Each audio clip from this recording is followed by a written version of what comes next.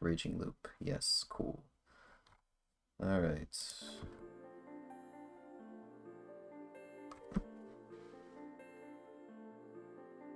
This means I cannot lean backwards at all, because my cat decided to wedge herself between the back of my chair and my ass.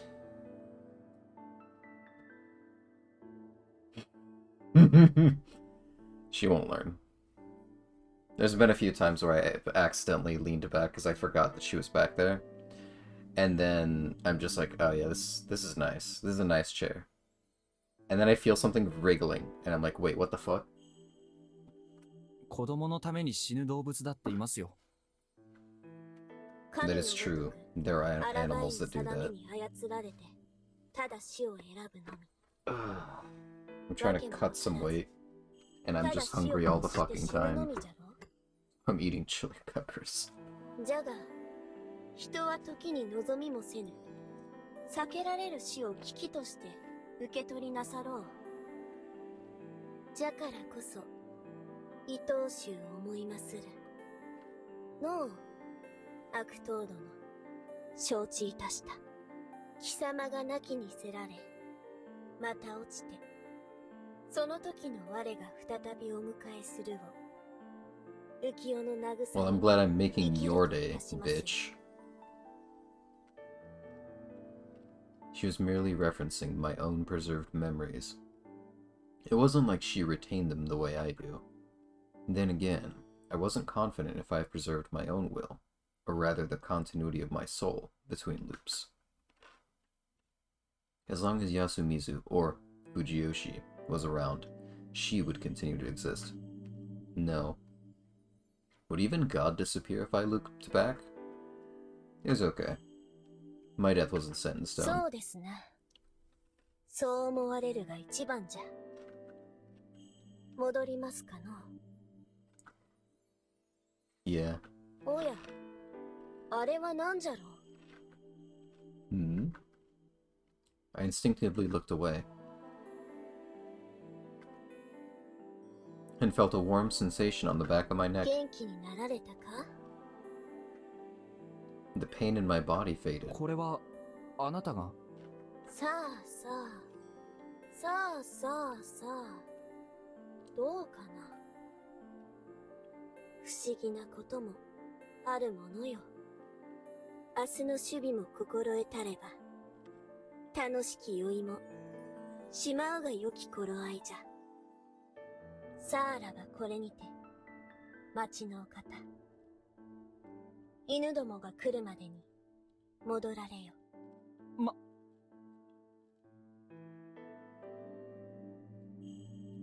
That's neat. So, on the fade out animation of her sprite, for some reason, the bandages and the mask faded first. So I could actually see her face for a second there. Well, not a second, but like...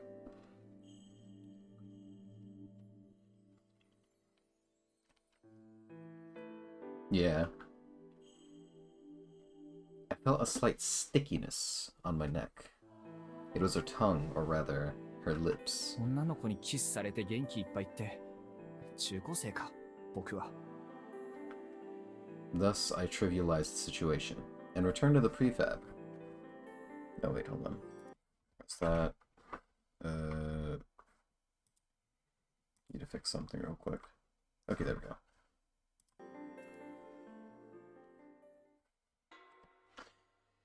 Oh boy, 519. Armed with an old hoe, I walked through the morning mist. I met with Haru-chan before the feast. She walked with me side by side, carrying a sickle. She understood what we were going to do without me even having to say it. おはよう。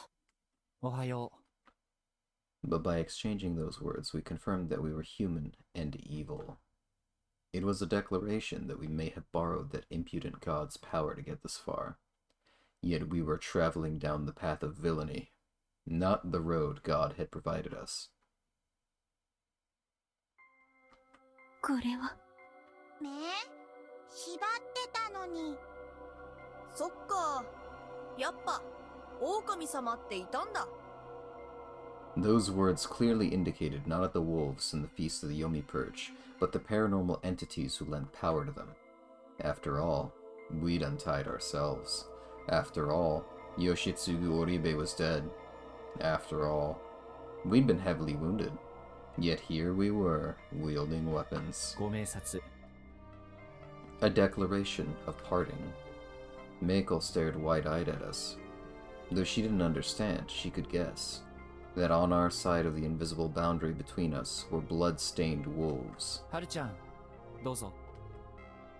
In the end, it was fitting 私たちが that she should be the one to declare our victory. 私たちが狼よ。 Huh? 私たちが狼だったのよ。そうです。私どもが安水を脅かした狼で Wait. した。 This was... Oh. So that was 何 it. 言ってるの？狼は私たちだっていうの？それはこっちのセリフよ。薄汚い人間を皆殺しにするわ。読み人は読みに返します。だからおいでメイコ。メイコダメだ。こっちが本物だ。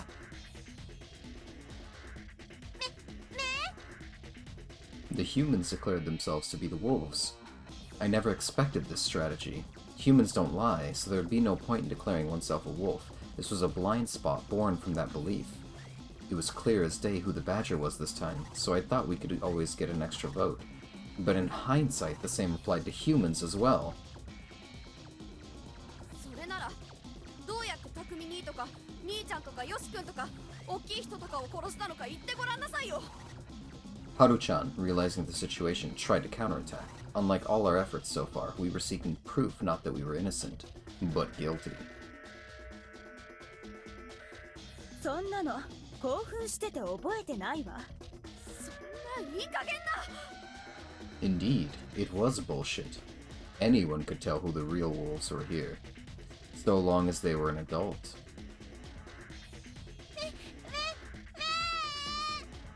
狼どっち？いい狼さんどっち？ A little girl who'd spent nearly the entire feast staring off into space, only speaking up to give her votes, couldn't possibly tell. こっちだよ。メイコちゃん。 Kochidayo. しつこいわね。こっちだってば。メイコ、一緒にお歌を歌いましょう。ようやく話せるわ。メイ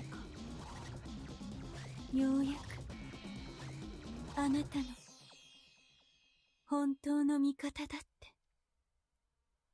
最初からずっと言いいけない。メイコ。早く来なさいよバカガキ。 Meiko walked over to Rikako-san. さあ、票を取りましょうか。すっごいすっごい。そんな方法があったなんてな。実は僕も狼だ。あなたは猿でしょうに、一応は。うん、そうだね。残念。でもまあ卑怯の振る舞いにより狼の味方したくなっちゃった。はるちゃんごめんね。あんま痛くないようにしてあげるから。発散はどうでもいいや。うん。でも今夜はるちゃんに殺されてみるのも面白いかもしれないな。というわけで投票は発散だ。間宮さんに不妻子。ふさゆきさんに最後まで嘘つきお手遊び。じゃあ、間宮さんに。いやー、橋本雄大の入れ知恵ですかね。残念ながらその通りよ。言ってみればあなたに侮られることができたってことが私の手柄かしら。はるちゃん、どうしよう。暴れる？春秋の気の済むようにする。一応こっちも準備はしてるけど。Hisako Mamiya, Rikako Uematsu, and Chikamochi Kamoshida all took out sharp objects they were hiding and pointed them right at us. ただあなたはそういうキャラじゃない。ジャーナリストの勘ですか。女の勘よ。ダメ男を察知するね。 She had us beat. I threw aside my weapon. What happened next was hardly worth talking about. I was hanged and died. Did God see this future? Then how had she planned to avoid this? That question seemed to fade into the mist along with my consciousness.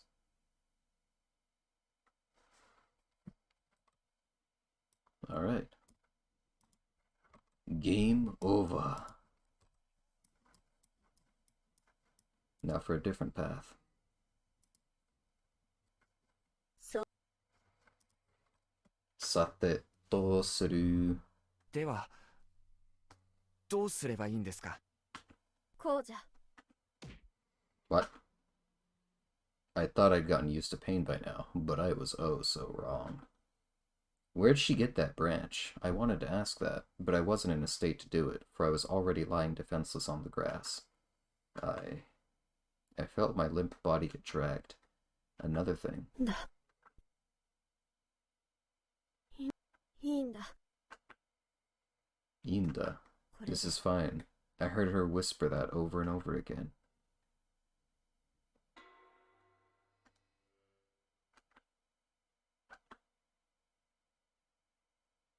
The next morning, I woke up in a lot less pain.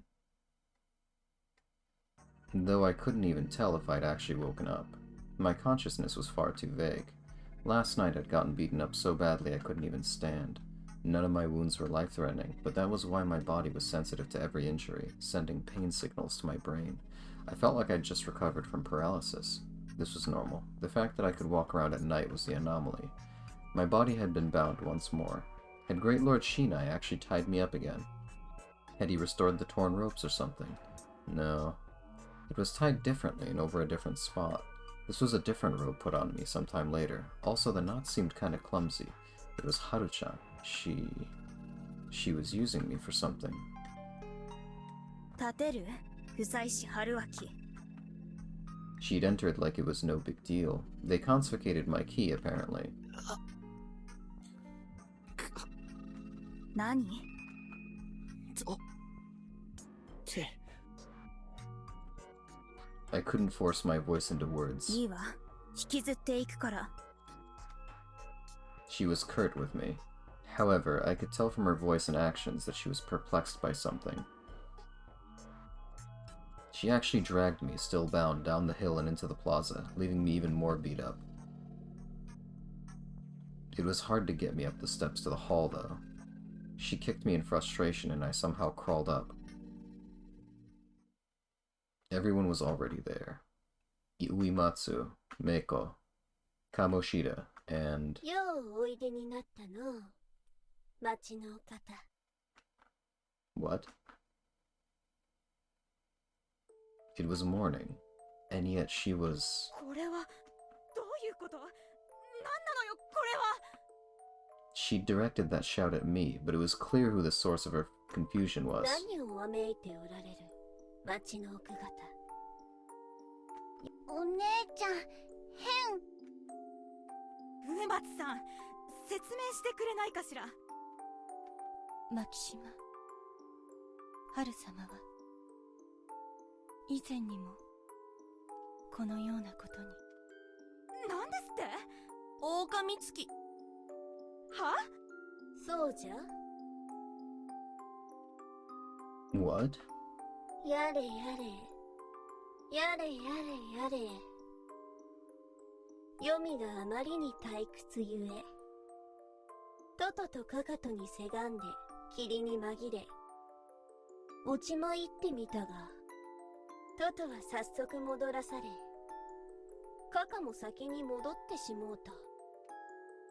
まあ、暇は潰れたかのう。散々殺して。我は満足しておりますぞ。ちょっとどういうことよ。狼ってそういうものなの？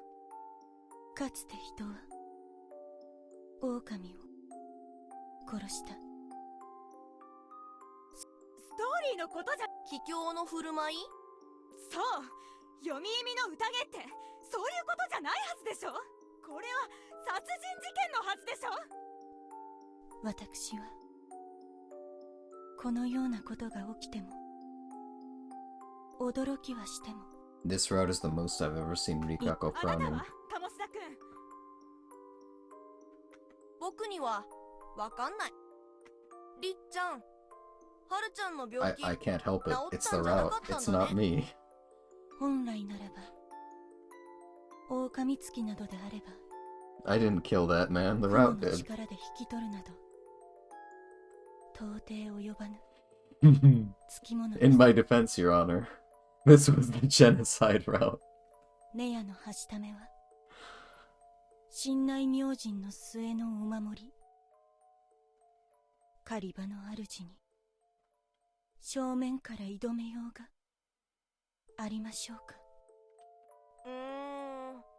よくわかんないからさ、一個だけ聞きたいんだけど、はるちゃんは昔こうなった時から狼になる運命だったってこと？わかりません。昔こうなった？いかにもいかにも。我は8年前くくられ黄泉に戻されるところを霧に迷いしこの娘の器に。ところが早々に霧が引いてしまいましての。それで次の宴を待っておったのじゃ。どうなされた？町のお方。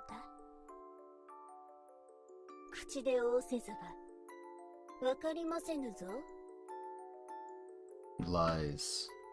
You were no wolf. You weren't destined to get the wolf's blessing. You already knew the real story. You knew exactly what I wanted to say. Why was she tilting her head and smiling? No. I knew her intention. さてさてさてさてさて、こたびの宴も随分と寂しくなったことであるし。 But I couldn't understand く it. くるがよろしかろう。 Why would she go this far? どうするの？どうすればいいの？牧島春様は今朝縄を解いておられました。錠前をものともせぬ狼様ならあり得ることかも My question is, しれません。 why has no one tried to lock their door and then barricade the shit out of it? それじゃ I mean, obviously it'll still, they'll still get past it because Shinai-sama magic, but why has no one tried to barricade? それじゃこいつが動けてないのはどういうことなのよ。 Fair enough. こいつが牧島春が人だって言ったから、ライトを渡してたから、狼に間違いないっておっしゃいましたね、間宮様が。じゃあどう説明するのよ。なんでこいつが嘘つく必要があったっていうのよ。すべての理由を聞く前に叩きのめしてしまわれたのは織部義継様でした。あなただって止めなかっただろうが。はい、昨日のことで。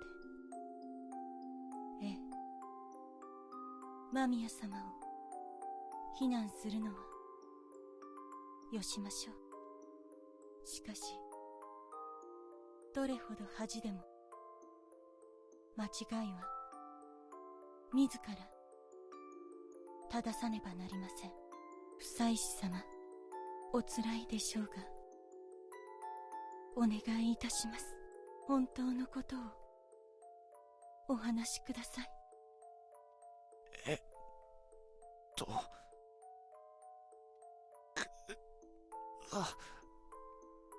じゃない。はっきり言ってよ。僕は I'm 狼じゃない。僕はビタ。僕はヘビだ。はるちゃんのことがはるちゃんを好きになったから嘘を言った。僕は迷った迷い続けて、はるちゃんだけは勝てるように他の狼をかかしにした。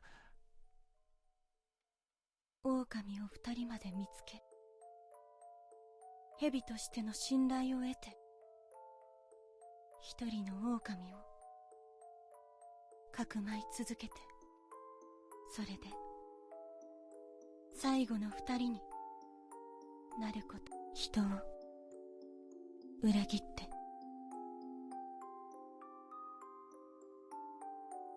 I nodded. でもあなたの愛した牧島春様はもういないようです。心はもう狂うてしもうた。I wanted to shed tears, because I actually felt like crying. 最後にあの機会はどうして牧島春様に。ライトはああいうのが好きだって言うからあげた。仲良くなりたかった。My chest hurt. My chest hurt like hell. 夜霧を投げば光の線ができたのう。面白うございましたぞ、町のお方。I could easily lie. The pain in my chest was just from my wounds. お聞きですか皆様。春明様は母情ゆえに贈り物をされ、そして裏切りを企んだ蛇の加護者でした。そして牧島春様こそが最後の狼でした。投票を。待ってありえるの？そんな嘘が本当に？夫妻子春明様は安水の出身ではない。母情が使命を上回っても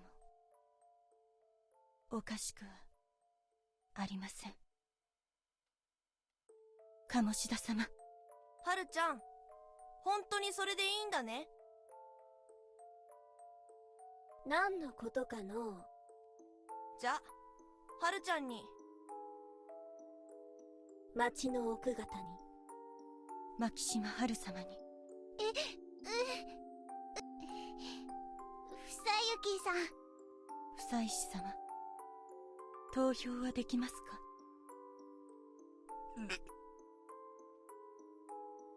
Fuck. I had to talk. I was the one who decided to be evil. I had to play the villain until the bitter end. いいわ、言わなくても同じだから。夫妻子くん、悪いけど謝れない。同情はするけどあなたは害悪すぎる。牧島春に1票、これで3票。彼がどう入れたって覆せないでしょ。くくります。いや、Fuck. Fuck. Fuck.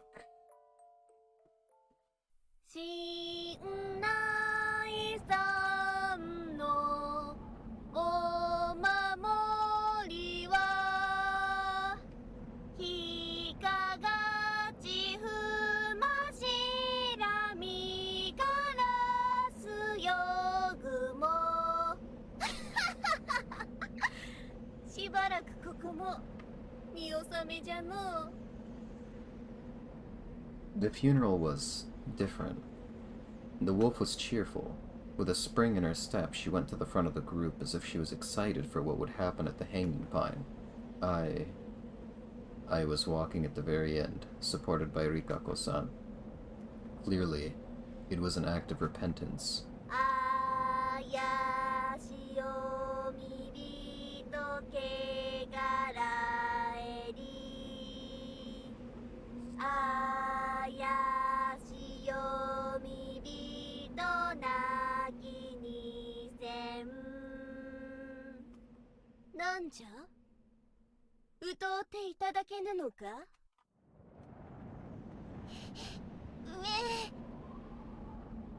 Basically, everyone was uneasy. Of course they would be. They were dealing with an actual god. よう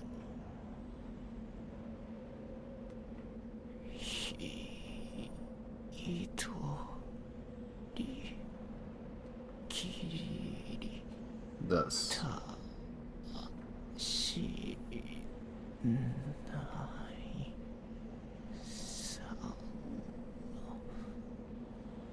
おまりは I had to sing, even if I was the only one. 良きかな。 That was the only kind of atonement that I could make. 縄を結びました。飛べばよろしいのじゃ狼様。な。なんでしょうや、雲の巫女殿。狼様はどうして落ちておいでになるのですか。人とお守りを。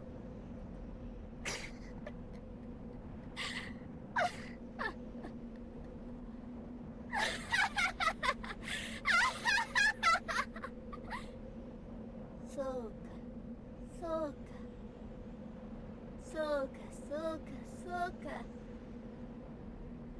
まだ皆々様はそこを怖がっておいでなのじゃな。哀れじゃのう。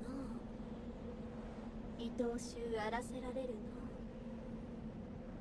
の。はあ、涙が出そうじゃ。特別に漏らして差し上げよう。我らがそうやって生きておるからじゃ。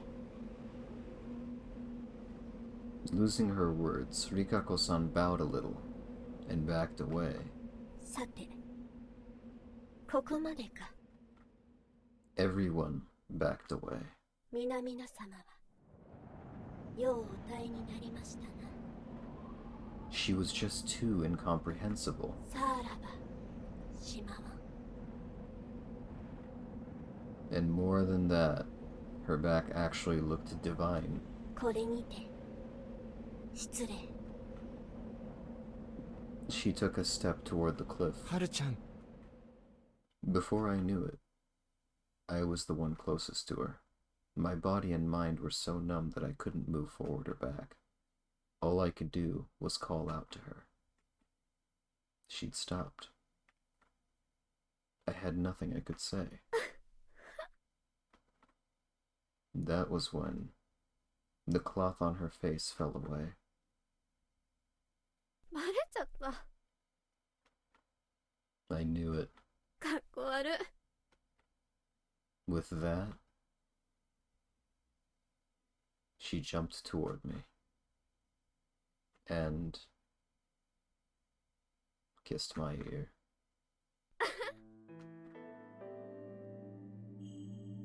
And just like that, she turned around and ran. No, I was the uncool one here. I'd half expected this to happen. I'd seen the signs, and yet I'd still let her do it. No, that was wrong too. She lived the way she wanted. Just like I'd asked, she'd ignored what others thought and gave both her mind and body to sacrifice. The unparalleled vice.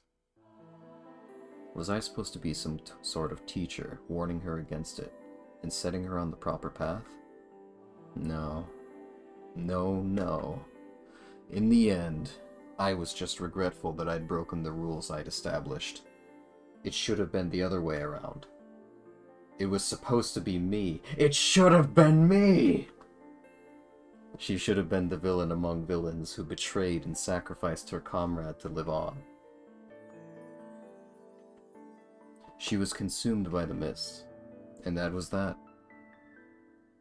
お熱いことね。それに巻き込まれて死にそうだったって考えたら腹が立つけど。すみません。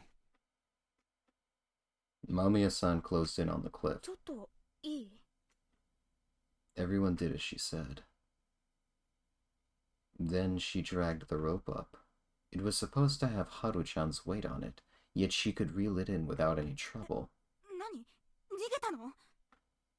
In a panic, she quickly brought the long rope back up. Soon enough, we saw the end. Everyone fell silent. The noose was covered in fresh blood. Haru Makishima's slender neck had been torn the moment the rope went taut. Decapitated. I had no idea what happened next, how I left the graveyard, what the others were doing. The pain and difficulty breathing was just too much at this point. Was I conscious? If so, why couldn't I feel anything?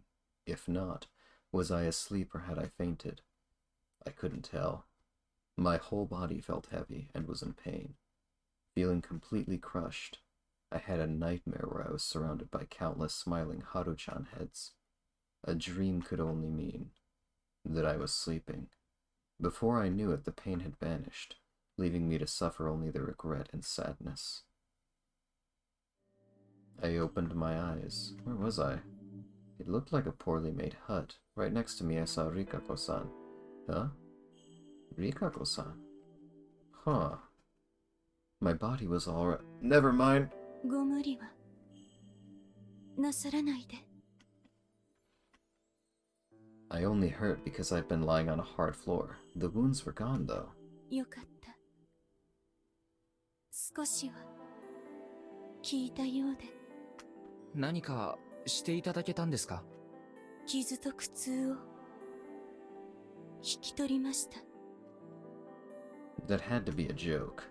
Was there anything that Uematsu's superpower couldn't do? ありがとうございま。I wanted to prioritize gratitude before shock, but then I saw the filthy blood in a bucket at her side. 驚かれましたか？植松家の娘の曲芸のようなものです。不思議なことはあるものですね。そうでしょうか。単に悪いものを移して吸い出しているだけです。 Shame she couldn't absorb Kiyonosuke Shi's madness. 先ほどもうなされておいででした。 That was because of the dream, not any wound. お体は大丈夫ですか？はい。この曲芸のために植松の娘は血を出し慣れるよう I know a couple of vile people who are into that. よくなられたならばも Damn. うお部屋に Several, perhaps? あ、すみません。 Well, alright. A baker's dozen or a dozen dozen? Alright, alright. I almost forgot. I was a lying snake, the worst possible guardian receiver who'd almost destroyed the い humans. えあまり今何時でしょ時計は持っておりません。し I かし finally realized that my surroundings were tinted orange. う？わかりました。何度お礼を言っても足りませんが、ひとまずこれで。不妻子様、 She called out to me, but I didn't turn around. 私はあなたを責めません。無理もないことでしょう。人の情けを狼に向けられても藤吉のものとして生まれたのでも、藤吉の水に長く馴染んだのでもない、そのような方が宴に招かれるべきではなかったのです。She hadn't changed at all. くれぐれもお気になさらないで。不祭司様が勇気を出 This して makes me really sad, because I know I'm going to have to kill Uematsu tonight if I want to finish this route. 下す。私たちは狼を皆くくることができたのですから。おやすみなさい。 I was afraid of hearing that emotionless voice say anything more. 草雪さん、 She stood outside the room, but I ignored her. ハッサン、 Someone called out to me from the mist, 言いたいことがあるからまた明日。 and then he left. I returned to the prefab. Slept. Woke up. Changed into the wolf outfit. And killed... That's not the one I expected. Hisako Mamiya. All by myself. To be fair, I guess she did have the idea from Hashimoto. I just don't think Meiko would listen to her. She only really listened to Rikako. Oh boy. 5 in the morning. I had no idea if I was just used to this, or if the Uematsu's treatment was just that good. But I woke up feeling decidedly neutral. No drowsiness, fatigue, not even the pleasant feeling you got when you stretched to shake off the weight of sleep. We all arrived at the plaza at the same time. Usuyashi, Uematsu, Meiko, and Kamoshida. Strangely enough, I didn't think this was a coincidence. I'd felt like we'd agreed to gather here at the same time, and everyone noticed that someone was no longer with us. 間宮久子様が亡くなった。宴はまだ終わっていませんでした。すなわち狼はまだこの中に。草雪さん、何が、どうしたの？うん。メイコちゃん、僕はね、狼だったんだ。本当？うん。本当だよ。本当の本当さ。今僕は休みずに来て一番正直者だよ。The next moment, Meiko clung to me. ごめんね。ずっと黙ってて。怖かったの。怖かったんだから。草雪さんがユーミンないとかって。うん。ごめんね。I patted her back and had her hide behind me. 2 votes. A real perfect split. 私もまた情に I'm sorry, 流 Uematsu. されたのか I'm も sorry, Rikako. しれません。非常であるべき But the truth is, 読み意味の宴で the game was rigged from the very start. 名子のあどけなさに、不祭司様の人当たりの良さに、そして牧島春様の狂言に、 Wonder what keys I get off this. そう I か hope も I し get れない 20. と知りながらまんまと騙されました。私どもの人のわけです。もはやこれまで私は後の間くくられろという時はお呼びください。さようなら。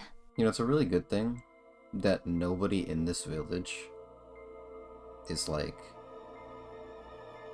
really freaky and shit.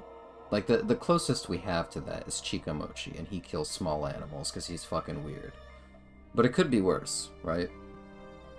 There could be a guy in this village who's a sexual deviant who gets the role of wolf.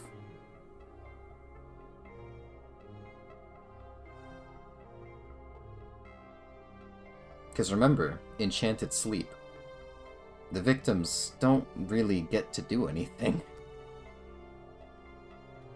Having said all she had to, she left, not turning around once. Because if we had that character in this VN, Shinji from End of Evangelion would look like a joke. ああ、りっちゃんも諦めちゃった。君は諦めないのかい？ Genuinely surprised at how mostly sane / well-adjusted Haruaki is, by the way. 宴の勝ち負けとかは Even 初 in め this から route. どうでもいいんだ。ぶっちゃけ。 He's not truly そ insane. うでなきゃ、野里家の嫡男様を未だにやってるしさ。ああ、もっともだ。ハッサンさ、死んでよ。 No. 嫌だね。メイコちゃんさ、ハッサン、明日には君を殺しちゃうぞ。本当？殺さないよ。ねえ、悪い人信じない。そんっか、そっか、 Oh, okay. そっか。 Sokka, sokka, sokka. なんで、ハルちゃんを死なせたのさ。 To win. 僕さ、ハルちゃんのこと最後まで守ってくれるんなら別に宴で殺されてもいいって思ってたんだ。ハルちゃんがさ、面倒な人間全部ぶっ壊してここを逃げてくって、何それ、それが死に目に見られればいいかなって、僕超楽しみにしてたんだよ。僕の純情返してよ。ハッサンもさ、知ってたんだろ、ハルちゃんの仮病のこと。ああ、これはね、僕らだけの秘密だ。多分宴とは全然関係ない話だから気にしないで寝るといい。 I knew it. That was... God was something she'd created. あの格好の彼女は君も知ってるんだろうん。だって小学校の時に3人で一緒に作ったもん。大きくなったんだから作り直せばいいのにさ。エッチすぎるぞ。言えてる。I'd expected something like that. いいんだ。これで。 If she'd come back to her senses at least once back then, she'd have never tolerated her apparel. 我は8年前、くくられ、黄泉に戻されるところを、霧に迷いしこの娘の器に、落ち戻ることができたのじゃ。If God was actually the primary personality, it'd have never taken my side back then. She'd have never played along with Haru-chan's desire to save me by sacrificing herself. Basically, she could always switch between God and Haru Makishima. All the strange powers displayed by Haru Makishima were either powers she'd already had, or just products of her imagination. A fabrication. The mind-reading thing was just the product of her delusions. It just happened that she'd gotten things right. That was the only ハ possibility. ルちゃんはハッサンに乗り換えた。ヤッスンがまだ知恵姉のこと好きだって知ってからハッサンに乗り換えた。適当なことを言うな。僕はハルちゃんのそばにずっといた。適当じゃない。ハルちゃんはそうだ。他人の心に興味のない君がか？ブー、ハッサンの意地悪。ま、そうだな。うん。ハルちゃんはたまたま狼になって最初は嫌いだったハッサンを好きだったか、あるいはもっと別の特別な心か、 Oh, 僕に okay. はわからんけどそういうのになったの That's かもね。 alright. That's a moment on the stream. Let's be real. Fucking 17 hours. You know, that's normal. He truly had a talent for finding the truth without comprehending it. Honestly, the Utawater and Mono ones were even なお longer. さら Because I didn't have to read ハ out ルちゃん loud. の落とし前ハッサンはどうつけるの？何も。 I just had to cry my eyes out every now and then and get hyped as fuck. へえ、すっげえ。むしろ君がはっきりしたらどうだ。何をさ？君がハルちゃんに投票しなければハルちゃんが死ななかった可能性はゼロじゃなかったのに、それでも君はハルちゃんに投票した。他人を評価するときは大体は自分の気持ちの裏返しになるもんさ。自分に乗り換えてくれなかったハルちゃんに対する怒りから彼女を殺したかったんじゃないのか。ああ、なるほど。そういうのも成立するのか。ハッサンさ、仮に僕らのハルちゃんじゃなくなるなら僕が壊しちゃおうって思ったら、それってやっぱ帰郷の振る舞い？ごくありふれた普通の感情だろう。みんなはそれを嫉妬って呼ぶ。そっか、僕嫉妬してたんだ。知らないけどな、君の心までは。お話難しい。大人ってのはな、メイコ、難しいことでも悪いことでも平気な顔してやんなきゃなんないのさ。悪いな。大人大変。適当言われてかわいそうだよ、メイコちゃん。I was telling the truth though. じゃあどうする？宴する？絶対負けるんだよね。メイコちゃん、あの人を倒そっか。うん。というわけでイエスだ。ハッサンさ、賭けとかしない？どんな賭けだい？Hmm. じゃんけんで負けた方が死ぬ。 What?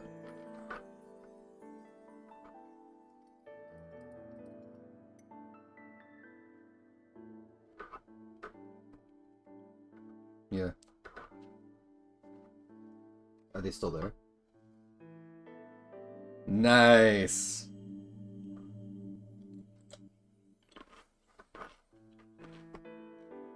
Based as fuck.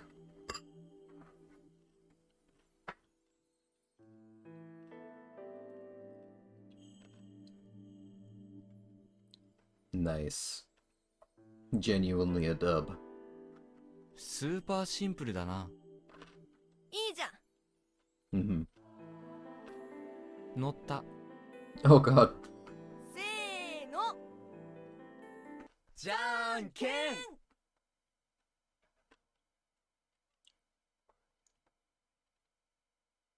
He put up his thumb and stuck out his index finger, creating a finger gun, the unbeatable hand. I, on the other hand, took out Chiemi's shotgun from my sleeve. そりゃ勝てないな。 What the fuck? Where did he get that? I mean, it's based as fuck and it's kind of funny, but where the fuck did he get that? 承認ありがと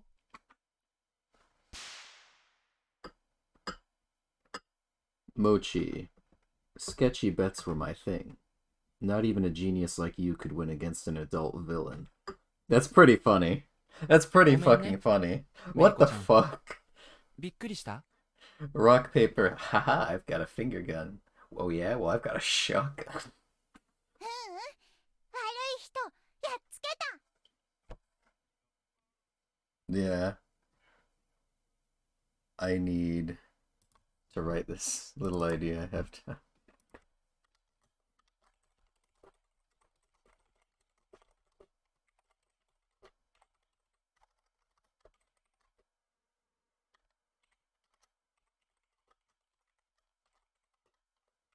There we go.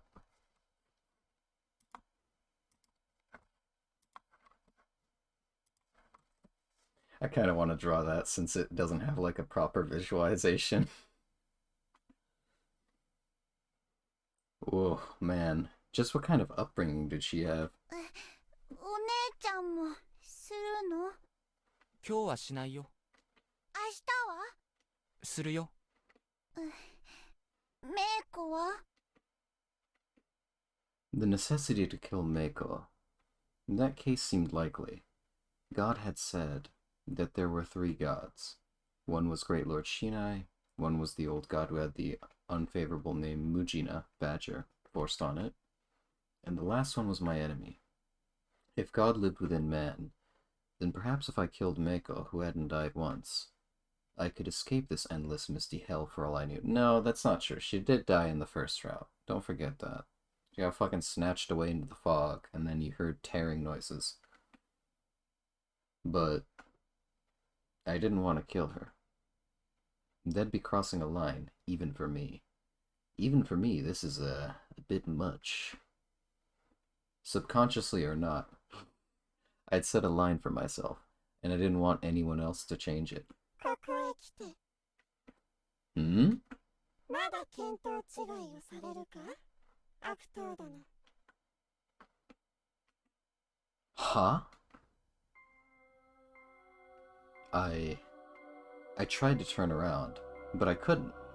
The thing behind me was so scary I couldn't turn around. 何度申せばお気づきになるよ神とは悪のたちの悪いものですぞ星吉の娘と通じて共倒れになるなど神がするはずありますまい神とは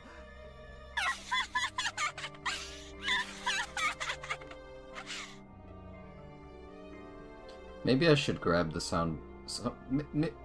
Maybe in the future, I should go to one of these scenes and just grab the soundbite for a laugh and put it on the soundboard. That's a fucking horrifying laugh.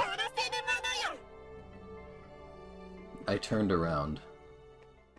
Me? It was Meiko. Same as always. I couldn't believe that she was just laughing out loud. さゆきさん顔色悪い It's just the mist. ああ、そうかもな。大丈夫うん。水でも飲んでこようかな。メイクおトイレ The dining hall felt like it had been abandoned 10 years ago. Even so, the water was still running.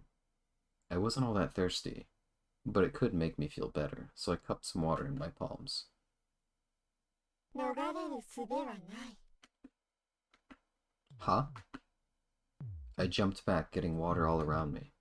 Just now, on the surface of the water in my hands, there was a mirror above the sink. I looked right at it.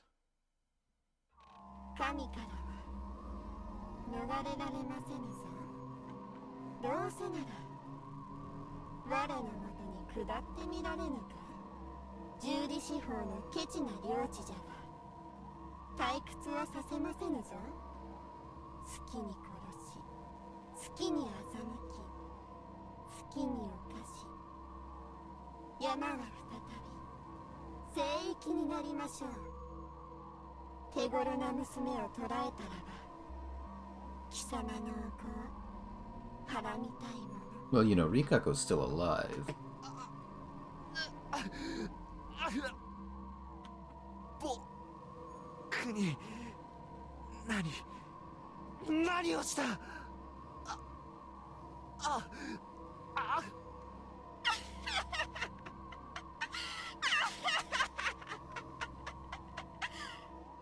わからぬならおとなしゅう神の餌食になりません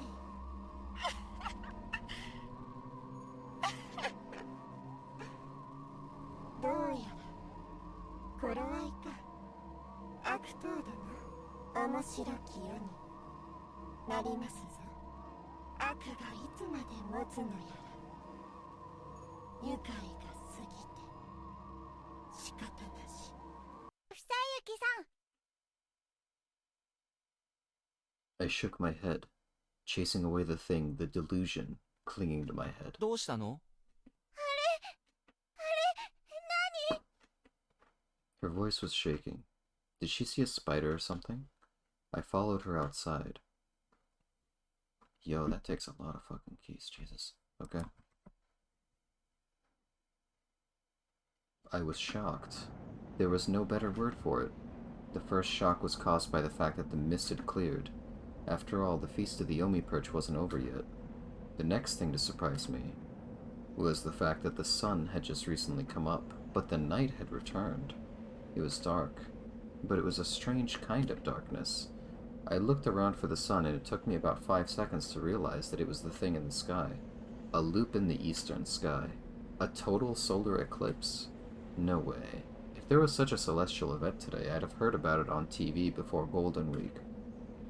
That wasn't just an eclipse. It probably had something to do with the unnatural, unreasonable, incomprehensible phenomenon happening before me. Phenomenon? That was too small of a word to describe it. Most of my surprise was about the monster. It spanned mountains. It pierced the clouds. It carved valleys with each step. It leveled forests. I lacked words to describe the scale of it. It dwarfed even the things in tokusatsu shows or mecha anime. After all, it was still far away. It was beyond the mountain, beyond the cliff, beyond Saranaga. It was walking. Its destination was the golden, no, unpleasantly pale ring that used to be the sun. Even so, I looked up at it. It was thousands of meters tall. It was a monster that had legs the size of mountains, and even the term gigantic seemed to fall short. Even so, all I could do was look up. What? What the hell was with descending? I'd played a murder game in a village inhabited by werewolves, and survived, only to be greeted by a giant monster? What the fuck? Who could predict this turn of events? Who would sign off on this fucking plot twist? Naturally, I quickly understood that it was a monster that'd bring mythical levels of despair and destruction. Meiko was clinging to my leg. I brought her closer to me. Both of us were shaking. Fear. This was nothing but primal fear. Death was nothing in comparison. The fear we felt far surpassed mundane concepts like death. This was a fear of the world coming to an end. Once I realized that, I knew that humans, a part of the world, could do nothing against it. やっちまったな、おい。 What? Suddenly I lost all sense of おい、 reality, お前。 and there was even some fancy-looking thing in front of me. It was a large plush sheep. It was hideous. It talked. But its voice wasn't cute. 聞いてんのか、おい。はい。やっちまったなって言ってんだ。あれですか？ I looked again, and strangely enough, the scene had lost all color. The monster was still there, still walking slowly, covering kilometers with each step. But again, it didn't feel real anymore, and the fear was gone too. I looked next to me. Meiko was still frozen in fear. Again, it didn't feel real. In fact, my hands closed. Everything around me didn't feel real. This sensation was kind of familiar. Oh, right. It was what I felt every time before dying. I'd felt this whenever my memories were engulfed in mist and before I looped. And I felt like this sheep was familiar too. まあ、お前に言うのも酷なのは分かってんだがな。あいつが目覚めたことで、この国は終わりだ。Oh, dialogue. あなた、誰ですか？それは今、どうでもいいだろう。いや、無理でしょう。というか、羊が喋っている。てめえ、状況分かってんのか？この国が滅びるっつってんだぞ、今。化け物が出てくるのと羊が喋るんじゃ受け入れやすさが段違いで Base すよ。 Tarawaki. ああ、めんどくせえ野郎だな。いいか、ここら一帯で奇妙なことが起きてんのは分かってた。現実の一部が夢の中に切り取られてやがったんだ。俺はそういう話の専門家だ。だからここに来たはいいが、夢の主に見つからねえように身を隠すだけで精一杯。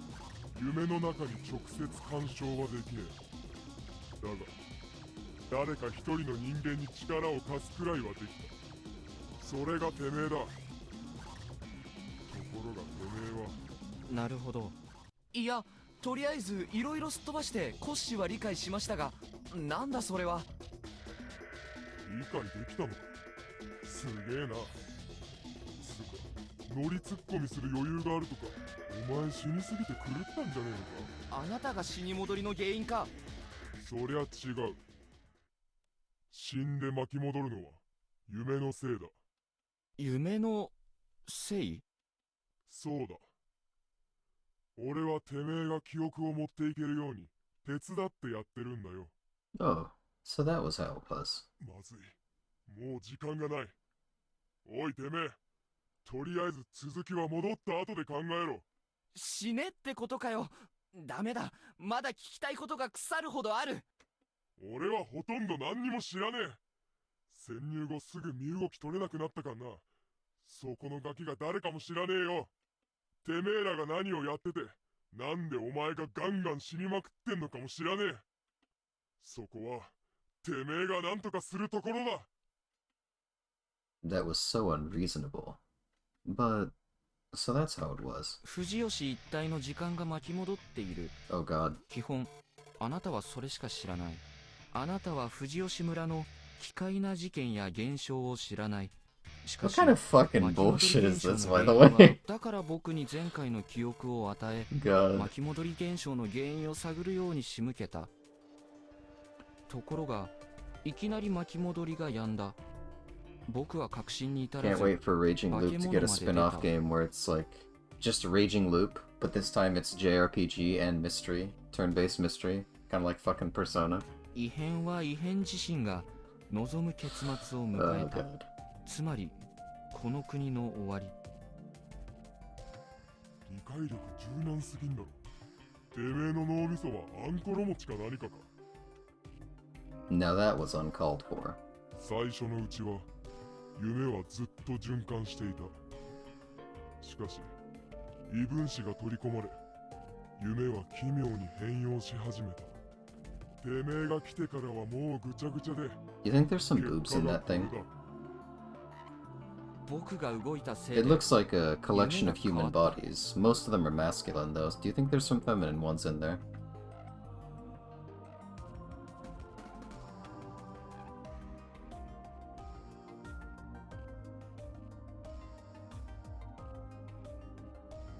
Did this thing mean the fact that I used the looping to try out various options and saw a bunch of timelines? 中でどんなろくでもねえことしやがったんだ。 Eh, you know, it just comes with the territory. I couldn't deny that. I really was fucked up this loop. But hold on. Victory as a Wolf brought a giant monster that destroyed the country? That made next to no sense. That couldn't be it. I was missing something. ここまでだ。時間切れだ。荒っぽくなるぞ。 I'm about to get stepped on, ああ、 aren't 縛 I? れ。どうする気なんです？もう巻き戻りは終わってるんでしょ？言っただろうが、専門家だってよ。 Oh, どう this いう is こ gonna とだ？ hurt. 巻き戻りが起きていたところまで、俺の力で巻き戻す。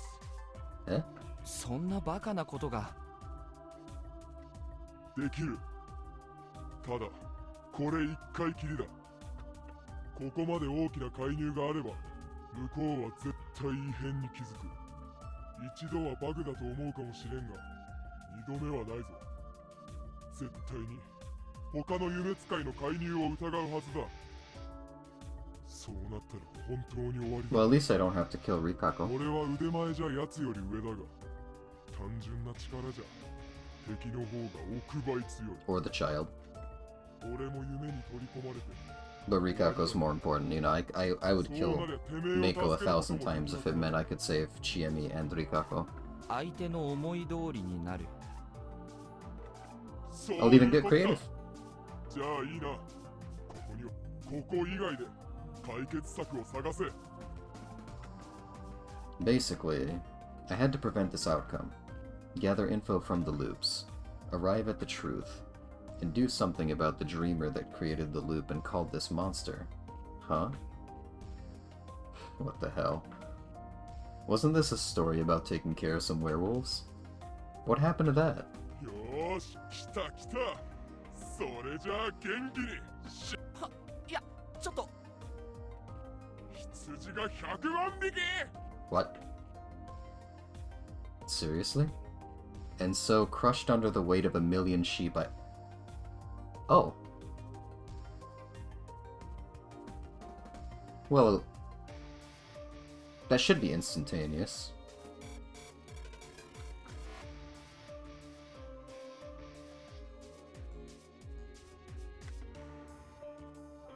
Oh boy, keys please?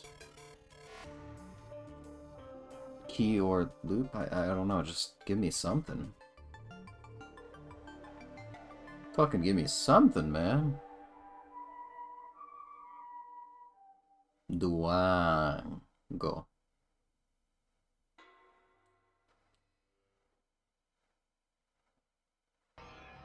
Raising group. Game overlord. Huh. There's a 4th fucking route. Yo, wait, is this the route where I get to save people? Yo, is this the fucking route where I get to save people? Based! If Chiemi... I like the route names in this game, but they do upset me. Fuck. Okay. 20. Alright, cool. Okie dokie. I have so much shit to go through. But first, I must go use the washroom. Good, I finally get the payoff for all the horrible things I've had to endure up until now. Jesus Christ. I'll be right back though, I gotta use the washroom.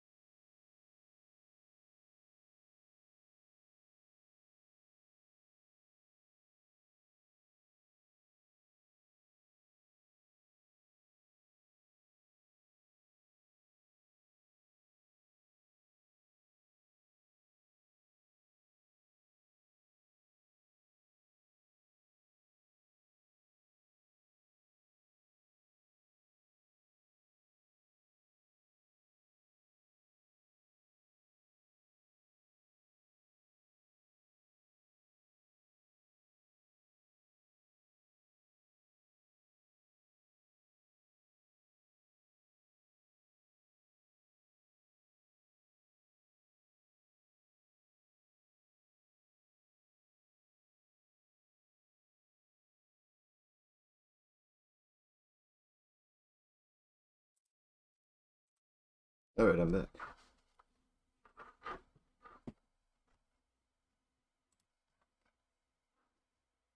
Be there or be square?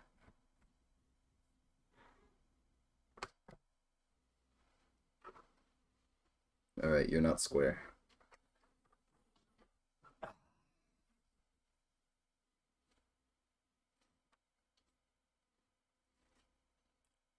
Is there hair in your mouth? Yeah, there is. Ugh. Oh, fuck you.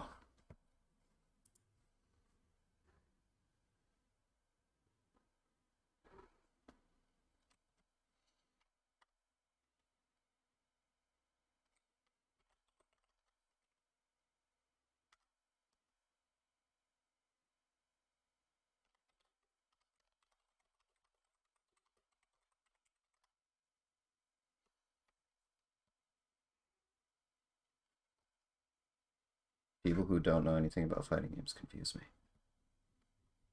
Someone was like, I want to play SF6 because I want to play Jury, but I don't know how to play fighting games. And I said, anyone can learn fighting games. And luckily for you, Street Fighter isn't too hard to learn, especially 6. Doubly fortunately for you, Jury isn't too difficult a character. And then they asked me, wait, is it DLC or something? What did they mean by this? All I know is Jury is base roster this time, so.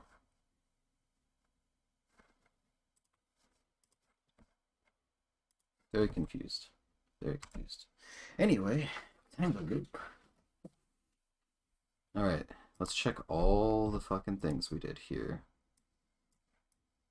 Okay, this required 1, 3, 8, 9, and 19 in order to change.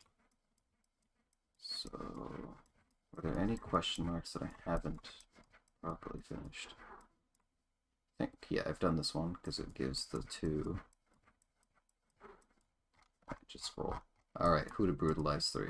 There's different routes here. Kaori-san, ごめんね. Okay, so I picked Hashimoto last time. Let's choose Chikamochi and see what happens. Pretty sure I just get murdered in one of these. Okay, yep, that's the same. That's the same. That's the same. That's the same. いろいろ考えていただいたけど、Kaori-san, ドアに触れたの? Does anything change here off of picking だって Chikamochi? どっちの安鍵はええ Nothing changes off picking Chikamochi. So I have to pick 少し開けて確認したわ。 Yasunaga.「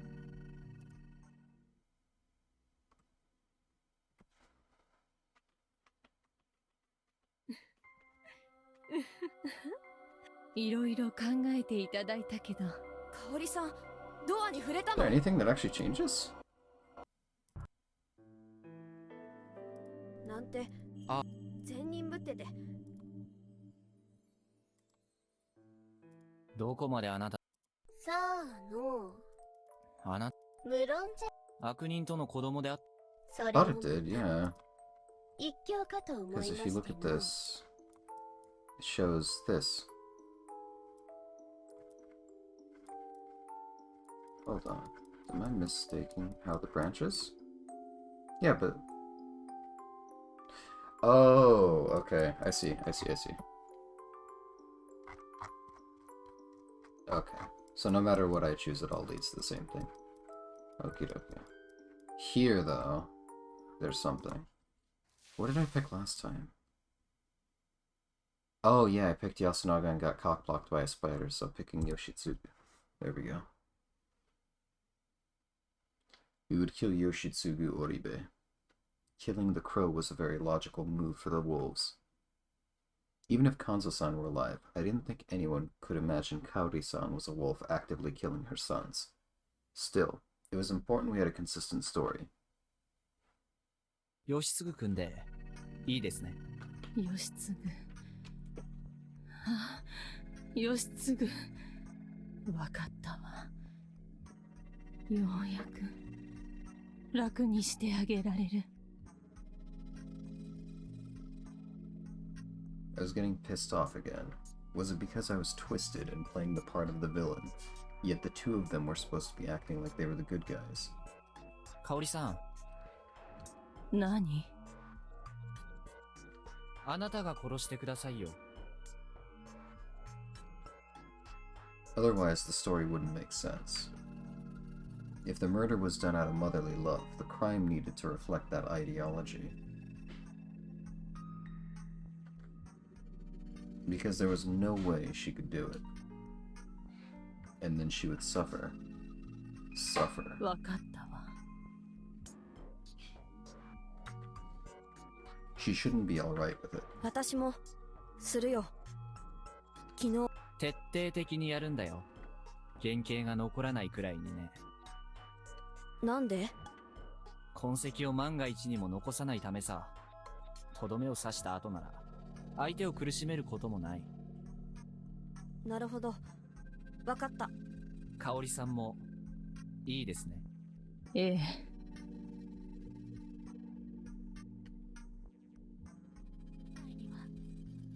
ならないで。Suffer. His room was just to the rear of the dining hall.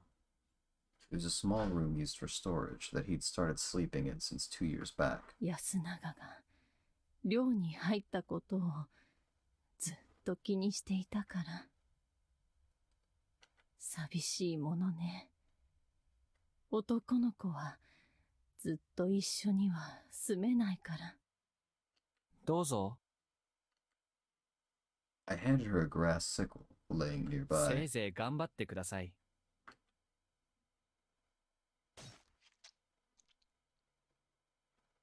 I finally calmed down after watching Kaori-san wail as she chopped up her son.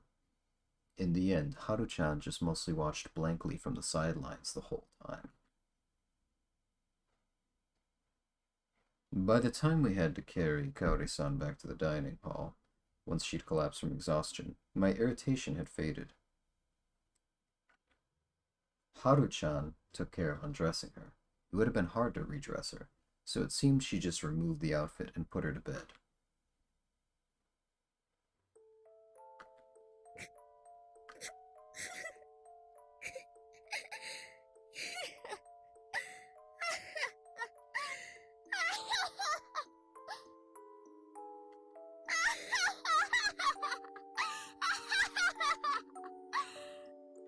つくづく狂っておられますな、町のお方。僕は狂ってるわけじゃないですよ。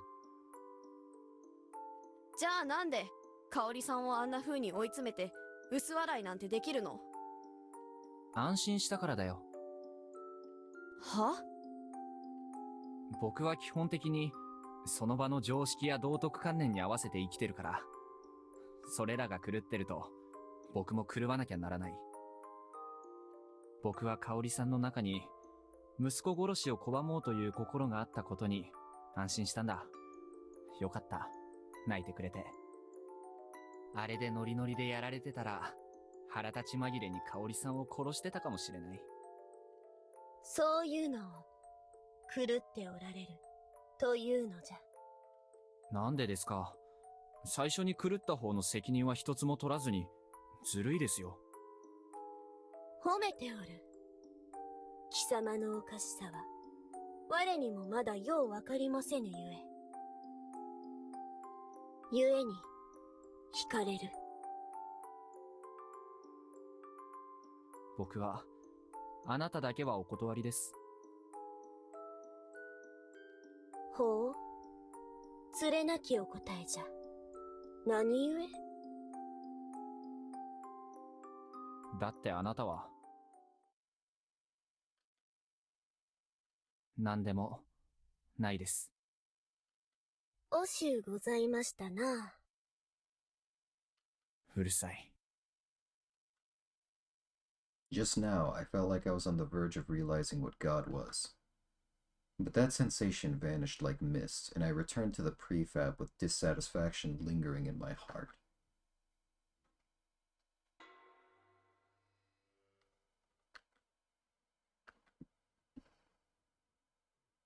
I must have been really tired. I awoke to the sound of someone knocking on the door. They were making quite a racket. I opened my eyes and looked out the window to see Haru-chan? 起きて。起きてよ久石さ I quickly got up when I realized something wasn't right. どうしたの？ん香織さんがやばい It was dangerous to talk about that sort of thing during the day. I looked outside in a hurry, but I couldn't tell if anyone else was there in the mist. Still, I invited her in and locked the door so we could continue. 何があった？香織さんが朝一で兄ちゃんを It was then that I finally noticed Haru-chan's breathing was ragged. There were tear stains on her cheeks. 落ち着いて。血がいっぱい出てごめん。どうして謝るの香織さんを追い詰めたのは僕だ。でも結局3人でみんな殺すのよそれが正しいなんて思わなくていい。無理だよ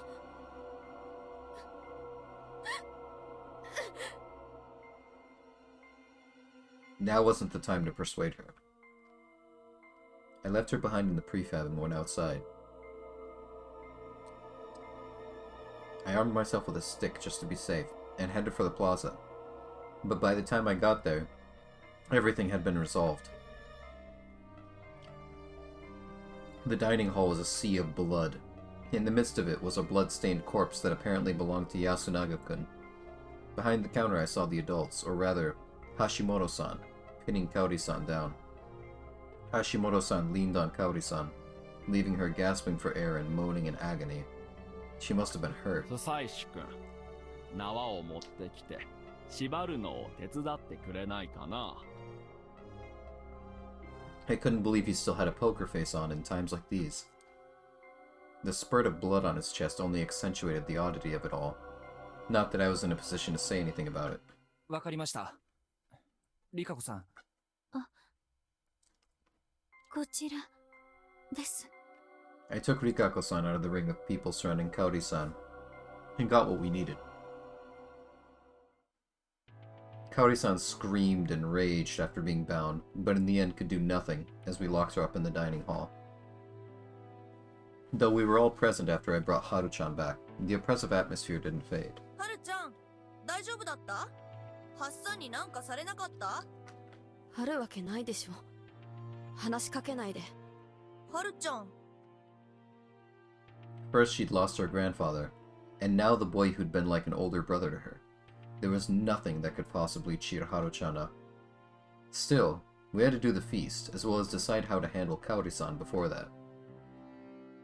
With Kanzo-san, Takumi-san, and Yasunaga-kun gone, Kiyonosuke-shi, Hashimoto-san, and I ended up with the biggest influence out of necessity. I was a little surprised that the two of them had agreed not to torture Kaori-san from the start. Maybe I was the one messed up for finding that surprising. But both of them were avoiding tormenting a fellow villager. Thus, I played along with them, knowing it'd give me an advantage. On the other hand, there was the matter of how to deal with Kaori-san. While the people of Yasumizu were calling to hang her immediately, Hashimoto-san and Mamiya-san had different ideas. 彼女は掟を犯したのでしょ。であればいずれ自動的に罰を下されるってことじゃないのかな。あんな恐ろしい人間を放置するのは確かにゾッとしますけど、ここは冷静になるべきかと。私たちはカラスのカゴ車を失い、さらにもう一人の人を失ったんです。ここにいるのは10人で、昨日の牧島さんが狼だとは思えないから、狼は確実に3人残っている。その子が、ヌジナが狼に寝返るならば、狼は4票よね。まだ人の方が6票、多数派だわ。それで余裕があるというのかね。もし今日宴で誤って人をくくれば、明日には4対3になってしまうぞ。おとなしく彼女をくくり、5対3の状況を作った方がいいのではないかね。今明らかになっているのは、猿が2人と蛇だけだ。ちなみに不妻子君、蛇の加護の結果は？はるちゃんは人だったようです。これで4人。さらにメイコがムジナで織部香織が狼だったとすれば、残る4人の中に狼が2人。2分の1の確率の勝負に出るより、人数差を保ったまま確実に狼1人を減らす方が大事ではないかね。 Logically speaking, he was right. If the snake continued investigating with the spider protecting them, there would be no more unconfirmed people before long. If the humans could kill a confirmed wolf, they'd have more than half the votes over the wolves and would gain plenty of time until they could secure their victory. However, ちょっとその時の経緯を知らないんですが、香織さんは本当に狼なんですか？義継君があんなひどいことになって取り乱した彼女が安永君を殺しただけってことは？そりゃあないわね。さっき香織さんは言いよった。自分は四つ狼様の加護を受けた本物のお守りなんじゃと。それで読み人であるあたしらに救いを与えるんじゃと。息子はあれで救うたんじゃと。Haisan's eyes shifted toward the pool of blood. So Kaori-san had confessed everything. What a handful of a teammate she turned out to be. なんだか設定がおかしくないですか？そういうお話も上藤吉の方にあるみたいだけどね。とにかくくくるかどうかは宴で決めればええ。香織さんは置いていくしかなかろうね。なるほど。僕も同意ですね。そうしませんか、皆さん。No one objected. ではもう、集会堂に移動しましょうか。ああ、野里清之助さん。何かね？さっきの話ですが、もう一人狼が見つかるなら、話は別でしょうね。I had a bad feeling about this. 杯が回った。宴を始めようかね。橋本氏のさっきの続きを伺いたいね。あれから考えたんですが、この中に狼が2人いるわけですね。僕と鴨志田近持くんは猿、不妻子くんが蛇で、牧島春さんが人。なんでもないもん。あのおばちゃん話して。こりゃあ狼は大変だろうな。どうだろうね。小さい子だからみんな処刑をためらう。狼から見れば失いにくい1票キープだよ、彼女は。まあ僕としても彼女を殺す気はないけどね。人が勝てれば彼女も死ななくていいんだろうしね。それはともかく。これは失礼。とにかくこの場で正体が確定してないのは山脇さん、野里さん、植松さん、それに Q ちゃん。この4人の中に狼がいると。一応数字の上では。ここで僕は What's funny is, 狼の側になって考えてみ despite たんだ。 Haruaki trying to be like the worst person in the entire game, in the route where he genocides everybody, despite him genuinely trying to be the biggest villain of all, he's still not as bad as when Yasunaga and Tai were wolves, and he's still not as bad as Chiemi and Kamoshida. And the reason why I say that is because they were completely fucking willing to kill Mako. All 4 of those guys. They weren't hesitant at all. They're like, you know what? We're gonna kill this little girl. The only wolf that didn't want to fucking kill the little girl was Haruaki. So despite him trying to be evil and a villain, he was still the most morally upright wolf. What the fuck is this?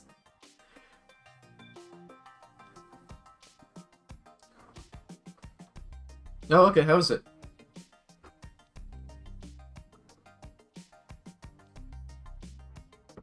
Isn't tonkatsu pork bone broth?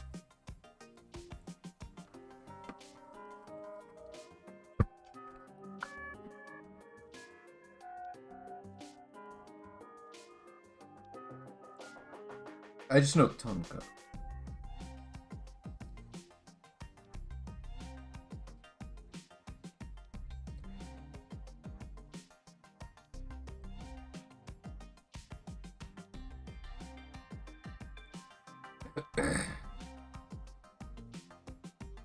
Jesus.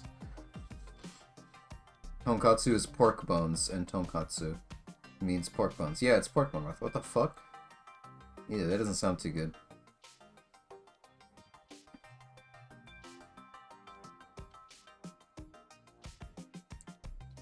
Sounds about right. That's good. That means I haven't been, missing out on anything.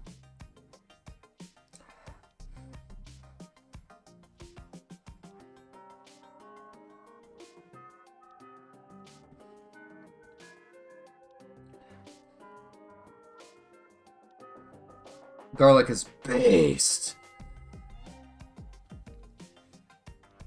Yeah, I love that shit. I ain't gonna lie to you. Yeah.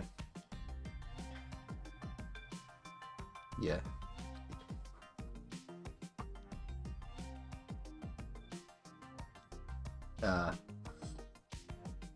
Nice. Yakisoba is a great flavor as well. Oh, you want to hear something funny? So, my Google recommends me articles every now and then when I open up my phone. And apparently, Vebe or whatever was sponsored to play fucking Forspoken. And she quit the sponsored stream.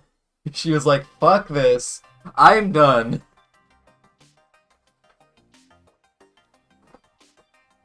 I hate her. But that's, yeah, like, I'm not a fan of Vebe at all. But that is hilarious and kind of based.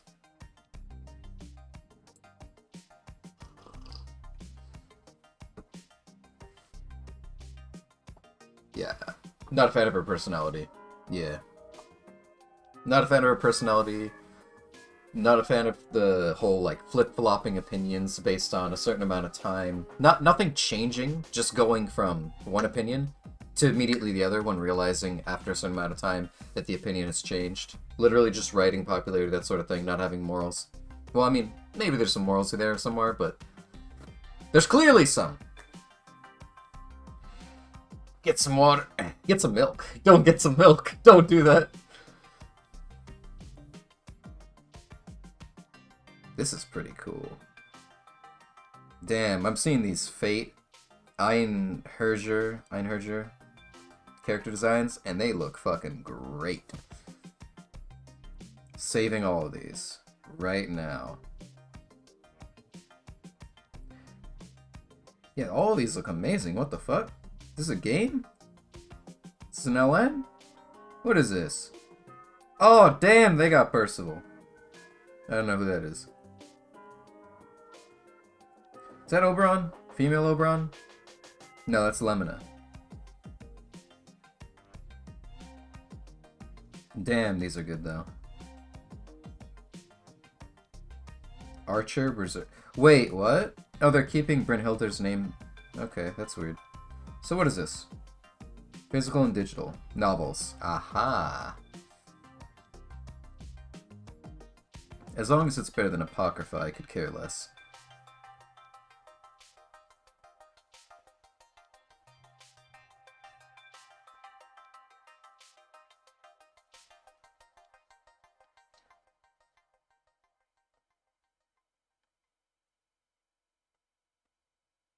How do you spell that? Einherjar. Okay, good.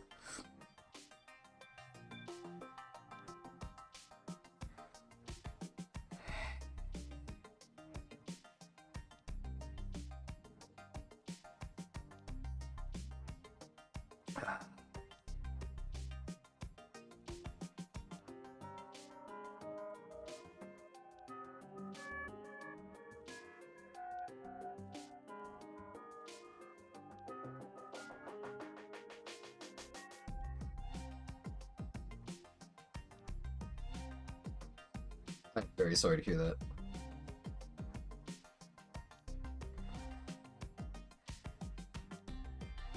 Yeah, if it's that bad, it's not worth trying to keep down.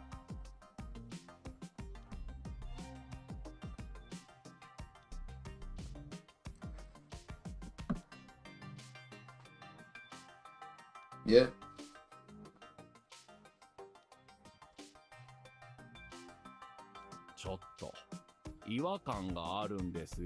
Yeah.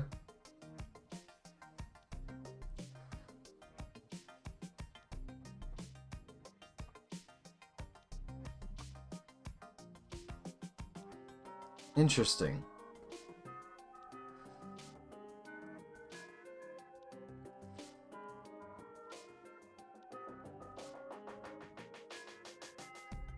That's pretty neat, yeah. It's creative. 橋本さん、あんまりもったいぶらずに。もったいぶってるわけじゃないんだ。Yeah. 実のところ、これは違和感に過ぎない。ただの Yeah. 感想だから。 Install assist. それで誰かに容疑をかけるとなれば、 True. 慎重にもなるよね。織部さんがおっしゃっていたことを僕は結構重視していて、彼女はどうやら善意で殺人を行っているようだ。Turn into plus R gold soul. Don't actually. No, that's horrible. Plus R gold order soul. Ugh.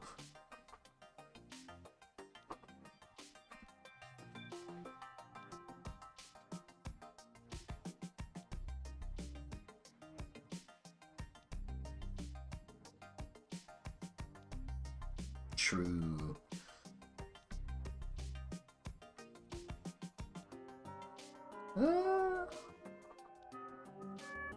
Yeah.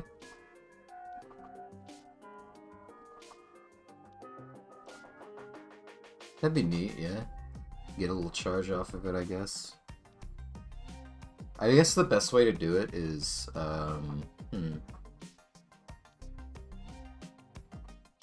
You could probably have Order Souls model sparkle or tint a different color based on what charge level they have.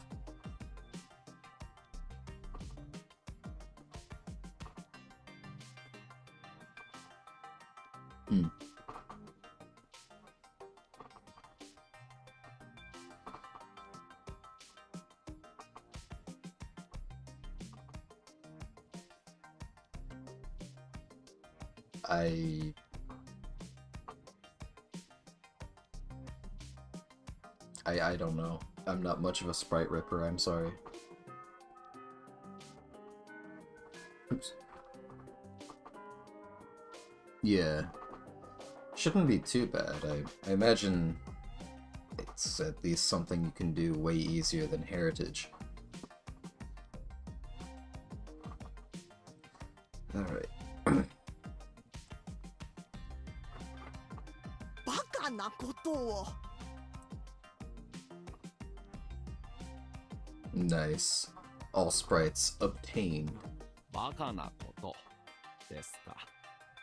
皆さんと同じですねと僕は続けたかったん I'm ですが。 sorry.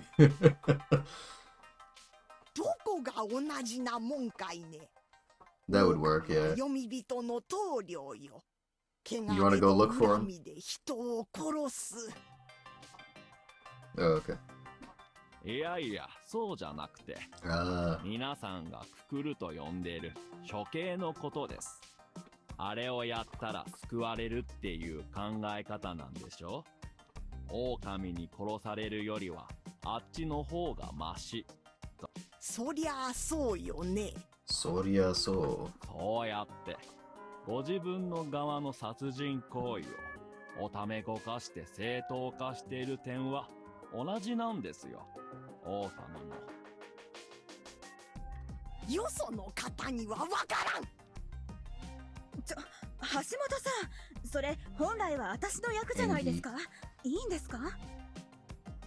失礼。とにかく織部香織さんは息子のために早く殺してあげたかったという思考で動いていて、である以上彼女は当然真っ先に息子を殺してあげたかったと考えられるわけです。何しろ今日の夜を待てずに安永くんを殺してしまうほどだ。捨て身でね。気になるんだよね。なぜ最初の死人が安永くんでなかったかというところが。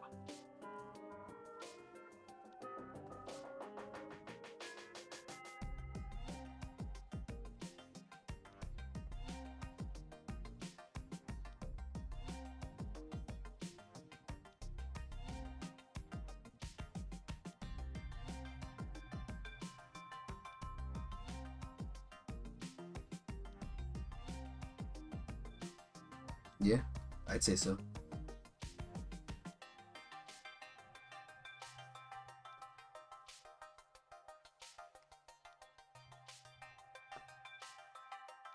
I just realized something funny. So if you look in the art channel, you see a bunch of new Fate designs. One of them, right? One of them just looks like a buff adult Alice. It's the second one down. It's just buff adult Alice. Yeah, with a couple scars here and there and whatnot. But yeah, that looks like Alice. It's got the same palette too.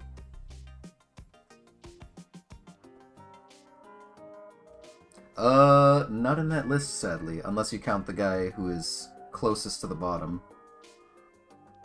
But I don't know if I'd want him to look like that.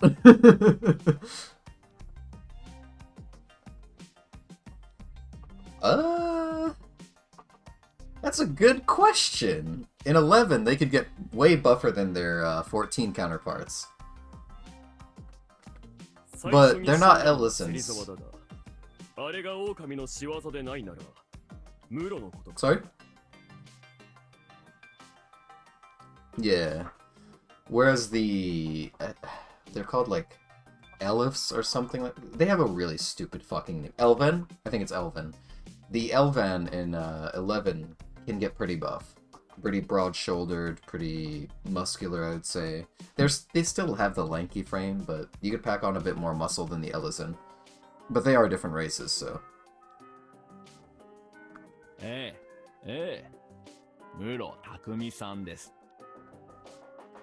はあ、匠、どうして。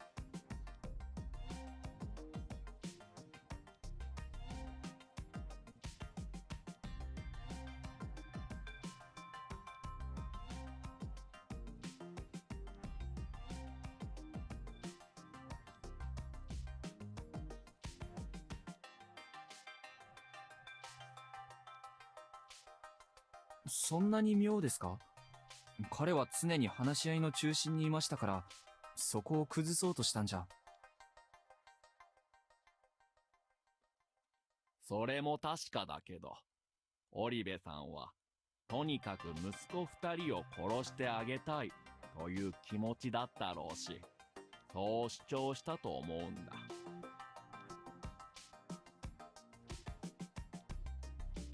それなら安永くんを殺すのでも結構狼としてはありだと思うんだよね。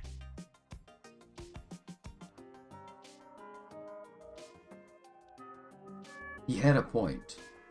If we killed Yasunaga-kun, there was a good chance of us throwing the feast into emotional and conservative chaos. Which meant that Hashimoto-san's argument was... なぜ狼は織部さんの意見を却下してまで室さんを狙ったんだろうね。その時はまだ香織さんは殺しにそんなにこだわってなかったんじゃ。そうだね。それもゼロじゃない。ただ初日の機会を芹沢さんに奪われ、2日目の殺人も却下されたことで追い詰められた彼女の暴走。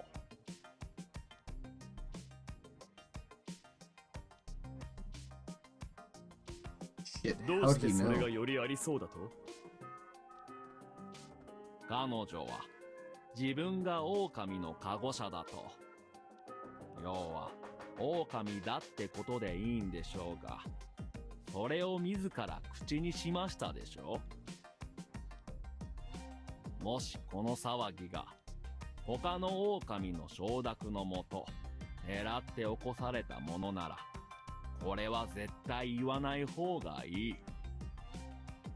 くしくもさっき不妻子くんが言い出した単に気が触れてことに及んだって疑惑、あれを言い張れるからね。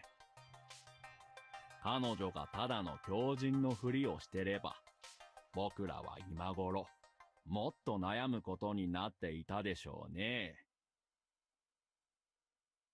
なるほど。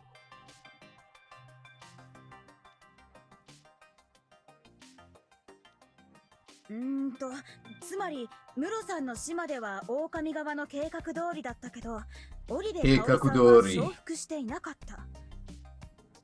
だから All 今回の according to 騒ぎを起 Keikaku. こしたってことです Translator's よ note: ね。 Keikaku means これが plan. どう広がります？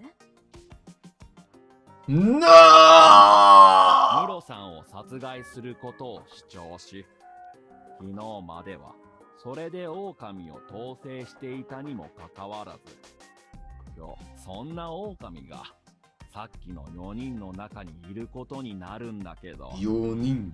正直ピンときません。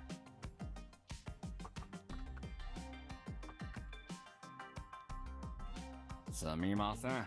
すみません。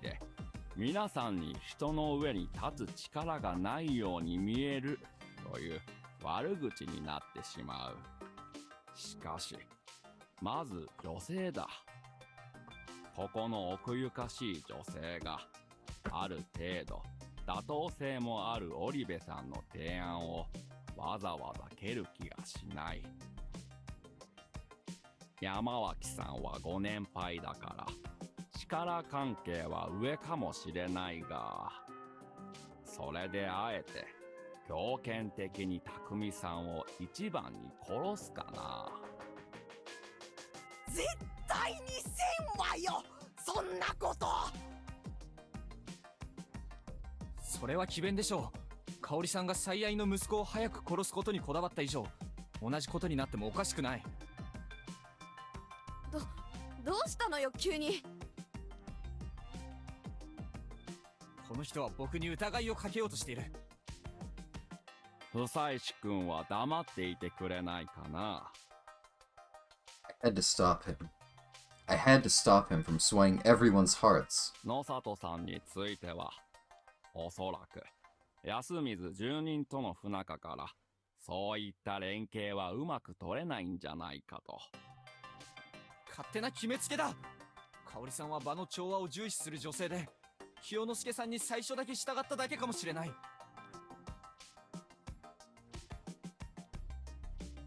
少々思うところもあるが、まあそうだろうな。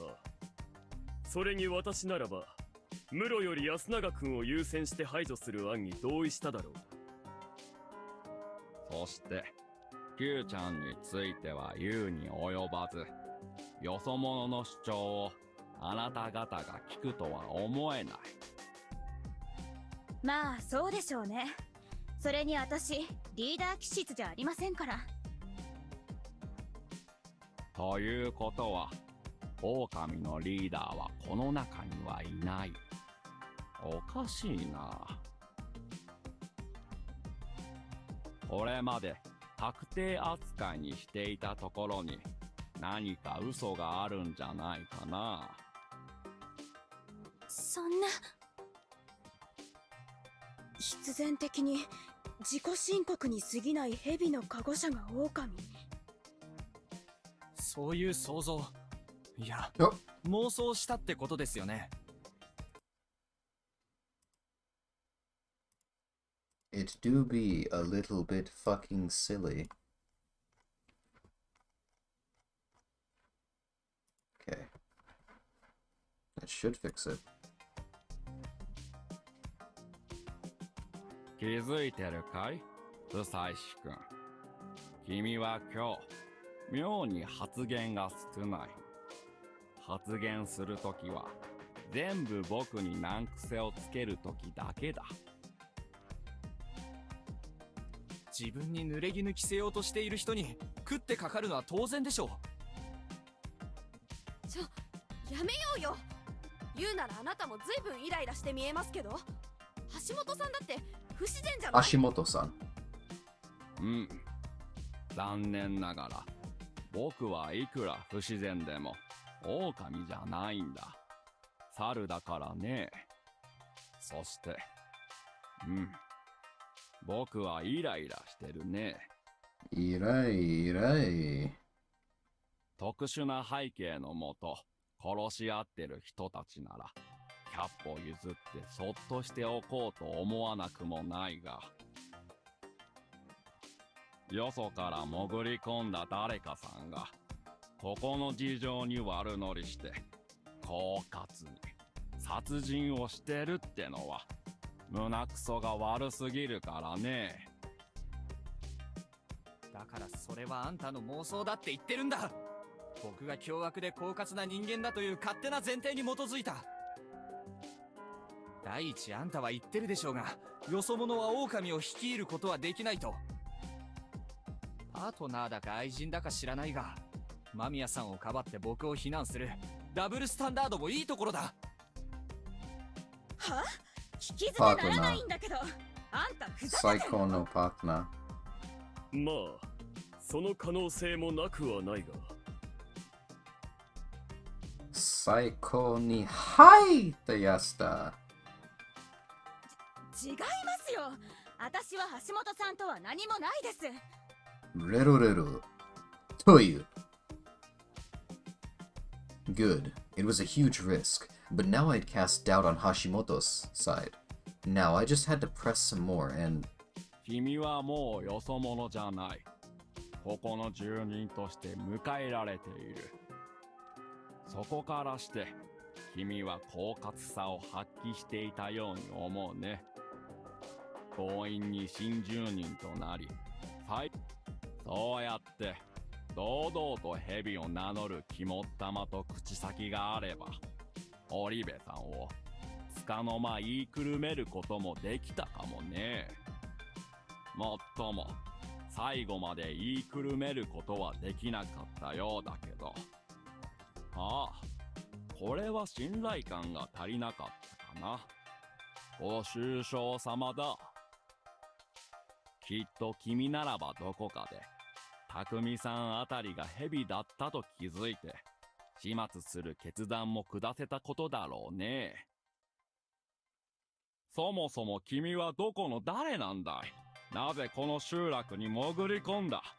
事情をすべて知ってるんじゃないか？ Rare Hashimoto expression. His verbal assault was entirely based on a speculation, but it was a well-crafted story. だから全部が全部推測じゃないか。Of course it was, because the story I'd actually put together. Because it was the story I'd actually put together. His deductions just happened to be right on the money. That was all. じゃあ、推測でないことを言おうか。あるならば言ってくださいよ。なぜ知っていた？は？昨夜の犠牲者が織部義継くんだったのは消去法で分かったのかもしれないが、彼の死体のありさまをなぜ君が知っていたのかな？君は知らないかもしれないが、君が起きてくるずっと前に遺体は片付けてしまっているんだ。ちょっとその時の経緯を知らないんですが、香織さんは本当に狼なんですか？義継くんがあんなひどいことになって取り乱した彼女が安永くんを殺しただけってことは。 I'd said something a wolf couldn't have known? 何のことですか？そうだね。とぼけるしかできないね。何のことか本気でわからないんです。そんな妄想で。妄想か。説得力のある仮説かは僕や君が決めることじゃないな。 Just then, Everyone stared daggers at me. 投票に行きましょうか。I'd been completely defeated. それでも僕は狼じゃない。Naturally, everyone voted to hang me. Haru-chan voted for me too, as she was right to.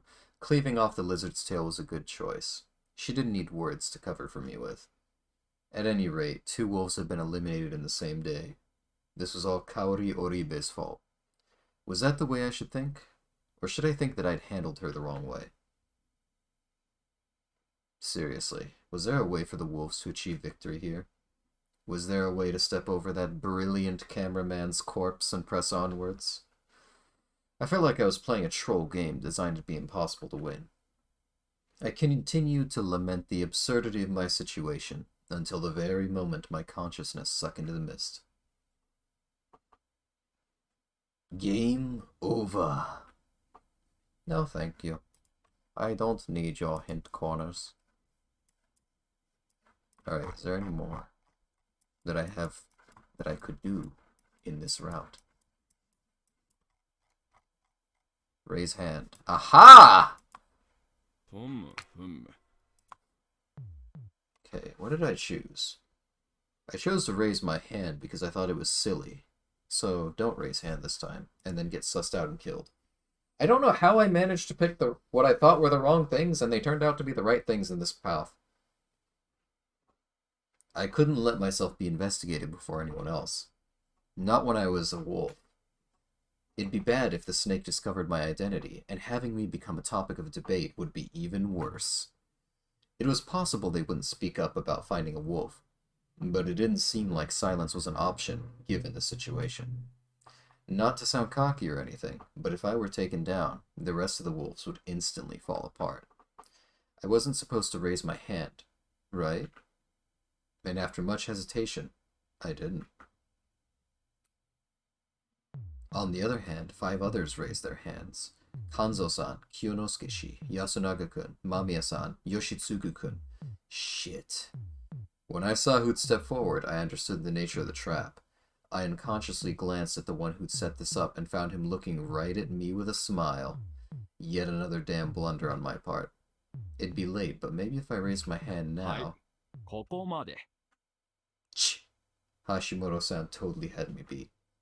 That said, I wasn't sure if everyone would understand the point he was trying to make. But when I considered my current position... そうなっちゃったか。困ったな。 Despite his words, Hashimoto-san didn't sound the least bit troubled. 待ってくれ。なぜ困る？そもそも皆さんは、みんな、調べられたいと思っているべきなんです。だって、全会一致で調べられれば、自分が狼でないと、潔白の証明ができるんですから。何か言えば、言葉尻を取られ疑われる。そんな状況で、潔白の証明は、誰だって欲しいもののはずだ。それなら、私も。あたしも調べてもらえんかね。私も調べてください。それなら俺もだ。僕も。私も。よくわからんが、このブームには乗るっきゃない。ええ、こうなるはずです。ここまで説明すれば、理解できた人は。Only the ones who didn't understand kept their hands down. 皆さん、よろしいですよ。Everyone did as he said. It was unsettling, like Hashimoto-san possessed some technique that controlled everyone. ただ、僕の予想と違っていたことが一つありましてね。最初から聞き手に回るつもりの方ならともかく、話し手に回りたい方は、もっと強く、潔白の証明を求めるはず。実際、野里さんや織部さんの息子さんもすぐに反応した。何か言うたびに疑われてはかなわんからね。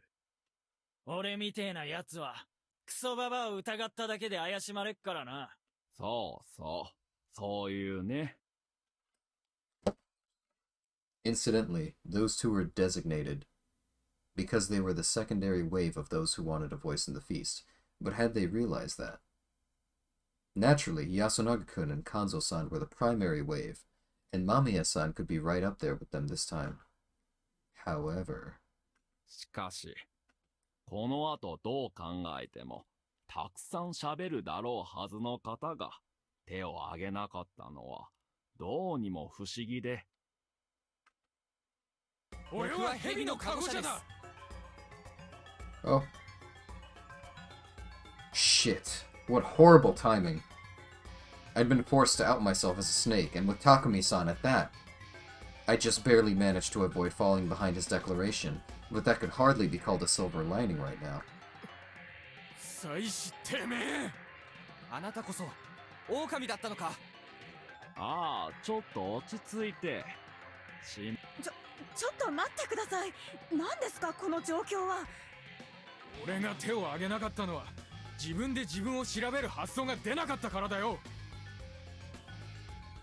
僕は蛇だから蛇に調べてもらいたいと表明すること自体微妙に嘘になるのを気にしていたんです。少しの嘘も許されない場においてどう振る舞うべきか悩んでしまっただけで。てめえ、この場でぶちのめしてやる。落ち着きましょう。Hashimoto-san rose partially to his feet, exuding a pressure that intimidated even a man as sturdily built as Takumi. なるほど。お二人ともそういう理由で挙手をしなかっただけで、狼だから調べられたくないわけじゃないと。当たり前です。当然だ。お二人とも誰のことを調べましたか？お前だよ、ヤス。え、それはありがたいけど、人だったよね。ああ。I see. So that's why he'd acted that way this morning, and why he didn't out himself as a snake yesterday. それで、夫妻子さんは？肝臓さんだよ。彼は人だった。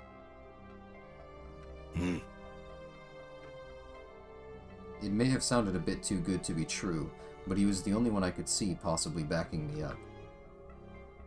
There were also the seeds of malice I'd planted in him earlier. さて、どうしましょうね。I was the one who wanted to complain.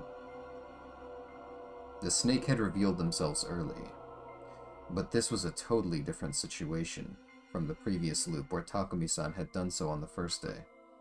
It was the second day, so not only had the power been successfully used once, but now a liar had been successfully lured out. The longer the snake survived, the better, but as a participant, they'd already drawn out more than enough information.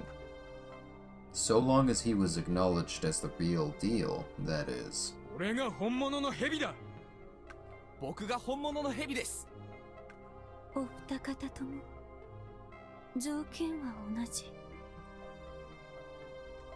同じはずがあるか。こいつ嘘をついてんだぞ。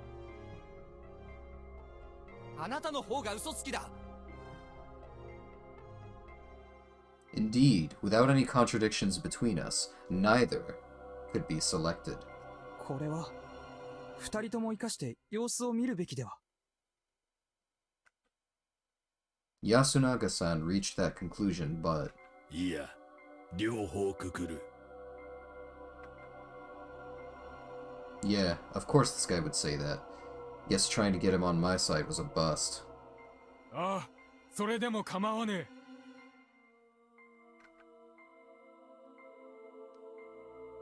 え。Wait, what? 俺はヤスが人だと知ってるし、おやすさんもきっと人だろうと思う。この嘘つき野郎がこのタイミングで厚かましく仲間の狼を人として出せた気がしねえし、俺の知ってるおやすさんなら狼になった直後に腹でも切って死んでるだろう。I kept wanting to say that wasn't true, but unfortunately I knew nothing I say would convince them. おやすさんとヤスが安全で、なおかつちえみはもういねえ。あとは俺とよく頭と口が回るらしい不妻子がいなくなれば、狼の頭目として残すとヤバいやつはこの中にいねえと俺は思う。 The madness of the people of Yasumizu. 他の連中は狼の頭が務まるほど悪知恵が回る人間じゃねえ。そこは俺が一番よく知ってる。間宮さんだけは知らねえが、俺らをうまく回せるような太刀でもねえと思ってる。起点不足ってことかしら。認めた方がこの場は有利かもしれないけど、灼ね。違う違う。あんたはあくまでよそ者って立場と振る舞いのままだろ。そうする限り他の安水の門を率いることはできねえ。なるほど。じゃあ同意するわ。つうわけで俺をくくるのはいい。だが不妻子の方が先だ。そんな話が通ってたまりますか。正しい蛇が生き残って偽物が死ぬべきなんだ。偽物。人のために死ぬ覚悟がない奴は狼だ。暴論だ。それ以上は水かけ論でしょう。投票に入ってもいいんじゃないですか。構わねえ。Damn it. It wasn't even a contest. The vote was 13-2 in favor of lynching me. A crushing defeat. すみません。春明様。Rikako-san. The only one who had voted in my favor on the grounds that those who claimed to have guardians shouldn't be taken lightly was the one pushing me. 気にしないでください。むしろあなたも僕の味方だと疑われることを考えたら優しくしてくれないでよかったんですよ。あなたもとはどういう意味かな、不妻子くん。忘れないでください、橋本さん。あなたが言葉尻を捉えるつまらない罠を仕掛けるから人は本物の蛇を失うんだ。そうだね。その可能性もあるかもしれないね。This man was insane too. His words lacked substance.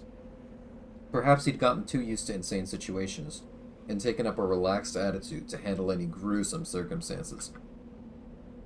It made sense. I'd been a sore loser and slipped up this time. He'd won. 落ちなか落れ。ちなかれでいいのかな。I would return.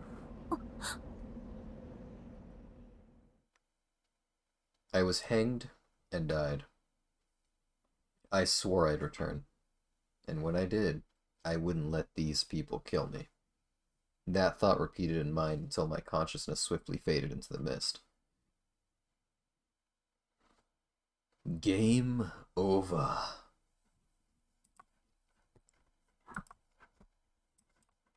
Do we have any more? Aha! 20-3. This must be the deviating route. There were a few 20s in previous routes, if I remember correctly. I kind of want to go check those. Funny 20, where are you?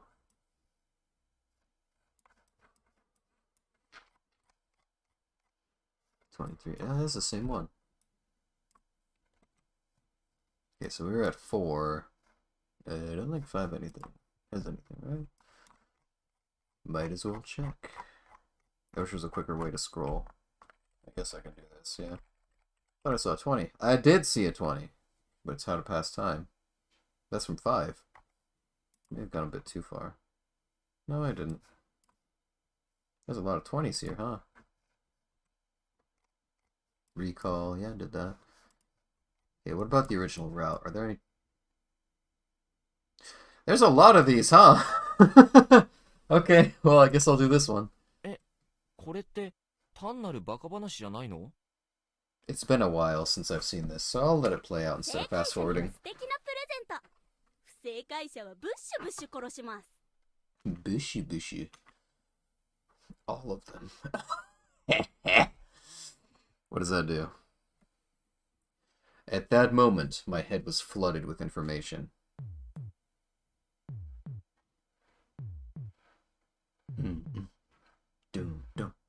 It felt like my mind was crushed by a million sheep. Crap. Why'd I forget? Did my memories carry over in a weird way because the method from back then was weird? Well, then again, this wouldn't be the first time my memories didn't carry over properly. Maybe I should have counted myself lucky for remembering it all. I had tons of things to think about. About the beast in the village. The giant monster.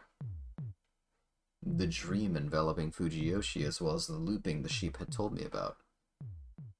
But this wasn't the time to worry about that. This girl.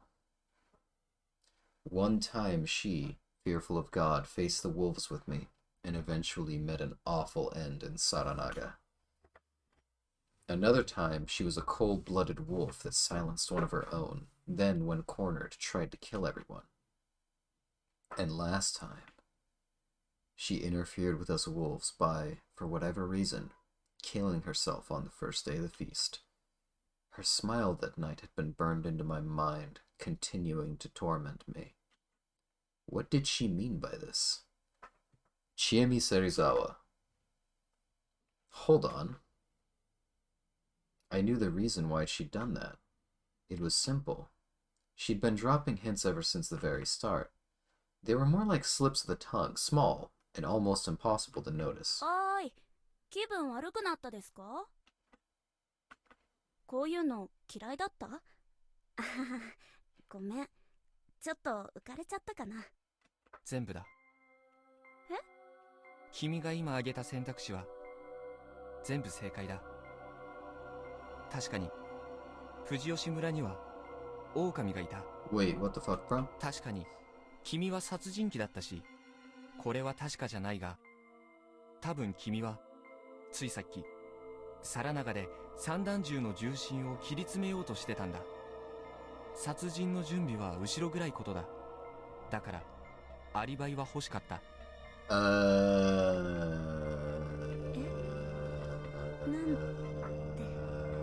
君は巻き戻りの記憶を保持している。何が出るかにゃ? Oh shit! She just like me! She just like me for real! いや、だってあれが根性の別れになるかも。Based!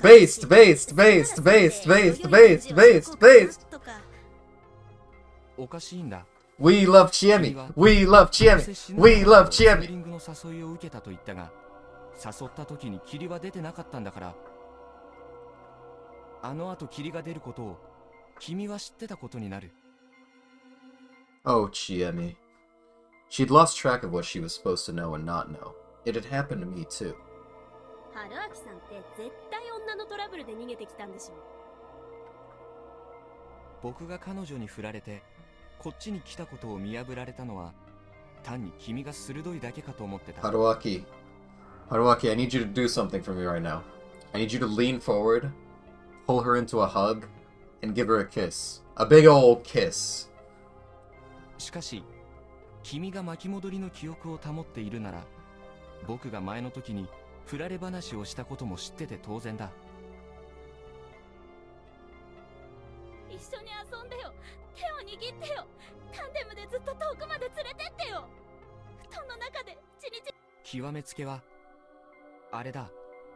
狼の君が夜にやってきて思いを語ってくれた時、あの時僕はバイク旅行者じゃなく上藤吉経由で来た自殺志願者だった。 True, I never spoke about my bike, did I?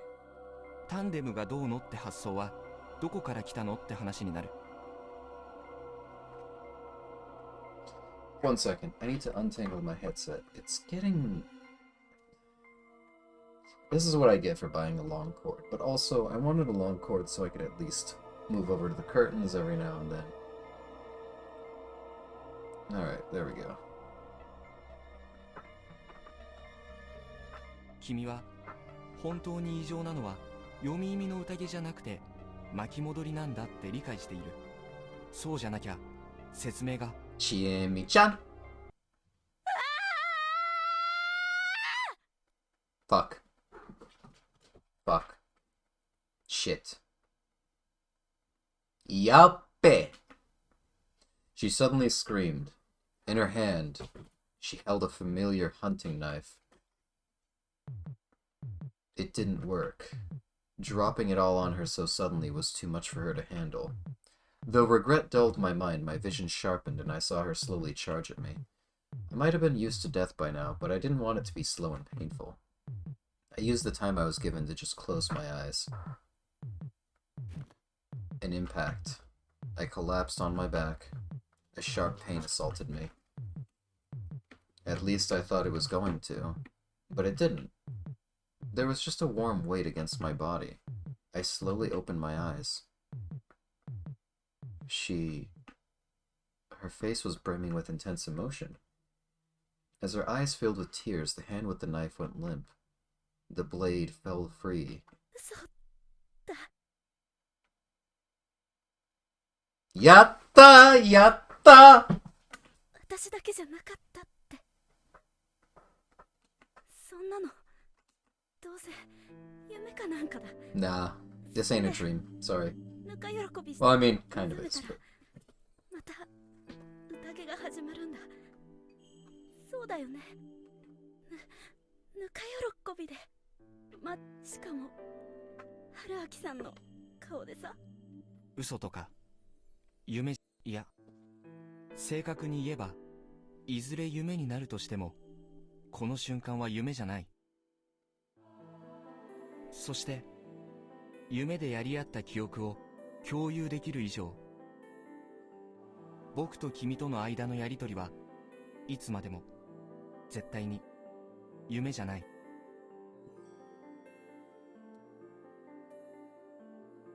春明さん、もう完全に非武装だしさ、首絞めたりもしないしさ、何にもしないから。Oh? すがっていいかな。ああ。I'm just... Listen. I'm just really happy right now. Oh... I'm really fucking happy right now. I can forgive the second route now.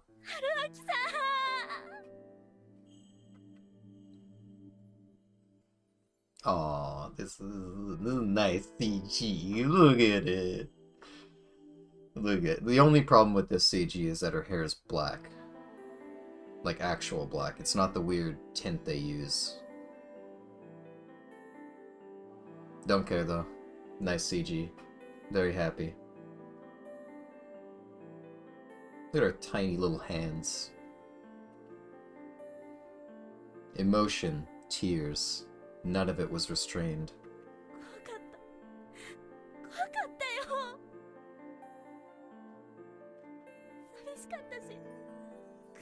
What are you doing with your other arm? What are you fucking doing with your other arm, Haruaki? Don't just leave it on the floor.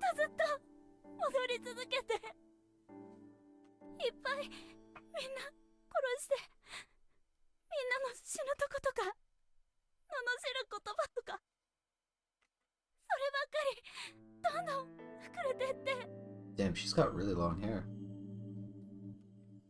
何度巻き戻ったの？100回超えてからは数えてないよ。辛かったね。辛かった。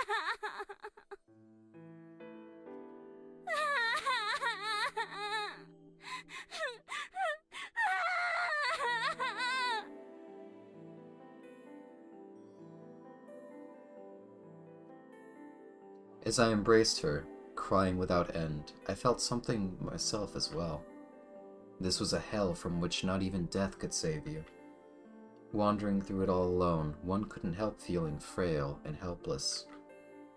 I'd spent most of my time here chasing after the mystery behind it all. As long as I still had ideas to try, the mystery was both my greatest fear and fascination. But what if I ran out of ideas? What if I tried everything I could think of, only to discover there was no escape from this loop and that I was a prisoner of it for eternity? My worst fear was a mystery without an answer.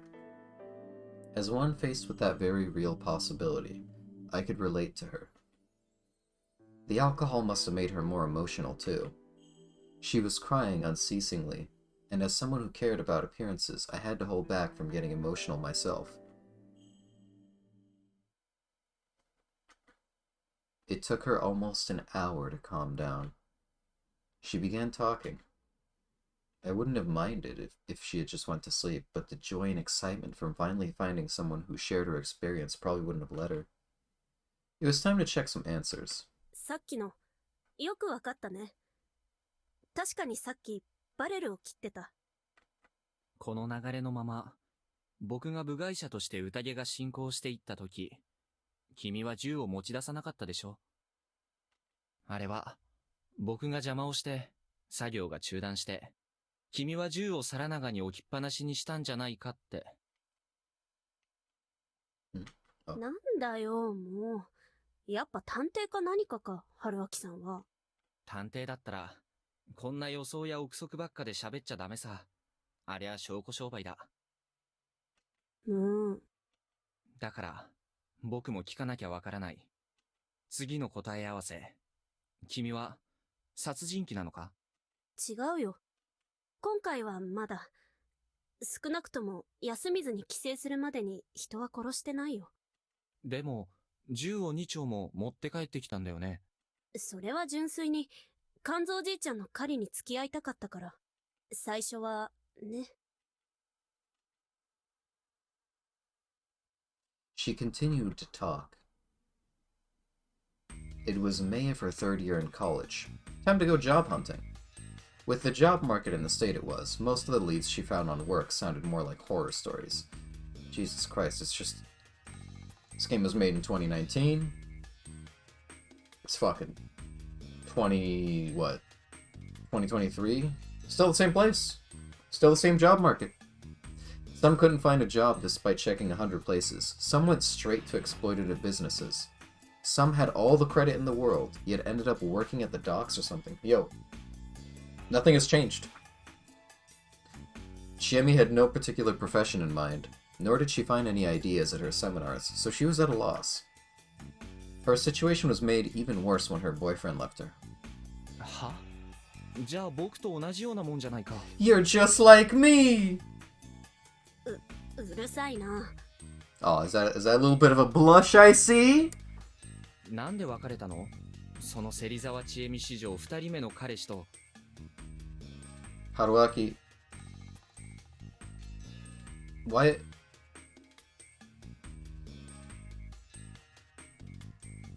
What did he mean by this? Why does second boyfriend breaking up? What? Is this saying like usually after the first time you get it right the second time? I mean, huh. 細かいとこ覚えてるし。なんか猟銃持ってる女子とか引くって。Weak. Yoi! That might have been weird from a normal man's perspective, but personally, that just turned me on. 付き合った期間は？ゴールデンウィーク頭に付き合い出して終わった直後くらいに別れた。Oh, okay. So you'd only been together for a week. You can't really call that a boyfriend. かわいそう。Right? Golden Week is a week, yes? Yeah, it's spring break. Golden Week. やっぱ殺そっかな。You can if you want, but I'm just gonna come back and torment you again. Anyway, the failed relationships and life in the city in general was starting to get to her, so she'd started to consider moving back here after graduation. Back to Fujiyoshi, a place she supposedly hated. Yo, I'm not gonna lie, this is the happiest I've ever been playing this game. This be the payoff. I'd forgotten most of the bad things. Oh wait, no, she's saying that. I'm just happy, alright? I'm going to get crushed later, but I'm happy right now. She used job hunting as a pretext to take a short vacation, and she returned here 2 days ago, on Friday. She figured that refreshing her mind and body here would help her with the job search.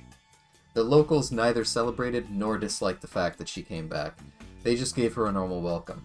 This still isn't as good as when, you know, Anju, Kuon have that fight. Kuon realizes it's Haku. Not as good as that. Not as good as that. But I'm still smiling pretty hard. They hadn't changed. She, however, had. 昔は5時に起きて勉強してたんだけどさ、大学でぐうたら生活にすっかり慣れて、みんなと生活リズム合わなくなってて、MD のアダプター忘れてさ、借りようにも誰も持ってなくて、かわいそうね。不便だよなとか、お菓子買おうにもコンビニどころか店もないし、みんな質素にしてるからお酒飲むのも気が引けちゃうし、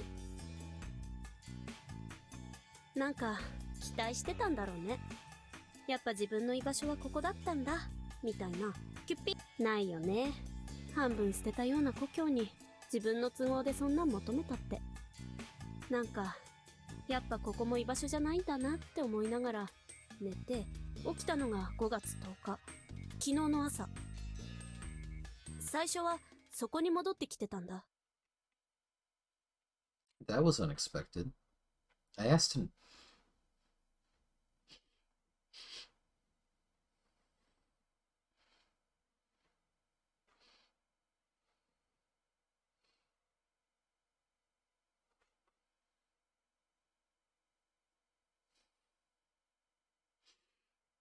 Sorry, just an unfamiliar smell for a second. I got a little worried. It smelled like burning plastic.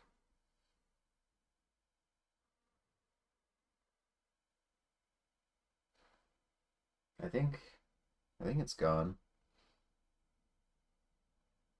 Yeah, sorry, I just don't like the smell of burning plastic. It always worries me. I asked him.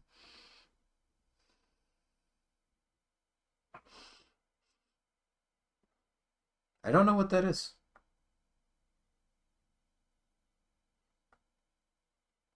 Oh well. I asked and found out something more. The point to which she'd looped back to had changed twice so far. The first time was the morning of May 10th. This return point stayed consistent for 57 times. もちろん最初はただの日常として流したよ。そのままダラダラ2日間過ごして、その後霧が出て、私初日にくくられたんだ。外から汚れを持ってきたって言われてさ。That is pretty fucking horrible, Jesus. 最初の息が止まる感覚だけは今でも覚えてる。その後 Even I had a better first time. 最初はめちゃめちゃ長い悪夢だって思ったんだよね。でも同じように霧が出て、その後何度巻き戻って試しても何を言おうが行おうが4日目より後には行けなかった。 Christ, your people hate you. へこんだよ。私はどうやってもそのくらいしか大事じゃないんだって。ごめん、わかってるよ。そんな簡単なもんじゃないってさ。でも57回死んだ頃にはもうそういうもんだって思うようになってた。ま、実際みんなにとってはそれで問題はなかったんだけどさ。何せ私が狼だったし。 The wolves back then were Chiemi and Tai Yamawaki-san. With Chiemi being easy to suspect and Tai-san not handling herself well, they just couldn't win the feast. Still, they'd successfully brutalized a few people before both of them got hanged. In the end, Chiemi took the initiative and committed murders with her own two hands. It hadn't taken long for her to try and just kill everyone while breaking the rules. Her trial and error became a matter of just who I'd kill and how. その後、変化があった。メイコちゃんが迷い込んできたの。It happened a day after the first restart point. It was already 2 a.m. now, so that would be the morning of yesterday, May 11th. The boring, meaningless day suddenly became a big deal. The reason for that was the lost girl who'd wandered in from upstream Saranaga. Takumi-san had told me that it wasn't uncommon for Saranaga to bring corpses, but this was the first time it brought a living human. Not just any living human, a lost girl of unknown origins. According to Chiemi, if there was some trouble in Yasumizu, they couldn't just call someone to inform them about it. Instead, there was an unspoken agreement that they would just bring it up while chatting with the driver of the truck that brought food and supplies here once a week. They'd mentioned the lost girl, and since the driver was in touch with the Higuchis, the village heads would know about it too. If something was done about a problem they were told about, that was great, but if it wasn't, it meant that Kami Fujiyoshi didn't plan to get involved. They had tried to get help by phone once, but that got the truck driver to just not bring supplies for a week, which was pretty messed up. The next supply run would be Thursday, some time away, so they didn't know what to do with the girl. Tai-san screeched about chasing her out, but in the end Rikako-san agreed to take her in. The problem was solved. For anyone but Shiemi anyway. 58回目にしていきなり現れた登場人物だったからね。なんだろうって思ったよ。繰り返し続ける夢に変化が生まれた。もしかしたら希望が見えたのかもって。やがて始まった宴では、過去の振り分けも大きく変わってた。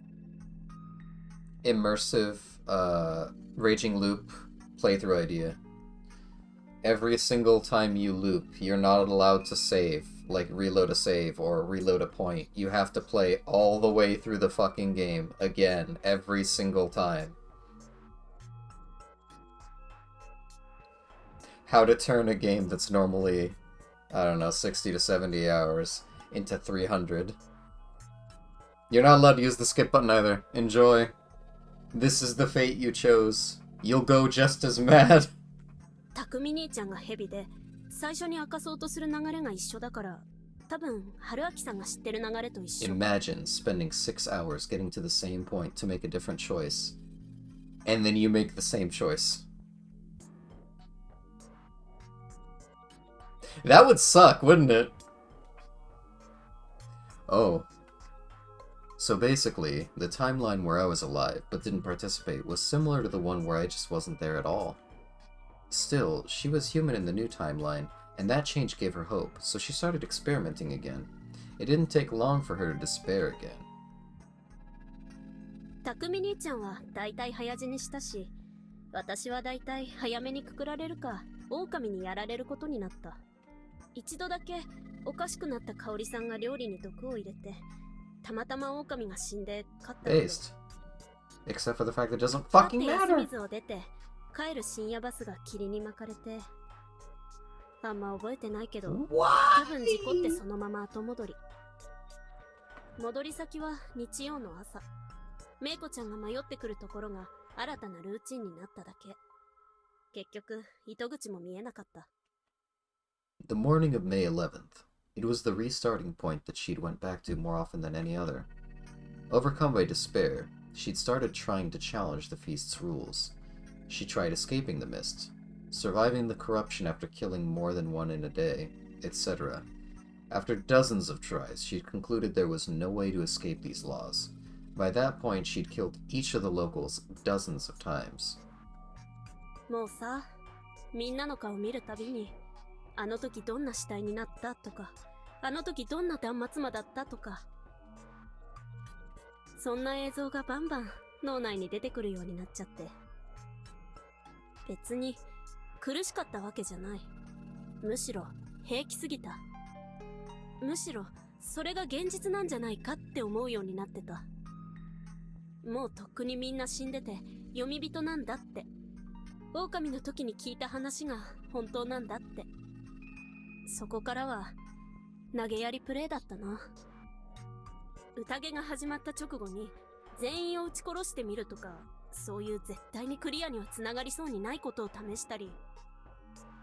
ま、ダメだったね。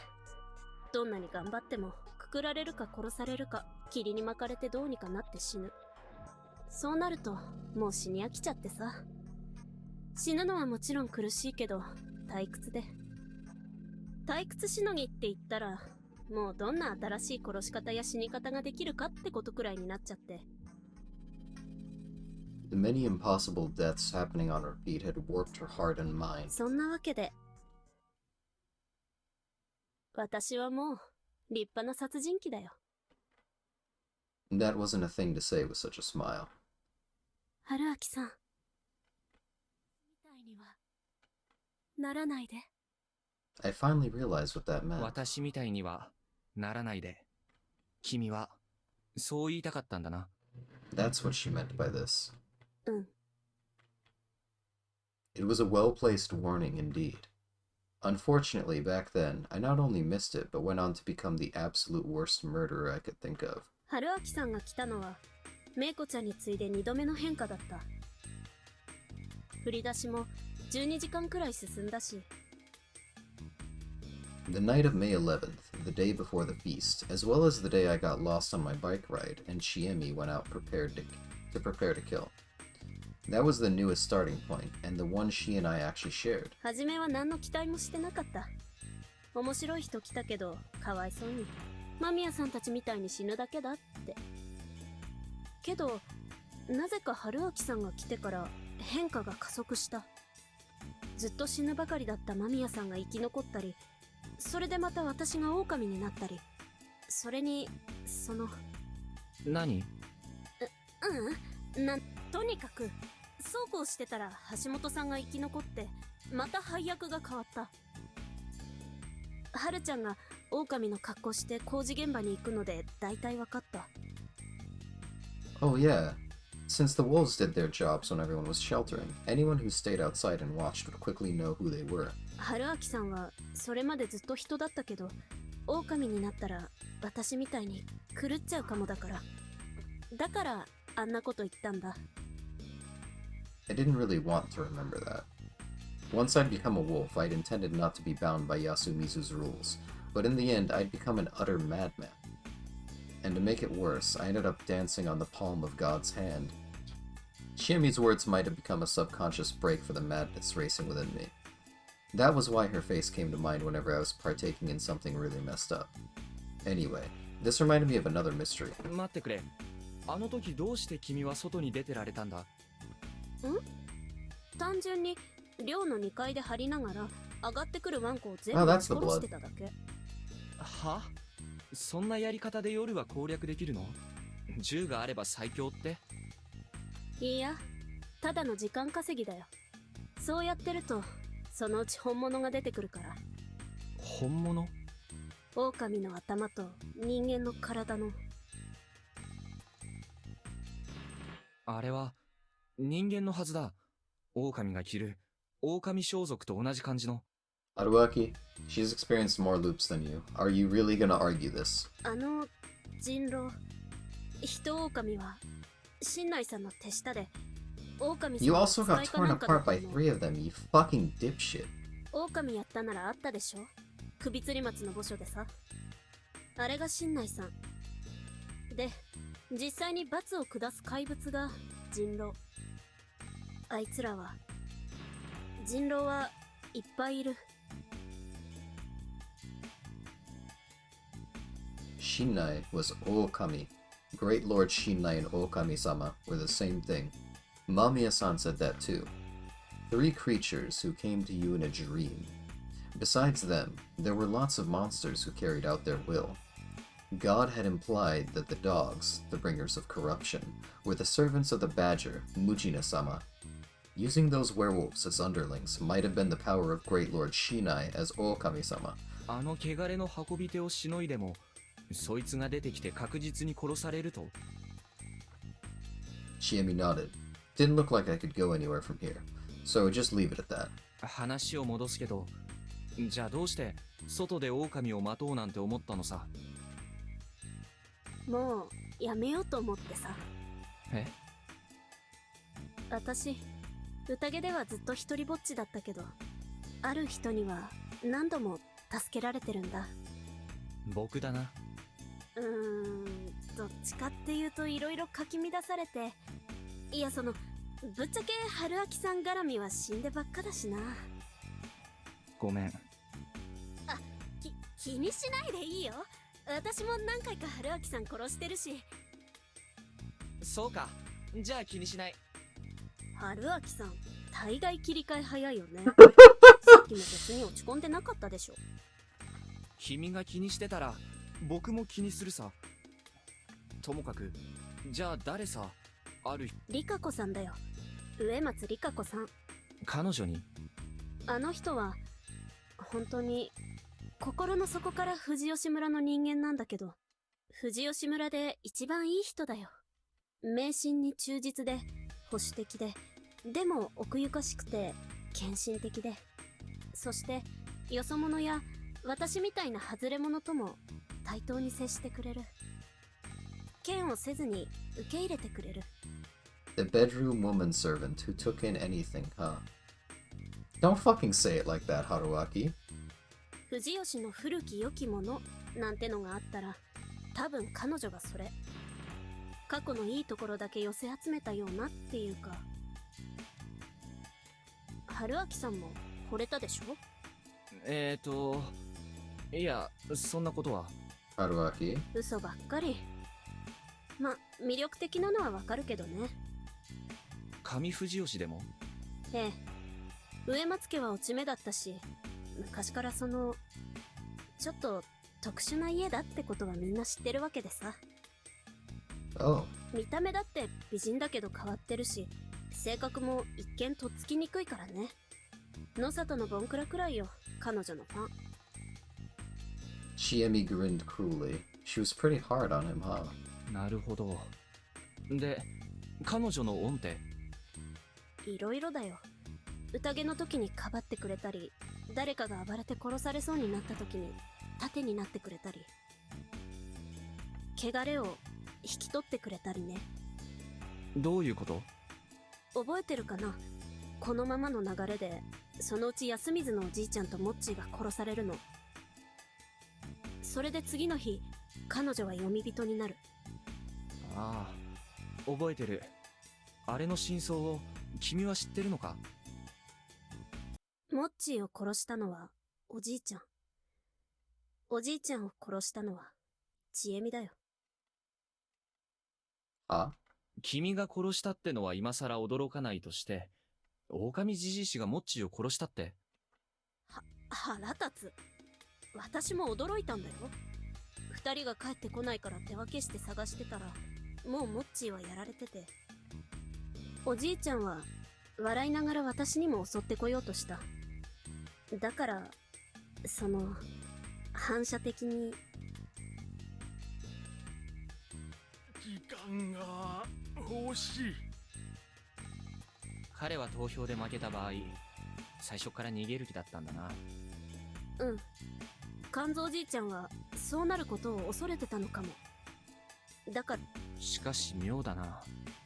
宴の一人以外を殺すにしても、ここから逃げるにしても、死ぬことは免れない。そうだね。私が誰より知ってるよ。彼はどうやって死を回避するつもりだったんだろう。何も考えてなかったのかな。私はだから、ボケててそこまで気が回らなかったんだと思うけどな。その可能性もあるのか。Honestly, I couldn't help but feel like he'd chosen to kill out of malice. I really had to find a way to get some information out of him. いや、それより何よりだ。君が狼じじいをブッシュブッシュ殺したなら、どうして君は死なずに済んだ？だから言ったじゃん。リカ子さんが汚れを引き取ったって。Ah, that lines up. は？それって、宴のペナルティを自分に移し替えたって意味か？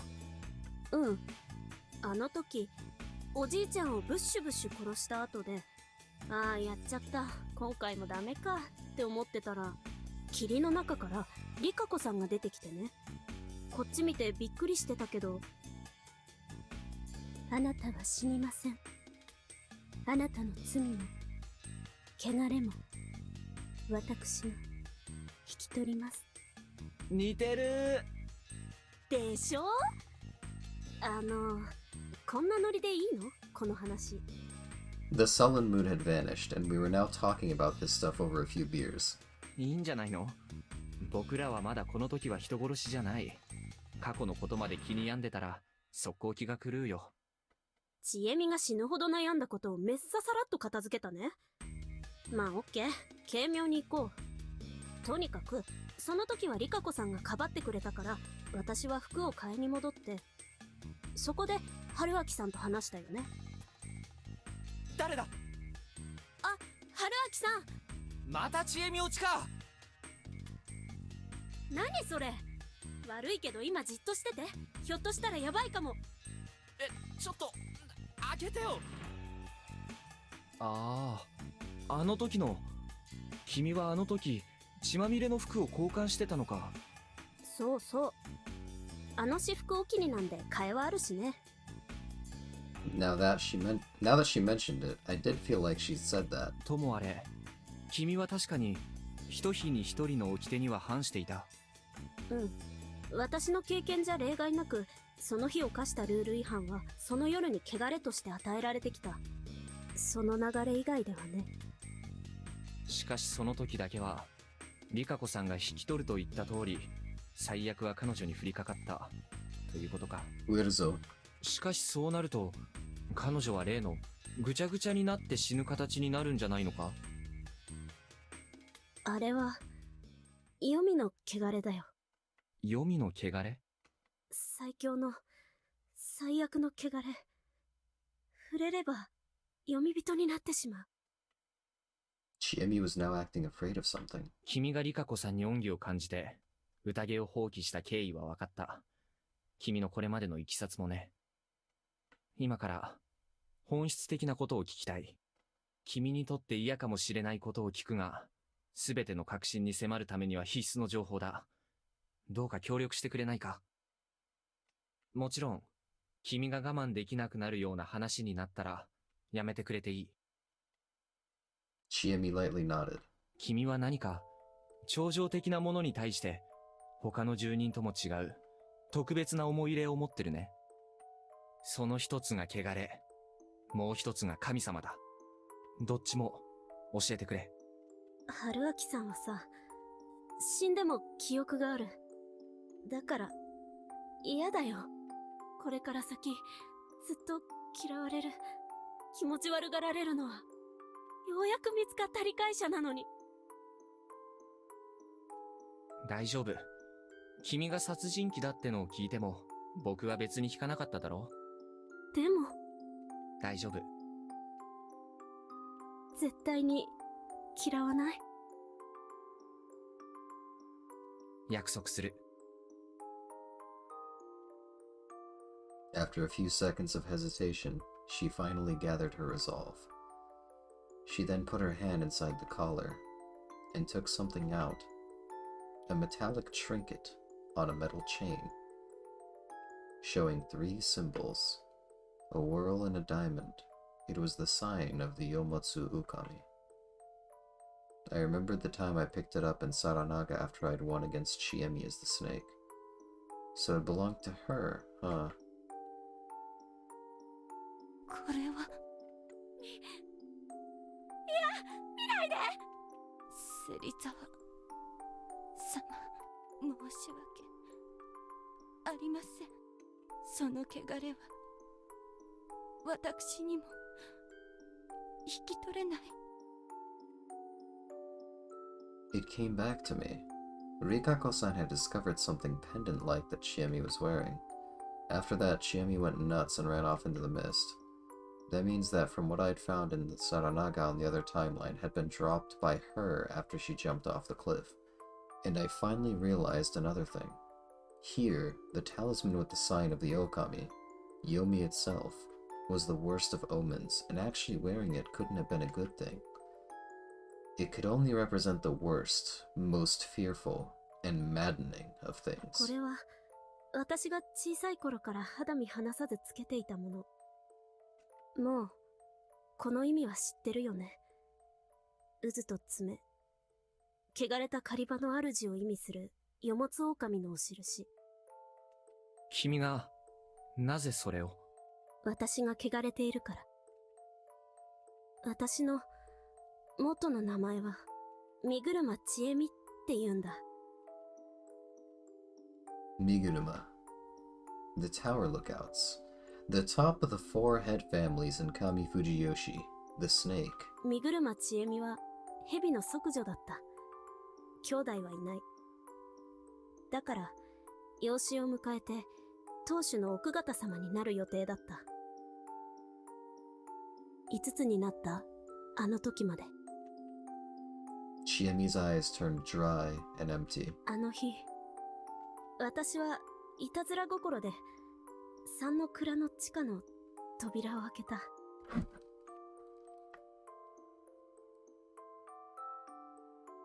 I'll look in general.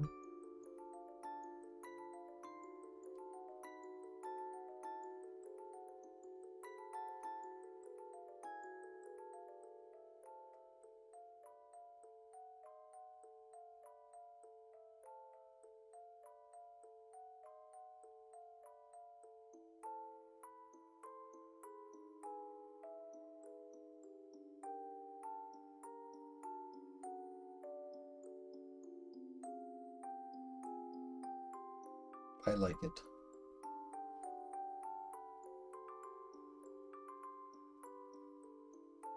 Big fan of it thus far. Snapchat filters. Oh god. Anyway. 決して入っちゃいけないと言われた。このお印が刻まれた。って。そして。落ち着くんだ、ちえみちゃん。君が見たのは、犬だな。She came back to her senses and light returned to her eyes. I knew it. I could see part of the conspiracy. 噛まれたんだな、犬に。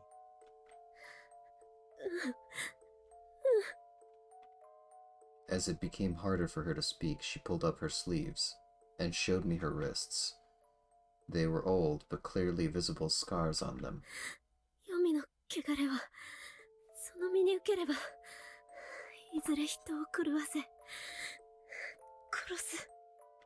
私は、身車の者は、それを、小さい頃から。なぜそんなものを、身車が飼ってる？黄泉の入り口は、サラナガだけじゃない。黄泉はいろんなところに、口を開いている。それを守ってた植松家が役を果たせなくなって。代わりに身車が？ Chiemi nodded. 黄泉の汚れを受けた即女なんて身車にはふさわしくない。だからモッチーと同じように私は家から出された。ごめん、だいぶ落ち着いてきた。無理はしないで。大丈夫。私は会ったこともない分家に縁組されて休みず送りになった。モッチーと同じパターンだね。Huh. So they changed surnames because of the disowning. Oribe was probably Kaori-san's maiden name, but yeah, I could see how they worked around this. 身車の即女だったって話はみんな知らなかったみたいだけど。身車はすごい秘密主義の家でね。子供が生まれたとか誰が死んだとか10年くらい隠すらしい。人の口にとは立てられる、身車なら。だって届け出をする役場の人間とか葬儀場だって全部身車だし。なるほど。でもなんでそんな秘密主義を？それは小さい頃に追い出された私にはわからないけど、秘密が力を持つことを知ってるからじゃないかな。Mysteries could mobilize people, huh? Intelligence management was extremely important when keeping a group in line. Especially for the Miguruma, who were doing something dangerous. この首飾りは、汚れの証。私が汚れを受け、やがて黄泉のものになることを運命づけるもの。しかしそれまで、黄泉の汚れを抑える、御するものだとも言われた。よもつ狼は恐ろしい読み人。それを読み人を滑るものと捉え、私が、汚れを受けた読み人が暴れ出すのを抑えてくれるってね。私は、それが、とても、怖かった。That was nothing more than her earnest beliefs. That was why I understood just how pure and profound her feelings were. she'd come to know immense despair at an extremely young age. それで休みずに来てどうなったの？まあ、荒れたよね。自分が汚れて、汚れた場所に送られたっていうのは幼いなりに分かってたし。一番の被害者はタエばあちゃんだな。当時は食堂はばあちゃんがやってて、私がご飯拒否しまくってたから。Yes, this is a very nice track, I agree. Oh, so that was why they were still so distant.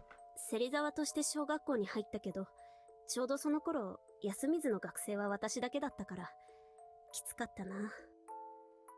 いじめられたし、やり返したら口裏合わせられるから、私が悪者になるし。Now that sounds familiar. その時の先生が分かってくれたから、それでもギリギリ助かったんだけどさ。その先生が転任してからは肩身狭くて。そのうち、オリベさん家が引っ越してきて、ヤスくんやハルちゃん、ヨシくんも入学して。したら、ほら、お姉さんじゃん？頑張らなきゃじゃん？それで、ちょっと、まあちょっと。ボッコボッコにしちゃったか。ボッコボッコにしちゃったね。ま、すっごい謹慎とか説教とか食らったし、休みずへの風当たりが一時偉いことになったんだけど。おかげで、学校でのちょっかいはピタリと止んだと自負しておりますよ。なるほどね。So that was why the children here adored her, but she felt awkward around the adults. それ、下の子たちへの義務感と作戦で全部だった？ 9割ブチギレただけでした。気にしない気にしない。生かす生かす。ぶっちゃけ荒れてたんで。でもその根底には、常に汚れへの恐怖があった。いつか自分が本当に狂ってしまうという恐怖の裏返し、あるいは自暴自棄だった。春明さんは何でも知ってるな。ごめん。分かった風なことを。いいのいいの。分かろうとしてくれる人もこれまでいなかったわけだしさ。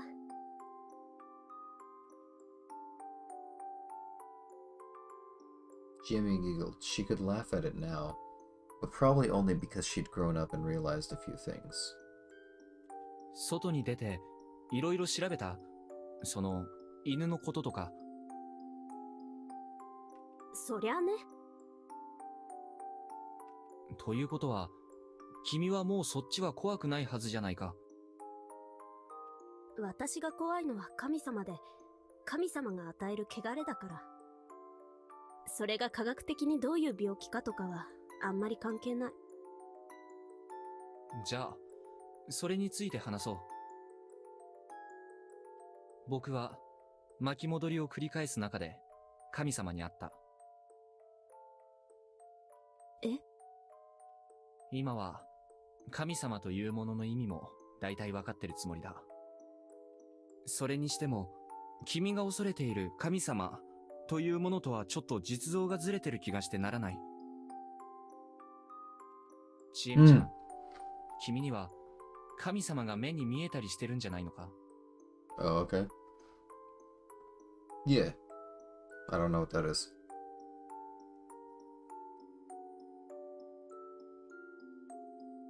Oh, okay. Oh, okay.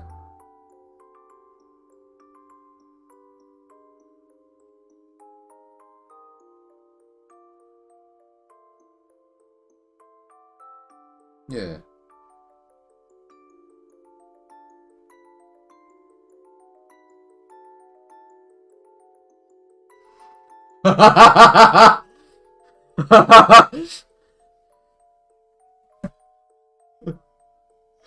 Oh.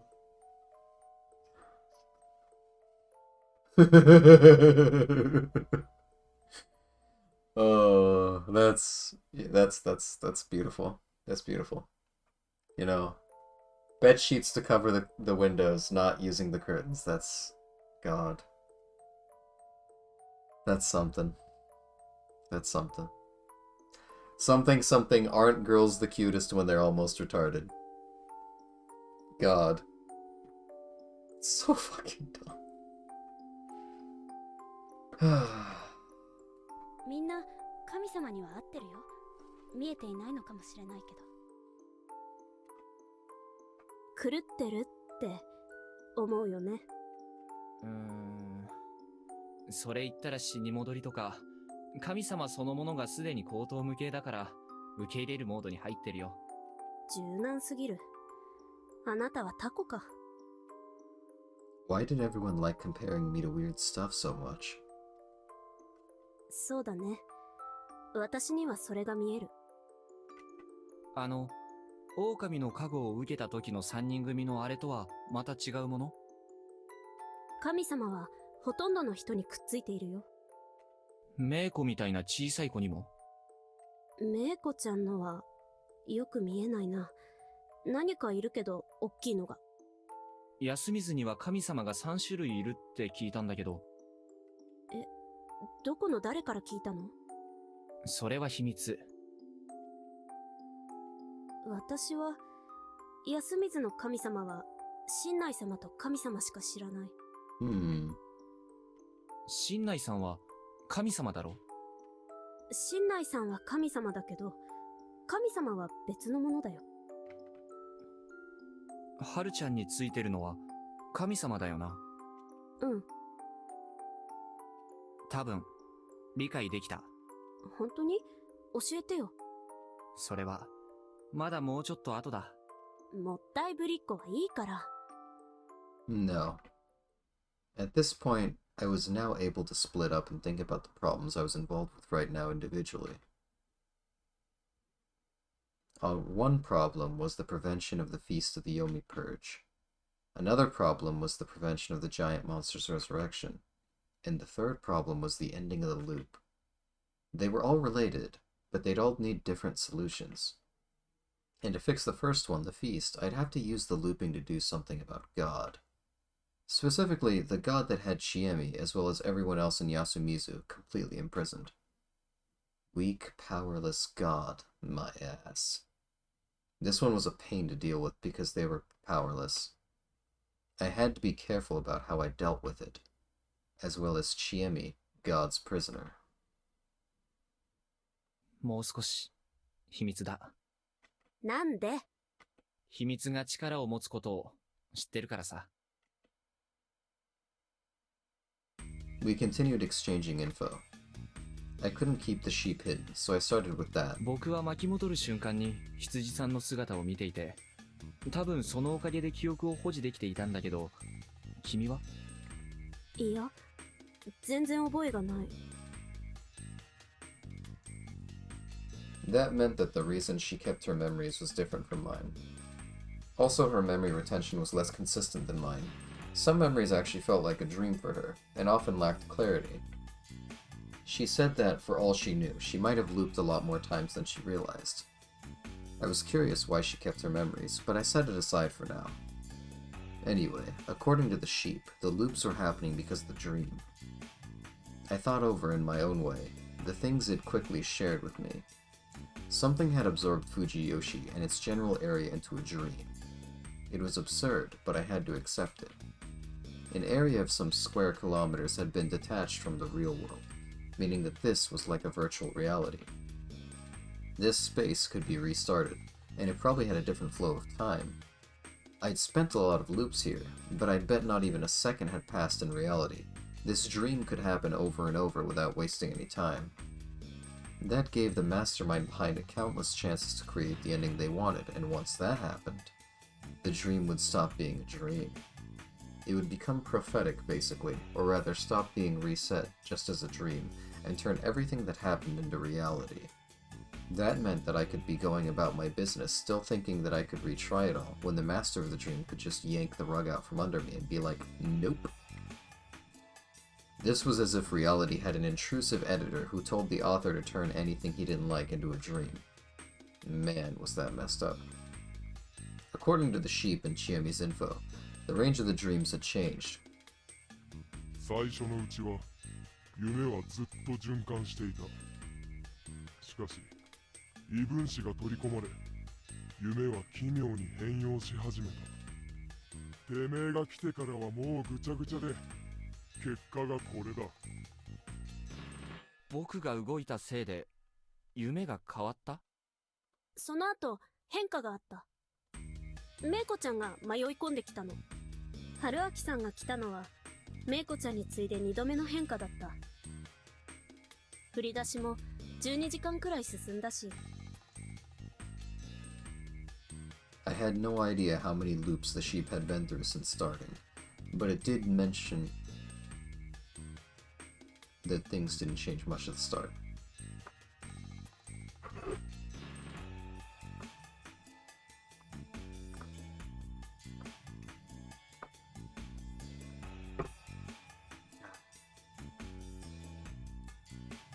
Oh, heat.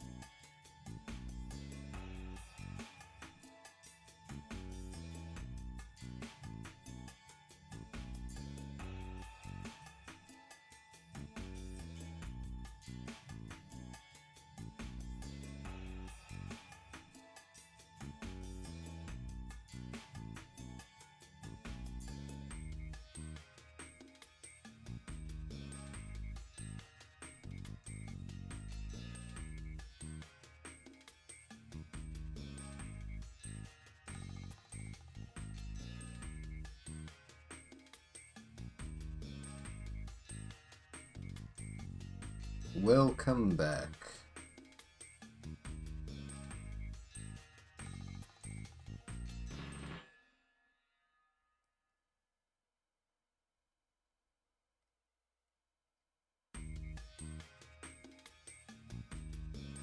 Oh, I see.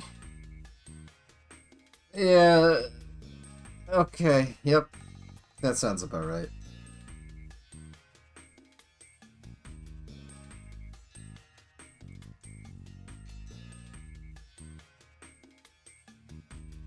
Oh, yeah, it's just...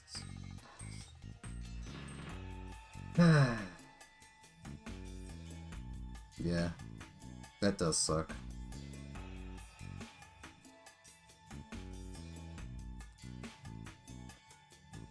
That meant that the result was the same no matter how much the dream repeated, far from ending the dream's architects desired. That was when they brought in the first outsider, probably Chiemi. The method was most likely moving the dream's start some time further. When Chiemi had returned to Fujiyoshi, she had already entered the dream, unwittingly becoming trapped in the first loop. Because the start of the loop, the starting point, was pushed a bit later, Chiemi became a character in the dream. Chiemi was the first one who'd had memories of the previous loops, and with her joining, the dream began to change.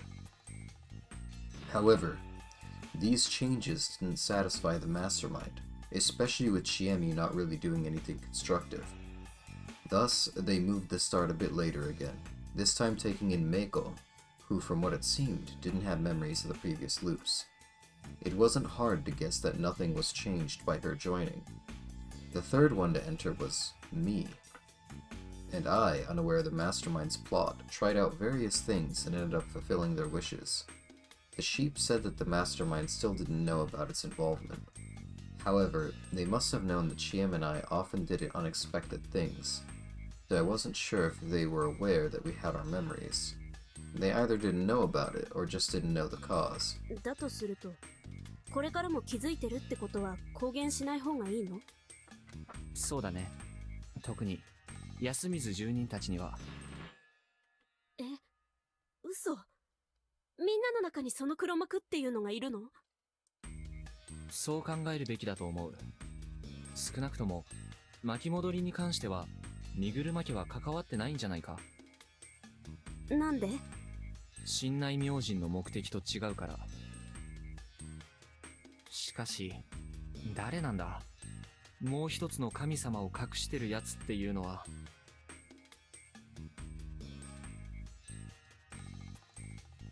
I'm gonna go on a wild guess right now. It's fucking Nosato! 自分が持ってる神様をChiemiに見えないように隠すことはできるのか？私、よく知らない人の神様は普通にあんま見えないよ。なるほど。Basically, her ability was like an eye for reading people.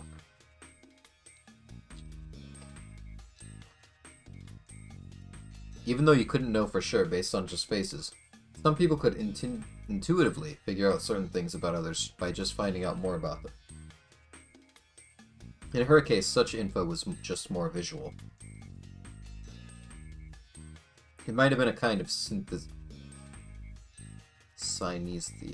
It might have been a kind of synesthesia. It might have been a kind of synesthesia. There are people in the world. Ah! I'm sorry. There are people in the world who perceive numbers as colors. With that in mind, I shouldn't have expected her supernatural power to be the solution to this supernatural problem. Instead, I should rely on her ability to retain memories. これからどうする？さて、どうする？条件分けのためにはもうちょっといろんな結末を見たいんだ。僕が知ってるのは宴が狼の完全勝利に終わったパターンと人勝利、狼新勝の3パターン。狼新勝が怪物復活アウトのパターンだったわけだけど、その時の何がアウトだったのか実はよくわからない。宴が関係してるのか、それとも実は全然関係ない何かの条件を踏んだからアウトになったのか。そのためにもう何週か宴に挑戦しなきゃならないと思ってる。マジですか？うん。千恵美と森の中に逃げて、ひっそりまったりと過ごすというのは、死ぬんでしょそれ。まだどこかに抜け道はあるのかもしれないじゃん。まあ、それは確かに。じゃあ決まり。探索しよう。Honestly, I didn't think that would get us any closer to the truth. But I didn't put much effort into protesting either. She'd been in so many feasts that it became traumatic for her. She wanted to avoid going through it again. She didn't want to become more aware of what kind of murderer she was becoming. わかった。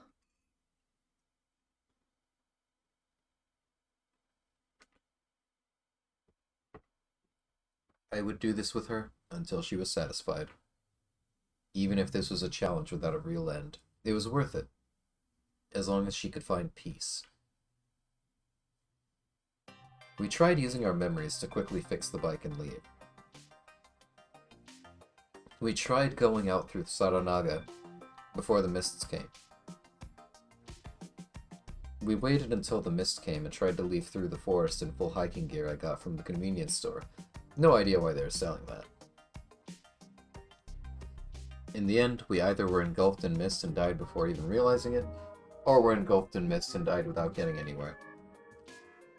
In the latter cases, Chiemi either died by breaking apart again, or we were caught by those monsters.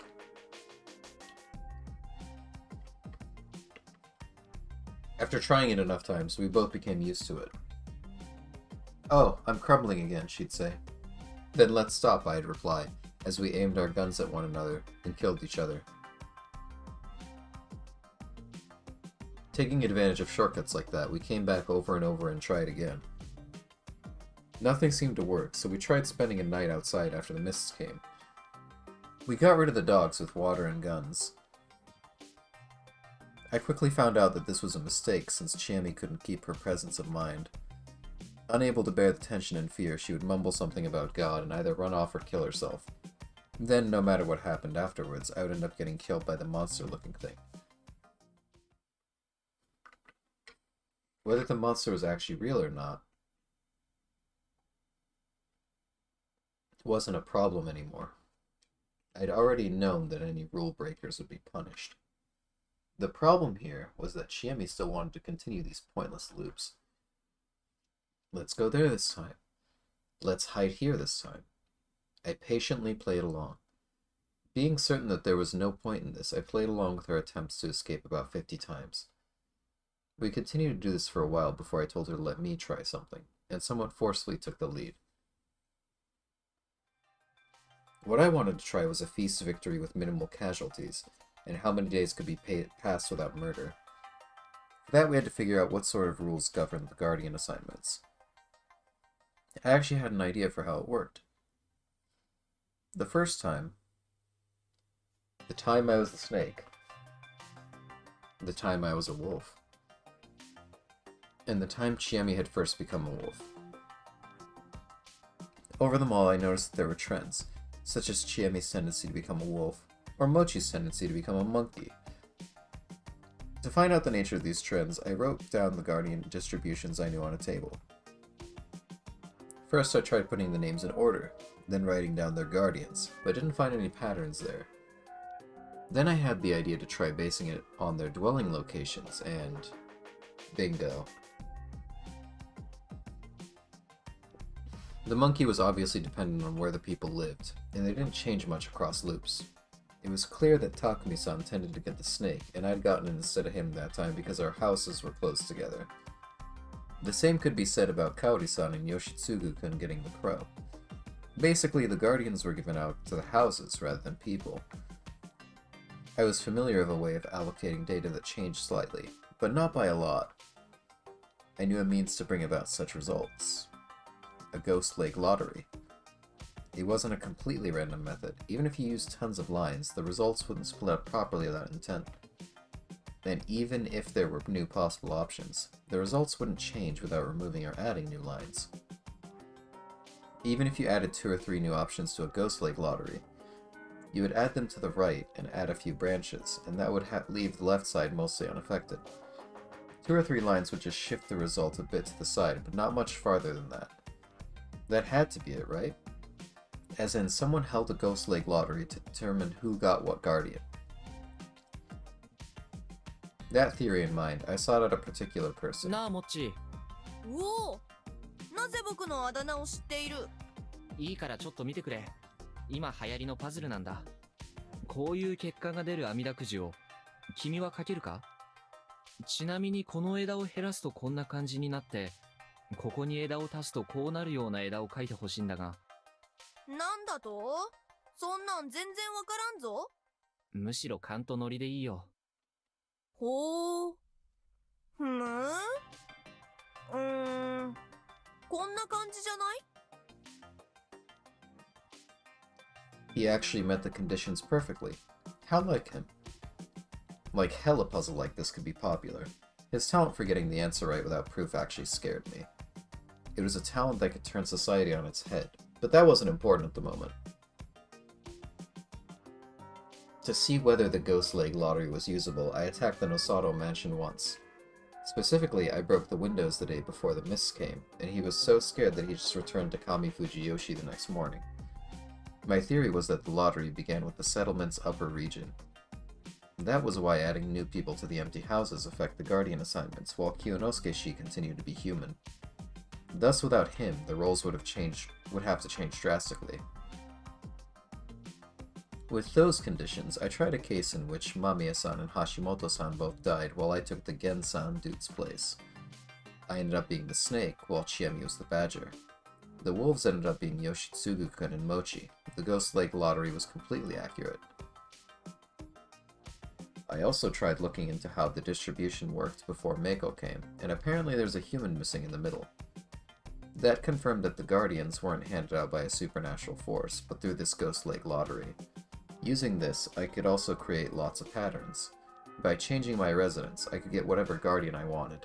A good one allowed me to get through it without any problem.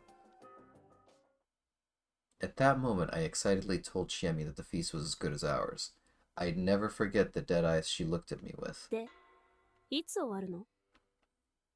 I finally realized that I'd made a huge oversight. Chiemi had passed her limit long ago, and I'd forgotten that my sense for such things was a bit different than a normal person's. I wanted to clear the feast with a minimal number of deaths and find out how many days could go by without a murder. It required the agreement of all the participants. It wasn't something I could do by myself, and I needed Chiemi to try with me. I didn't mind looping about 100 times more. She, however, didn't want to loop ever again. She'd tried weird things before because she wanted to try a method that could let her win quickly and easily, even if it was absurd. In her eyes, my plan to loop hundreds upon hundreds of times in a case of trial and error was simply unacceptable. I was killed. She wanted to kill me, and so she shot me right up front. 春明さんさ、春明さんを100回殺したらクリアとかないかな? I realized that I'd never considered what a threat Chiemi with memories could be. I was killed over and over again. Over and over. Sometimes she killed me right upon seeing me in the darkness of Saranaga, or the dining hall. 春明さん、楽しいよ。死に顔が斬新、新鮮、嬉しい。 Sometimes she acted out events like I'd remembered them, then grinned and killed me when I was completely defenseless. 忘れてると思った？残念。ブラックちえみちゃんは未だ健在でした。 Apparently, she didn't remember things until I provoked it somehow. That must have been because the number of loops she spent alone was way lower than the number of loops since we'd started sharing memories. Her loop count was probably way over 100. She was a whole lot more damaged than I first thought. Ugh. But, after she killed me 63 times, it finally got to me. I'd been attacked in Saranaga about 20 times now.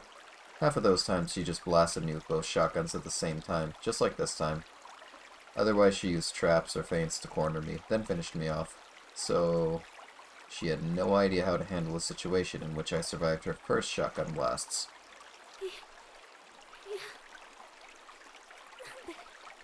いや、でも僕の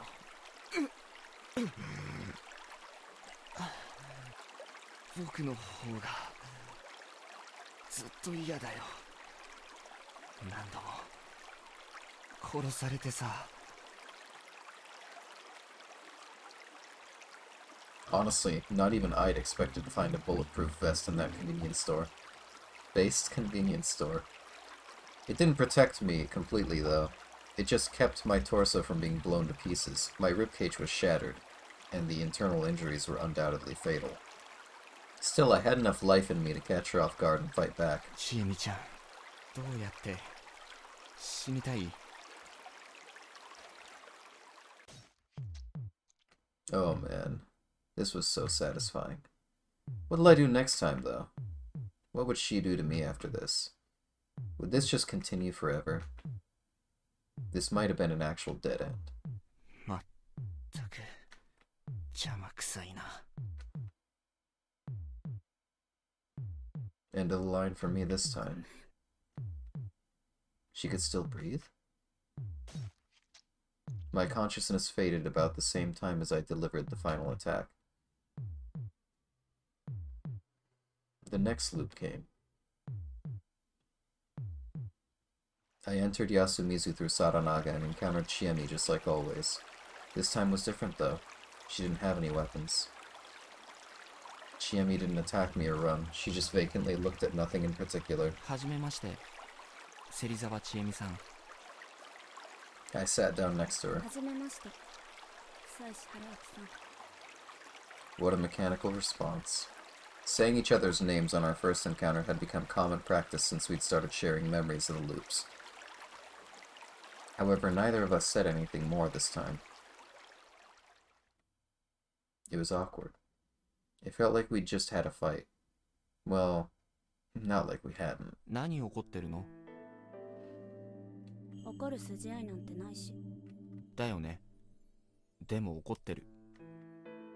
邪魔はひどいよ。そっちこそここで涙がずる。それに一回やり返しただけで。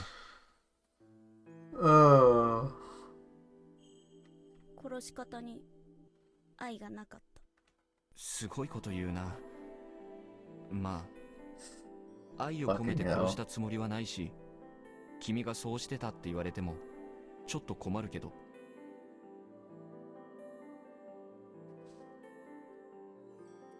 Yeah, I'm gonna grab that actually. Fuck. Christ, that's a line. It's a good line.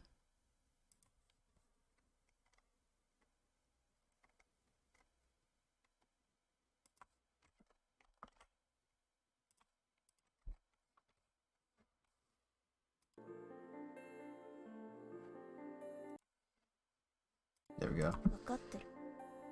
分かってるけどさ。私、はしゃいでたな。あなたを殺してる間、閉塞感から目を背けてられた。何度だって殺せるし、何度だって何でもできる相手。だから、許してくれるって。Why? それは、最低だったと思う。ごめん。前ので気づいたんだ。私は確かに邪魔をしてたけど、春明さんは自分の行動を自分の目的としか見てないって。どういうこと？私たちの目的じゃないんだって。春明さんの中で私はただの脇役で、役に立つか役に立た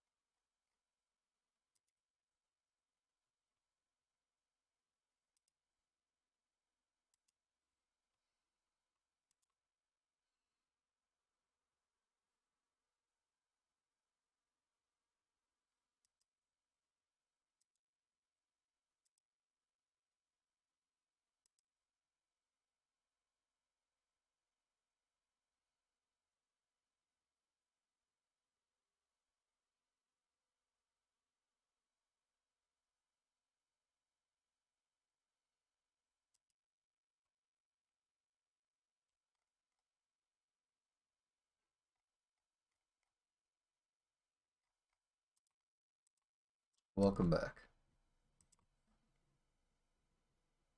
じゃないか、邪魔か。そういう区別の対象なんだって。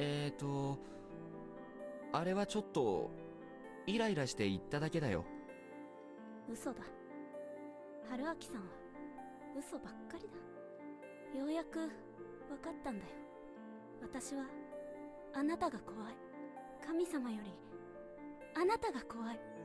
あなたに傷つけられるのが、殺されるのが、その冷たい目で射抜かれるのが、それくらい私あなたを好き。好きだから怖い。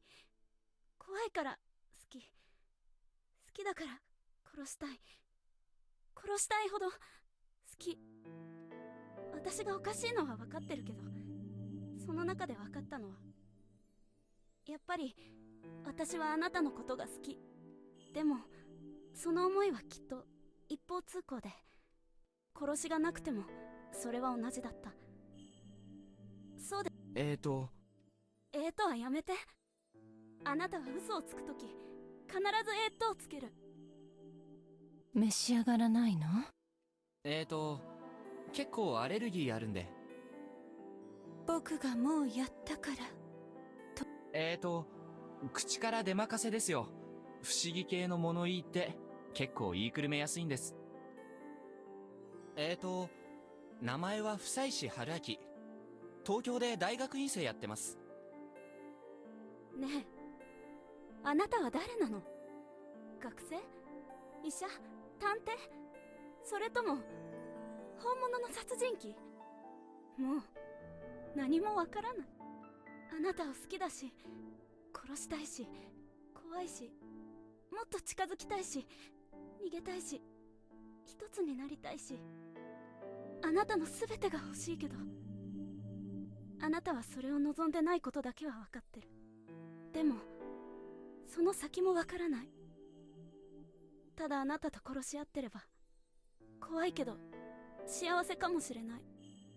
ここが地獄だと思ってたけど、本当は天国なのかな。 Pushed her into the river. 何するの？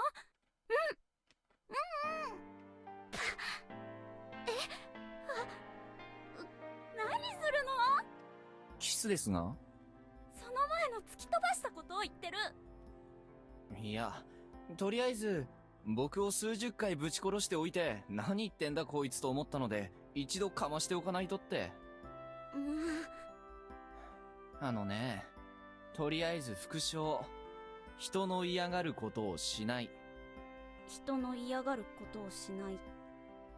とりあえず僕は死にまくる趣味はないので、愛情表現は他のにしてください。ごめんなさ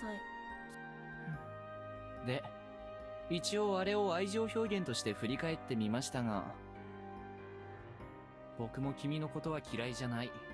頭がおかしいところもお気に入りだ。そう？ Based. じゃない。騙されない。じゃあなんで記憶を共有してからちえみって呼び捨てにしてくれなかったの？気づいてたか？気づいてたとも。好きなのと男女として付き合うかどうかは別だからだよ。僕らはお互いに好きだと思うけど、多分相性はかなり悪い。いや、良すぎるかもしれない。僕と君が一緒になれば二人でどんどん狂っていけてしまうと思う。もしここから出てもね。 Not based. まあ多少おかしくても生きていける社会は存在するけど、僕も君も多分頭がまともな相手を見つけるべきだ。 No. それに僕は君以外にも義理を持ってしまったから。 No. ああ、それにハルちゃんだ。いつの間にそんな。君が自殺した後だよ。まあいいや。要は私以外のどっちかを選ぼうって言うんだ。今は二人とも春明さんのことを知りもしないのに。そうじゃない。ただ二人には結局ひどくかわいそうな死に目を見せてしまった。そんな彼女たちに対して、僕が一方的に罪悪感やら、次こそは幸せにしたいやら、そんな感情を持ってしまっていて、そんな状態で君を彼女にするのは、不誠実だろ。そんな状態で水中に押し倒してキスするのはどうか。今のでこれまでの殺人は全部チャラだ。じゃあいいけど。私の唇でチャラになるの？実にいいお味でした。ああ、思い出した。君があの時出したクイズ。エロエロだってのだけ不正解だ。この生娘。バカ！やっぱ殺す。殺さない。やっぱ付き合え。Be my darling。That was fucking adorable. I need to hear that one more time. やっぱ殺す。殺さない。やっぱ付き合え。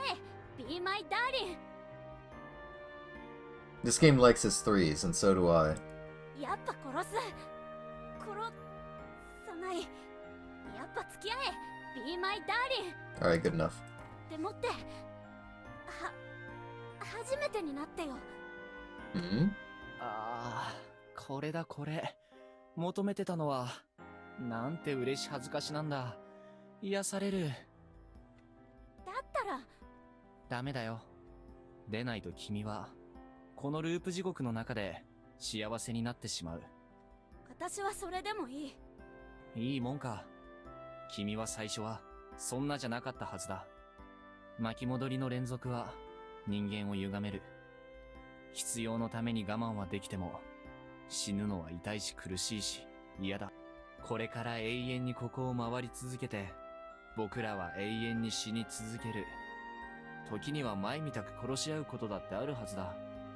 いつまでも、君への好きって気持ちを持ち続けられる自信はないよ。それは君だって、否定できないはずだ。ループが続く限り、僕らは寿命で死ぬこともない。記憶だけがどんどん蓄積されていく。そこでお互いを憎み合ってごらん。ここは本当に正真正銘の地獄になる。そんなのやだやだやだよ。ちえみちゃんは泣き虫だな。うるさいサイコパス。 Just called me a psychopath. Anyway, I try to stay honest from now on. だからまだ見えない出口を当てにして君と付き合うことはしない。 Thus I said it. これって失恋かな。うん。はつかない。つかない。ああ、春明さん、いっぱい殺してごめんね。もうチャラだよ。ちえみちゃんを一回ものすごく残虐になぶり殺してごめんね。怖かった。ごめん。邪魔でごめんね。言い方悪かったよ。もうしないから。構ってくれること自体は嬉しいんだけどさ。本当？本当だよ。君は本当殺すとか付き合うとかについて一度じっくり考え直すといい。そうだよね。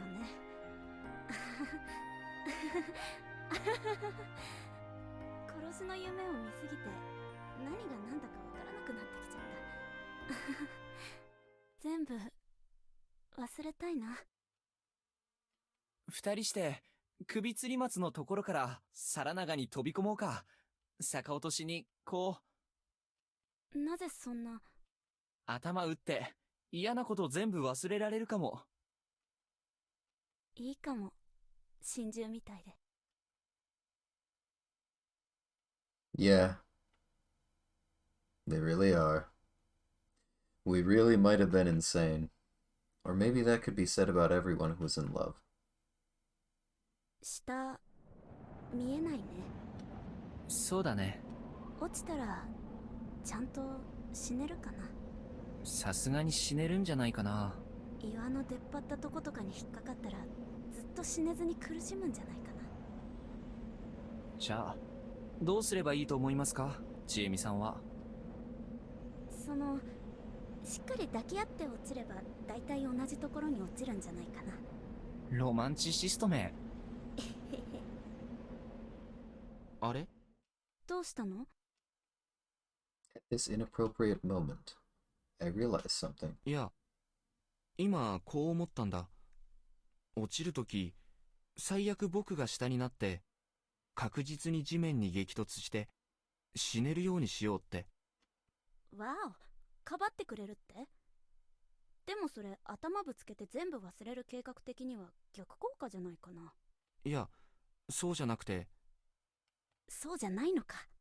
僕が死ねば巻き戻るからって、そう考えてた。いやいや、それはおかしい。私が死ねば巻き戻るんだよ。そう、それ。僕らはちょっと、すごく初歩的なところで誤解したまま、いろんな話を進めていたぞ。僕視点で見れば、僕が死んだ後の記憶は当然ないし、振り出しに戻るのは一瞬だ。でも考えてみれば、君の視点でだって、死んだら即座に振り出しに戻るわけだよね。うん、そうだね。というか、そうだよ。私が死んだ後のこととか普通に語ってるから、あれって思ったんだよ、さっき。Exactly. We talked about loops in which either of us weren't present, but we still didn't know the condition that actually causes the loop to reset. 僕は自分が死んだら後のことは全てなかったことになると思ってた。私も。でもそうじゃないのは私たち自身が証明してる。じゃあ世界はいつ巻き戻るんだ？私たちの振り出しみたいに特定の日が折り返し地点なんじゃない？4日で宴が終わって数日だから10日とか2週間とかじゃないか？いや、待てよ。なんかもっともっとずっと長い間。私はせいぜい1週間くらいだな。でも逆にずっと先、例えば今から1年後とかに強制発動するのかも。ああ、僕らが死んだ後はいくら時が経ってても当然僕らには認識できないからな。そうそう、最悪数兆年経って世界が一回滅びてから巻き戻ってるのかも。可能性はゼロじゃないが、そんな壮大な規模の話じゃないと思う。この事件には黒幕がいると分かってる。黒幕は怪物復活を成就するためにそうなると失敗したら即座に巻き戻るような仕組みになっていると考えるべき。確かに。そうなると僕らが生きていたとしても黒幕が失敗したら巻き戻りが発生することを意味する。そういうことはなかった？死んだかどうかもわからないのになぜか巻き戻ったことが。あった。香織さんの暴走で私がたまたま生き延びて外に出て。僕もある。藤吉に移住しようとして駐在のおっさんに絡まれて追い返された時とかだ。というかちょっと前に2人でバイク直して速攻逃げた時もそんな感じだったじゃん。忘れてた。ひどい。もちろん霧の中で事故っただけかもしれないが、それにしちゃ記憶が曖昧だ。ここだけ覚えてないのは不自然。巻き戻りを起こすトリガーは他にある。これ今夢なんだよね。誰の夢なの？ The sheep had told me that the opponent was a dream 黒 wielder. 幕が自分の夢の中で陰謀を進めて。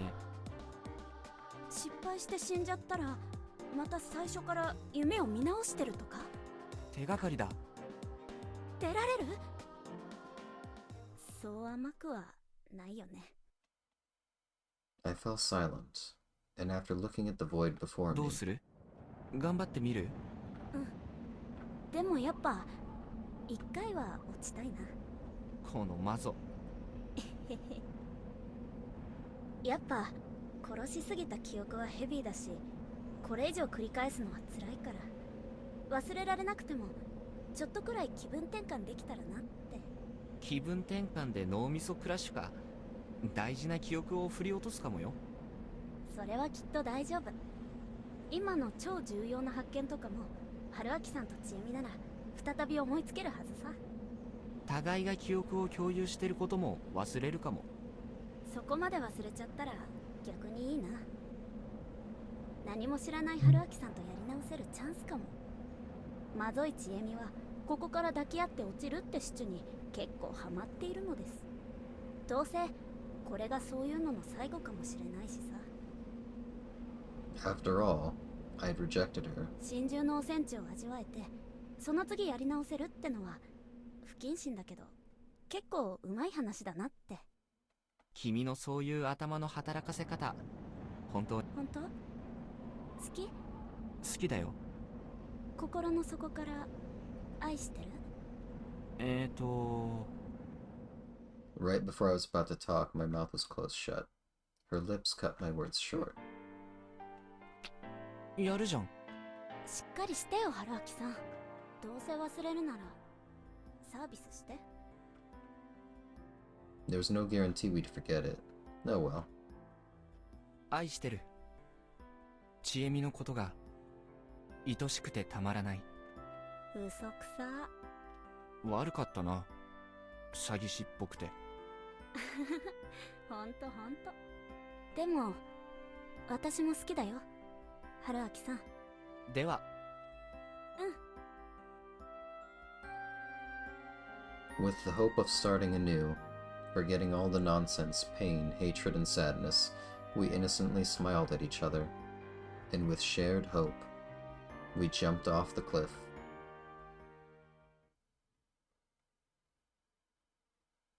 Key number 3, Distant Light.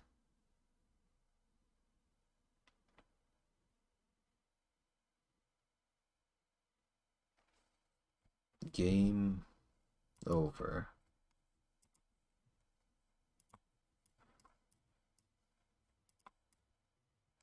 Okay. Ooh, that did go for a while. Alright. 3, 18, 19, 20. Do I have all those? I think I have all those, yeah? Fuck it.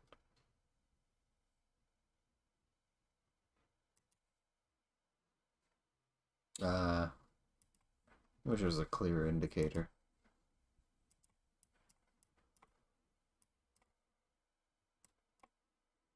It's a really small gap. Not easy for me to see.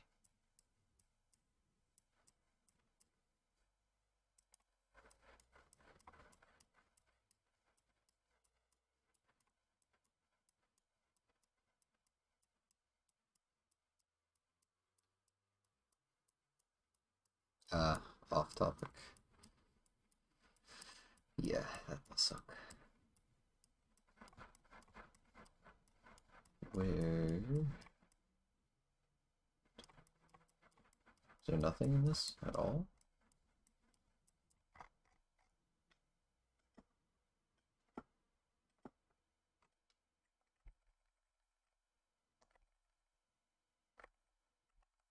Huh.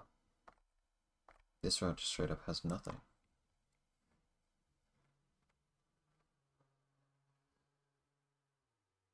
So I need 3 and 20, huh?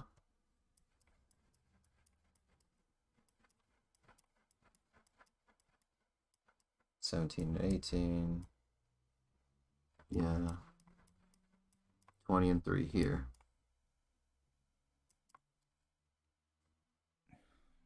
皆さんから見れば。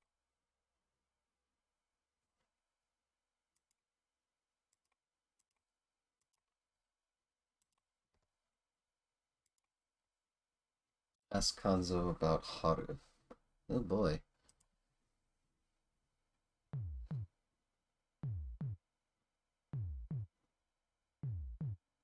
That was right. I just remembered. Did my memories carry over in a weird way because the method from back then was weird? Well, then again, this wouldn't be the first time my memories didn't carry through over properly. Maybe I should have counted myself lucky for remembering it all. I had tons of things to think about. About the beast in the village, the giant monster, the dream enveloping Fujiyoshi, as well as the looping the sheep had told me about. But this wasn't the time to worry about all that. The old man before me was one who'd survived the past tragedies in Fujiyoshi. With the old wolf guy being a pain to talk to, I had to rely on him instead. But how was I supposed to talk to him? It looked like there was just one way. 僕ですよ。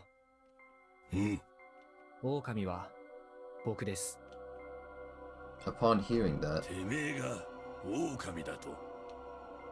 he didn't take out his gun. His expression showed nothing but total confusion. わかりますよ。あなたの経験では、狼は絶対に自首しない。もちろん、人は嘘をつかない。とりわけ自滅的な嘘は。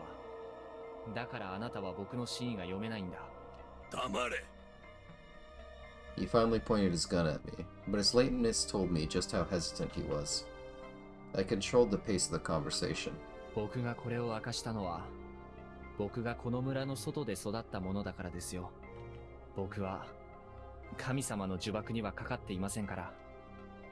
Not yet, anyway. 通しないか。まあいいです。とにかく、あなたがこれまで見てきたのは、よそ者のいない閉鎖的な宴でしょ。あなたの経験は、よそ者が混じった宴には通用しない。まあ、あまり警戒しないでください。僕に敵意はありません。I sat down on the ground, extending my hurting leg forward. 撃っても構いませんよ。ただ、過半数の合意を得ずに殺しをすれば、たとえ一日一冊の制限内でも違反になる。ご存知とは思いますが。I'd confirmed that during my looping with Chiemi. 脳勝ちはいい。よーって言うんじゃないですよ。僕は、あなたに同情してるんです。I had to apologize to the Kaori-san and Haru-chan of this timeline. おじいさんと孫で殺し合わなきゃならないなんて、ひどい話です。僕は、そんな局面で自分だけが生き残りたいなんて思えないんですよ。だから、あなたに直接聞きに来たんです。てめえ、今なんつった？おじいさんと孫で殺し合わなきゃならない。He didn't fire, but he sent a solid kick flying at my solar plexus, knocking the wind from my lungs. てめえは狼だから。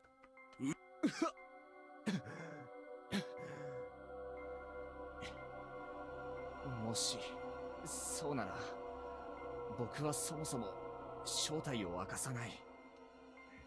まあ、わかりますが、僕は確かに狼ですし、話してることは全て真実ですよ。ならばなぜ言った？こう言えば納得しますか？孫を殺したくないなら、他の人を皆殺しにしてください。Another kick. It came from my face and hit my head, making me see stars. 狼はくくる。孫でも。ええ。あなたはそう言うでしょう。僕は構いません。しかしそれは本気ですか？僕は命を懸けてここにいます。ただ一つ、あなたと腹を割って話したいから。だから、あなたも腹を割って話していただけませんか？僕はただ、納得して死にたいだけだ。そのために、あなたに聞きたい。これまでに参加してきた宴の経験則。あなたの人生観を支えてきた鉄の掟を取るのか、それとも孫を取るのか、教えてください。牧島勘三さん。てめえは信用できねえ。Of course he couldn't. But he couldn't ignore or kill me either. 座られたらどうですか？どうせ僕は今、一人では動けません。時間はまだあるでしょう。He silently sat down right before me, cross-legged. The conversation was slow and sporadic. He asked if I and Haru-chan really were wolves over and over again. Well, what he was mostly conflicted about was whether or not to harm his granddaughter, after all. Thus I said this. 少し安心しました。なんじゃ。あなたがちゃんと悩んでいる。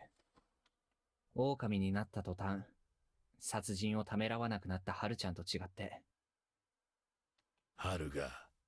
ええ。香織さんもね。反対した僕は逆に殺されそうになりました。狼になれば、どんなものでも、心まで狼になる。春まで。なぜ？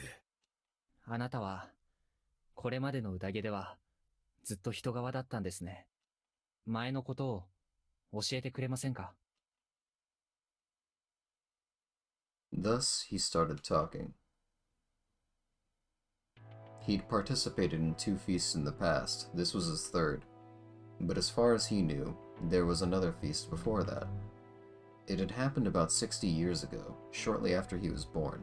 The mists came, and many died. It coincided with World War II.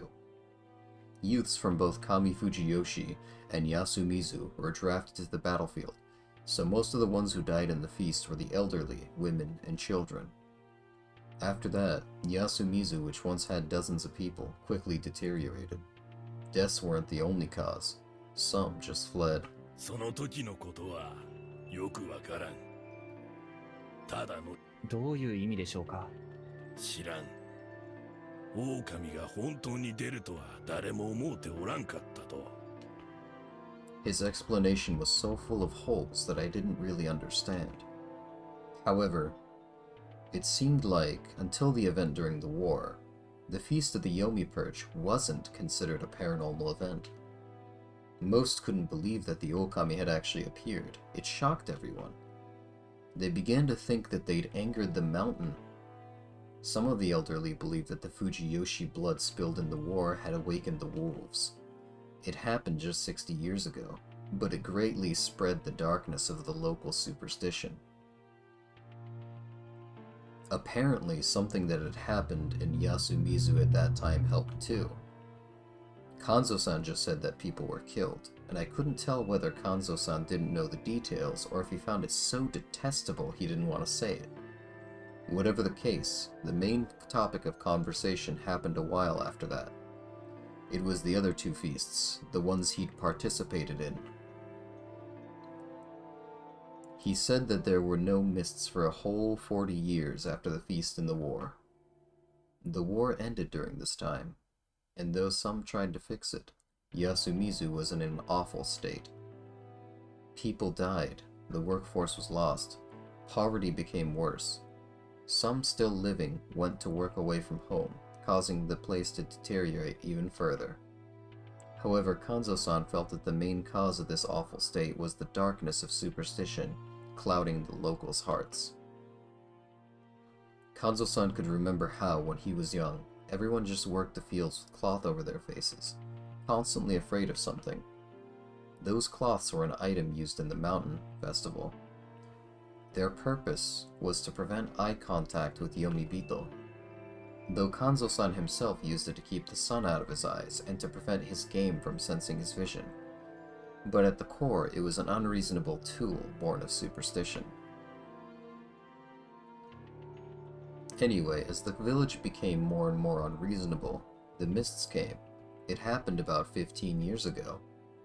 At that time, Tai-san and Chiemi, who was still in her first year of elementary school, were participating in an event in Kami Fujiyoshi, so they ended up avoiding the incident. The 2 village heads who were in Yasumizu right now weren't here to begin with, while Takumi-san was already an adult working away from home. Haru-chan was born just a year before, and since her parents were on vacation, she'd also avoided the tragedy. 旅行ですか？小さい子を連れて、休みずから？嫁は学校の先生じゃった。実家が隣町で里帰りよ。なるほど。しかしよく外のものを休みずに嫁入りさせる決心がつきましたね。ギリギリよそ者じゃないってとこですか？もちろん、よう思わんものは多かった。耐えばもぶつくさ言うたものよ。あなたは反対しなかったんですか？逆よ。この時期向こうの里に行けるなら安心じゃろう。逃げられたのはその時だけじゃったか。Anyway, the only ones who'd experienced that feast and were still alive were Kanzo-san and the old wolf guy. 今のと何も変わらん宴じゃった。皆最初はくくりたがらん。狼は迷わず血祭りを始める。加護者が名乗れば偽物も立つ。疑い合ってしまいには票で決める。掟に挑んだ者もおった。逃げて山ん中で死んだり、物意味をせんで死んだり、この宴で樋口の跡取りも死んだ。織部の安や吉の親父よ。I'd heard of that. He was killed by the wolves on the first day. He was either wise enough for the wolves to see him as a threat, or they just hated him. Both were likely, but I didn't care about that now. どうして長者であった彼が安水へ？奴は安水にまともな水場を作ると言うて一人で乗り込んできよった。井口の中の争いで面倒を任されたに決まっとるが。狙ったような時期に。実際この時期に安水送りはよくある。てめえもそうじゃ。なるほど。いやしかし、よそ者をこの時期に呼ぶことは少なかったのでは？そいつは確かだ。そもそも記者やらが安水に入ったのがねえことよ。The fact that outsiders were invited at all was way more suspicious than the timing of it. Anyway, about 10 people died in the feast, and Yasumizu lost a third of its population. It was awful. Kanzo-san was just a human without any guardian. Half of the participants were old people who'd either experienced the last feast or were in the war. Naturally, they could make awfully cruel decisions, and some tried to go against the rules, leading to severe punishments at the hand of the corruption. わしは何もできねえで、ただ恐ろしいのを隠してむっつり黙っとった。その時の一番のじじいが言った。肝臓てめえ、よく見とけ。わしら、そいつも狼に血祭りにされよったがの。狼は誰だったんですか？3匹のうち2匹は未だ。じゃが最後にくくったのはトールの、わしのせがれと同い年の。今思い出してもゾッとする。あの器量のええ娘が鬼みてえな面でわしらを呪いながら縄にかかって落ちる時のその面をよ。I knew that feeling well due to all my looping, but I couldn't really say it. その後残ったもんで宴の始末して、もちろんあのじじいはフラフラしてやがったがな。The old wolf guy. 戻ってきたタイバーとせがれたちにゃ事故が起きた。じゃが心配するな。そう言って聞かせ。小せえちいはビビってしばらく塩ラッシュなったもんよ。わしを夜便所に呼んだりして。じきに匠が戻ってきて、織部の神さんが安連れて安水送りにされてきた。それが初めの宴よ。ちなみに宴が始まる前に安水で何か事件は起きませんでしたか？なんじゃそれを。何でもいいです。長者が目に留めそうな大きな事件なら。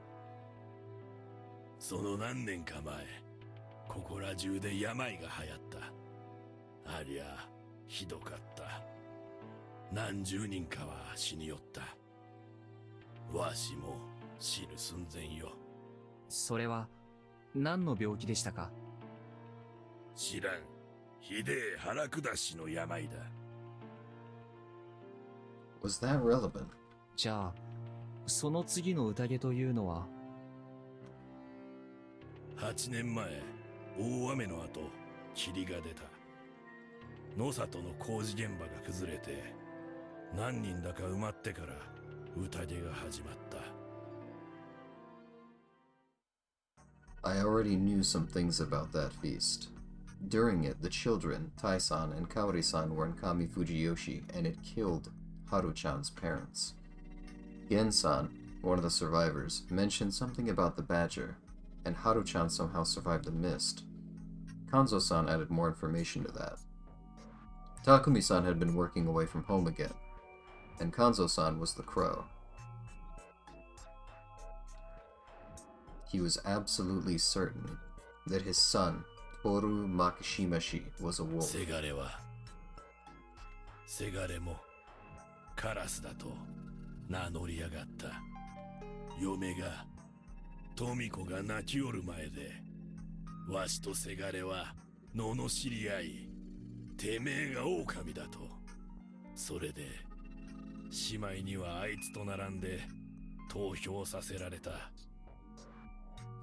最後まであいつは言い続けた。自分が本物のカラスじゃと。それで親父が狼じゃと。まっすぐな目で。わしは自分がカラスでなけりゃ信じたろう。その時もただジジイとババアがあいつに入れただけで、わしもくくられる瀬戸際よ。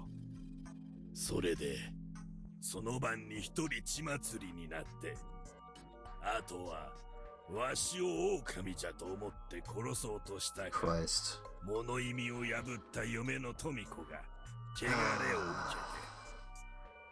けて、朝霧が晴れた。なんですって？血祭りの後に何もしていないのに霧が晴れた？ Haru-chan's parents' final moments sparked some emotions from me, but I had to comment on that. 本当に血祭りでしたか？狼が何か間違えて汚れを受けただけじゃ。いいや、斧の一発。その時までに確実に葬っていた狼は何人いました？狼3匹のうちせがれだけよ。カラスのわしには分かっ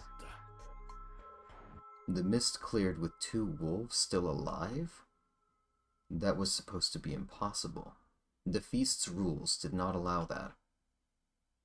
Wolves could only die during the day, and since one of them killed someone during the night, the wolves had to be alive.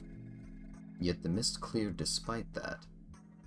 That was supposed to be impossible. Or maybe it was unnatural to assume that the mist, a natural phenomenon, was directly linked with the feast, a man-made one.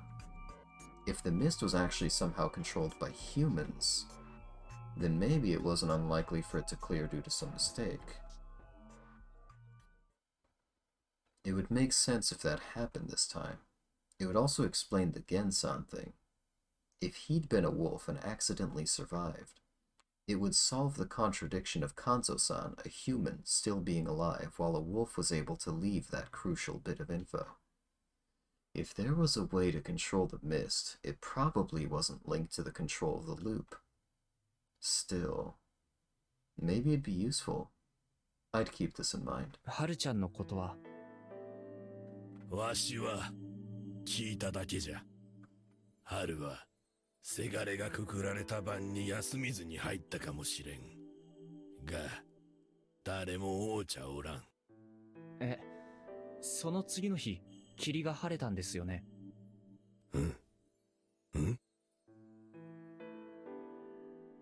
Had the mist cleared because of God? とにかくそれで宴が終わって、匠も呼び戻してまた始末よ。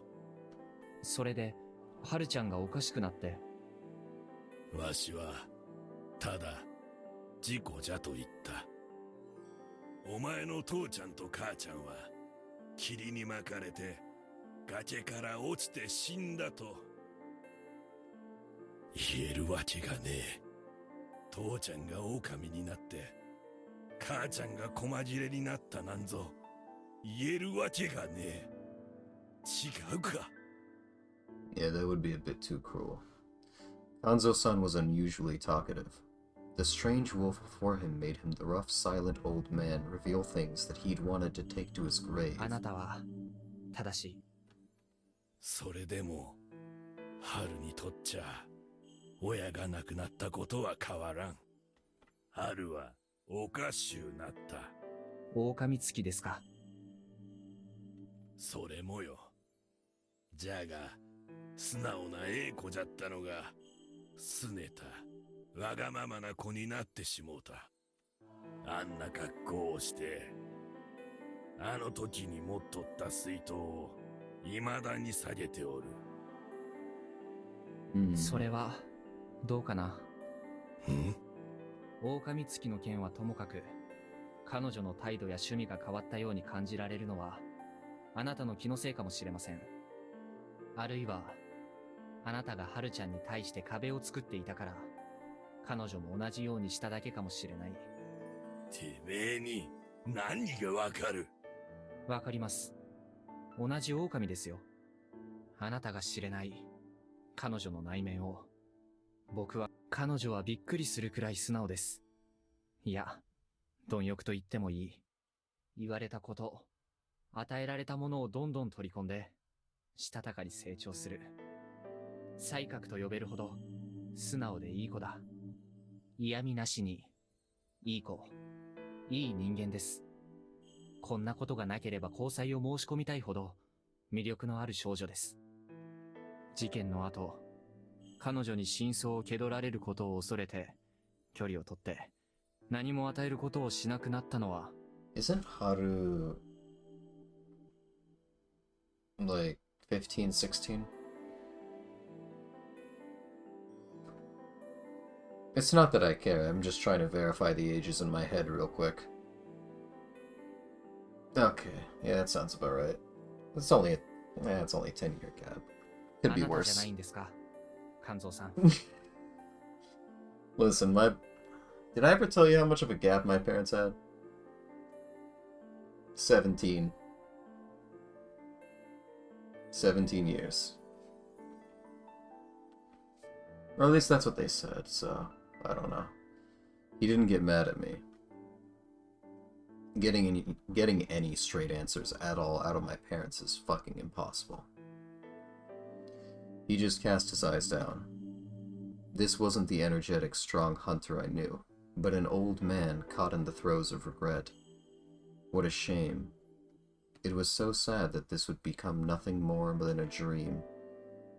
This exchange, that could perhaps remove the wall between the old man and his granddaughter, would be gone. Oh well. I'd have to solve it all anyway. I'd try to fix their family relations too. It wasn't necessary for Haru-chan and I to be wolves for my words to resonate with him. 狼3匹のうちせがれだけよ。カラスのわしには分かった。あんな格好をしてあの時に持っとった水筒を未だに下げておる。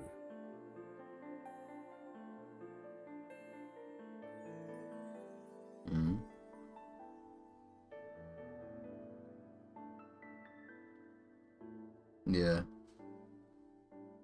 It's an install assist. I also solved a few more mysteries.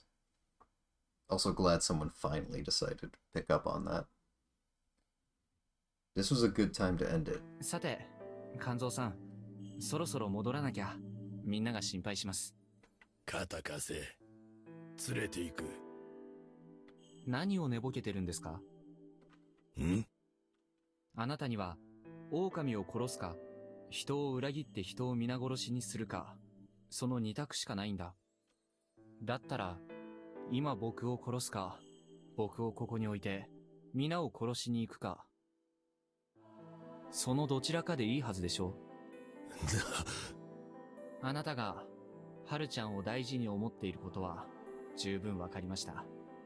かといって、僕と香織さんと、ハルちゃんを殺せば、最低限の犠牲で勝利できる。投票にしろ殺人にしろ、あなたならそれができる。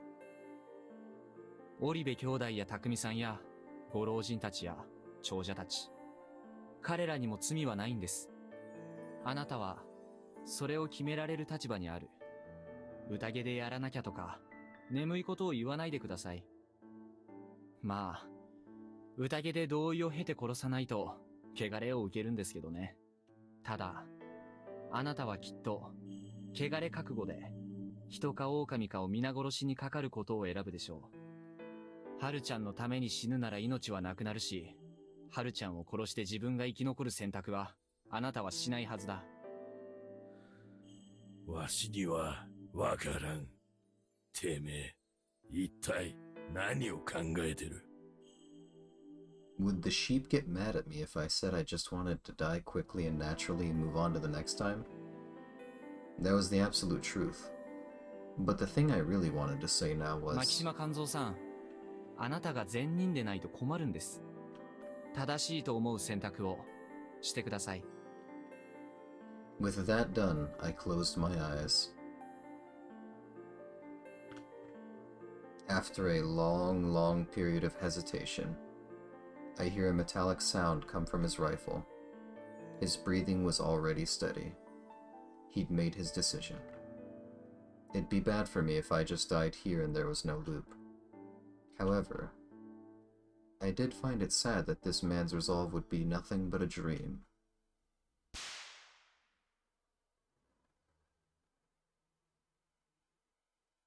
Key 19, Hunter's Confession. Game over. Oh boy. There's a lot of keys.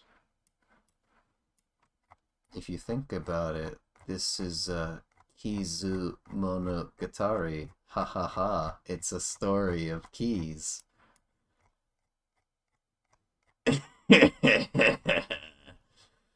Alright, where's the loop? What am I looking for? Still missing 9 and 8. That's surprising. So in that case, let's go looking in the first loop. I'm going to use the arrow keys to scroll down. Oh, I see. Okay, there we go. 20, we already did that. That was Chiemi's route. We're still missing 8 for this. Okay. Let's go down here. Yasumizu. Yeah, this game is way better on keyboard than just using mouse for everything. Scrolling would take fucking forever. Okay, nothing in this route. Was there anything? No. So in that case, we already cleared this. Infiltration. 5, 6, and 7. But I've done that. 5 and 6, which I've also done. 20 and 3, which I just finished. 16. I think I've done that already. That entire route, that is. 20. I haven't done this one.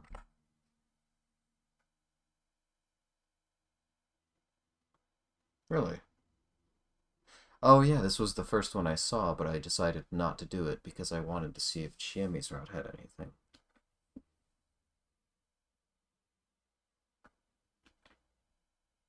Oh, yeah. Okay, ask Hisako a question.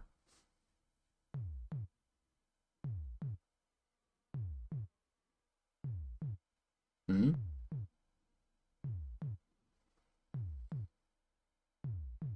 Oh dear. Oh yeah. It just came back to me. I was the me that had been crushed by a million sheep. I'd somehow forgotten that. The looping was kinda irregular this time, so my memories weren't properly maintained. Anyway, since I remembered it now, I figured I had to ask her something. 何かしら、妻子くん。 I'd said I was going to get some fresh air and caught up with Mamiya-san.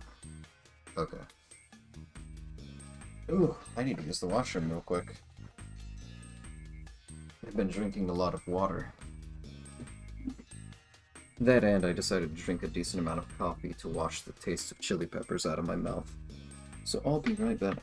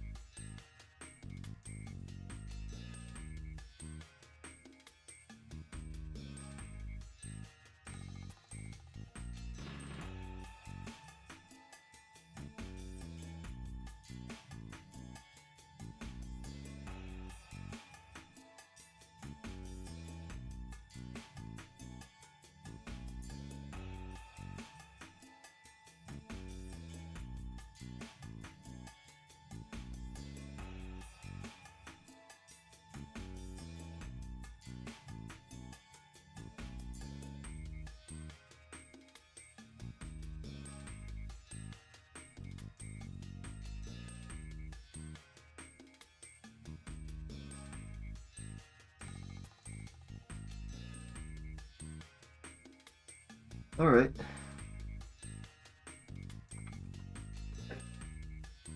Welcome back. In this timeline, she was a wolf, so she wasn't very stable right now. And with the whole snake act she'd pull tomorrow, she'd go completely out of control. I'd have liked to talk to her in a timeline where Hashimoto-san was alive, but I imagine it'd be hard to find a chance to talk to her then. Hi, Ben Shuriki. Yeah, this is one of my favorites too. I remembered it at a decent time though, so whatever. I'd make it work. さっきの昔話の話でちょっと追加質問がありまして。ムジナの話？あれはどこまで行っても水かけ論というか、想像の域は出ないと思うけど。Acting like she didn't know. Huh. いや、そうじゃなく、そのちょっと前に気になったことがありまして。狼、蛇、猿、カラスについては、眷属信仰とか蛇神の例を挙げておられましたよね。雲については何かないんです。気づいた？ She giggled in a somewhat creepy manner. Apparently, it was easy to talk to her if it was about her specialty. 実はちょっと雲の眷属については心当たりがなくてね。勉強不足だわ。でも確かにあんまり聞いたことがないですよね。そうなのよね。雲の妖怪ならいくつか心当たりがあるんだけど、ムカデなら毘沙門天の使いなんだけど、ほら武田信玄のムカデ衆とか知らない？ああ、ムカデは前にしか進まないから武将のシンボルには人気があったとか。Wait, just to make sure. Centipede visual. Yeah. そうそう。昆虫じゃない虫のお仲間ってことで勘弁してくれない？いやー、厳しいでしょう。よね。世界的に見ても雲絡みの神って結構希少なのよね。そうなんです。I know about the centipedes and the Bishamonten thing because I think... I don't remember if it's Yu-Gi-Oh! Or if it's, No, it's probably Fate, actually. Yeah, that makes more sense. ええ、アフリカのアナンシとか北米のイクトミとか、他にもインディアン系の神話にはなぜか雲モチーフが多いんだけど、実はちょっと面白い仮説が。あら？ She looked behind me, so I turned around and saw すみま Yasunaga-kun. せん。何されてるのかなと思って。ああ、オカルトのお勉強の続きよ。僕が聞いたんだよ。さっきの空気だと続けるの難しそうだったから。なるほど。でも、あんまり良くないですよ。それは確かだけど、伝説を掘り下げとくのは大事だと思うからさ。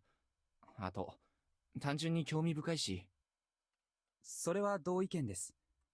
ああいうのが民族学って言うんですか？いやいや、そう名乗ったら怒られるわよ。神話オタクトークというか、伝 Fourth 承 route. ゴシップっていうか。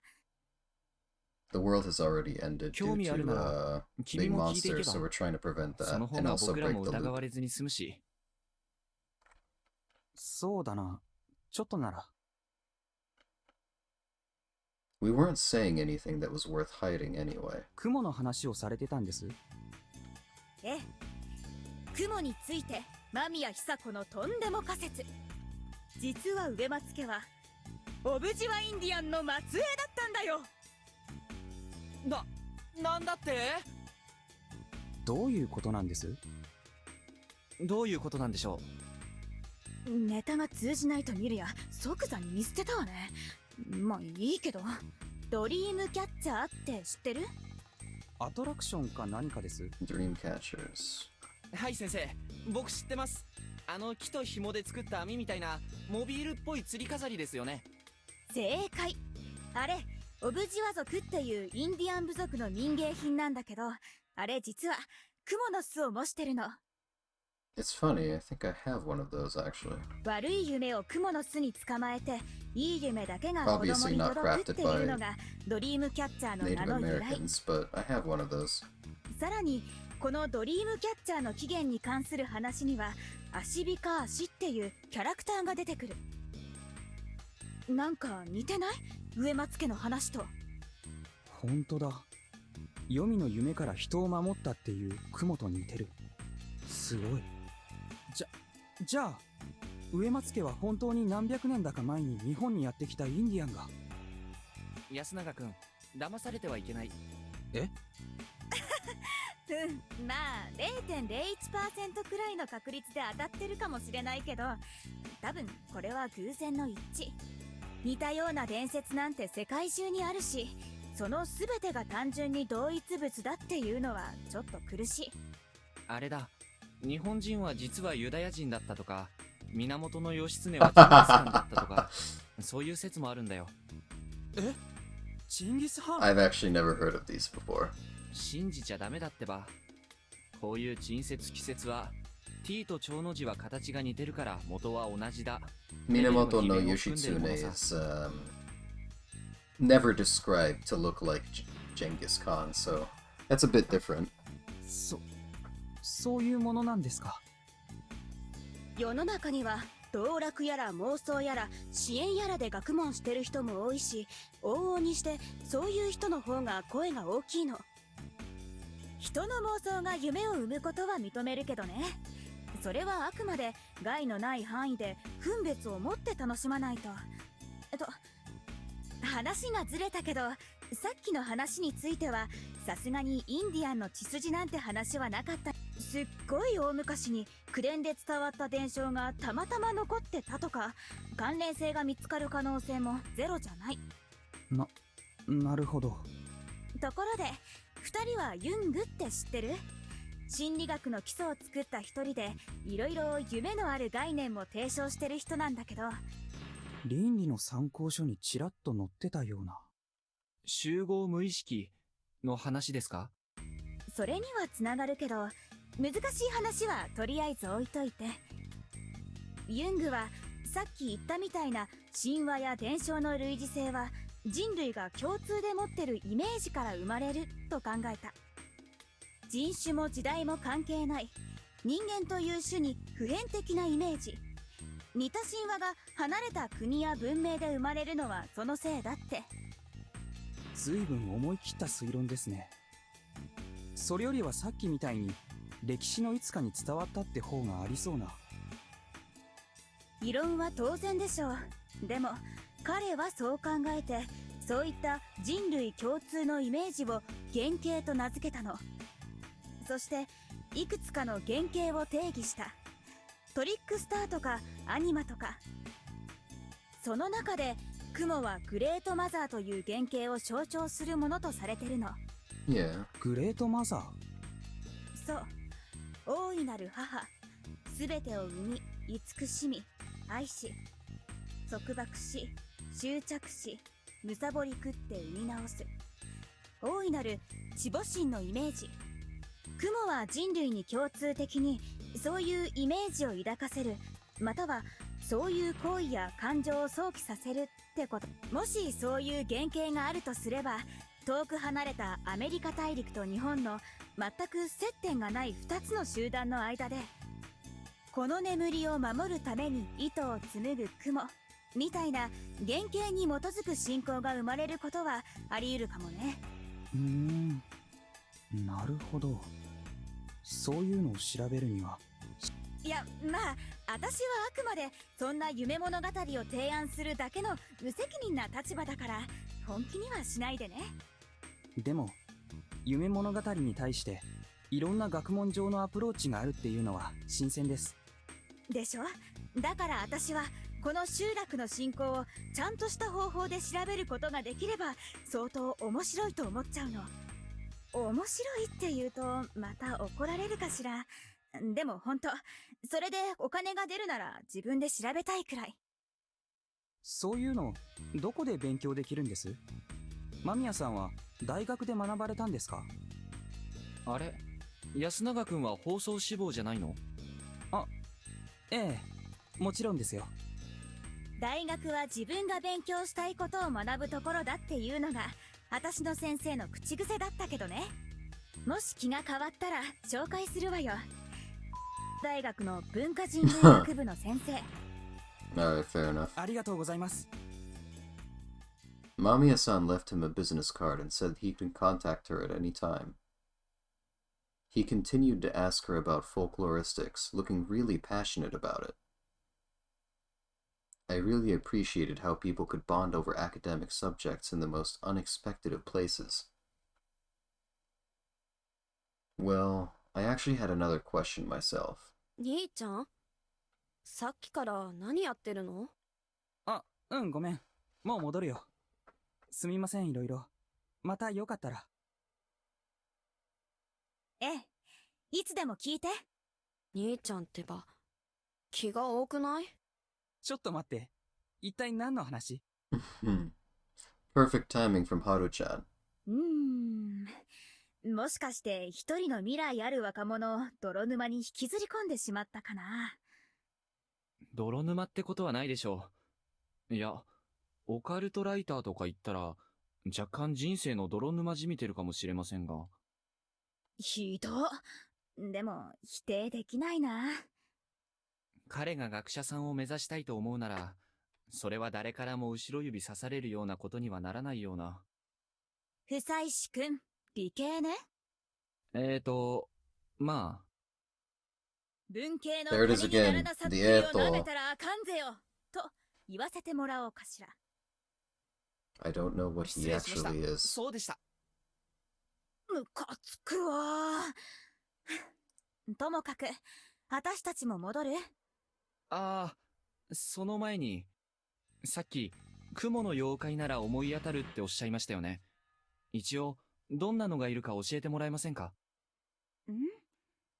それこそ、Oh yeah, ジョロウグモとか、火を操ったり、赤子を抱かせてきたり、伝承によってイメ That ー one's ジ in はまちまち Ninja だけど、 Gaiden, Demon Slayer, and 大 Neo. 体は妖艶な美女で男をどうこうする妖怪よね。源の来光が退治した土 Sorry, 雲 wait. は That's で the っかい雲だけど Tsuchigumo that I や was っぱ thinking り of. 美女に化けてるし。どっちかっていうと、雲は毒婦の原型なんじゃないかって気がしますね。言えてる。ブラックウィドウもそうだしね。We laughed a bit. Chatting with Mamiya-san was always entertaining. 妖怪については、あとはモブ的な大雲伝説がちらほらってところかしら。近世の創作も入るなら、雲の糸は神田田が救ったのはただの雲だけど、糸を垂らしてるのはブッダだし。なるほど。植松家の装束は仏教と混ざってますもんね。関係があるかはさておいて。あとはもう雲の神といえば創作神話とかしか思いつかないわね。アトラクナクアとか。そっちに行っちゃうと他のお守りも全部考え直しですよ。言えてる。ティンダロスの猟犬にバルーシアのヘビ人間に猿はいたっけ？ウェンディゴ？しかしなんででしょうね。日本に雲の神が少ないの。不気味だからじゃないかしら。やっぱりモンスターになるのが関の山だったとか。八百万の神の国なのに猟犬の狭い。True, yeah. もう少し真面目に考えるなら、神道的には今の日本は天津神のものだからとかは？天津神ですか？そうそう。雨の水上主に始まって、イザナギ、イザナミを経由して、アマテラスや天孫、ニニギにつながる系譜。ちなみに、ニニギの3代後が初代天皇である神武天皇だから、そこから続く今の皇族は天津神の末裔になるわね。イザナギ、イザナミの前に神がいたんです？結構いっぱいいるわよ。あの夫婦は国と神をたくさん産んだけど、天地開闢と同時に神は生まれてるから。それはともかく、そういった天の国、高間ヶ原をルーツに持つ神々が天津神で、一方で高間ヶ原を放逐されたスサノオを筆頭とし、地上の世界に住み着いた神が国津神たち。で、ある時に天津神たちが、芦原の中津国は俺らが仕切るって言い出して、日本のことね。吸ったもんだの挙句になんとか交渉成立。国津神たちはかの出雲大社に任命して芦原の中津国の支配を譲り渡した。その後、さっきの神武天皇は都を作るために統制をやって、長スネ彦っていう強敵や数々の土蜘蛛 I need to dig out my old こ Japanese の土蜘蛛 folklore は book. 妖怪じゃなくて先住の地方豪族に対する別称なんだけど、とにかく彼らを征伐して、それでようやく今の大和の国の基盤ができましたよというのが古事記ベースでいう日本の建国神話になるわけ。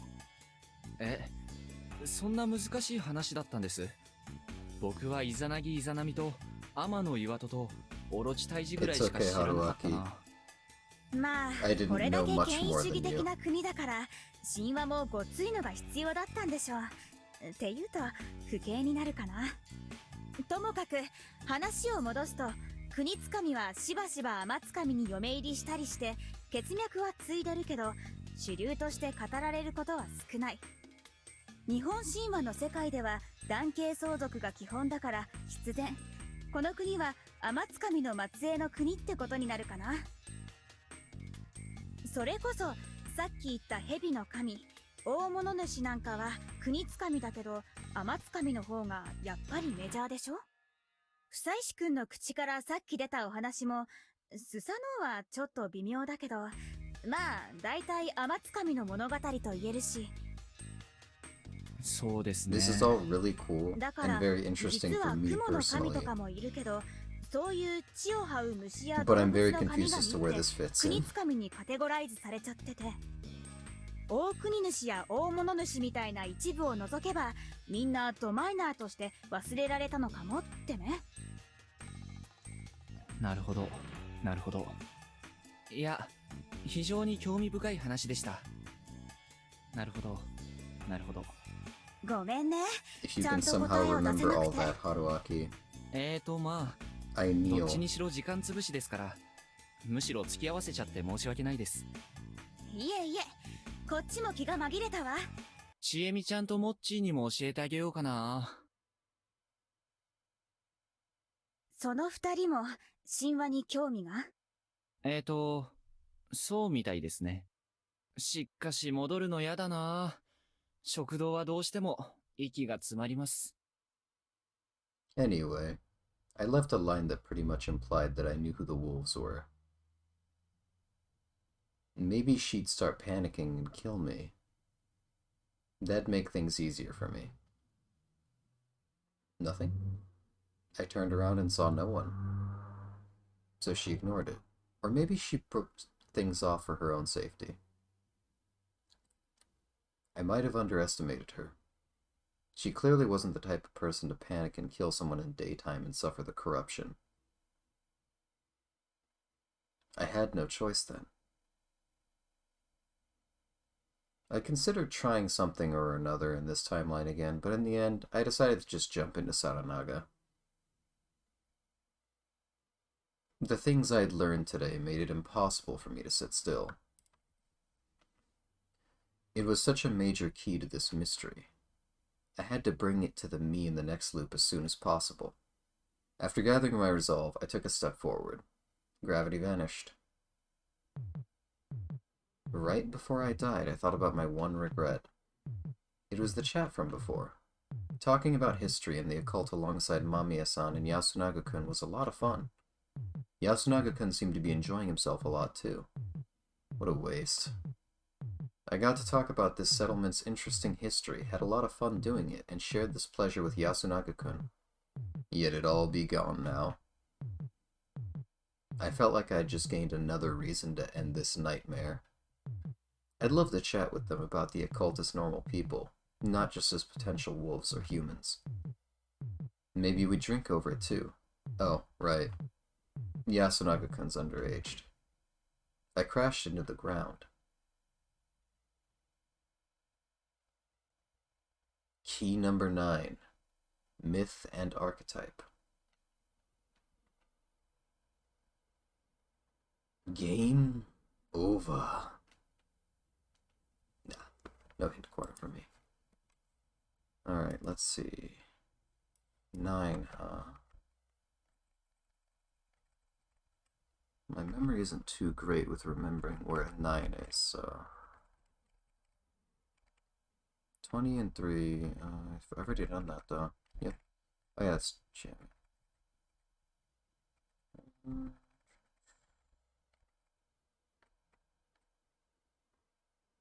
Still missing 8, so I can't do this yet.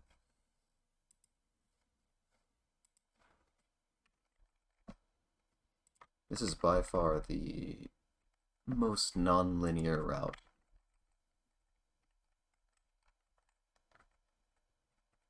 It's not bad. Still missing 8. Fine, this way.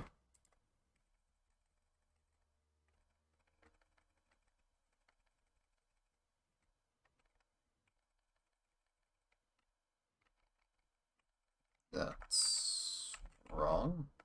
Okay. Bit silly.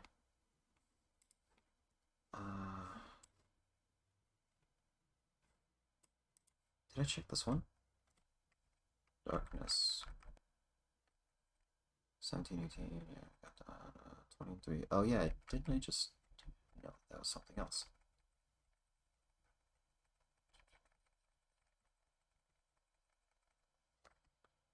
Still missing number 8. So not that then. Okay.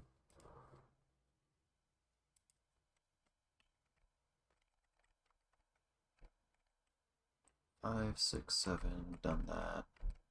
Yep. Oops. Okay, yeah, these are incorrect. Continue forward. 20 and 3, just did that. 16. 3. Oh. How'd that happen?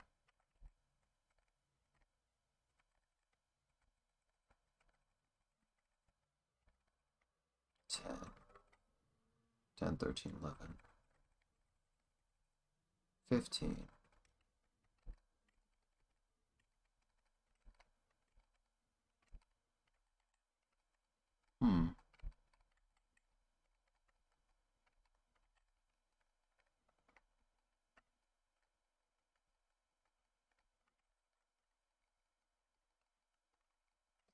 Okay. So I guess I should check the original route then. 4 20, get that. GME. 3 8 19 20. Still missing 8.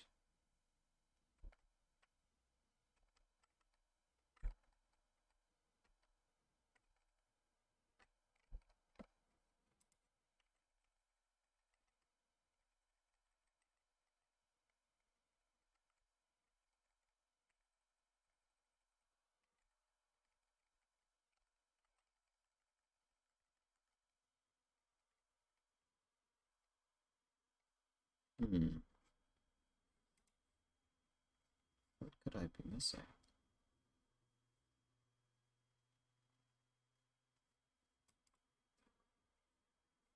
It's got to be in this one then, right?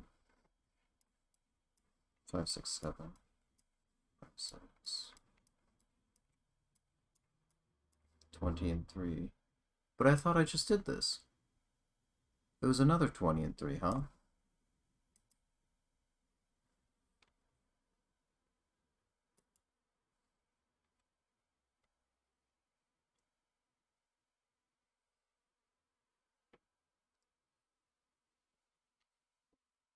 Oh no.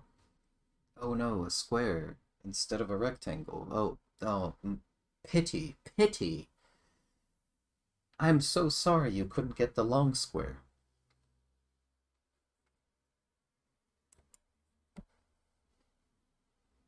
At that moment, my head was flooded with information.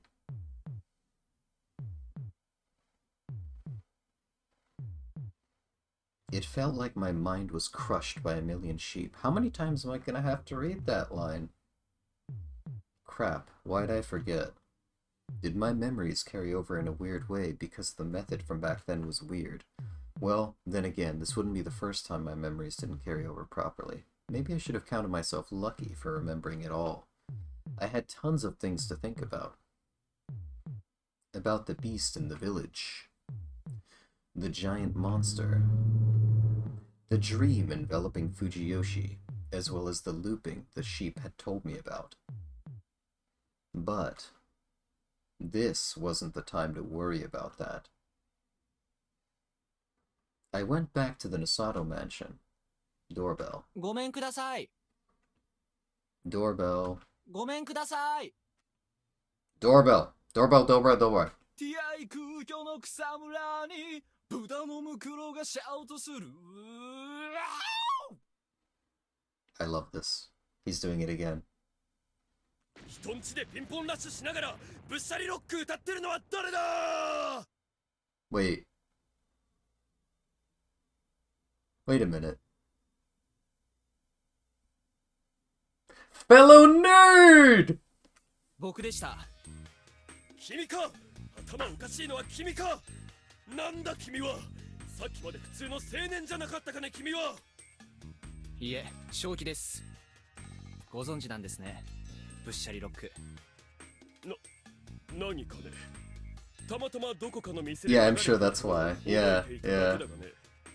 え、ヒンジャスレイバーはご存知ない？いや、まあ、ああ、やっぱり。僕はモライモーンが好きです。えらくマイナーなヒンジャー。第3部ならブラックドゲザあたりが定番なんじゃないのかね。What makes me sad is this probably isn't real.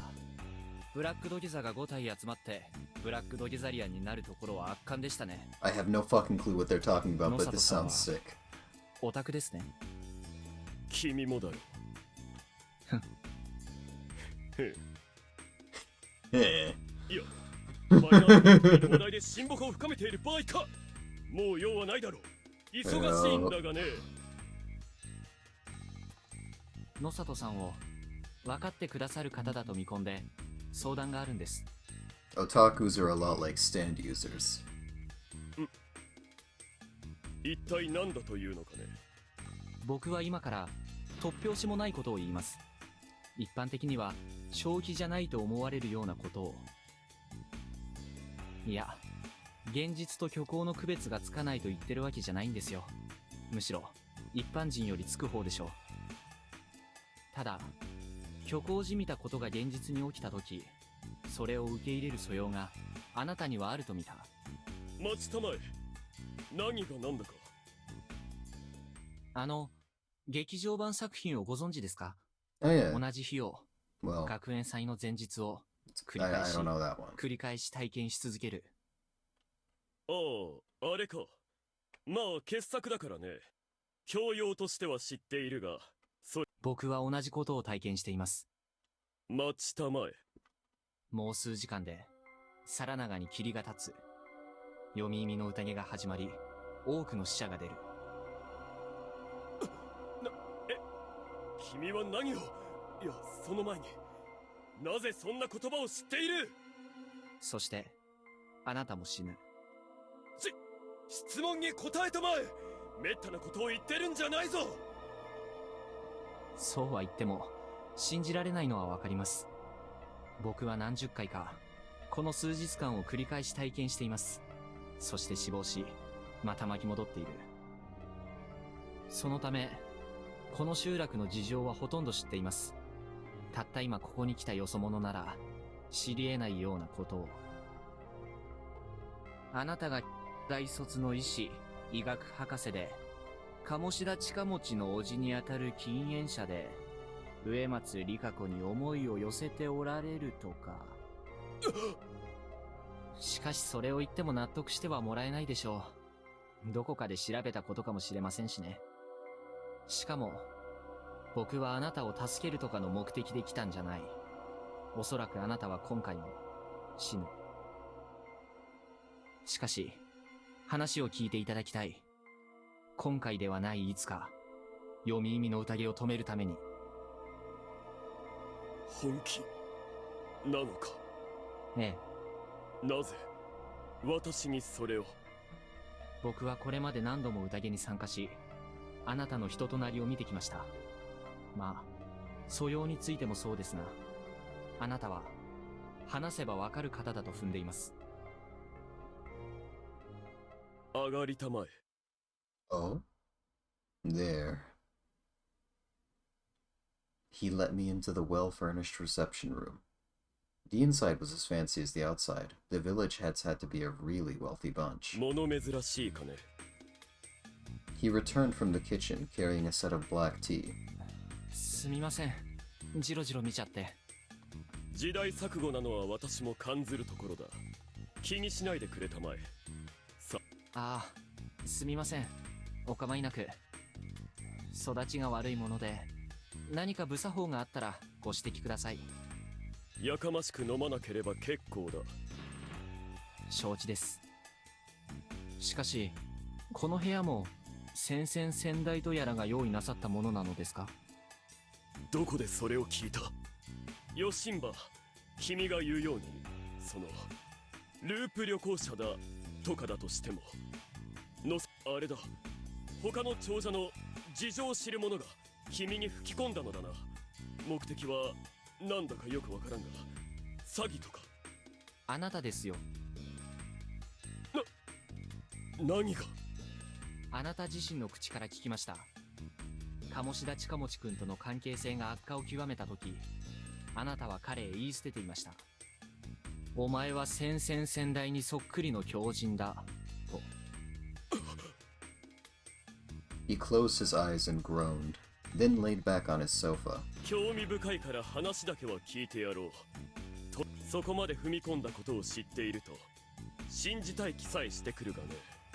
信じていただかないと困るんですが、とはいえ、もう証拠っぽいものは持ち合わせていないので、代わりに、僕がこれまで体験してきたループの記憶を、あなたに聞いていただきたいと思います。むしろ口頭無形と思われるかもしれませんが、それでもあなたには信じていただきたいと思っています。脳書きはいい。早くしたまえ。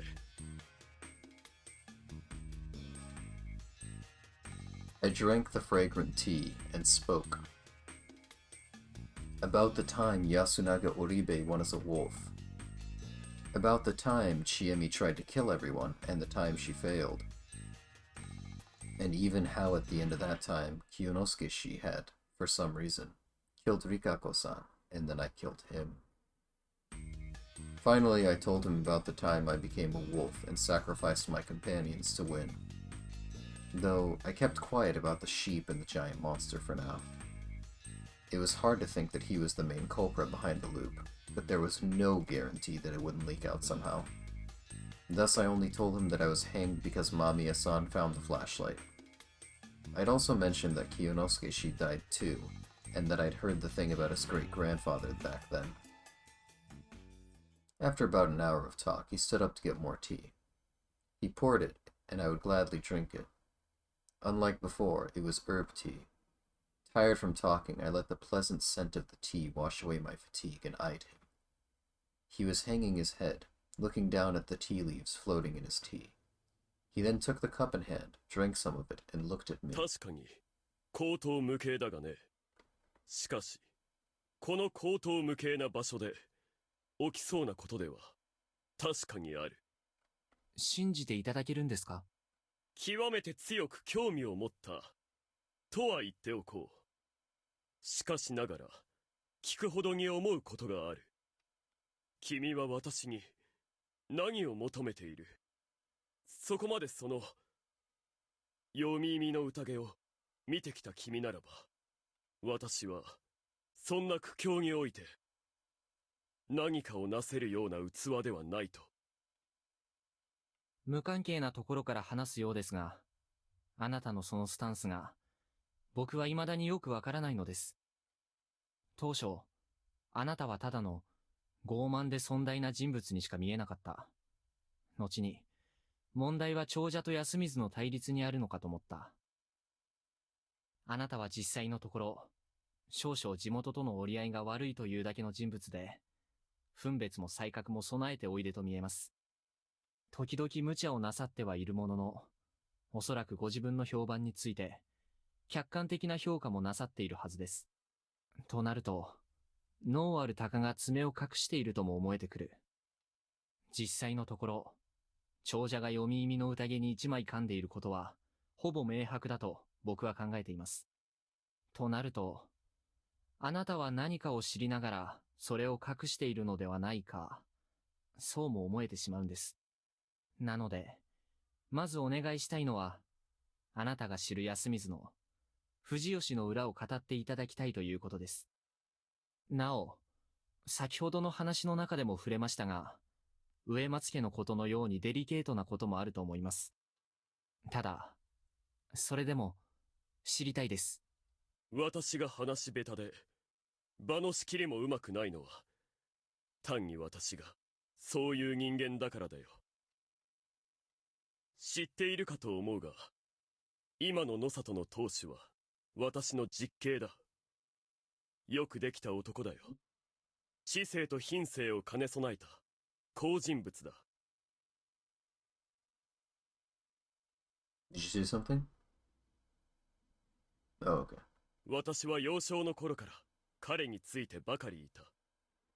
彼のそばで好きなことを言ったりやったりしていれば、彼がうまく回してくれた。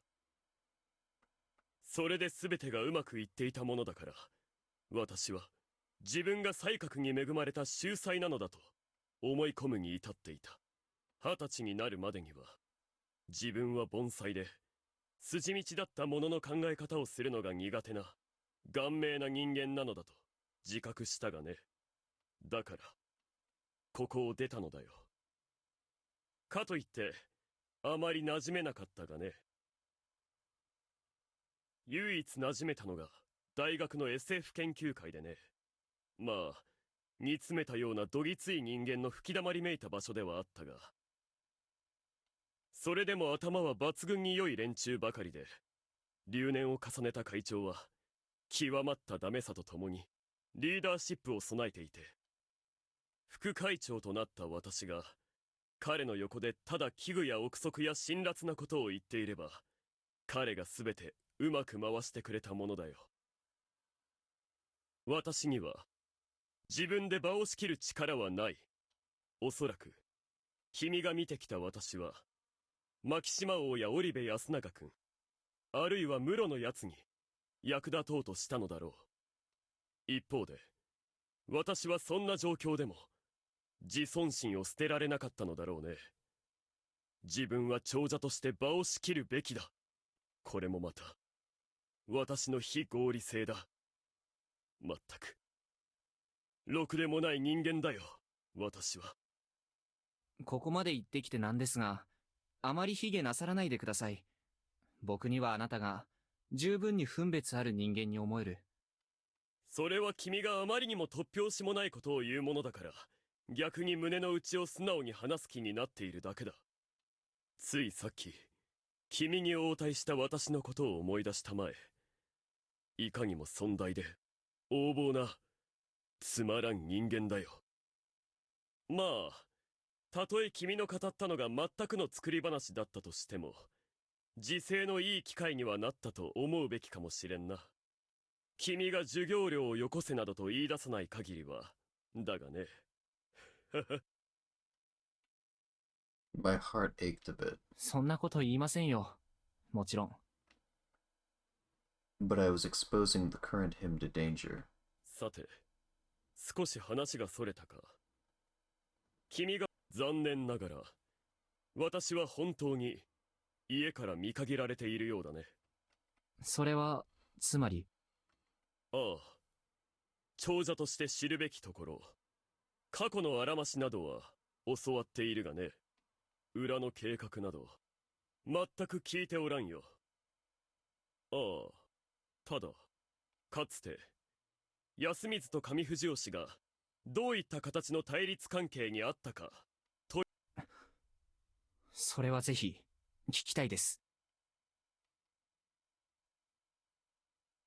Unfortunately, barely anyone knew about the village and feast, or rather, they all converged upon a certain old story. It was a minor bit of knowledge Kiyonosuke-shi knew as a village head, and he said that Yasumizu had once rebelled against Kami Fujiyoshi.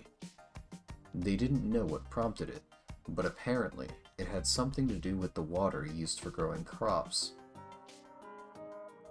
Anyway, the people of Yasumizu invaded Kami Fujiyoshi at night and stole, beat, and killed people.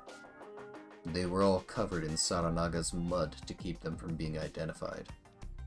Kami Fujiyoshi's inhabitants greatly feared their appearance. Thus, after the rebellion, they decided to make things even worse for Yasumizu, and the inhabitants effectively strangled themselves, apparently.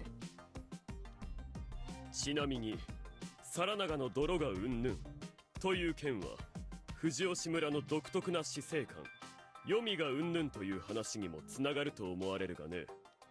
例えばその反乱がきっかけで泥まみれの安水人を読み人だとみなすようになったとかで。それは考えられなくもないが、少々早計だと私は思うね。すでに安水と上藤吉の住み分けはされており、なおかつ安水が反乱を起こすに足る状況はあったのだろう。泥を塗るという発想も、そもそも皿長が黄泉につながるという伝説があって、鼓舞や威嚇のためにそうした可能性がある。なるほど。じゃあその事件はどう捉えるべきなんでしょうか。例えば現在でも行われる新内祭、山祭りで行われることの理由付けなどか。上藤吉から出発した狼行列が安水のものをひれ伏させて水をかけるという、私から見てもどうかと思う儀礼がある。彼らが農作業の時にかぶる綿布を見たかね。ええ、安水の者が読み人と目を合わせないようにすると。逆だよ。あれは上藤吉の者が読み人かもしれない安水の者と目を合わさずに済ませるためにつけさせたものだ。このように古代じみた迷信に基づいた不条理がまかり通っているのは、かつて連中が一線を越えたから。それが長者側の言い分なわけだよ。口にすると一層ひどいな。そんな祭りや風習がどうして未だに続いているんでしょう。あれはむしろ安水にとって重要な祭りと言えるかもしれん。何があるか知らんのかね。ええ、存じません。狼行列は安水中の置き場を巡り、住人に水をぶっかけるなどした後、安水の集会堂にて名代と会う。Hi, son. Huh? そこで狼役はいくつかの品を奉納するとともに、名代に対して祭りが滞りなく終わった礼として、少なからぬ金品や嗜好品の類を送るのだよ。普段経済的に孤立させて締め上げておいて、祭りの時だけ大盤振る舞いをすると。その通り。これもまた上藤吉による安水の支配の仕組みの一つだと言える。この時の金品は住人の間で分けられ、彼らの生活費のかなりの割合を支えていると聞いている。それもこれも彼らに反乱を再び起こされるのが怖いからというわけだ。一応言っておくと、野里はこの方式にあまり賛成しておらんよ。固執しているのは藤吉村の長であるそれと樋口もか。彼らは彼らで安水を踏みつけるのが合理的だなどと口にしてはばからん不可解な連中だ。あなたが知る限りの野里家は、この支配体制をよく思ってはいないと。ああ、否定はすまい。あくまで私の知る範囲。すみません。はっきりさせないといけないので。実のところ、今の野里さんの言葉にも少し引っかかっています。あなたは先ほど、反乱は迷信のきっかけではないだろうとおっしゃいました。となれば、山祭りも反乱が契機だったとは限らない。そして、山祭りと読み意味の宴は、様式から実務上の役割まで、かなり関係が深い。おみきが宴で飲まれたという話かね。それはたまたまなのでは。筆記具や縄や縄を切る鎌まで人揃え奉納されるとなれば、少なくとも身車は宴の段取りを知っていると考えるべき。というか、ここまで来れば僕は断言すべきでしょうね。読み意味の宴は安水の圧迫による権力維持を目的として長者により行われている犯罪行為ですよ。さすがに反論させてもらおう。君自身が語った読み意味の宴は、化け物が現れ鍵が勝手に開き、超常的な罰則が与えられる怪奇。それを長者のものと断ずるには、全ての謎に対して科学的説明をつけねばならんのではないかね。そんなものつきますよ。なんだと？ただ、それを説明する前にお願いしたいことがあります。このお屋敷の蔵書や資料類を当たらせてもらえませんか？Did I screw up? Yeah. No, I didn't actually. It just scene transitioned. Alright, we're good. I ended up being disappointed once. This house had a storage building, and there were archives there.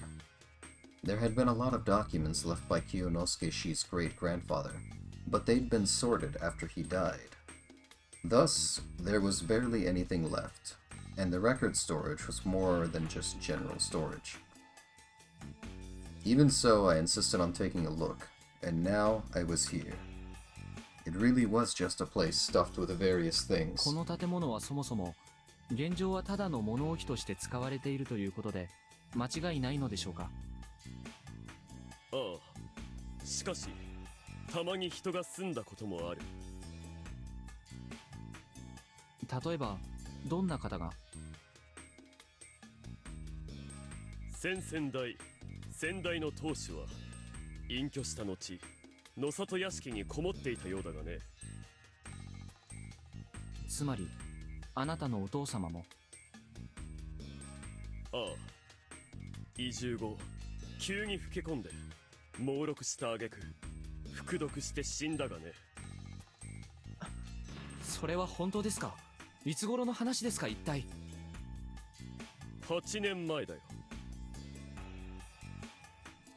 前回の宴がなされた年。何？あ、確かに霧が出た後のことではあるが、ではその時も宴は行われていたのかね？はい。あなたの辞書で人がたくさん死んだのも、おそらくは崩落事故を隠れ蓑にした。なんてことだ。いや、待ちたまえ。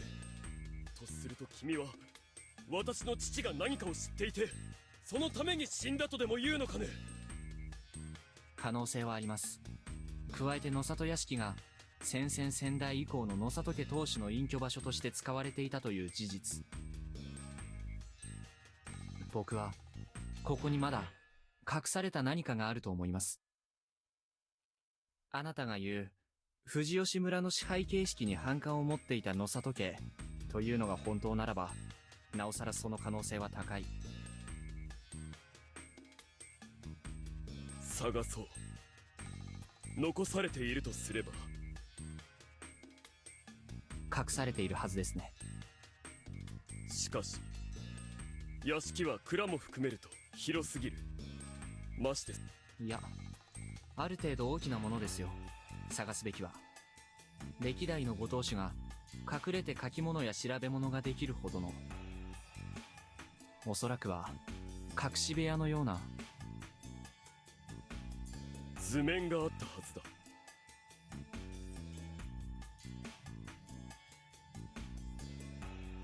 He found, opened it, and we went around the mansion. There was nothing strange here. There were no empty spaces, and I didn't see any discrepancies with the actual building. Same went for the storage 骨 building. 折り損ではないかね。いいえ、図面に問題がなく、実際の建物とも同じだとすれば、ここに嘘を書かなくてもいい場所に隠し部屋があることになります。どういうことだ？蔵の地下に行きましょう。なるほど。つまり地下ならば図面の外にはみ出した空間があっても建物の形に影響は出ない。そうです。図面にはただそこを書かないだけで嘘はつかないで済む。しかし地下は一層探しづらいぞ。Well, he was right that sifting through the mess there would take forever. But we could make it a lot easier if we focused on the floor and the walls. I'd left my bag in the prefab, so I had no flashlight. I asked Nosato-san for something, and he prepared an aged oil lamp. つくづく物持ちが良くてらっしゃいますね。懐中電灯も探せばあるだろうが、まあこれも気分が出ていいだろう。I knew exactly what he meant. It took us less than half an hour to find it. Of course, it wasn't something that looked like what we were searching for at first glance. But it did seem a bit unnatural. There was a palm-sized crow carved on a wooden surface below the mortar wall. It was the symbol of the Nosato family. 何かの目印ではないですか？あるいは仕掛けか。やはりただの木彫りではない。カラスの体の各部が独立したパーツになっていて押せそうだ。ボタンですか？ゲームみたいだな。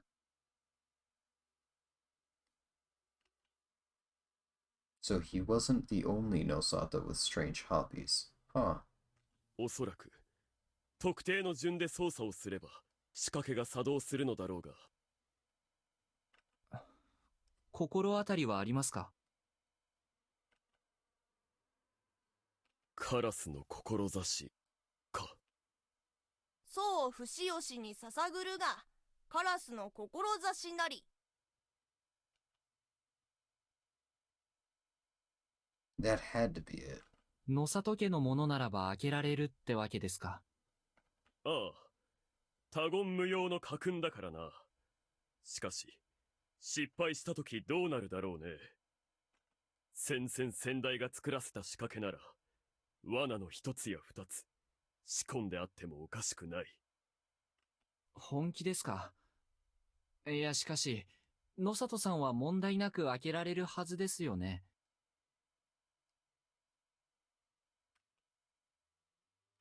何だったかな。爪だったか、羽だったか。Hmm.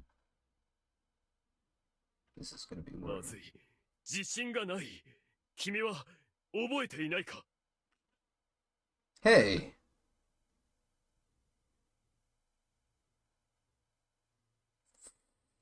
Fuck.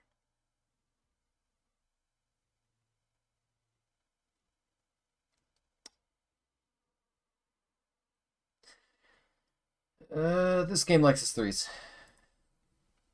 確か、羽を食ってはどうの、尾を食ってはどうの、 That looks 目を wrong 食 to って me. はどうのという感じだった whatever. はずで We'll す。 see. そうか。それでやってみよう。 And so we died. He quickly pressed the buttons as I told him. A moment later, a hole opened up beneath us. Before I could even scream, we fell on the metal spikes poking out from below. So that's what kind of trap. It felt like I could hear someone saying, "Too bad." Crap, what was the right order?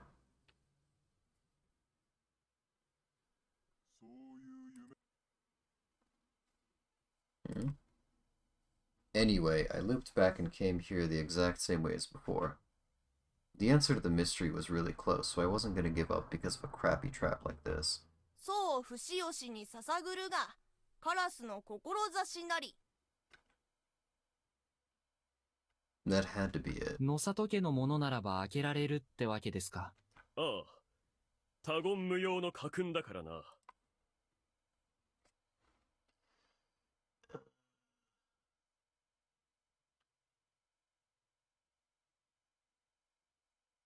Hmm.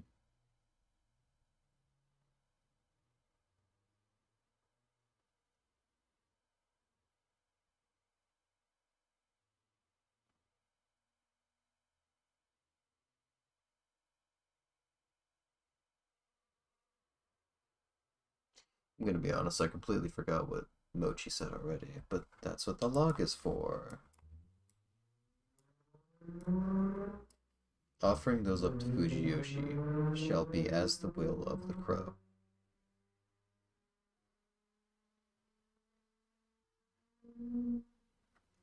Offering those up to Fujiyoshi shall be as the will of the crow. As the will of the crow, huh?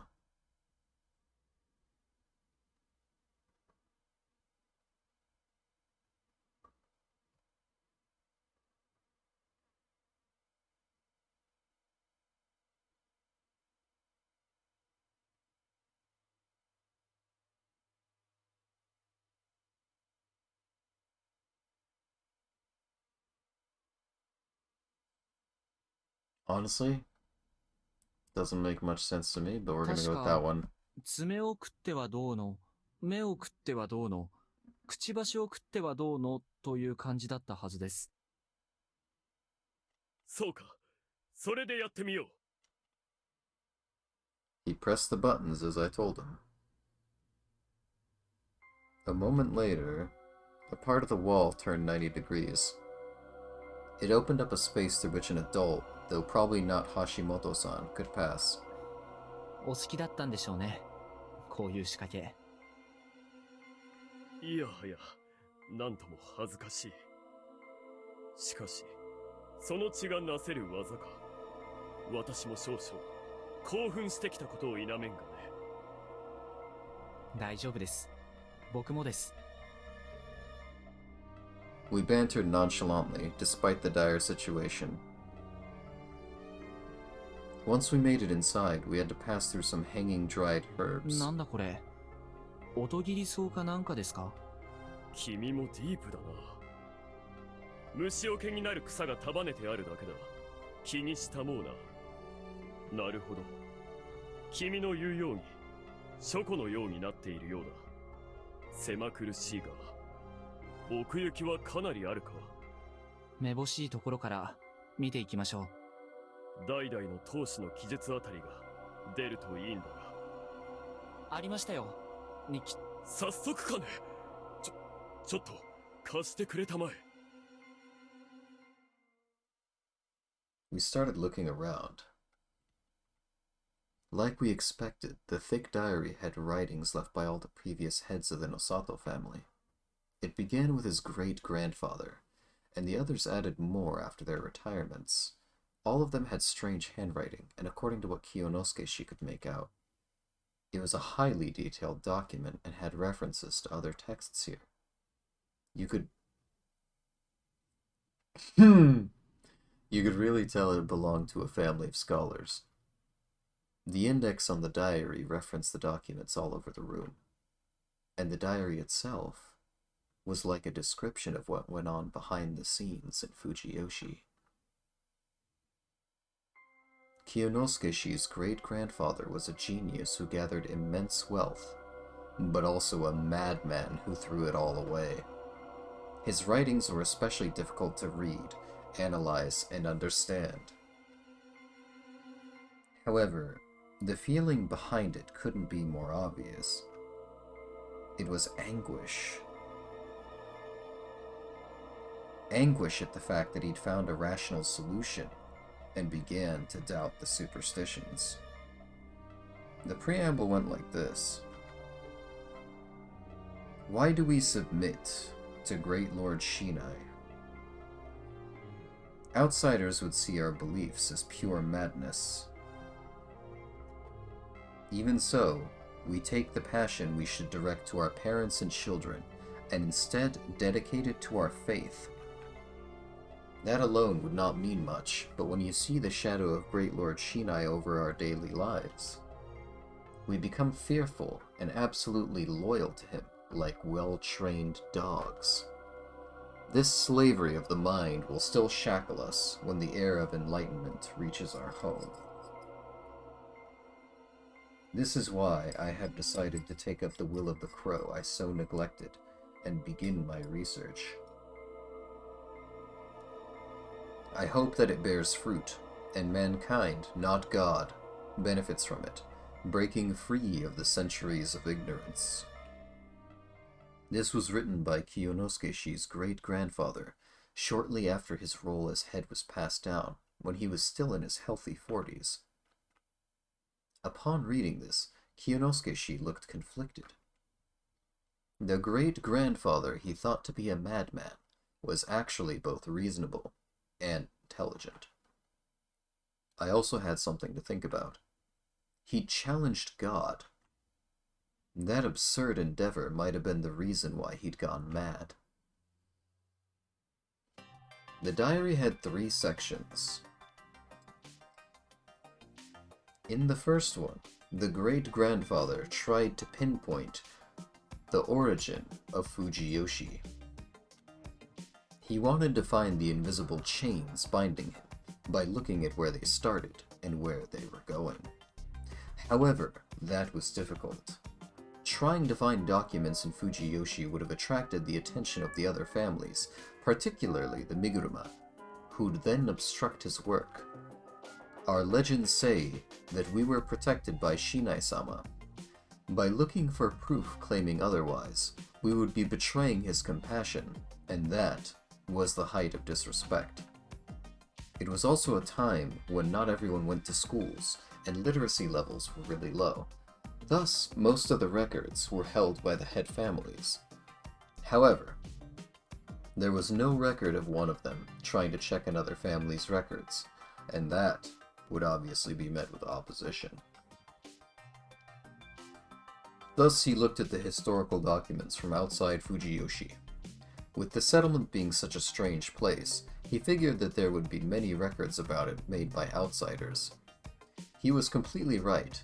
There were lots of old writings in the nearby villages and towns. Since it was wartime and the economy was dire, the paper was about to be wasted on fixing sliding. He used his own funds to acquire those precious documents. They were now organized and placed somewhere in the room. But anyway. He was able to locate Fujiyoshi's roots. It happened 600 years ago, during the Muromachi period, a bit before the Sengoku. According to the documents, the place now known as Kami Fujiyoshi began as a hunter settlement. This place was a hunting ground for centuries. Game meat had only spread across the common people during the Meiji period, but the country folk had been eating it for long before that. At first, it was just a settlement of cabins for the hunters from nearby villages to rest or shelter, and places to skin and prepare meat. But once the people realized how rich the area was in game, they began colonizing the place. As a result, a part of Kami Fujiyoshi was born, and the people began living here as either farmers or hunters. The settlement had no name yet. However, these extremely old documents referred to it as Okami Village, or something similar. Not Okami as in Okami-sama, but Okami as in wolves. The canine beast. Apparently this place really had wolves before. Not mountain dogs or badgers, but actual wolves. That was no secret though. The Shinai shrine run by the Miguruma had actual wolf bones in it. However, according to the documents, during the settlement's development, the place was often attacked by wolves that caused major damage. They'd probably tried many things to deal with them, but the documents wrote down one very simple method. The people of the wolf village prepared a human sacrifice and consigned them to flame. Human sacrifice was a practice that had existed in Japan for a long time. During construction or whatnot, people would be killed and buried as offerings to prevent misfortune. I'd heard of human sacrifices made to prevent bridges being taken away by floods, or people buried during castle fortification. It was a pretty big deal. Still, it wasn't weird to do it to prevent a beast-related problem. It did seem like a plausible story, so I wasn't surprised. Neither of us were specialists, but from what I knew, people tried to benefit from sacrifices by later on worshipping them as gods. I'd even heard that the pillar, kanji, used to count gods was based on the term for a human sacrifice. Anyway, following the sacrifice, the beast attacks subsided, and the settlement continued to grow. At this point, the upper settlement, once known as Okami Village, now Kami Fujiyoshi, was surrounded by cabins and other settlements. Through irrigation, these settlements gathered water from the wolf village. One of these settlements was a dangerous place that was often covered in mist that led people to their deaths, and for some reason, the locals found it really important. Kiyonosuke-shi, his great-grandfather, and myself figured that it had to be Yasumizu. And if they took water from Kami Fujiyoshi, it wasn't hard to imagine that the hierarchical relationship between the settlements had already existed then. In agricultural societies, the settlements that controlled the supply of water were extremely influential. After all, if they stopped the flow, the settlement below would dry out. It was even related to the Yasumizu rebellion that Kiyonosuke-shi told me about. I couldn't ignore this point. Though there was no mention of Yasumizu or the local superstitions yet. All that the documents said was that the wolf village was steadily progressing as a settlement. However, there was mention of a fearsome beast yokai, or god that ate people. Though it was only mentioned in the oldest documents, then never heard of again. 神、力なき神。それだけじゃわからないんですよ。待てよ。Okay.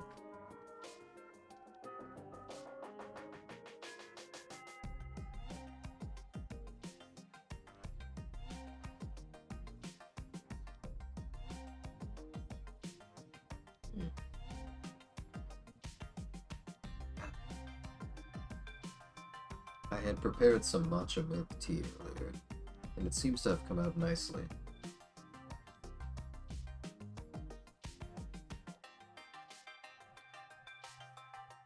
teaspoon and a half of matcha. I'd say about 1.5 cups of milk.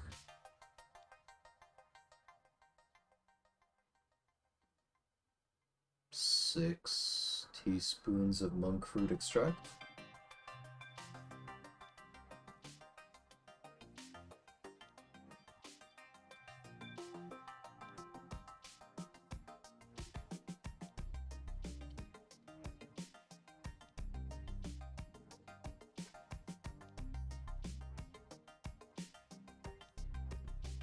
Going to have to figure out what monk fruit extract actually does to the body.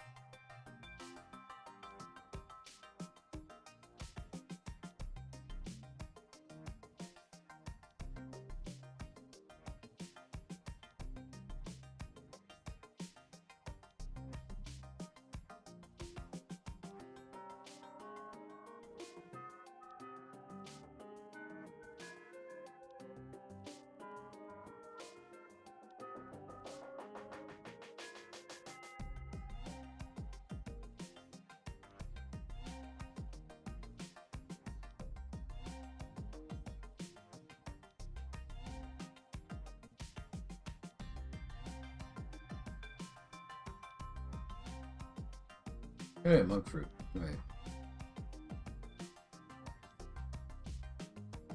Monk fruit. Side effects. Are there any?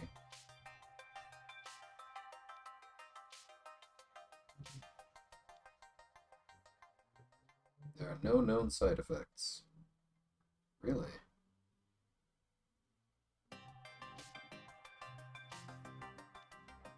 Welcome back.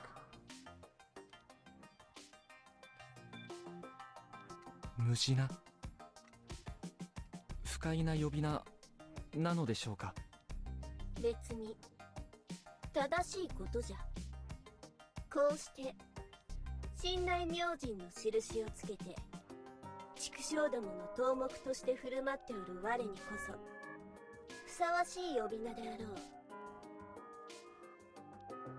どうせなら我のもとに下ってみられぬか。十里四方のケチな領地じゃが退屈はさせませぬぞ。It had to be God. She said that she was defeated by Great Lord Shinai, but never mentioned when it happened. 神の武士は示す編。実際に給仕は神だし、つまりこれは狼。I was close to the truth. But for now, back to the history. Fujiyoshi had started out as your typical hunting farming settlement. Things changed after about a century, when life in the settlement had stabilized. By this point, the records left by the outsiders started noting that there was a strange village in the mountains. The sources had started to become many and varied too. I was curious about how the great-grandfather got documents from Kyoto and Tohoku. But anyway, these reports were records written by travelers who'd stopped here. Many of them were interested in the local customs. One was their hate for mountain fires. It was so bad that outsiders weren't allowed to make any flames, and they themselves had a special watering hole where they did it. One was their worship of a humanoid wolf statue. They asked it for good fortune in the hunt and a peaceful life in the mountains. One was the special misty place where travelers were summoned and welcomed by sensual women. Some rumors mentioned seemed hardly believable, but some of them were still alive, and I was surprised to know how old they were. What bothered me was the fact that there were many records of the invitations to the Misty Place, but nothing about getting killed there. In fact, most of them mentioned eating good meat and veggies, and drinking good sake while having fun with beautiful girls. It was safe to assume that the Feast of the Yomi Perch hadn't existed back then. It was closer to the traditional treatment of guests, as described by Rikako-san.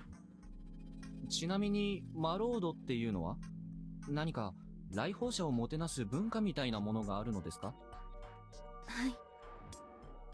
そもそも、かつての藤吉は、狩りの安全の祈願のため、遠方の狩人を、村人はマロードと呼び、手厚くもてなしたと言います。However, there was one thing she seemed to be wrong about. The strange village in the records was a completely different place than the one built around the Shinai shrine she spoke of. In fact, there wasn't a single mention of Shinai at this point. The general area here was marked as Kachihara. Would things change if we continued further? Anyways, we kept reading. Such records continued for 2 or 3 decades, but then there was a period that wasn't recorded at all. Apparently, the travelers who'd made their way to the area started being chased out, and that was it. The settlement suddenly became isolated. Without any documents from the village itself, it was hard to know exactly what had happened during this time. But according to the Nosato documents, this time period was how far they could trace their lineage back. After that, the settlement showed up in records another century later. It was the middle of the Edo period, peaceful times, and the amount of records appeared to have exploded, along with the name Shinai. There is a hidden mountain where the people worship a wolf-faced god, and prosper because of it. It is said that the hunters who do not pay their respects to him get lost or injured in the mountains. It is a spiritual place that a mountain ascetic should visit at least once. Their prayers seem to heal all. There are oracles who can predict the future with great accuracy. The non-believers who step on the mountain are in for a terrible fate. The name of the god they worship is Shinai, and the village is called Fushiyoshi. そういうことだったのか。I lurched forward and shouted with excitement. 確かに、かつてこの村はフシヨシと呼ぶのが正しかったと聞くが、何がそういうことなのかね。新内さんと同じ仕掛けですよ。新内という字をばらして組み替えると狼になる。おお、本当だ。待て、それと同じだと。フシヨシ、伏せの字は人弁に犬。犬は部首としては剣部です。これには獣編も含まれる。それに量を並べるんです。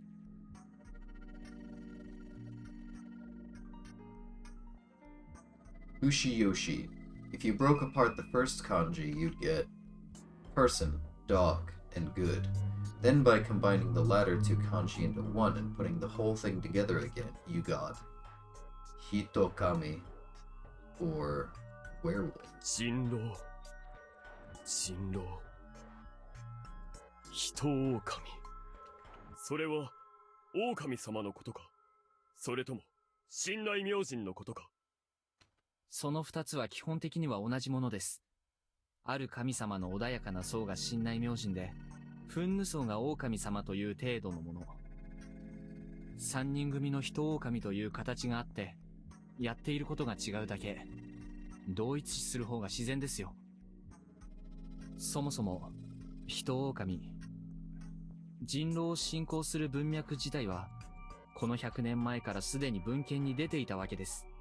もともと狼による獣害があって、人柱があって、人狼の原始信仰が起こり、長い時を経て神内様となった。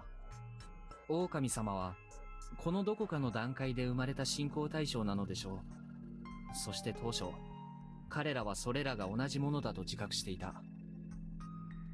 藤吉村、いや伏吉村の人間たちは自分たちの信仰の特異性を重々承知して、その上で自分たちの村の名にそれを隠した。なぜ隠したのだろうね。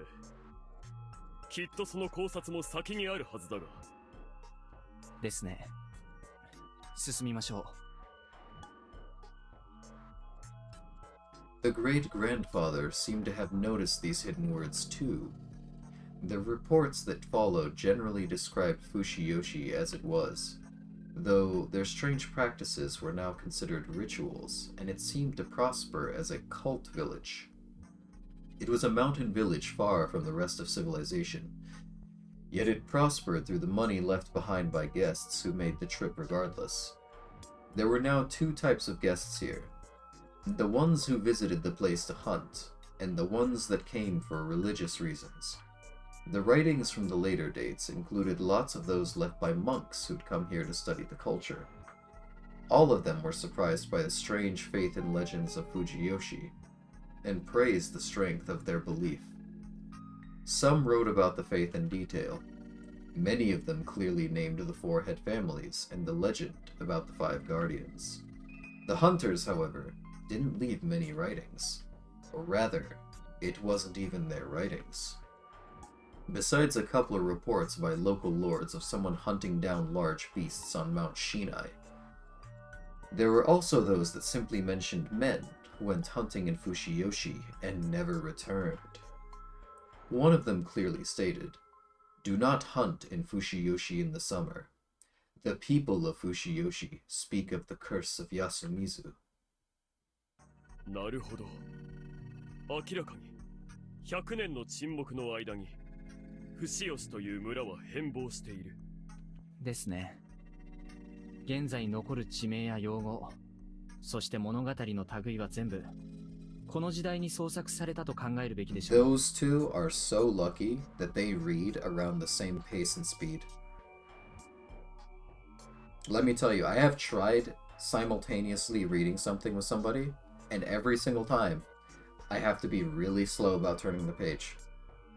Because I read as fast as most people skim.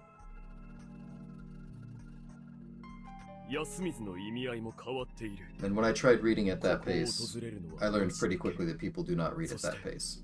帰らない者もいる。つまり読み意味の宴が始まったのかもしれません。The history continued. After a while of prosperity due to its Shinai cult, Fushiyoshi began to deteriorate come Meiji. The new government centralized power, rural areas began to be developed, and the religious reforms established Shinto as the state religion. The anti-Buddhist movement of that era planned a complete separation of Shinto and Buddhism, destroying many Buddhist temples, customs, and cultural assets, dealing another blow to the village and its faith. This could be easily found in the Nosato records, but it was admitted here that the Uematsu were particularly damaging for them. Well, there was no denying that the Uematsu culture seemed Buddhist in nature, and the prostitution part must have made them targets of harsh prejudice. The Shinai faith, which had many strange rituals, had to either cease or discard them, or turn them into something more culturally acceptable. However, they did keep a few of them. Before moving on to the next chapter, we put together the region names of Fushiyoshi, which the great-grandfather rediscovered from the archives. According to him, Fushiyoshi had several districts, each under the jurisdiction of the village heads. The Miguruma had Fushiki, where the Shinai shrine was built. The Higuchi had Hoshizuki, where people gathered. The Nosato had Tomeguchi, the medicinal plant field right next to Kagegawa. And last, the Uematsu were given the Hacho, the lodging area. According to Kiyonosuke-shi, these regions remain in Kami Fujiyoshi to this day. In fact, the names of those regions had existed from the era when the name Fushiyoshi began to spread to the outside, as was the designation Kami Fushiyoshi. On the other hand, places aside from Kami Fushiyoshi had already been clearly identified and named. Such was Yasumizu. 安水でなく、安水。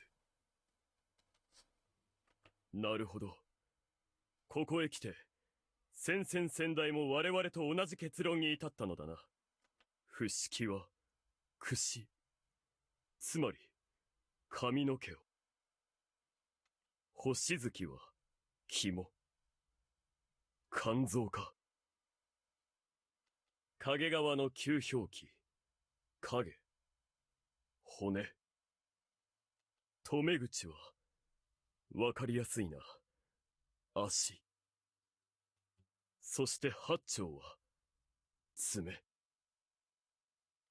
上藤吉の地名は、すべて人間の身体に基づいた分割をされている。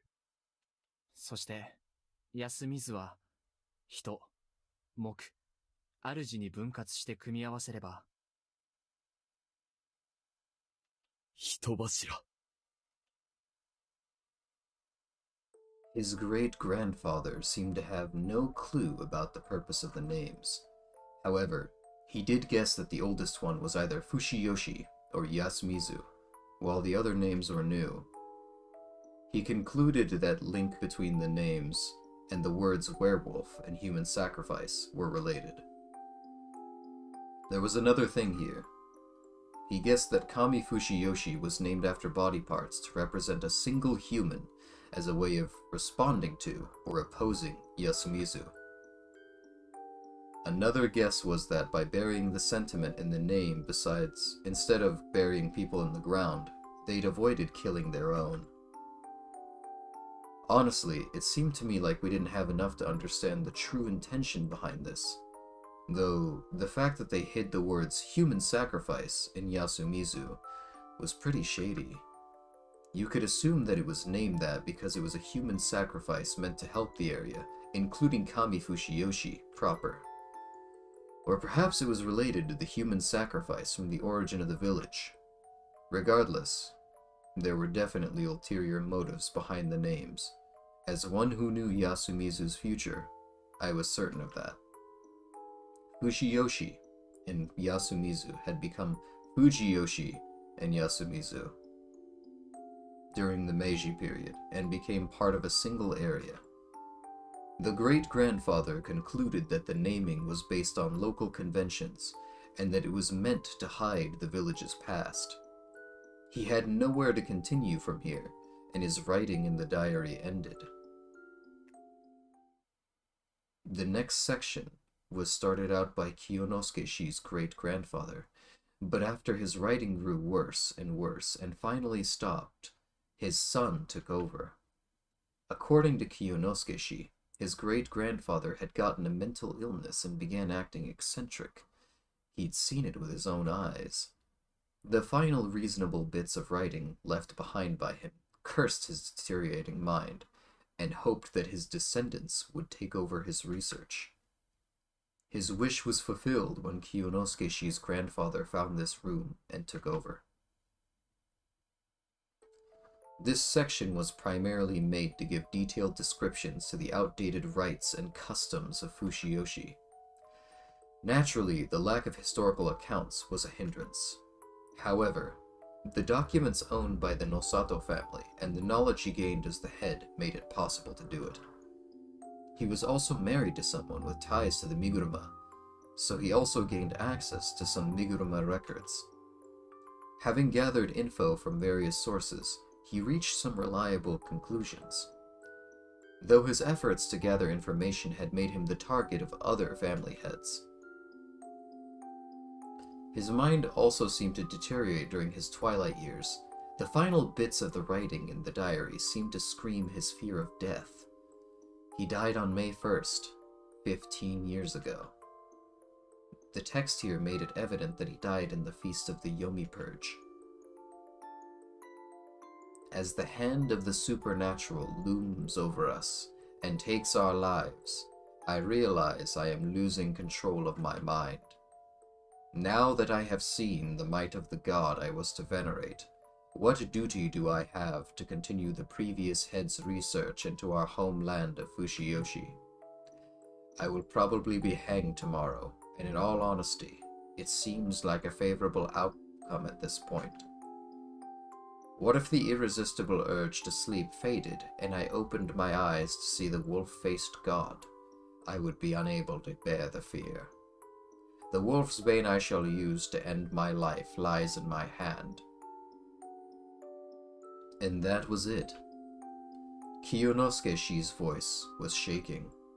From what he said, his grandfather was an intelligent gentleman that he knew personally and respected immensely. Anyway, the text here could be summed up as thus. Fushiyoshi had several strange rites and customs. When combined with the ones unique to specific head families, the number grew exponentially. It revealed all the details about these things, and even had info we didn't really care about right now. The content about the Uematsu was particularly harsh, even though it was noted that not everything was here. Info about the Miguruma, however, was extremely limited. However, it was said that horrible screams could be heard from their storehouse. あの日、私はいたずら心で三の蔵の地下の扉を開けた。決して入っちゃいけないと言われた。このお印が刻まれた鉄の扉を。そして。It was a morbidly interesting read, but there was only one thing that mattered to us. It was the custom of lynching in Yasumizu. It was basically describing the feast of the Yomi Purge. The Okami-sama would return from Yomi to get revenge for being killed. The story was the same. However, there were two notable points here. One was that it had apparently begun about 500 years ago, after the village closed itself off from the world. And the other was that Kami Fushiyoshi was mostly uninvolved in the feasts of that era. Kiyonosuke-shi's grandfather examined the feast's origin from various angles. He investigated the stones in the Hanging Pines graveyard, looked at the records of Kami Fushiyoshi's mason, and concluded that Kami Fushiyoshi were making the graves. And according to the mason records, the Okiba were placed in Yasumizu at this time too. 500 years of history was enough to make it a historic landmark, but there were no megaliths from millennia BCE. They were simply put there to help turn the village into a great Lord Shinai worshipping holy ground. The words left behind by the elders of Kami Fushiyoshi and Yasumizu gave us even more info. There was the legend that, in a time when samurai still existed, Yomibito poured out of Yasumizu and attacked Kami Fushiyoshi. That coincided with the rebellion Kiyonosuke-shi had mentioned, the reason why the head families oppress Yasumizu. Looking at both the documents and word of mouth, the rebellion had happened 5 centuries ago, shortly before the village became isolated. In Yasumizu, Yomibito were said to be scary creatures, completely covered in blood water. You could find the word bloodwater by playing with the kanji in the name Saranaga. Bloodwater Rapids, the stream was considered corrupted even half a millennium ago. Anyway, though the legend was warped by superstition, there was no denying that Kami Fushiyoshi was attacked by people covered in Saranaga mud. The grandfather concluded without a doubt that this incident was what made Kami Fushiyoshi people so afraid of Yasumizu. This rebellion was the very cause of the decades of isolation, the creation of the Shinai faith, and the start of the Feast of the Yomi Purge. As for what that meant, It was all planned for the purpose of holding the already discriminated Yasumizu down and preventing further rebellion. The grandfather thought that Yasumizu was purposefully created to be discriminated against.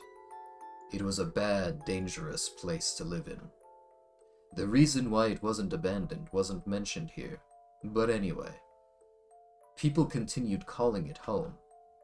In governing, intentionally creating a lower class and treating them poorly satisfied the upper class and thus made their governance easier. It was something you saw all over the world. Even in Japan, there was some complicated historical discrimination that left its mark even on the current era. Thus, the presence of a settlement meant to be looked down upon was good for leaders of that era. However, they didn't want any more rebellions. So how could they stop it? One way was to make them fight amongst themselves. Another was to make them so superstitious they wouldn't even think of rebelling.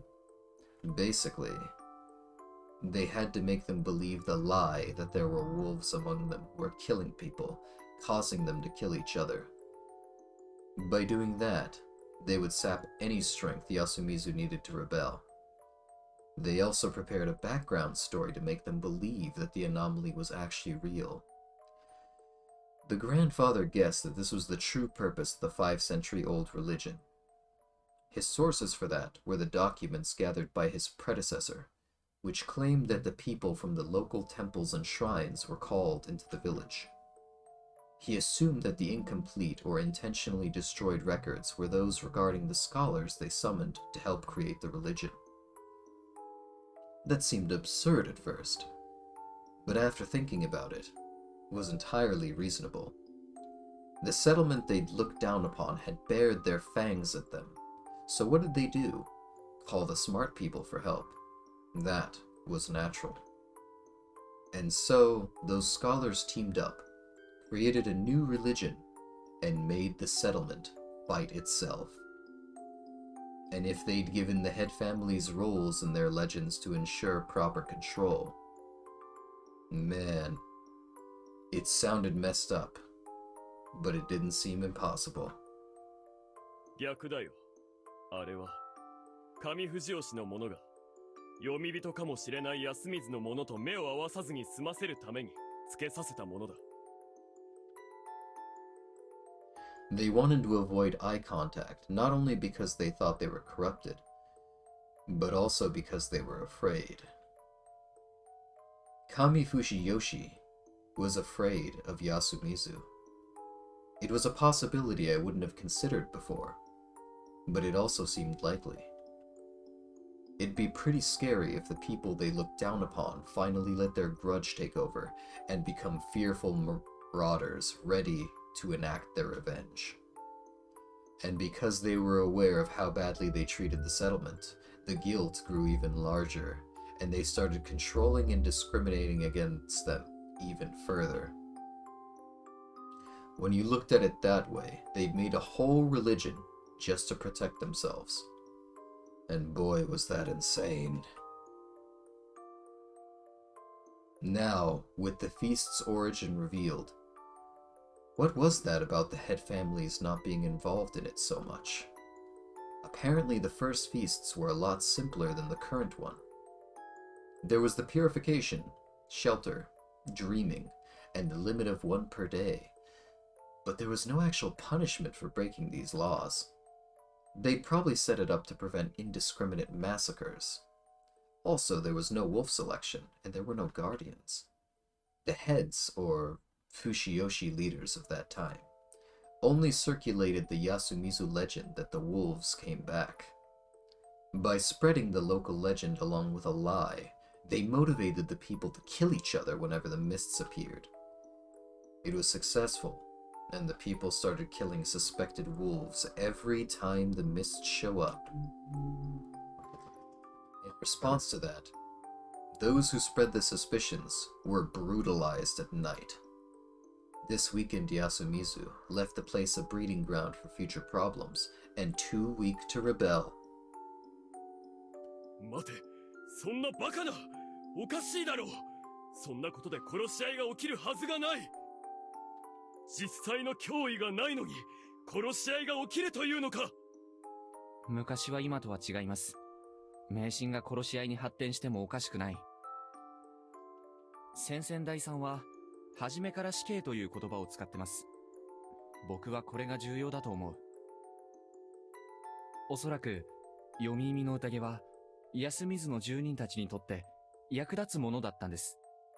どういうことだ。先に進みましょう。Sure enough, the grandfather seemed to believe that, to the people of Yasumizu, the feast made the killings into a just cause. According to this, the feast wasn't considered a paranormal event, not even by the Yasumizu people themselves. It was just a justification for lynching. The hand of the law didn't reach this backwards village, and Yasumizu was even more isolated, a settlement for the ostracized.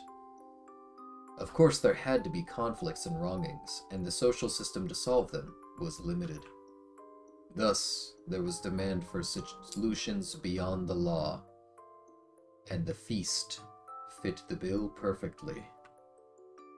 When the mists came, they could easily get rid of people they didn't like. However, that came with the risk of being targeted by their friends and family. This continuous cycle of lynchings and revenge eventually destroys the minority and leaves the majority wounded. The feast ends, and law returns to Yasumizu. Me too. It seemed like the ostracism they'd done in ancient Greece. Anyone who was against the law of the village had their names written on pottery and voted to be exiled. A backwards but effective way to keep order. The part that they're leaving out here is that the exile, in Athens at least, was a temporary one. Couple years and then they could come back. Though while the punishment there was exile, the feast came with a death penalty. It was clearly unjust, but they found it better than nothing. By having these occasional unlawful disputes, they actually prevented the settlement as a whole from crumbling. Those who participated in the lynchings had their guilt lessened by considering the legends and myths. Superstition had real-world effects. By telling people that they'd be hanged if they were bad, the renegades among them would be silenced. So yeah, the Feast of the Yomi Purge had its perks for both Kami Fushiyoshi and Yasumizu. Also, apparently it was a long-running tradition for Kami Fushiyoshi to do certain things immediately before the mists came. They summoned the children of Yasumizu to Kami Fushiyoshi and called the women to help them with food. There was no end to these records. It was much like the mountain festival, the carrot for the stick they constantly provided the settlement. But it was also a form of population control.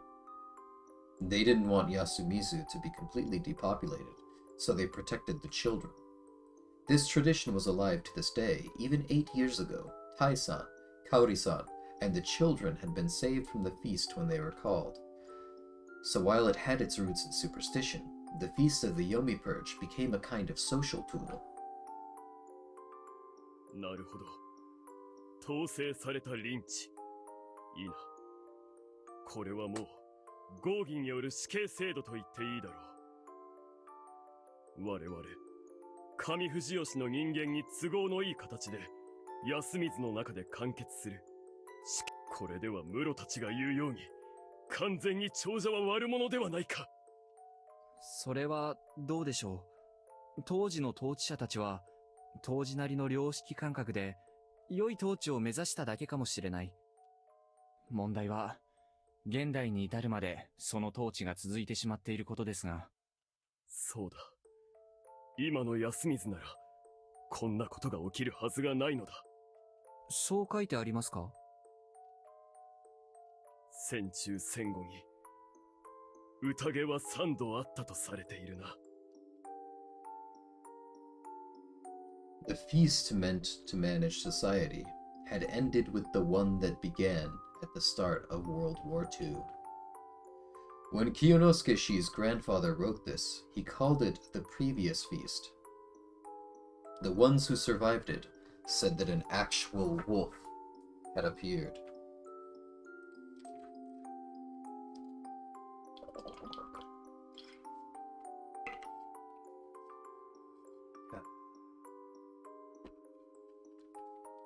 Also, rules like sheltering, which had been ignored until then, now came with a supernatural punishment. The legend had gone from mere story to reality. The grandfather himself had witnessed some paranormal things too. There was a pile of dog corpses that seemed to have appeared out of nowhere. The thorough, violent deaths given to the rule breakers. The wolves who could come in through locked doors and brutalize the ones inside. And finally, the unity between the wolves, hell-bent on killing the humans even if it meant their own death. That was the feast I knew. The next text was written by the previous head, Kiyonosuke-shi's father, and he'd observed the third feast of the recent times. It was the one that had happened 8 years ago, and his survivors mentioned impossible paranormal events that actually happened. It was the same. The exact same.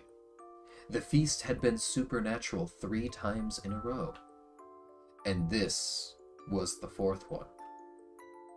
That meant that something had drastically changed with the feast that happened during the war. The reason for that wasn't given here. 大丈夫ですか？ショックだとは思います。少し休みますか？いや、いい。一気に読んでしまおう。次は、我が父が主にまとめた記述だな。Like Kiyonosuke-shi said, the final section of the diary was written by the previous head of the Nosato family. He'd inherited the will of his predecessors and tried solving this mystery. Though unlike them, he seemed to prioritize documents that had been released to the public. For one, there were cutouts of articles. He'd taken various clippings from newspapers and magazines to create an extremely large scrapbook. There were bits from local newspapers, national ones, and both general and specialized magazines of varied renown. Basically, he'd gathered all the info regarding Fujiyoshi, no matter how minor. Of course, we didn't have the time to look through all of them, so we relied on the index in the diary. We found out that this small village had a number of unexpectedly major events happen in it. They were so big that they actually made it to national newspapers.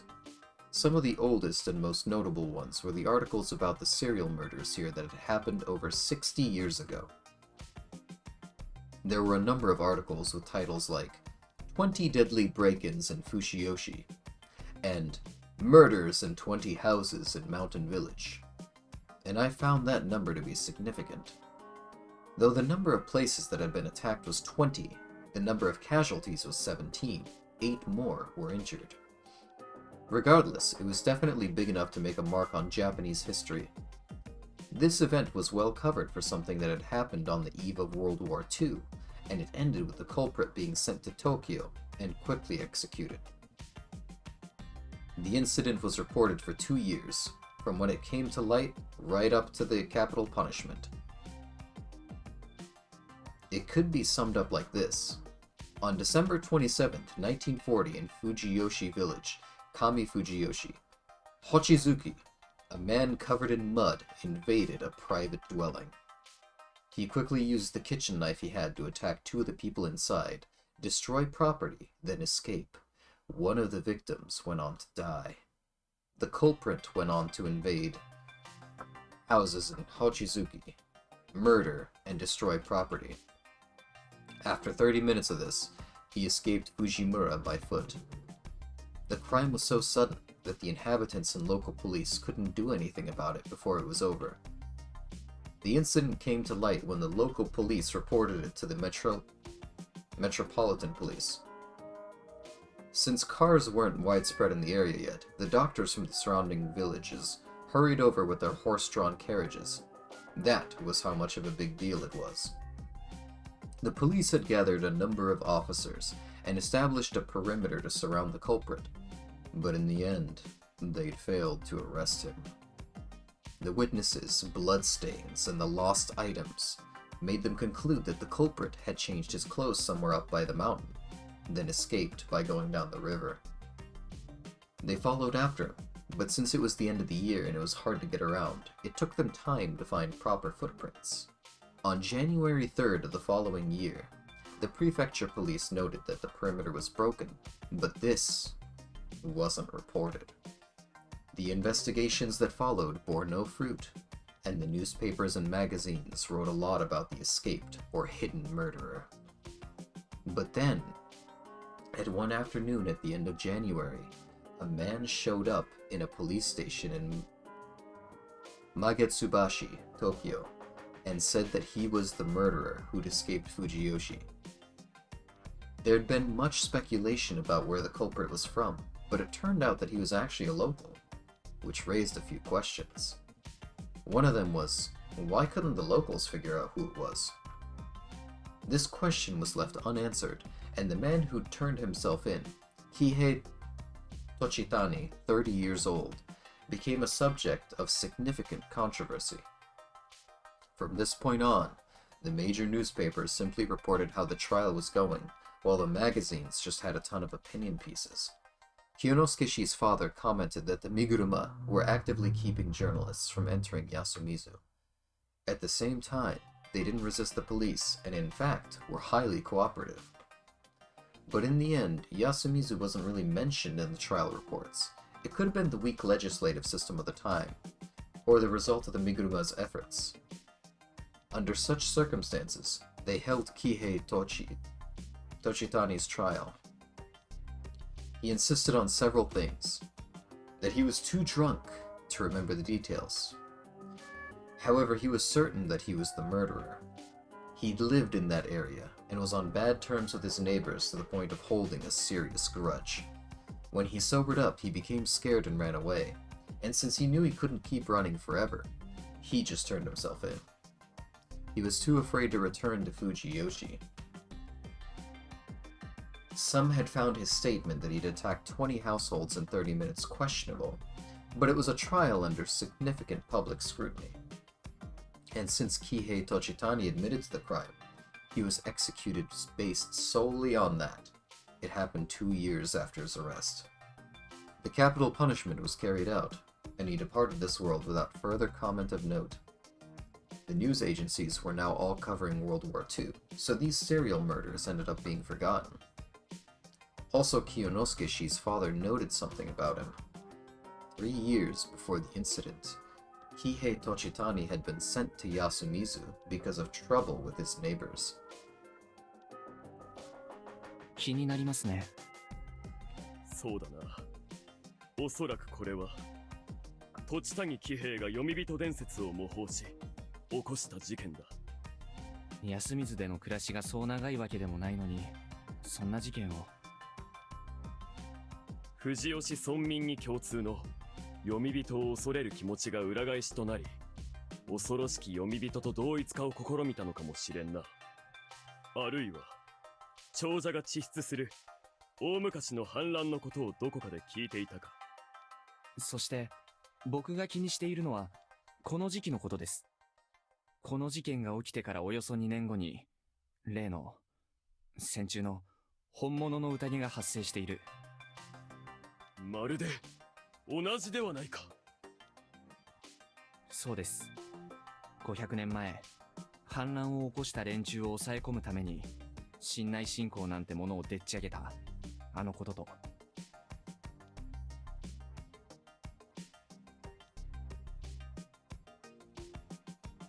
Of course, there were no mentions of the feast in the articles. The next notable thing was the night when the war ended and the soldiers returned to Fujiyoshi. These news articles were accompanied by village PR notices and photos. One of the men in the photos had the name Shosaburo Makishima. That face and expression, I had no doubt he was related to Kanzo Makishima. Many from Fujiyoshi had departed for the war, and naturally, some of them were from Yasumizu. Also, according to the reports, they had a notably good survival rate. They'd also achieved a lot on the front lines, and the PR said it was the blessing of the Okami-sama. In a different document, it was said that they had charms that resembled the Okami symbols used in the mountain festival. There was a photo that showed one of these crests wrinkled from wear. The shape was new to me. However, the 3 diamond-like symbols made me think it was related to the one I was familiar with, which was actually pictured here. The text next to it said that some chose to wear ominous symbols instead. For reference, there was the divine crest of Great Lord Shinai. It was actually my first time seeing it, and apparently they couldn't use it as a good luck charm because it was just too important. Well then, if it was that sacred, it made sense that I hadn't seen it in Yasumizu. It was a bad place, after all. Next, we skipped the unimportant bits, such as the election results and major staff changes. We went ahead a few decades and arrived at an article from the 80s. This was pretty bad. Cholera outbreak in Mountain Village. 4 dead. It was a pretty simple incident, apparently. Someone who'd gone on a trip overseas had infected the village. The name of patient 0 was hidden, but it had to be one of the village heads. They were the only ones here who could travel to other countries. It was damn awful to read about, but apparently the disease spread through water contaminated by the first victim's vomit and excreta. And there were victims in both Fujiyoshi as well as Yasumizu. Also, it was only reported after the disease had subsided, which was probably caused by the Miguruma intelligence network. これ、時期的には野里さんもご存知のはずの事件ですよね。中学生かそこらですか？その通り。もちろん知っているとも。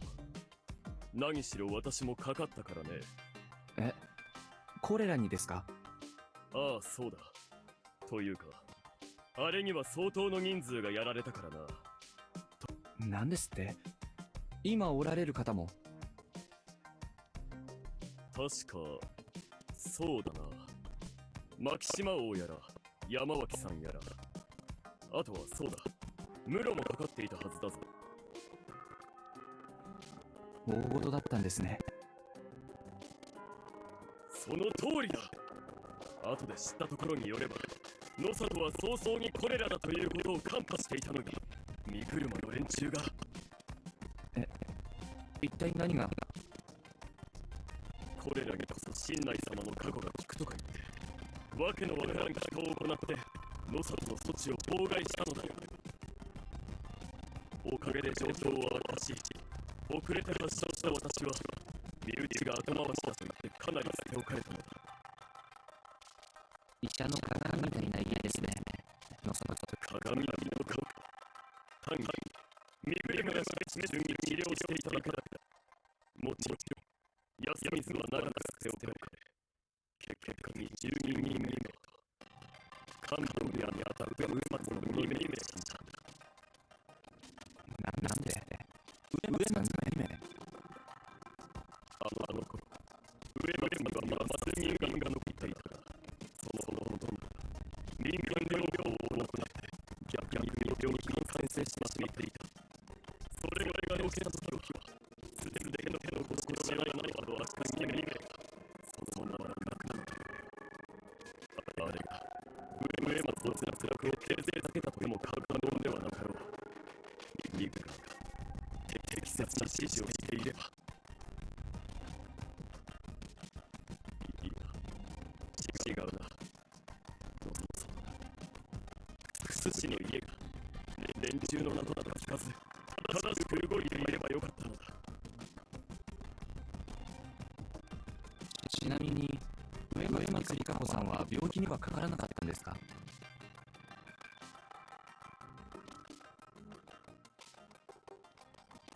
彼女も当時9歳だぞ。その家業に加わるにはまだ若い。ああ、なるほど。I knew what he meant. But something didn't feel right. His eyes betrayed a sense of confusion, and his tone lacked confidence. 何か隠されていますか？何もない。いや、何でもない。とにかく、これも我が藤吉村の期待を示す証左ではあろうが、宴とは直接は関係あるまい。そうですね。I wouldn't push any further this time.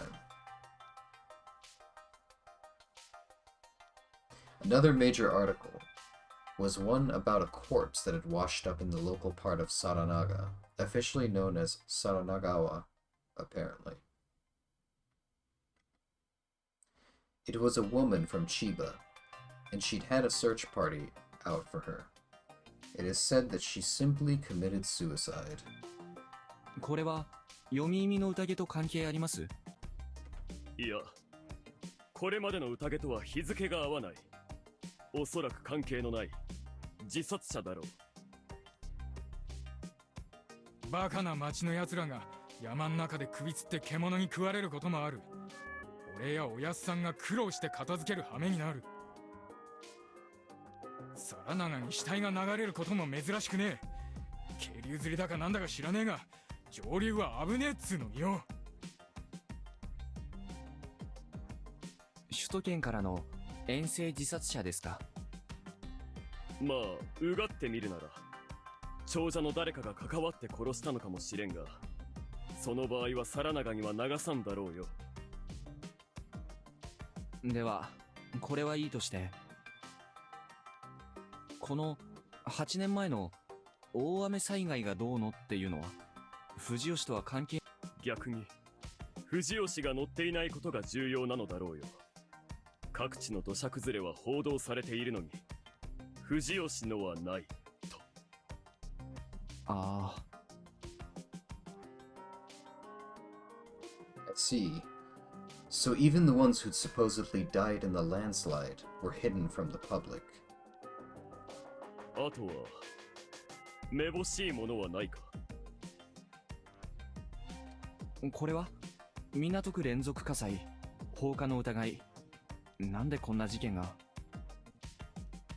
手記に説明があるぞ。報道にはないが、放火された7軒の建物は全て同じ持ち主のものだと。というと？身車家だよ。連中は中だけではなく、外にも不動産を持っているのだ。なるほど。そういった資産から収入を得てるのか。しかし一体どうしてそんな…宗教は儲かるということなんじゃないのかね。500年もの歴史があれば、もう新興宗教とは言えんだろう。おそらくは、我々のような骨の髄まで神内明神にやられている連中でない、神内教の在外信者は多数いるのだよ。中には、何代も前から玉串料とか言って金銭を払っている者もいるのではないかね。もしかして身車は宗教法人格を持ってますか？さあ、そこまでは知らんね。しかしそういうのは国からいろいろ口出しをされるのではないのかね。どうだろう。そっちは詳しくないな。さて、このくらいでおしまいのようだが。We'd read the entire diary. A whole 3 hours have passed since we'd started. The mist would come soon. I'd learned a lot from this. But if you ask me, all I got in here were maybes. Nothing was certain yet. Even so, I thought it was more than enough for this loop. どうしようかね。我が父も結局、何かしらの真実にたどり着くことはできぬまま、狂って毒を煽ったか。私が君の言う通り、これから宴に巻き込まれて死ぬとすれば、我が兄がいずれこの後を継ぐのだろうかね。いや、君が死んでしまえば全てなかったことになるんだったか。これは結局どうにもならん。His wry grin pained my heart a bit. I had to say it. 申し訳ありません、野里清之助さん。君が謝ることではなかろう。こんなバカなことをしている藤吉村が全ての元凶だ。しかし結局、ここまで皆が狂気にとらわれる答えは何なのだ。迷信を信じる心と反乱を恐れる心、そんなものなのかね。いいえ、違います。神様のせいです。はあ？なんだ、君も結局は神仏に責任を転嫁するのかね。かつての野里の先達のように。そうだ、君はそもそも君が体験してきた数々の怪奇現象に対して科学的に説明がつくと言っていただろうに。すみません、神様の件についてもおおむね科学的なというか理屈をつけることはできると思います。何？ただこれについてはまだ僕の中で完全にはまとまっていない。その代わり他のものについては、ええ、説明はつきますね。I missed my chance to properly apologize. How much time did we have, I wondered. Would they wait for long? では、読み意味の宴の不可思議を必ず与えられるという汚れは一体どう説明するつもりなんだね。隠そうがどうしようが見つかり、断罪されるその理不尽さはどうやって成し得ると思っているのかね。監視カメラと盗聴器です。He stared blankly for a moment, then laughed. 何を言い出すのかと思えば、監視カメラ？そんなもの戦時中にあったわけがないだろう。戦時中にあったとは言いませんよ。というか8年前にあったかどうかもわからないです。ただ低レベルなものはあったかもしれない。ぶっちゃけどこかに糸電話でも吊るしてあったのかもしれません。あるいはシンプルにスパイを休みずに置いておくとかね。物騒だな。言いたいのは安水集落は隅々にわたり監視されているということです。バカな、長者はそんなに暇ではない。でも一方で神内様の信仰を盤石にするために信じられないほどの労力を費やしてきたのも長者でしょう。わかりますよ、あなたの気持ちは。僕もそんなバカなことがあるかと考えました。そのバカなと疑う気持ちがトリックを隠蔽する最大の仕掛けです。マジシャンが芸を披露するとき、その種は往々にしてそんなバカな手に引っかかるはずないというようなものか、あるいはそんな大仕掛けをまさか用意しているわけがないという真理の穴に隠されているものですよ。観客全部が桜だとかね。ちなみに僕はこれも最初は疑いましたよ。安水全員が決死のドッキリ要員だとか。待ちたまえ。それでは不可解に傷つけられた死体については？死体を運搬して重機か何かで破壊すれば実現はできますよね。おかしいだろう。霧の安水からは出られないと君が言ったことだ。地下の抜け穴でもあるんじゃないですか？待て。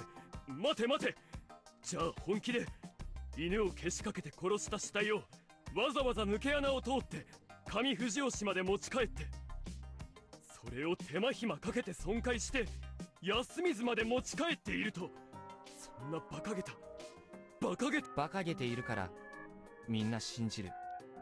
じゃあ狼が触れると家の鍵が勝手に開いたというのは遠隔操作の電子錠でしょうね。あの貧相な、失礼。しかし実際粗末な作りの安水の住居もかね。ボロい木板でも電子錠は仕込めます。そうすれば実際見事なカムフラージュになるでしょうね。じゃあ血で記されるという加護の印は一体何だというのだね。加護による託戦が血文字で伝えられるなどというのもありえないだろう。人間がやったら気づくはずだ。麻酔ガスなら一発です。あなたならご存知のはずだ。亜酸化窒素とオクトゲンチラインの混合ガスは理想的な全身麻酔を実現する。周期もほとんどない。これはある意味危険なので普通はあえて匂いをつけるそうですが、今回はそれもプラスに働く。バカを言うな。確かに君は少しばかり医療知識があるようだが、麻酔は専門医がいるほど難しい技術だ。いるんでしょう、野里家以外の専門医が。いたとしても、その上で各住居にさらなる改造を無断で施し必要な密閉空間を作ったとしても、生命維持設備もない場所で本人の同意なく混沌させるような乱暴な施術で確実な蘇生が実現できるとは。そうです。確実に蘇生しなくてもいい。運悪く死亡させても構わない。死体を損壊して家の外に放り出しておけば物意味違反者と見分けはつかない。バカなそんなバカみたいな卑劣な。わかりますよ。僕だってこんなオチを明かされたら納得できない。でもそれが可能である以上、これは神業でも何でもない。トリックで実現できる不思議な事象は全てトリックによって発生してるんですよ、野里さん。ああ、わかった。実現可能だということ、君がそう信じていること、そして君がさっき謝罪をした意味も、この部屋が放置されているということは、荷車の連中はここに気づかなかったか。しかしこうして大っぴらに探索をし大声で議論をしたからには先方は気づくはずだ。君の言う通りカメラやら盗聴器やらが仕込んであるなら、そしてそのことに気づいたとすれば、彼らにとって我々は生かしておくことはできない。宴の開始を待たず殺す必要が、これは。そうですね。 This is bullshit. All of this. The past 5 minutes. Complete and utter fucking bullshit. Baloney. Malarkey. I hate it.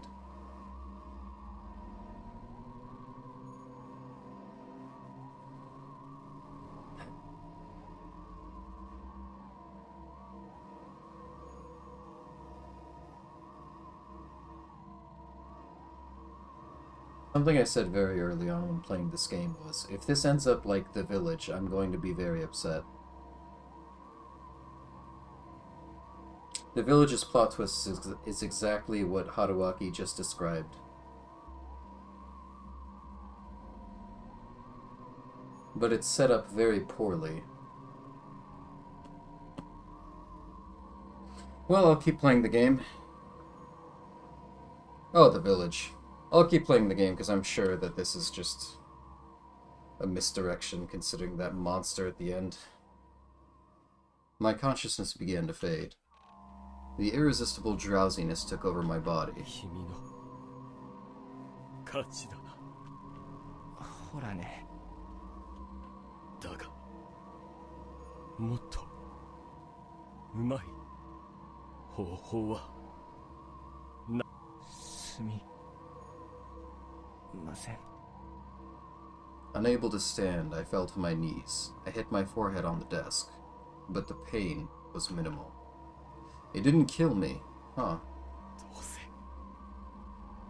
あるだろう、親父。これ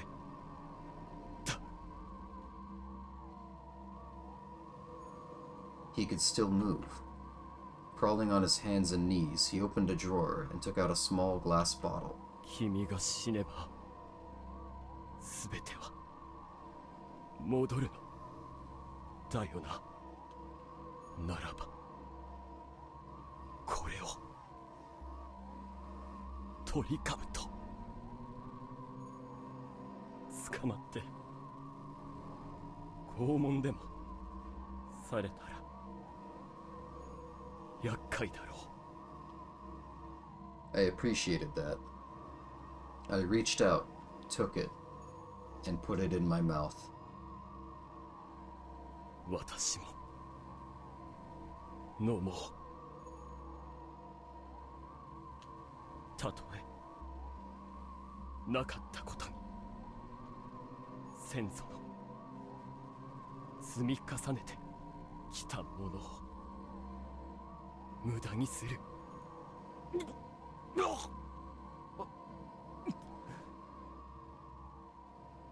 Just one last sentence. 無駄にはしない。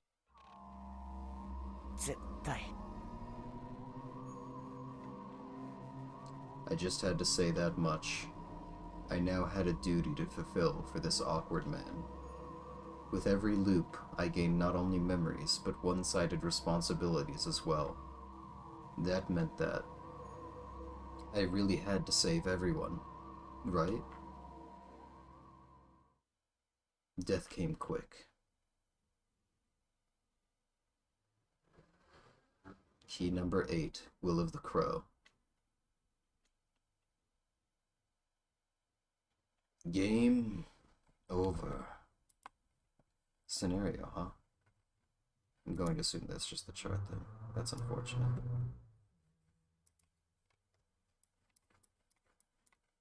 Eight. What had there been left? 23. Nothing beyond this point, I think.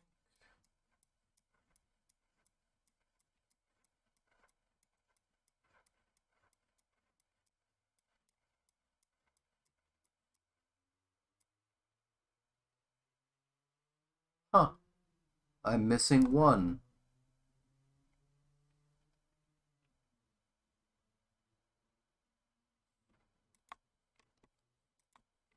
I can't believe I'm missing one.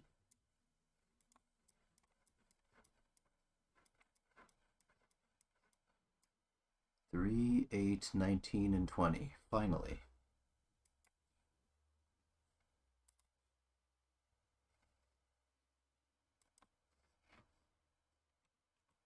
At that moment, my head was flooded with information.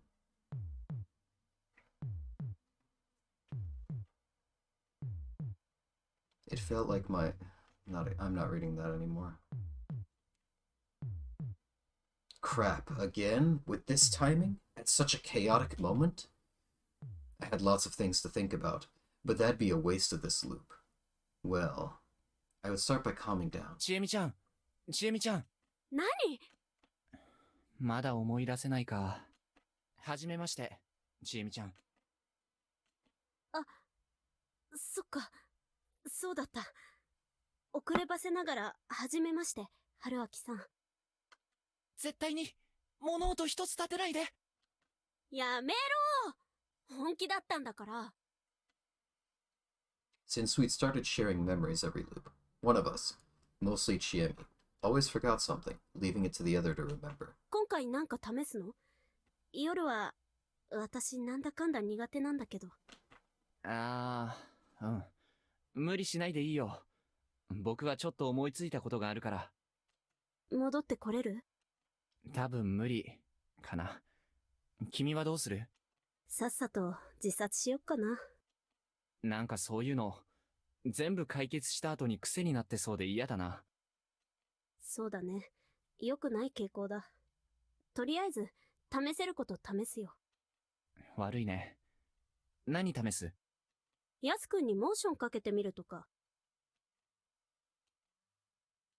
ああ、なるほど。ご自由に。怒った？いや、怒るのはおかしい。だよね。もちろん。嘘だよ。そんなのしない。そう。じゃあ、また。Been attacked just now? It was no big deal. I could easily control my feelings towards other people. Man, why was I so mad? I needed to get a hold of myself. I was now by myself. What was there for me to do? I just remembered. I'd try to solve that problem, though it probably wouldn't be a solution. But if I didn't try, I felt like there'd be a trap waiting for me when I least expected it. And so I went to the north of Yasumizu.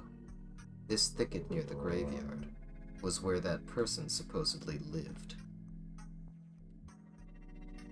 Naturally, it was empty. Then again, not much time had passed since the mists came.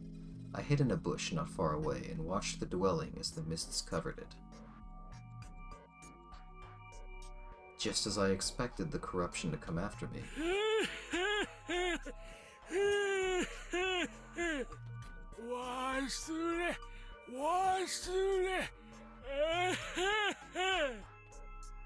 He showed up. The old man who cried wolf. He'd done some strange things over the loops, but always ended up dying. I'd assumed that his senility was just an act, but I still didn't know the truth. Though I'd gained more reasons to suspect him recently. I'd love to expose him for who he was. I continued holding my breath and watching him. Apparently in the hut, he was carrying around a lot of dirty cloth bags.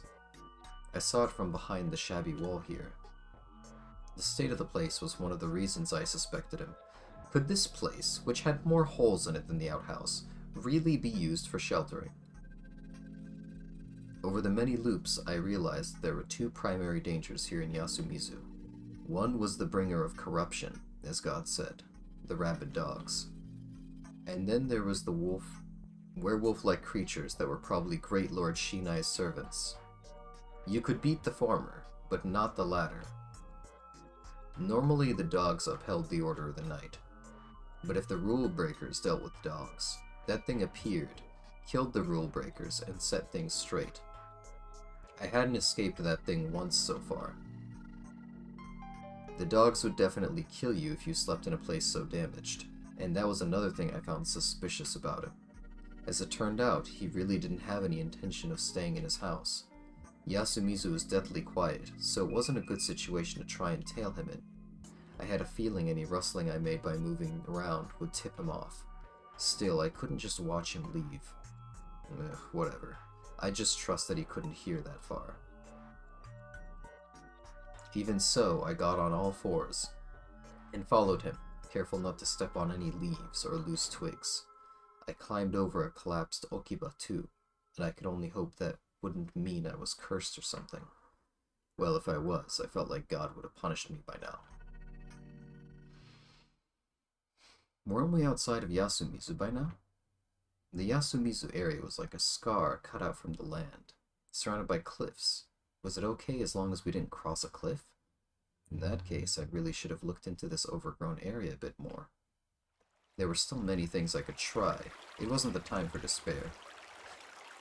Damn, the old wolf guy seemed to know exactly where he was going. Was his hideout nearby? That sound, was that water? Was there a river here? I looked around to find the source of the sound. It felt like it was straight ahead. There was a river in Yasumizu. Wait, where did he go? It was pretty dark right around now. Had I just lost sight of him? But I should have still been able to hear him walking around. Did he suddenly vanish?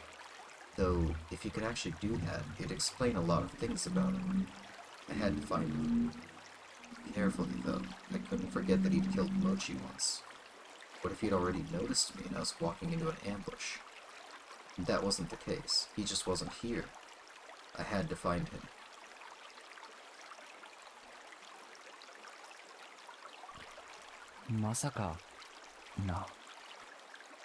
There were two main things I found out as I walked around this area. There were no people here, and the sounds of water were coming from below. Apparently, there was an underground waterway beneath here. When I stomped on the ground, it made a hollow sound. It was probably used for the paddy fields. Water came here from the settlement above and flowed into Saranaga. It must have been dug a long time ago and was still in use today. Or perhaps this place was inhabited before. Wait, even if they could get drinking water from the wells, paddy fields needed a richer source of water, didn't they? What was its source? Again, there was no river in Yasumizu. It had only little ponds. The documents from the Nosato mentioned that Yasumizu had its water carried via irrigation from Kami Fujiyoshi. Was this it? In that case, it was a pretty major piece of property. How did they maintain it? Even if it was buried underground, didn't it get blocked every now and then? Would it be possible for there to be almost no people going in and out of it? About the wolf guy's disappearance, could he have entered the waterway? If there was some sort of secret entrance here and he went through it when I wasn't looking. It was already dark out, so I took out a flashlight from my bag and pointed it out at the surface. The dogs would arrive soon. I had to find it before then. これか? There was a patch of ground that was higher than the rest. It could easily be mistaken for just an irregularity in the terrain. But if it wasn't... I put my finger in and felt something made of stone inside. It felt like someone was messing with the ground here daily. Wouldn't this open if I just turned it around? I didn't. The stone plate that had covered the waterway was lighter than expected. I could now hear the water clearly. This waterway was unexpectedly large. A single person could easily walk through it if they crouched a bit. Had the old wolf guy gone through here too? Even if he hadn't, surviving the night by hiding here would be a new thing for me. I could try it. Flashlight in mouth, I went inside. I returned the plate, though. I didn't know if the dogs would come after me, but I could probably fool the thing. And in I went. It'd be completely dark in here if I didn't have my flashlight. The water here was only about 3 centimeters deep, but the flow was pretty fast. There seemed to be lots of stones on the bottom. It was unexpectedly well designed. The hard surface made it impossible to slip, but it'd be pretty dangerous for me if the current got any faster. I'd be carried straight to Saranaga. It'd be a water slide of death. I had to start by searching in the opposite direction. The waterway slightly curved as I continued walking. I could breathe normally, but the tunnel was extremely claustrophobic. Where was I right now? I'd walked 100 or so steps, so I had to be at least under the plaza. Suddenly I realized something. The flow had stopped. The water that had been flowing below me was just a small trickle now. There had been a decent flow coming from up ahead. Had someone stopped it? I had a bad feeling about this. It was night. If someone was controlling the water, it couldn't have been someone from Yasumizu. I tried pushing up, but nothing happened. The stone plate from before was the only plate that could move. Also, going to the surface at this time meant certain death at the hand of the wolves. I had to continue. As I pressed on, the dry tunnel began to widen. I could walk normally now. It was a large underground passage that they'd created by digging through bedrock. Like I'd expected, there was a major irrigation setup here. As I thought that, I saw a tunnel to the side. It started at about my waist level. Even if the water was running, it wouldn't flow in there. I felt like I could crawl inside, but for now I'd just try going forward. There were more and more tunnels at the sides. The main waterway became more complex, with 90-degree angles and steps and stuff. When I got on a waist-high step and took a break, I heard a sound. It was coming from far away ahead. It was familiar to me.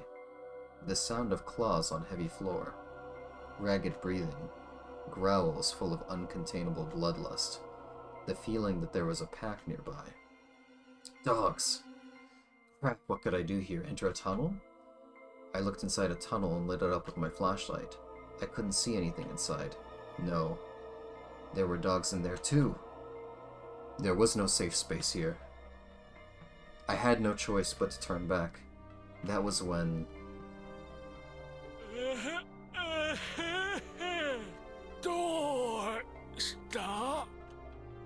That voice. わけの迷子か I directed the flashlight at the source of the voice.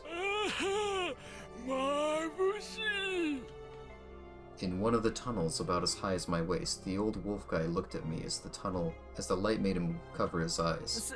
すいません。おじいさん、大丈夫ですか？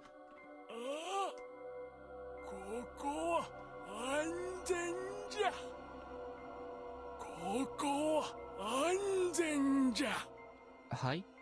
ここが一番安全じゃじゃから俺はここにおる本当なんですか？そこにおったら死ぬがのI knew it. 助けてください。ああお願いです。助けてください。おいで The old man turned around and crawled deeper into the tunnel. I was supposed to follow him, huh? I felt like I was getting close to the truth. There were many beasts behind me. I gulped and, tense as all hell, crouched and entered the hole. I had to crawl for about a minute while lighting up the old guy's ass like we were in some theme park attraction.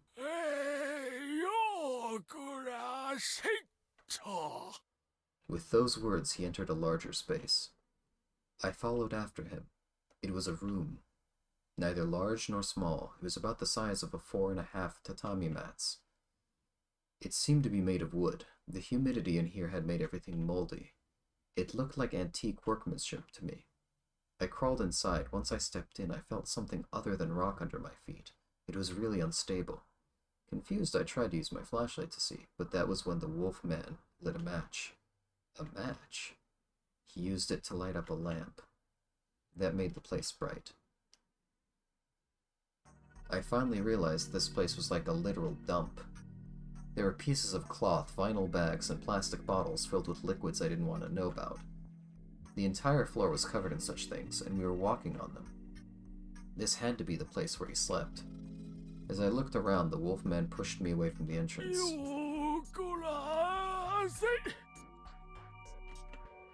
Then he pushed the heavy-looking stone object back over the door, shutting us in with a heavy thud.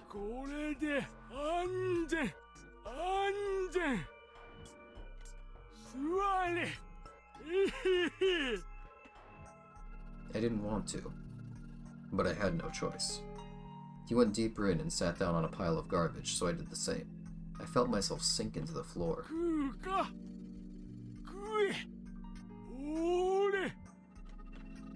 He took something out from the cloth bag he'd brought and extended it to me. It was a bread roll inside a plastic bag, specifically one made by the most famous makers of the stuff. You could get this anywhere. However, it was weird to see it in Yasumizu. It was a settlement detached from the outside economy, so it didn't fit in at all. Yet this place seemed to have tons of such stuff. I looked at the surface of the bag. It was made less than half a month ago. It wasn't even past its best before date. これ、どこで入手を？これも飲め He gave me a cracked teacup. In it, there was a transparent liquid. 何ですか？これは。飲めこれは何ですか？酒 I took it and smelled it. I wasn't sure about it. It did seem like alcohol, but I wasn't sure what to think of the little bug in there. I didn't mind drinking it, but I had to make my position clear. 助けていただいてありがとうございます。ただ、僕はあなたと話しにここに来ました。飲めあなたはそんなふりをしているが、本当はいろいろ分かっていますね。読み意味の宴について伺いたくて来ました。あなたは以前の読み意味の宴で生き残った人物だ。飲めいただきます。I gulped down the content of the teacup. Ugh. It was rotten, but I was able to gulp it down without vomiting. ごちそうさまでした。狼じじいさん。いや。藤吉20世帯殺しの主犯殿と呼ぶ方がいいですか？よーく知っとるじゃねえか、わけの。え？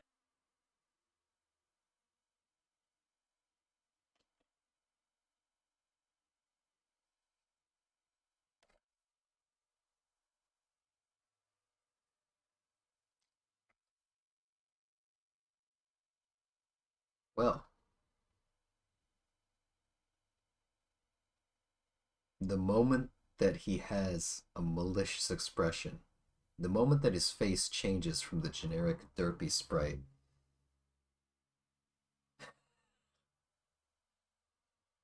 ugh, just a wave of cold that started from my forehead and went all the way to the back of my neck. I knew it. According to the info in the Nosato mansion, the murder incident was concluded with the trial and execution of the self-admitted culprit. However, the trial wasn't based on a thorough examination of the circumstances. One of the largest murder sprees in Japan's history was said to have been done in half an hour, and with only a kitchen knife. People at that time questioned this, but the confession took precedence above all, and was considered enough evidence to deliver the punishment. I couldn't really blame them, though. It was a time of chaos, what with the war and all. However, if you considered the idea that there were multiple culprits, some things made more sense. Due to the distance and difference in quality of life, the people of Kamifujiyoshi didn't know much about Yasumizu and what kind of people lived there. And there was also the fact that the supposed murderer, Kihei Tochitani, wasn't mentioned in Kamifujiyoshi at all until he turned himself in. And that meant that the witnesses in Kamifujiyoshi hadn't known about what Yasumizu's people were up to. When the police went to Yasumizu to investigate it after the confession, the people only said things that supported the idea that he'd done it. This meant that the people of Yasumizu weren't aware of these actions, and that those who weren't suspected could have easily been complicit in it. The old wolf guy had been considered not of sound mind for a long time, so he'd been ignored. That hadn't changed even now, and it had gotten to the point that no one cared if he'd just vanished into thin air for no apparent reason. Considering his character alongside the timing of the incident, he'd have been in his 30s then. And that his mental state was just an act, I could easily conclude that he was the type of man who would commit murder. He was the true evil hiding in Yasumizu, a serial murderer who had escaped divine punishment and survived. なんじゃ、とうとう身車が俺を覗こうとしてこうさせたか。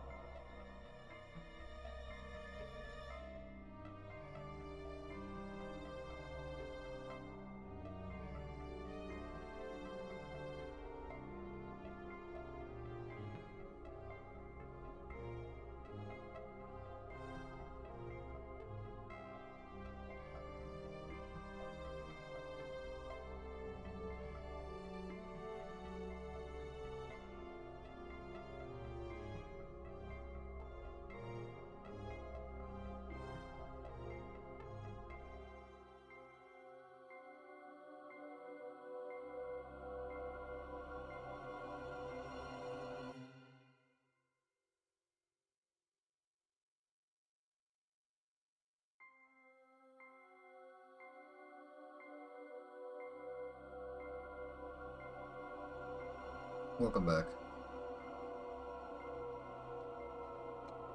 いや、それにすりゃおかしい。おめえ、この地下道にえらく不慣れじゃねえか。わからねえな。あ？おめえ、警察か、わけえの。あ？僕は読み耳の宴を阻止したいものです。阻止へへへ。そら豪気なこったわけえの。身車とことを構えようってか。へへへへ。バカなことを。読み耳の宴の直接的な黒幕が身車家だってことは知っています。一筋縄ではいかないこともね。僕はあなたの過去の犯行を暴こうとしてるわけじゃない。むしろあなたに意見を聞きたいんですよ。安水の掟のみならず藤吉の秩序を破り続けてなお生き続けているあなたにね。He went quiet, and 俺にゃ旨味がねえなわけえの。he made an expression that was new to me, a display of unconcealed malice. 何ですって？ The next moment, I heard a sound behind me and turned around. へへ、来やがったか。It was the sound of claws scratching on the boulder covering the entrance. It was accompanied by growls. 汚れの運び手。へえ、そこまで知ってて、なんで来たか計り知れねえな。He probably wouldn't understand if I told him that I had nowhere else to go. こうやって石で塞いで難を逃れる気ですか？おうおう、ほら今安全じゃ。食うて寝るだけの悠々自適。なんの不自由もねえ。宴が来りゃ適当に遊んでここに隠れりゃええ。なんの不自由もねえんだよ。へへへ。He intentionally twisted his laughter as his shoulders shook. 殺人事件の真相がばらされればあなただって困るはずだ。それにこの場所だって安全だとなぜ言えるんです？いつまでも身車家の目を忍んでいられるとでも？忍ぶ？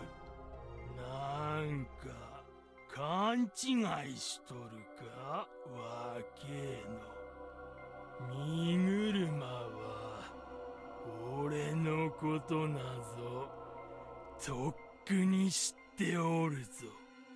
身車の目のことは知っとるのか？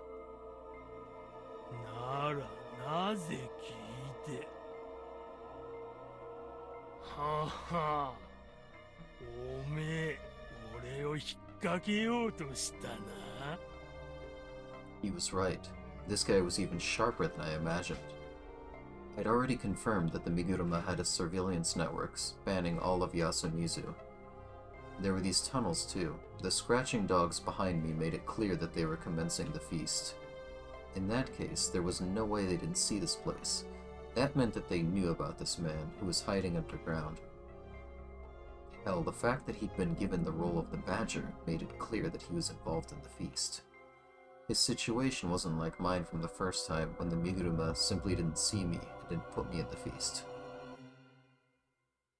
There could only be one answer to this. 身車家はあなたのことを知っていて宴の客としても扱っている。しかし命を奪おうとしていない。あなたの死は身車家にとって不都合なんですよね。へへ、よう舌が回るな。この年になりゃそれだけで羨ましい。答えてもらえませんか？いいとも。眠気が来るにゃ、まだ時が早え。Well now, I silently prepared myself. His story could be summed up like this. He was indeed the culprit, a serial killer who'd killed about 10 people in the incident back in the 1940s. However, the one who had the idea was Tochitanishi, the one who'd get executed. Tochitanishi was a Kami Fujiyoshi person sent to Yasumizu, and even though he wasn't the violent sort, being sent to Yasumizu left a deep-seated grudge. He constantly grumbled about it and couldn't get used to life here no matter what. He was an outcast to everyone except the old wolf guy. Tochitanishi often told him on the outskirts of Yasumizu that he'd get back at Kami Fujiyoshi eventually. それを俺は煽ったのよ。やりゃあええ。好きにすりゃあええ。それだけ繰り返してな。If that had really been all he'd done, then Tochitani had been pretty murderous to begin with. It was bad enough that he'd actually went through with his feeble-minded friend's idea. Anyway, that led to the plan, if you could call it that, to kill as many Kami Fujiyoshi people as possible. Now on the day it was time to kill, the old wolf guy had given Tochitani lots of divine sake he'd stolen from the hall. Once they were drunk, they both covered themselves in Saranaga's mud and moved out. I asked if it had something to do with the Fujiyoshi myths, and the answer was yes. It matched what I'd learned in the Nosato mansion, that the origin of the Yomibito legends was the Yasumizu rebels. The old wolf guy was probably the reason why an ex-Kami Fujiyoshi person found out about Yasumizu's legend so quickly. Anyway, Tochitani, still drunk and looking like a Yomibito, began the massacre. The old wolf guy, covered in mud himself, secretly watched as he stole valuables from the places. He mentioned that the burglary was his main objective, since he didn't want to leave any evidence and wanted to make it seem like the massacre was the goal. He only took the bills from wallets as well as various envelopes. I had a hard time deciding whether using a mass murder to get rich was subtle or blunt. Though at that moment, something he didn't expect happened. これがな、面白えもんでな。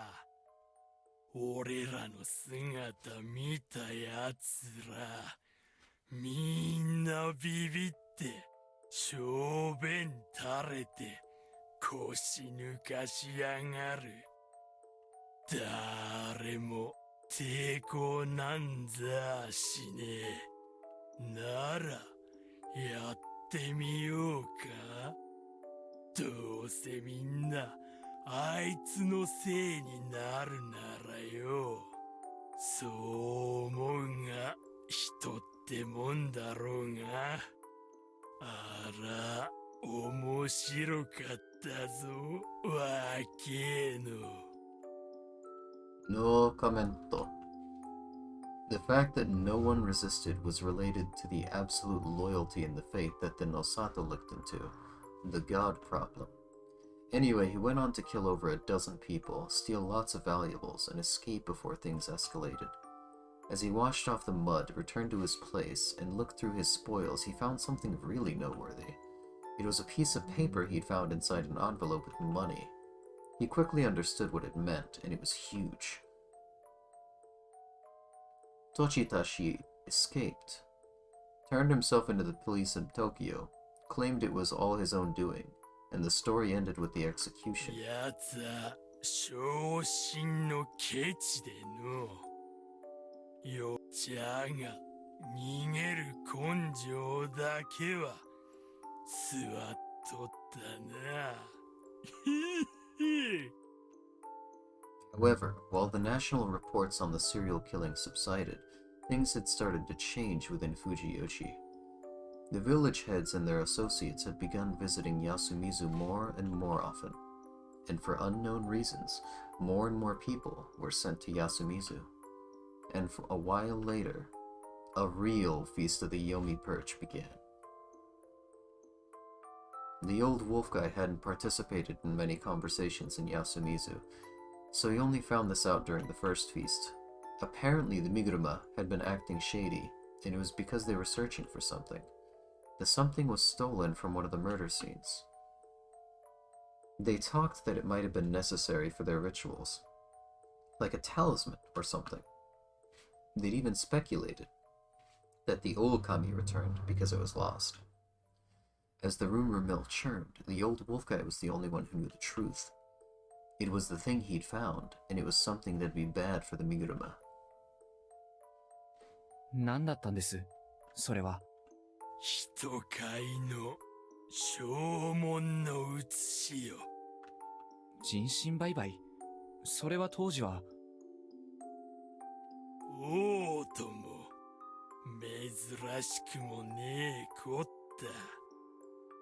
じゃが、身車が人を飼っておるなど、誰も知らんかった。どういうことです？買った人間がどこにもいねえ。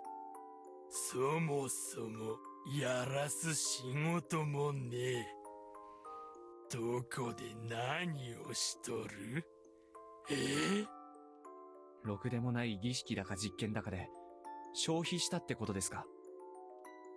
おうおう、さえとるな、わけの。なんぞ知らんが、人聞きのええ事情じゃなかろうもんよ。そんなもんは、身車みてえな家は、一と漏れるのを嫌うもんじゃ。じゃから、宴なんつう茶番をぶちよった。そうしてりゃ、怖くもなんともねえ。へへへ。That meant that the old wolf guy was the only one who knew that the phenomena that started it all were just a Miguruma's conspiracy. It had been bad for them if the scandal spread through Fujiyoshi. It could potentially undermine both the local faith and their influence. They frantically debated how to preserve their secret, and with it, their authority.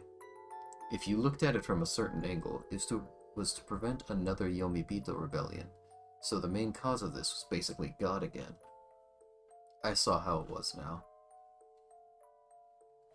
Anyway, the old wolf guy knew the truth. Thus he'd used his guile, got into his targets' heads, and tried to figure out what they were doing. That was how he found this waterway. 水路が埋まっとるなんざ、誰でも知っとる。じゃが、それは上藤吉が管理をしとる。借り物っちゅうわけよ。じゃから、安水のもんは、それがどんなもんか知らん。考えもせん。それでも見つけたもんは、もちろん、ぶち殺されよったじゃろうが、俺はな、ちゃんとな、段取りを踏んだ。That was the core of the matter. He'd somehow established contact with the Miguruma, and told them that he had the contract and that it'd go public if he died. If they didn't want that, they had to ensure his safety. He used the info as a hostage to protect himself. It was an action movie plot. But could it work in real life? Fujiyoshi was a small village. If he'd asked someone here to reveal the truth if he died, they could just take care of that person too. I asked about that, and he said that he had a contact in Tokyo. This was when I found out that he wasn't born in Yasumizu. He was probably like me, who tried to move to Yasumizu. He'd arrived here as a drifter, and got sent here. He was pure evil, a scumbag who'd come here just to deceive people and commit terrible acts. Anyway, the villains and the prey villain met to create a villainous pact. Every year he went outside the village and secretly reached out to his contact in Tokyo. If he didn't show up even once, his contact would reveal the Miguruma's secret to the public. And if they didn't want that, they had to keep him alive. Of course I had questions. What would happen if the wolf guy died a natural death, or if the Miguruma became unable to keep up their end of the deal because the leader changed or something? In response to that, he said that it was a battle of wits. The Miguruma weren't actually certain that the old wolf guy's death would mean that their secret would come out. They probably didn't think that his weapon had survived a whole 60 years and made it to the modern era. Also, it was a question whether such an old scandal would deal much damage to the modern Miguruma. They were still afraid of the worst-case scenarios, though. To allay their fears and buy more time, they left the old man alive. It was a small price to pay for the feeling of safety. If it cost anything more, though, he'd have been removed a long time ago. Old Wolf Guy's own words. It showed a skill at negotiating particular to villains, and he was proud of it. わかりました。つまりあなたは、宴の主と密約を交わした。だからこんな場所に入っても許される。さらには、宴の掟に反した行動をとっても、汚れは免除される。そういうことだったんですね。おお、面白い話だろうが、おめえだけじゃ。これまでにこの話を俺に聞いてきたのはよ。He whispered that, then drank some rotten booze. How was I to process this? That it was possible to negotiate with the Miguruma? No way. Like he said, his deal was only accepted because of how small a price they were paying. They'd never agree to stop the feast of the Yomi Purge. They wouldn't tolerate my goal. I could only achieve it by making an enemy of them. In fact, stopping the feast wasn't even my ultimate goal at this point. That meant that this time, the only thing I'd gained was physical protection in the form of this underground waterway. Oh, there was another thing. I realized that I couldn't let my guard down around this person. That was good enough for me. それで、いつ聞くんですか？ああ？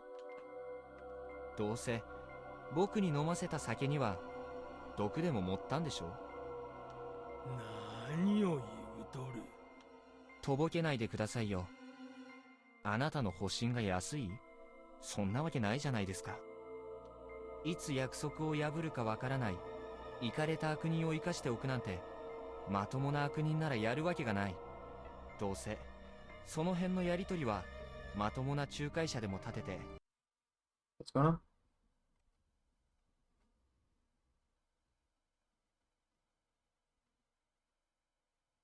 Oh, hey! Yeah, that happens sometimes to me, too. That happens to me because of, like, multiple monitors sometimes. Wait, what the fuck? This is still... Ew, I should probably close that at some point. Fuck it, I'll close it right now, actually. There we go. Raging loop. Where? Can't see. Coffee mug. 双方後腐れなく終わってるはずだ。そして、あなたが宴で生かされるには別の理由があるはずだ。あなたの生存が彼らの計画に役立つ理由が。例えば、見ちゃいけないもの、入っちゃいけない場所、そういうものに触れたものを片付けるとかね。Having cameras wasn't enough. You also needed an on-site operator to dole out punishments. Otherwise, you'd have to send out people every time it happened. And it was better if less people knew about these dark happenings. In that case, it was best to leave the protection of the secret to Yasumizu's traitor. Basically. Basically. He was... 毒なんざ持ってねえよ。ちーと慣れてねえやつがしびれるぐれえだ。I couldn't stand up. I couldn't feel my legs, and it wasn't because I'd been sitting for too long. As I tried not to let it show on my face, he started rummaging through the garbage.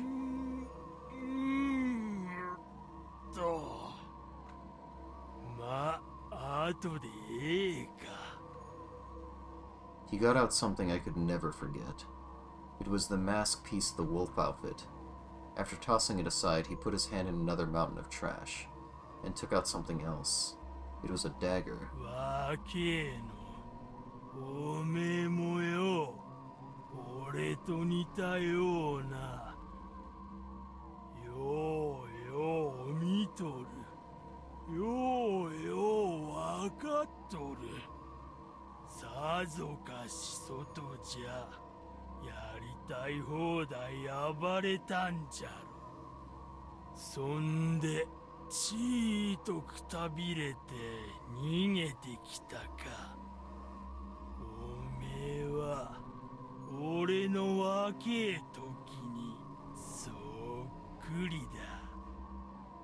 Oh, how I wanted him to spare me that shit.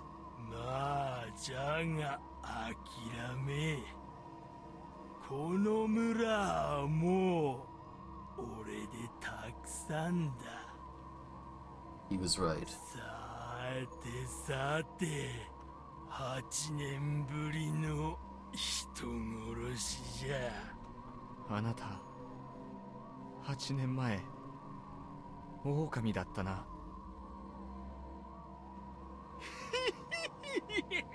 あら、面白かった。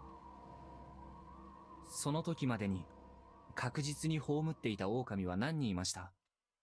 狼3匹のうちせがれだけよ。カラスのわしには分かった。In the feast 8 years ago, the mist had cleared with only one of the wolves dead. If Gensan, the one who knew about the badger, was one, the third one had to be around 2. It wasn't guaranteed that it was the old wolf guy, but as it turned out, the truth was always the worst possible option. 最後に一つ聞きたい。あなたは神様と会ったか？ He had to have. It didn't matter that he was an outsider. Even Kaori-san, who'd come here from Tohoku, had been infected by it. He couldn't have been an exception to that. If he really was a scumbag like me, admitting that he'd submitted to a god must have been extremely humiliating for him. He didn't reply. ここは神様の庭ですよ。それだけ悪知恵が回るなら、あなたは遠くに逃げるべきだった。あなたに未来はない。I hoped that my words would help me get back at him a little. I didn't want to lose completely this time. But...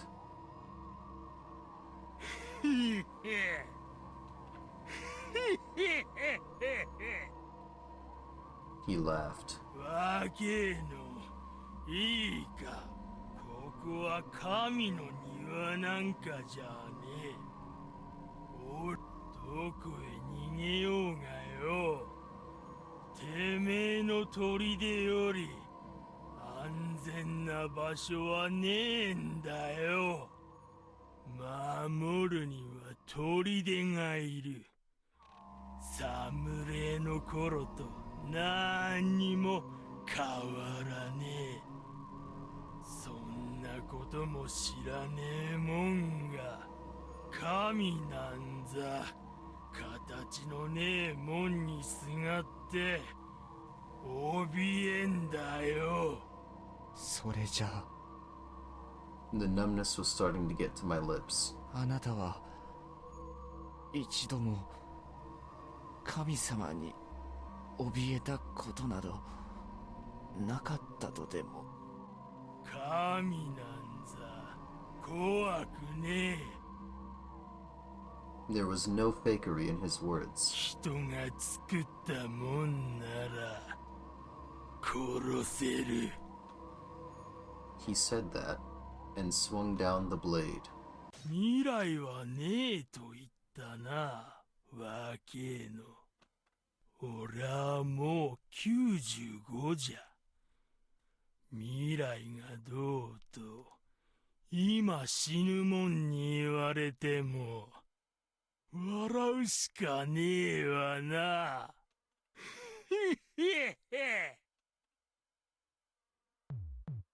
Oh, he had a point.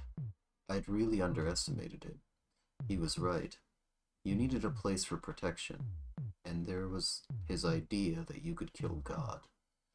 His serpentine wisdom had let him survive several decades all by himself. He really was pure evil. The evil I'd discovered many loops ago was incomparable to him. He was a true villain. Well, I didn't really mind what happened here.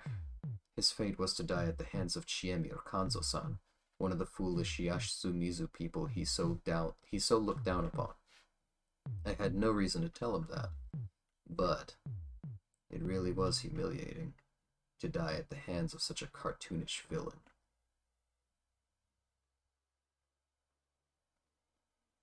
Key number 1.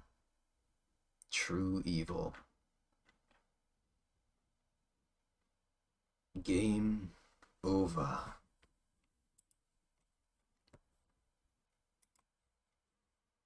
Oh boy.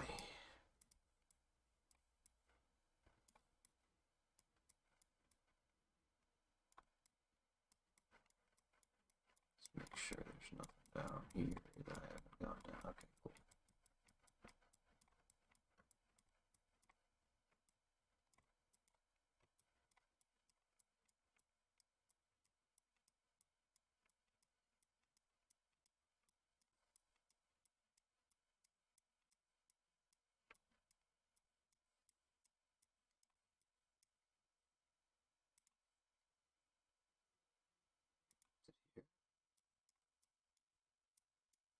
No, I was saying, was it here? 23, okay, 16.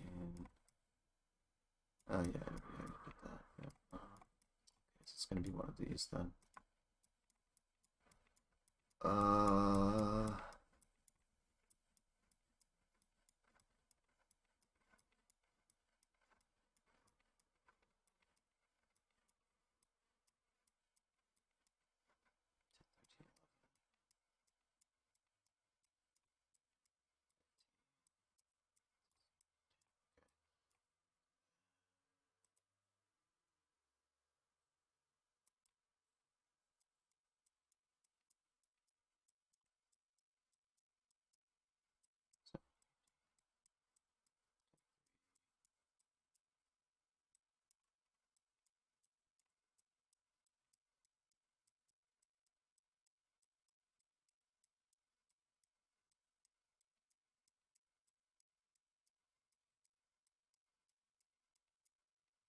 One, 3, 8, 19. Alright, this is the one.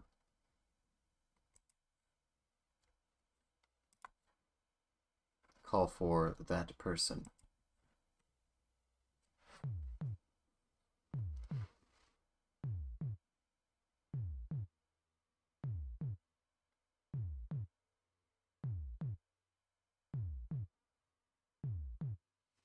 Alright, I remembered it now. I went outside, ignored the monster, and shouted, "Hitsuji-san! Hitsuji-san!" Suddenly the world turned gray, and that person appeared before me.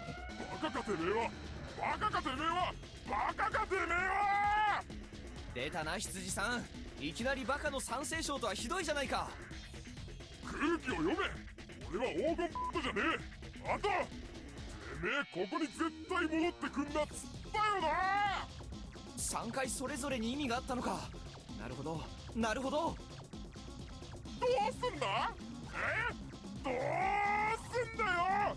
もうフォローできねえぞ、おい。フォローは不要です。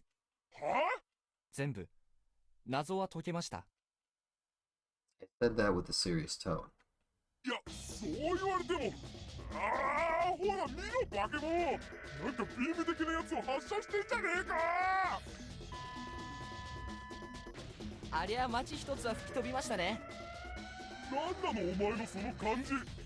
警告を破った以上ありゃてめえの責任だぞ、こんちくしょう。畜生に畜生と言われるなんて。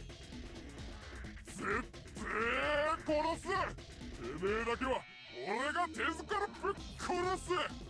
事件の解決のためには時間が足りないんですよね。はあ？ Resolving this incident wouldn't be easy. There were 3 things that had to be done. I had to stop the people of Yasumizu from killing each other in the feast. I had to deal with the master of the loop who wanted the monster's resurrection. And I had to deal with the Miguruma, the leaders of the feast. The first one would be the hardest. I had to prepare for it for the big 羊 act. さん、お願いです。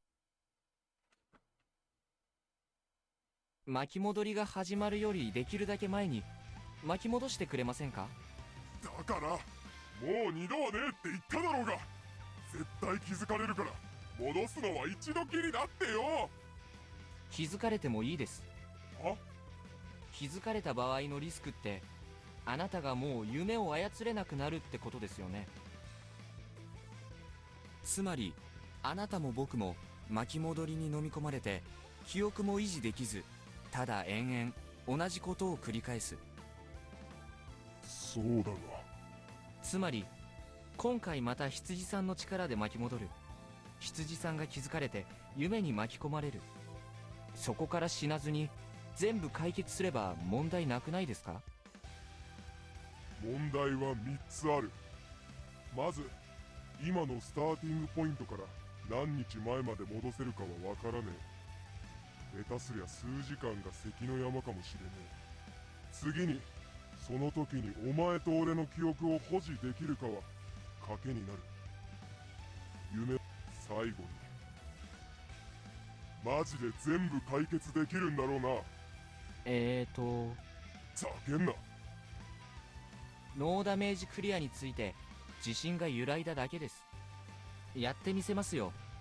最悪ちょっとばかりダメージを受けるかもしれませんが、それならまあ確実です。まあじゃ困んだよ。じゃあ絶対を保証します。その代わりあなたの仕事にも絶対の保証をください。最低でも振り出しから丸1日は時間を稼いでください。あと記憶の保持は絶対確実にお願いします。一つでも取りこぼしたら僕の保証はなくなりますからね。調子乗りやがって。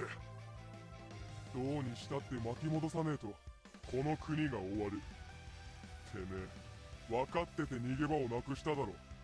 はい、実のところそのくらい腹をくくらないとこの黒幕は倒せないです。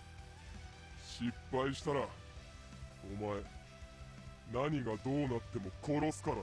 ええ。いいだろう。いでよ、100万匹分の羊の糞。Hey, wait a minute. ちょっと待ってくださいよ。うるせえ。てめえの勝手放題を100万トンの汚物の中でちった反省しながら死ね。1頭あたり1トンの換算だとすると一体何ヶ月分の糞に相当するのか。もう1億トンでいいわ。Hey, wait! ごめんなさい、ごめんなさい。My apology went unheard.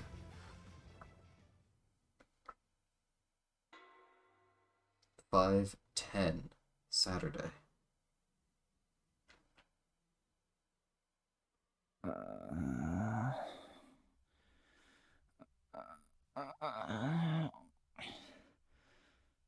うんこが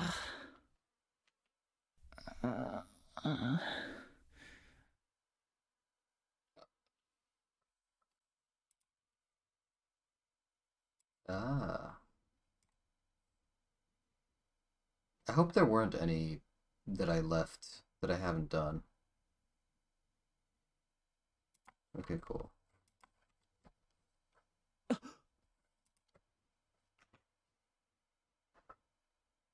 I woke up. This unpleasant awakening and the general discomfort in the room. It was that awful inn I'd visited.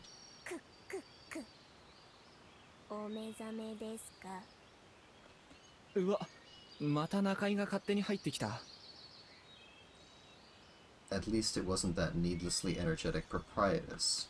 ゆうべはお楽しみでしたね。もうだいぶ前のことだから思い出せない。そういうことにしよう。それがいい。思い出したくない。はい。いえ、なんでもないです。こっちの話です。朝食はどうなさいますか？くっくっく。絶対いいです。連泊は死んでもいいです。寂しい。今度個人的に恨みがあるやつを50人くらい合宿と称して来させるんで、ぜひもてなしてやってください。超助かる。チェックアウトで。毎度あり。くっくっく。What was with this place? Anyway, since I was staying here, that meant... I checked the calendar on my phone and found out that it was Saturday, May 10th.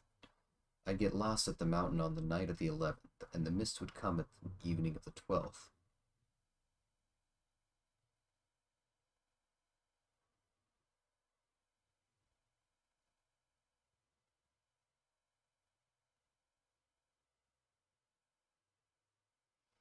And from what I could tell, I could remember everything.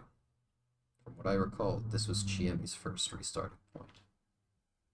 I was upset I couldn't tell her about this, but I hoped she'd remember everything too. Anyway, it looked like the sheep did what it had to. Now I just have to fix the problem. Well, it'd work out. I wrote something down and left the inn. It was a list containing things I needed and things I had to do to solve the problem. I knew the 3 things I had to do pretty well. I had to stop the people of Yasumizu from killing each other in the feast. I had to deal with the master of the loop who wanted the monster's resurrection. And I had to deal with the Miguruma, the leaders of the feast. Things wouldn't be solved if at least one of them wasn't cleared, and unlike before, I only had one chance.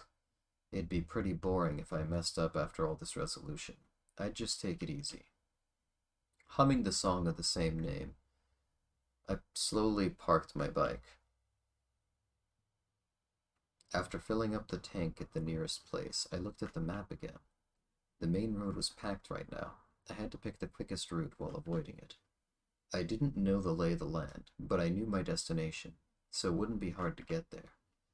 From my current perspective, the me from weeks, no, months ago, had abandoned all responsibility and just wandered aimlessly out of frustration and an abundance of free time.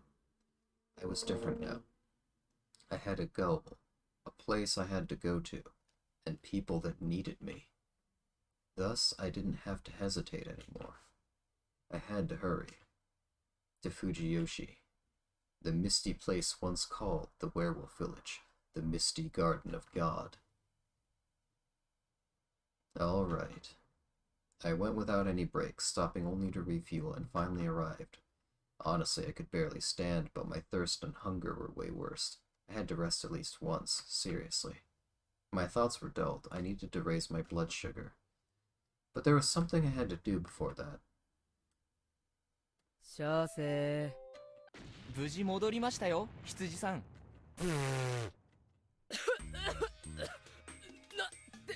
てめえ、一体何が何言ってんだ。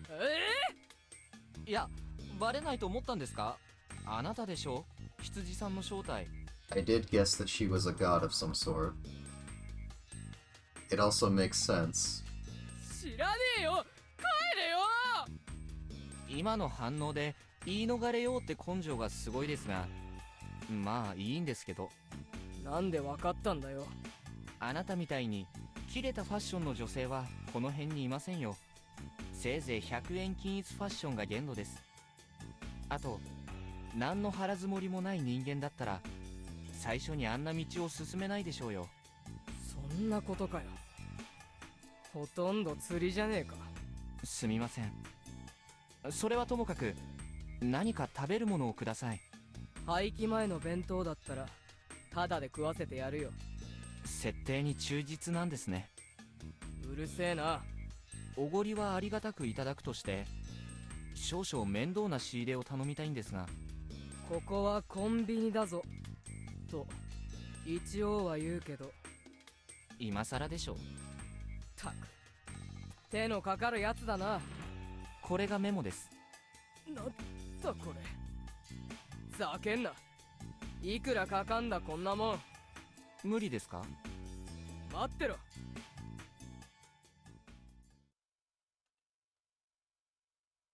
ありがとうございます。あとは任せてください。マジでこのまま行く気か？休んで行った方がいいんじゃねえのか？そんな顔色悪く見えますか？むしろ一発決めたみてえに血色いいから逆に心配してんだ。踏ん張りどころでぽっきり折れんじゃねえぞ。心配させてすみませんね。ところで僕はあなたたちに無言のうちにいいように利用されているんじゃないかという疑惑が急激に浮上したんですが、あれ？なぜ僕が謝っている？気にすんな。This little. ま、いいんですけどね。楽しかったねで終わりさえすれば。ちなみに敵には見つかったんです？少なくともあっちは異変には気づいた。今は逃げ回ってるが、尻尾掴まれるのも時間の問題だ。Their enemy was the mastermind, the creator of the loop. She was probably fighting her own battle already, one beyond my area of expertise. まあ、せいぜい逃げ回ってやるよ。その間、あっちがお前の動きに気づくのをごまかせるかもしれねえ。それは、とても助かります。こっちからも聞いていいか？はい。ええ、もちろん。いつまでこの茶番続くんだよ。これっきりですよ。まあ、生きて帰ったら、ぶん殴るのは勘弁してやる。She used me for all I was worth, then said she'd punch me if I died. It was kind of amazing, really. I couldn't tell if she was one hell of a tsundere or just insane. じゃ。あ。I hid my impression and just got back to my bike. The tons of stuff I had on me made a rustling sound. Through my dozens of times being killed by Chiemi, I'd memorized the path here so well that I was sick of it. I passed the small overpass, stopped my bike at the boulder, and took off my helmet. This might have been an Okiba too, a sign leading to Fujiyoshi and Yasumizu. I placed the bike under a tree by the side of the road, placed what I had on the ground, and locked the bike. Then I hung the helmet's ring over the chain lock. After that, I opened the large mountaineering bag and took out whatever I needed right now. A headlamp, it was a bit big, but fit well. Shone bright, lasted long, and was resistant to water. And this was a mountaineering stick. I'd already unpacked it in the store. I'll be right back. I have to use the washroom.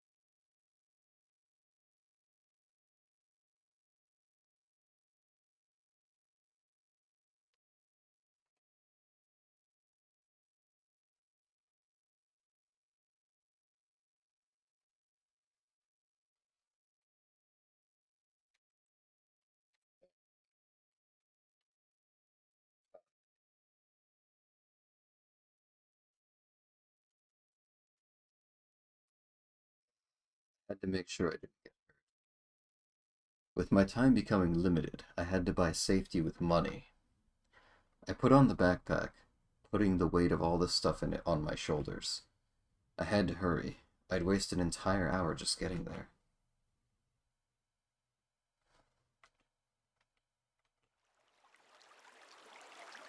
The distant sounds of water became louder, and I finally made my way through the darkness and arrived at Saranaga Rapids. I unhesitantly took off my pants, got in some loose trunks, and covered my feet in work tabby and climbing sandals. I placed my clothes in the waterproof backpack, closed it, and put it on again. Through my fights with Chiemi, I'd found out this crossing Saranaga was pretty dangerous. I'd be too pathetic if I fell and died here. I just couldn't let that happen. Anyway, it was time to go. All the rustling coming from the backpack felt like someone was laughing at me, saying that my worries were for nothing, and that I was jumping at shadows. The cold stream of May numbed my skin, and it felt like it was trying to sap the warmth from my body. But I couldn't give up. If I did, this would have all been for nothing. Too many people would suffer. However, I wasn't motivated by some sort of justice, a sense that I had to protect them. I was just interested in the fact that this struggle would end up saving so many lives. It was an amazing trade. I also wanted to get even with some people, and set myself free of this one-sided obligation. It was a selfish motivation, but that was exactly why I could give my all to it. I made it through the water, and reached the other side. Naturally, there was no girl sawing off her shotguns here, or the flashlight she brought. Not this day, anyway. I arrived. Everything was as expected so far. No, I dropped the climbing stick in the water, so that wasn't great. It was within my margin for error, though. I had to calm down. Getting distracted by my mistakes would keep me from focusing. I looked at my phone. It was out of service range, of course. The time was 12:53 a.m. Pretty early. It'd work out. I changed my clothes and shoes, then got on the cliff. Shit. My memory told me that the cliff was the most dangerous place, especially for a non-local like myself. I tried to be careful, obviously, but the other stick I used for climbing broke. I almost fell and reflexively used my hands, cutting them on the sharp stone. After making it up the cliff, I took out some whiskey, disinfected the wounds, and applied some first aid with a handkerchief. Thinking about what I'd do next, this wound was really painful. Maybe I had to loop back and... Of course that line of thinking would become habitual. It was a good thing I'd over-prepared. I had only one life now, so I had to keep that in mind. With that slight shift in mentality, I got back to work. The first one of 3 objectives. I had to stop the people of Yasumizu from killing each other in the feast, and this was actually the hardest thing to do. Thus, I had to be both extremely careful and extra prepared. I would be proving a hypothesis. I was really pissed that I hadn't thought of this sooner. I'd have loved to try it when resetting was still an option. But I was pretty confident I was right. If it wasn't here, it had to be in another place that I knew well, but this one seemed way more likely. I began preparing. I took out the 20-meter-long climbing rope. I had 5 spares. 100 meters in the bag, too. Of course, they took up the most space in the backpack. Freeing one of them up, I tied it up as if I was preparing to hang someone at the feast. Passing one swivel ring through the rope and hanging the other one on another climbing rope, I made a 40-meter length rope. It was enough to cover a cliff this tall. With this, I now had a way down below the hanging pine. I fixed the stopper I'd already tied to my waist on the rope and created a lifeline for myself. At least, I thought I did, but I had no experience with this. Still, I had to do it. Holding onto the rope, I began slowly going down. At first, I spun around, messed up while handling the stopper, slid down a few times, and was generally on the verge of getting myself killed. Eventually, I began stopping the spin by touching the grass and branches on the cliff, and I figured out how to rappel down slowly. Finding out what I was looking for while climbing down was hard work. I felt water drop on my forehead and thought it was rain, only to realize it was actually blood from my hands falling from the rope above me. That made me keenly aware of the pain and pressure from using my aching hands. It brought back my exhaustion, drowsiness, and muscle pain. It came with a mental fatigue, and it couldn't have come at a worse time. Why was I doing this? The stupidity of it came back to me. What if this was all for nothing? Of course it was. Shit. Shit, shit, shit. Before I knew it, I was muttering some profanities. I felt like it would help me shake off the urge to cry, the pain, the misery, and the patheticness. Even so, it had to be here. The entrance had to be close. All of Yasumizu had taken it for granted that people had to be hanged from the pine. That wasn't word of mouth or anything. It was an idea that came naturally, and it was with them their whole lives. That meant that this was pretty much the work of God. However, the idea of hanging one side of the rope on the tree and the other on the neck, then pushing the victim off, felt illogical. Were they doing it because it was the only cleanup they had to do was cutting the rope? Well, during the feasts, the corpse did fall to Saranaga every now and then. The lack of sound had to be God's work. But that wasn't always the case. Some corpses had been caught on the cliff or fell on the riverbank. Whenever that happened, the body was not only cleaned up, it became a very real bother, reeking and full of diseases. If you just wanted to hang the victim, all you had to do was put the rope over the branch and pull it up. This was often done outside of here. If what mattered to them was dropping the body in Saranaga, then pushing them off was enough. Even if they were just focusing on making a kill certain, there weren't many times they actually had to do this. I didn't think that a murder method that had only been done once every several dozen years or so would become part of Yasumizu's common soul. That seemed especially unlikely when, for the past 500 or so years, the locals only used the feast to control the local community. In that case, I imagined that the truth was different. The hanging wasn't for killing. It was to meet God. That unique way of praying where they joined their hands and hid their faces had to represent the remains of the lifeline they'd held before God. Thus, I'd surely arrive there if I went down. I'd believe that. Believe. Suddenly something appeared. About midway down the cliff on one of the links between the climbing rope, I found a large boulder sticking out from the bottom directly across from me. It was large enough to stand on. There were pine saplings on it, probably the children of the hanging pine. It looked suspicious. I had to get there, so I began swinging. Moving my legs and waist, I slowly created a swinging motion. The climbing rope made noise as I clung to it. The fear of it disconnecting and the fear of hitting the boulder struggled violently, but I managed to ignore them. When the swing was good enough, I waited for when I was over the boulder and stuck my legs out. I ended up having to grab onto the little pines, and my hands hurt like hell because of the prickliness, but that didn't matter now. I adjusted my headlamp and started examining the place more thoroughly. Bingo. Right behind all the growth here, there was an aged wooden torii. Yosh. I felt my vigor return, but I needed to press on. Behind the torii, there was an aged door, sealed by decaying chains. I pulled on it, and the chains just broke, letting me go in. This was no way to hide a god, people of Fujiyoshi. I opened the door wide, hunched down, and stuck my head in the hole. It was big enough for a crouching adult to pass through. It was a hole in the side of the cliff, angled slightly upward. It was an artificial place created by digging through the rock here. It was dry inside, probably due to the slope, and the door protecting it. All right. It wasn't exactly what I expected, but it was pretty damn close. Now, I needed to secure a way to get here from the bottom, create a camp, and take away the route from the top. Thankfully, the young trees here were firmly planted and had large trunks, so I could easily tie a climbing rope around them and make my way down. With this and that, I successfully went down to the riverside below. I then got back up to the hanging pine, got my stuff, and took care of the climbing rope. Some would come to the graveyard before the mist began, so they'd know something was up if they saw the rope. It'd all go to waste then. I had to hide until the mist came. This too was part of stopping the people of Yasumizu from killing each other in the mist. It was absolutely necessary for the cause. I began creating the riverside camp. Actually, it was on the rocky area above the riverbed. They couldn't see me from the top if I was here, and a flood due to rain wouldn't be a problem. Though it wasn't much of a camp, I just took out a blanket and lay down. After drinking some bottled water, I looked at my phone. It was past 3 on Sunday night. There would be rain in 24 hours, and Saranaga would gain some water.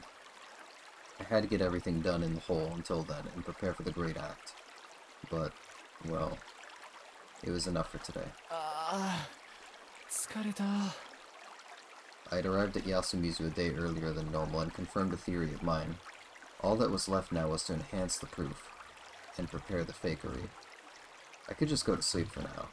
I'd have to do things right after the night cleared, so I'd set a timer and just nap rather than sleep. There. Good night.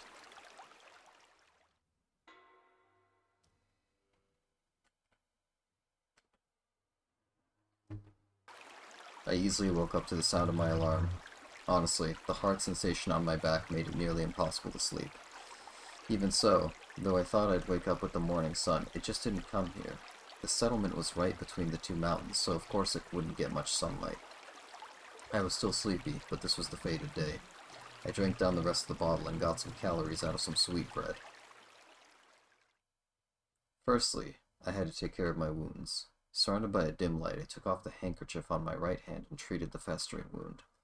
I wanted to wash it off with Saranaga's water, but I felt like the hole in the middle of the cliff might not have been the only reason why the stream was considered corrupted. I washed it off with water from a new bottle instead. Then I put some more disinfectant and a fresh bandage on it. It'd been messed up while I was climbing yesterday. I then grabbed my friend the headlamp and checked whether the stopper, a potential lifesaver, worked properly. With that, I was ready. Upon climbing up to the hole, I went inside and turned on the lamp. I then tried going up the upward slanted hill. After some distance, the hill started slanting down. It might have been done to prevent rainwater from flowing in. And the inside, it was like I had expected. There was a pile of fist-sized stones. I had to remove them all. It had to be possible. It'd been done by humans after all, in a whole 6 centuries too. Though I would feel kind of bad about it. What I was about to do was basically tomb raiding. But then I had a thought. Someone who was about to kill God had no business talking about irreverence. To make the job easier, I took out a small shovel from the stuff I'd brought. I'd brought a collapsible bucket too, but it didn't look like I could use it. After thinking for a bit, I took out all the waterproof inner bags from the backpack, then transported the stones using the outer bag. After filling a bag with lots of rocks, I crawled outside and turned it upside down. This was effective and didn't put much strain on my hands wound. Though hard labor in a tight space certainly wasn't easy. The lack of sleep and fatigue were getting to me, and I wasn't sure if I was working fast enough. I wanted to go home after repeating this just 3 more times. Even so, I'd do my best. I wanted to go back after all. おいおい昔の人。一体何トン石ころ詰めるんだよ。いくら神を外に出さないためだからって、後々考古学者とかが掘り出すことくらい考えてから埋めてくれよな。って無理か。I began talking to myself more. Was it a sign of something dangerous, or was I safe as long as I recognized it myself? It'd be bad if I started hearing the voice of God or Psycho Chiemi. I considered singing something, but stopped when I almost started singing Prayer to Shinai. That felt like a one-way trip to madness. Weird. I didn't know if it was because of what I was thinking, but I began hearing auditory hallucinations. It was a crying girl. 戻り先は日曜の朝。メイコちゃんが迷ってくるところが新たなルーチンになっただけ。結局、糸口も見えなかった。It came back to me, though it wasn't like I'd completely forgotten it. It just slipped my mind. This was the morning when Meiko wandered in. What was I to do? If she cried here, someone who'd heard her would come over, surely. If that happened, they'd find my stuff and me as well. I'd look like a weirdo doing weird things, and with a girl at my side at that. What was up with that role? Was I some sort of kidnapper about to bury a child? I had to secure her myself. Anyway, mission start.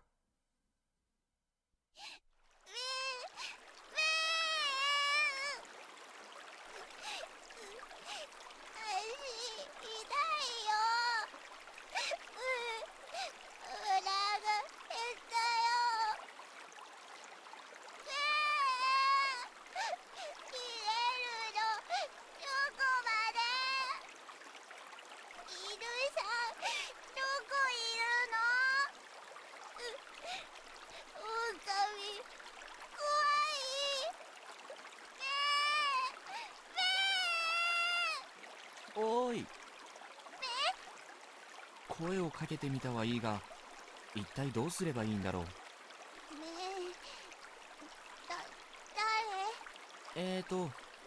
この辺りのものだよ。誰のものさん？ This seemed familiar. 違う。名前は、夫妻石春明。ふさ石。そうそう。夫妻石春明。ふさゆき。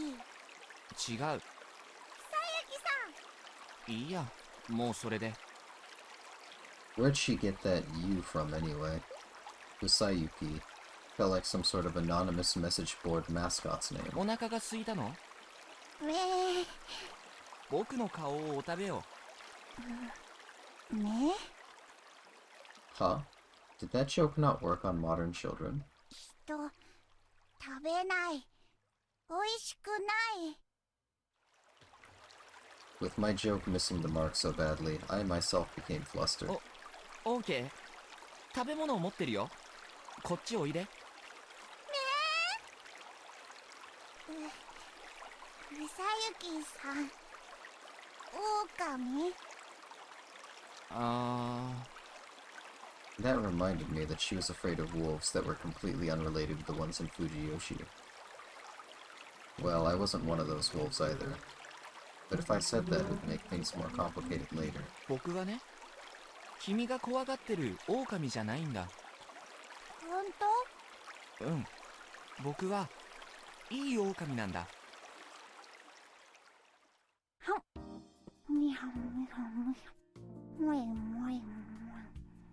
Ah, I see.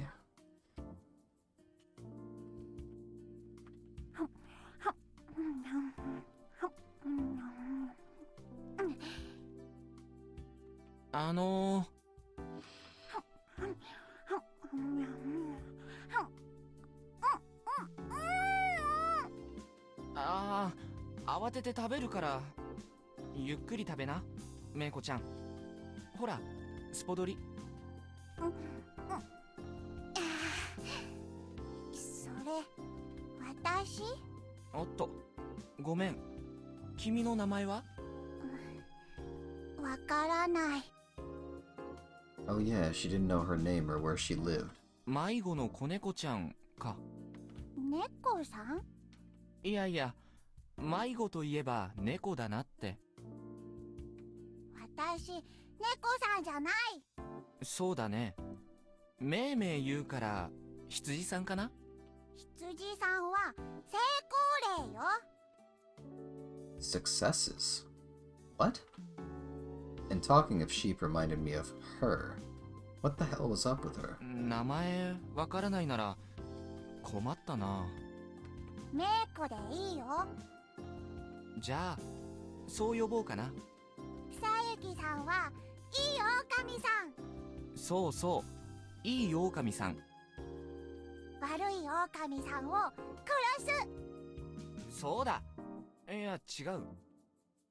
What a scary thing to say. What kind of environment had she grown up in? メイコちゃん、そんな殺すとか簡単に言っちゃダメだよ。ダメ？そう。殺すっていうのはとても怖いことだからね。怖いのよくない。いい子だ。だからボコボコにするとかにしておこうね。ボコボコ？そうそう。そのめいめい言うのは何なの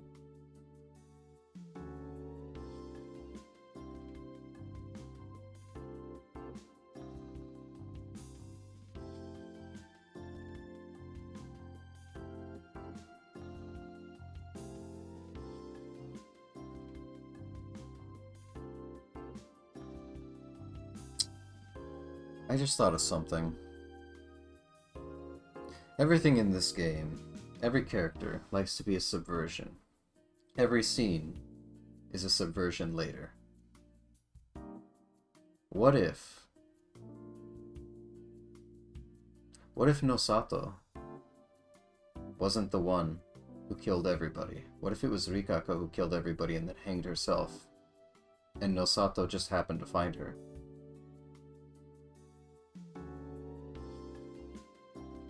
Jesus fucking Christ, that'd be horrible.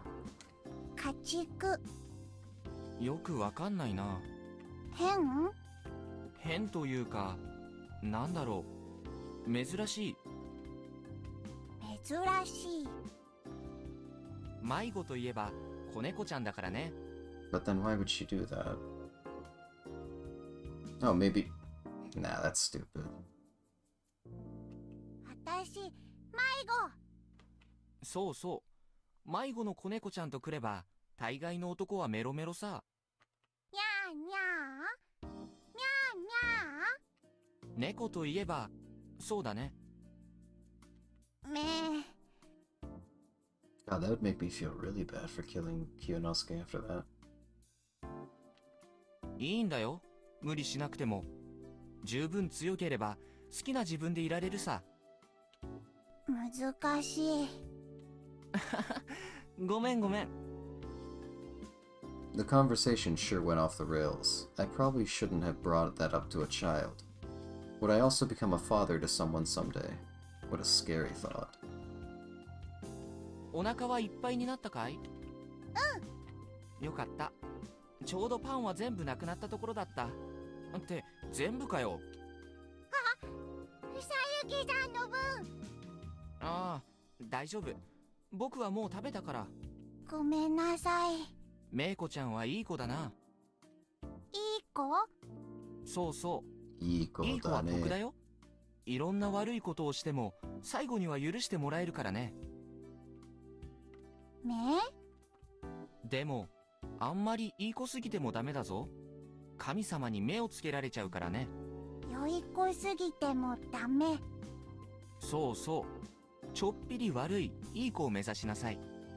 ちょっぴり悪いいい子そうそう楽しいな。わっはわっははわっははははは。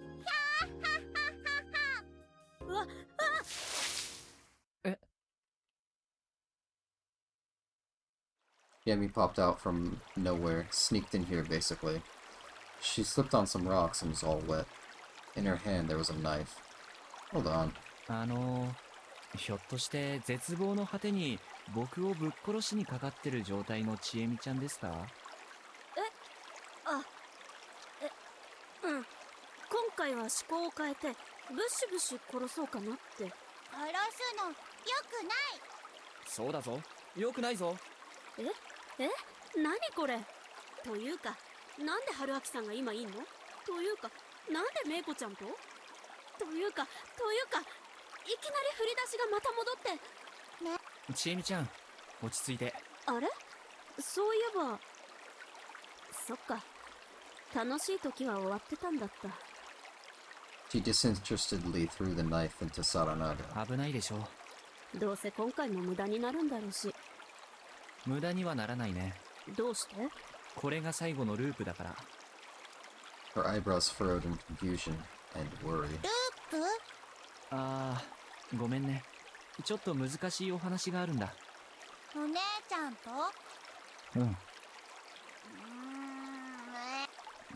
なぜ威嚇されているのだろ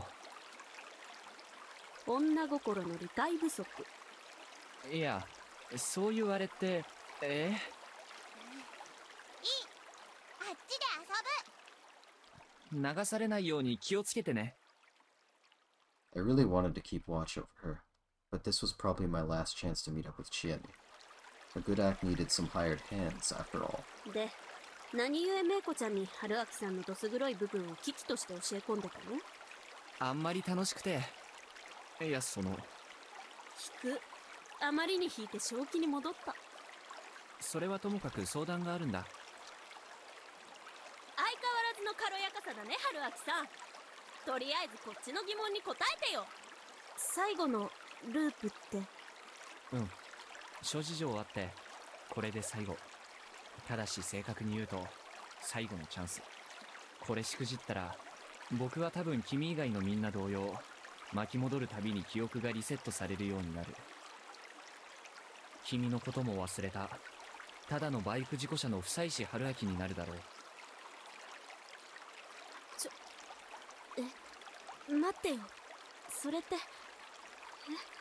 そんなの嫌だよ。私また一人ぼっちになっちゃうじゃん。そうはならない。どうして？今回全部解決するから。引くわ。なぜだ。かっこつけすぎ。そんなつもりは。それはともかく映画とかドラマの見過ぎじゃないかな。今まで何百回失敗してきた？そんな簡単にうまくいくわけないじゃん。簡単じゃない。すでに嫌になるほど苦労してきた。というか全て失敗だったこれまでのループの総決算が今回なんだから。僕も君もゴールする資格と実力は十分に溜まっていると思わないか？実力？ああ、決着には君の力が絶対に必要になる。ないよ、私に力とか。ただずっと無意味に巻き戻って春明さんの邪魔をし続けてただけ。根に持ってるな。元カノか君は。知恵見的にはそのつもりですけど。 Well, I couldn't deny that we were kinda close a bunch of deaths ago. 君にはあるじゃないか。何千何万だかの繰り返しの果てに蓄積した神様への恨み、怒りが。もちろん今回それも解決する。え？君の怒りと決意でもってこの弾で神様を撃ってくれ。I took out some ammo and handed it to her. いつ？どこで？誰の？それはその時が来ればわかる。しっかり散弾銃を切り詰めてその時を待っててほしい。待って全然わからない。説明してよ。春明さん今ここで何してるの？それは言うわけにはいかない。なんで？それも言うわけにはいかない。After all, she was from Yasumizu. That made her an enemy. In fact, she was the enemy in this case. She didn't have to know that I needed help for my act. It'd be bad if she did. Otherwise, she wouldn't be able to fulfill her role in this. ただ、僕が言うのも白々しいかもしれないが、今回っきりでいい。信じてほしい。これが最後のお願いだ。I looked into her eyes. She closed hers, thought about it for a bit, shook her head to shake something off, and nodded. わかった。ありがとう。言っとくけど、相当な無茶ぶりだからね。ノルマクリアの暁には相当な見返りと説明を要求するから。どっかで聞いたセリフだな。大昔すぎて忘れた？いや、一本取られたよ。見返りか。何がいいかな。素敵な男を紹介してくれるとか？任せて。へへ。じゃあまあ、最後に何が起きるか楽しみにしよっかな。ついでにメイコを休みずに連れてってやってくれるか。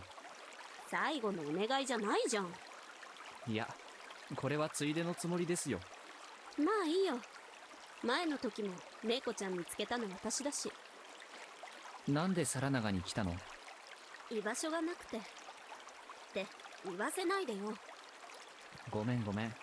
他にはあんまり誰も来ないよね。そうだね。リカ子さんのお墓参りくらいかな。それでも今日一日はメイコちゃんにかかりきりになるはず。オーケー、問題ない。そのロープって秘密。わかったよ、この悪者。以上？以上。メイコちゃん、お姉ちゃんと上行こっか。ねえ。Our conversation ended there. She soon dragged Meiko away, so I said see ya, but neither of them even looked at me. Resolve. I had to introduce her to a good guy after all. I had another actor now. All that was left now was physical labor. I continued hauling the rocks. After all, I didn't know just how deep this hole was or how many rocks there were left. Nothing would be stupider than running out of time at this point. Even if there was nothing there at the end of this, I had to find out as soon as possible. The answer to one of the final two mysteries had to be right here, and if it was exactly what I expected, I could get a weapon to finally get the better of God. My hands hurt, and the dusty cape made my eyes and throat feel unpleasant, but strangely enough I felt vigorous. Strange, considering that nothing much had changed from how it was in the morning. I didn't forget to drink and eat. Mako ate the bread, so I had to make do with what I usually did. I wanted to eat veggies and meat. I wanted to rewatch some DVDs and flashes. I had to get some new shoes and get a good shelf in my room. As I worked, my mind was filled with unrelated ideas. In that case, I had to return and get myself some good money. These thoughts raised my total motivation a lot. I'd solve this. I'd end this. I'd go back. I'd given myself a really long vacation here. Now I wanted to stretch, hop on my bike, and get on the slow road back home. I'd go back like I came. Alone. Even so, I'd have lost the emptiness by then. In the afternoon, there was a period where it was a bit sunny here, but as the evening came, that faded too. There'd be rain tonight. I didn't want to lose my stuff to a flood, so I put it all in a waterproof bag and went back to work. My fatigue was at its limit. Even so, I continued digging and tossing aside the rocks. It continued until after nightfall, but then there were no more rocks. Instead, there was a layer of sand. A round two, huh? The ancient people sure were clever. But I was close. I was sure of it. For now, though, I would rest. Normally, this would be the time I'd be getting myself drunk silly at Chiemi's or the officer's place. Back then, I really didn't expect that I'd end up doing public works here. The fatigue and muscle pain were just murderous, but I was so fulfilled that I found it kind of pleasant. I slept within the cave.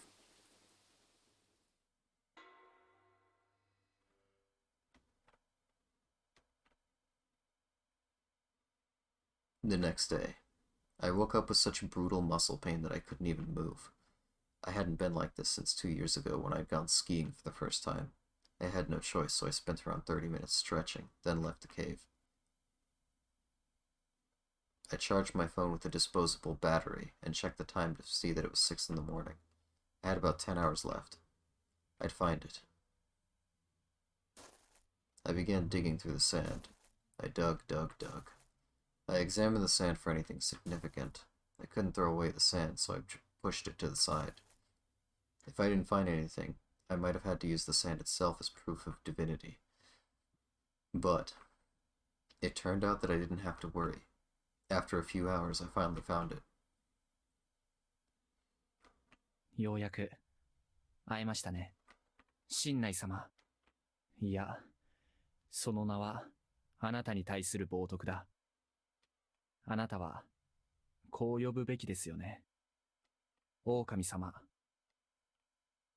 Deep within the parted sand, I faced the thing inside. It was a skull, a human skull, pure white and without a single scratch on it. It was most definitely divine. 日の目を見るのは少し後かもしれませんが、すぐです。ご家族ともども、もうしばらく待っててください。I carefully pushed it to the side, then began digging again. A hit. I found more and more bones the more I dug. There were 3 skulls in total. I didn't know if it was all the sand here or the dryness of the place, but despite being 6 centuries old, they still kept their original shapes and glittered like sacred ashes. If I wasn't careful, I could break them, but I felt like I had to beg those Okami-sama for strength. The strength to kill them, and... あった。I found it. A relic left by these Okami-sama. I was certain of my victory now. I gently returned the remains of the soon-to-be ex-gods to the sand and left the cave. I was finally at the decisive moment. The preparations were complete. Now, I needed to create a good, no, the best ending. The first step to stop the people of Yasumizu from killing each other in the feast. I would call it I'm Not Afraid of the Wolves. Starring Haruaki Fusiyashi. Ugh, I needed a drink.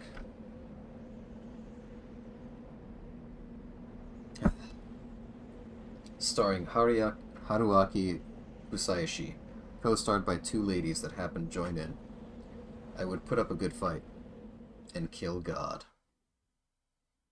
しんないさんのお守りはひかがちふましらみがらすよぐもそうそうよくできたね。お姉ちゃん、あ、ふさゆきさんだ。ふさゆきさん。メイコちゃん、おいで。わーい。ダメ。なんで？あれはあいつは芹沢千恵美。黙れ。 She pulled out a gun and pointed it at me. Her eyes were those she had when looking at God. It was made even worse by the fact that she saw God in herself too. That would be over soon. まだその時じゃない。Huh? Ah. ごらん、皿長から霧が今にも溢れようとしている。それこそ僕が望んだ唯一無二の時だ。黙れ。みんなを呼んでおいで。どうするつもりで。全てを終わらせるのさ。さあ行って。メイコはこっちへ。This time, Chiemi didn't stop her. She just silently turned around. さゆきさん、なにそのお顔。このお面かっこいいだろ。僕はこれからいい狼さんの仕事をしなきゃならない。手伝ってくれるかな。何するの？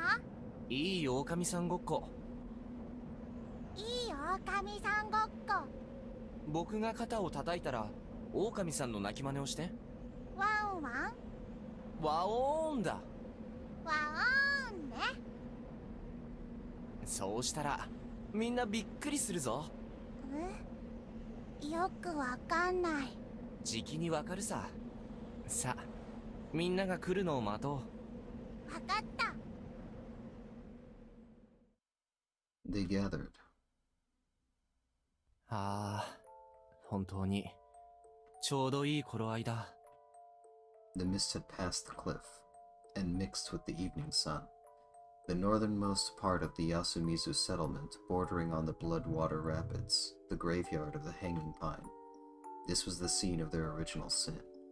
It was a scene necessary for their death.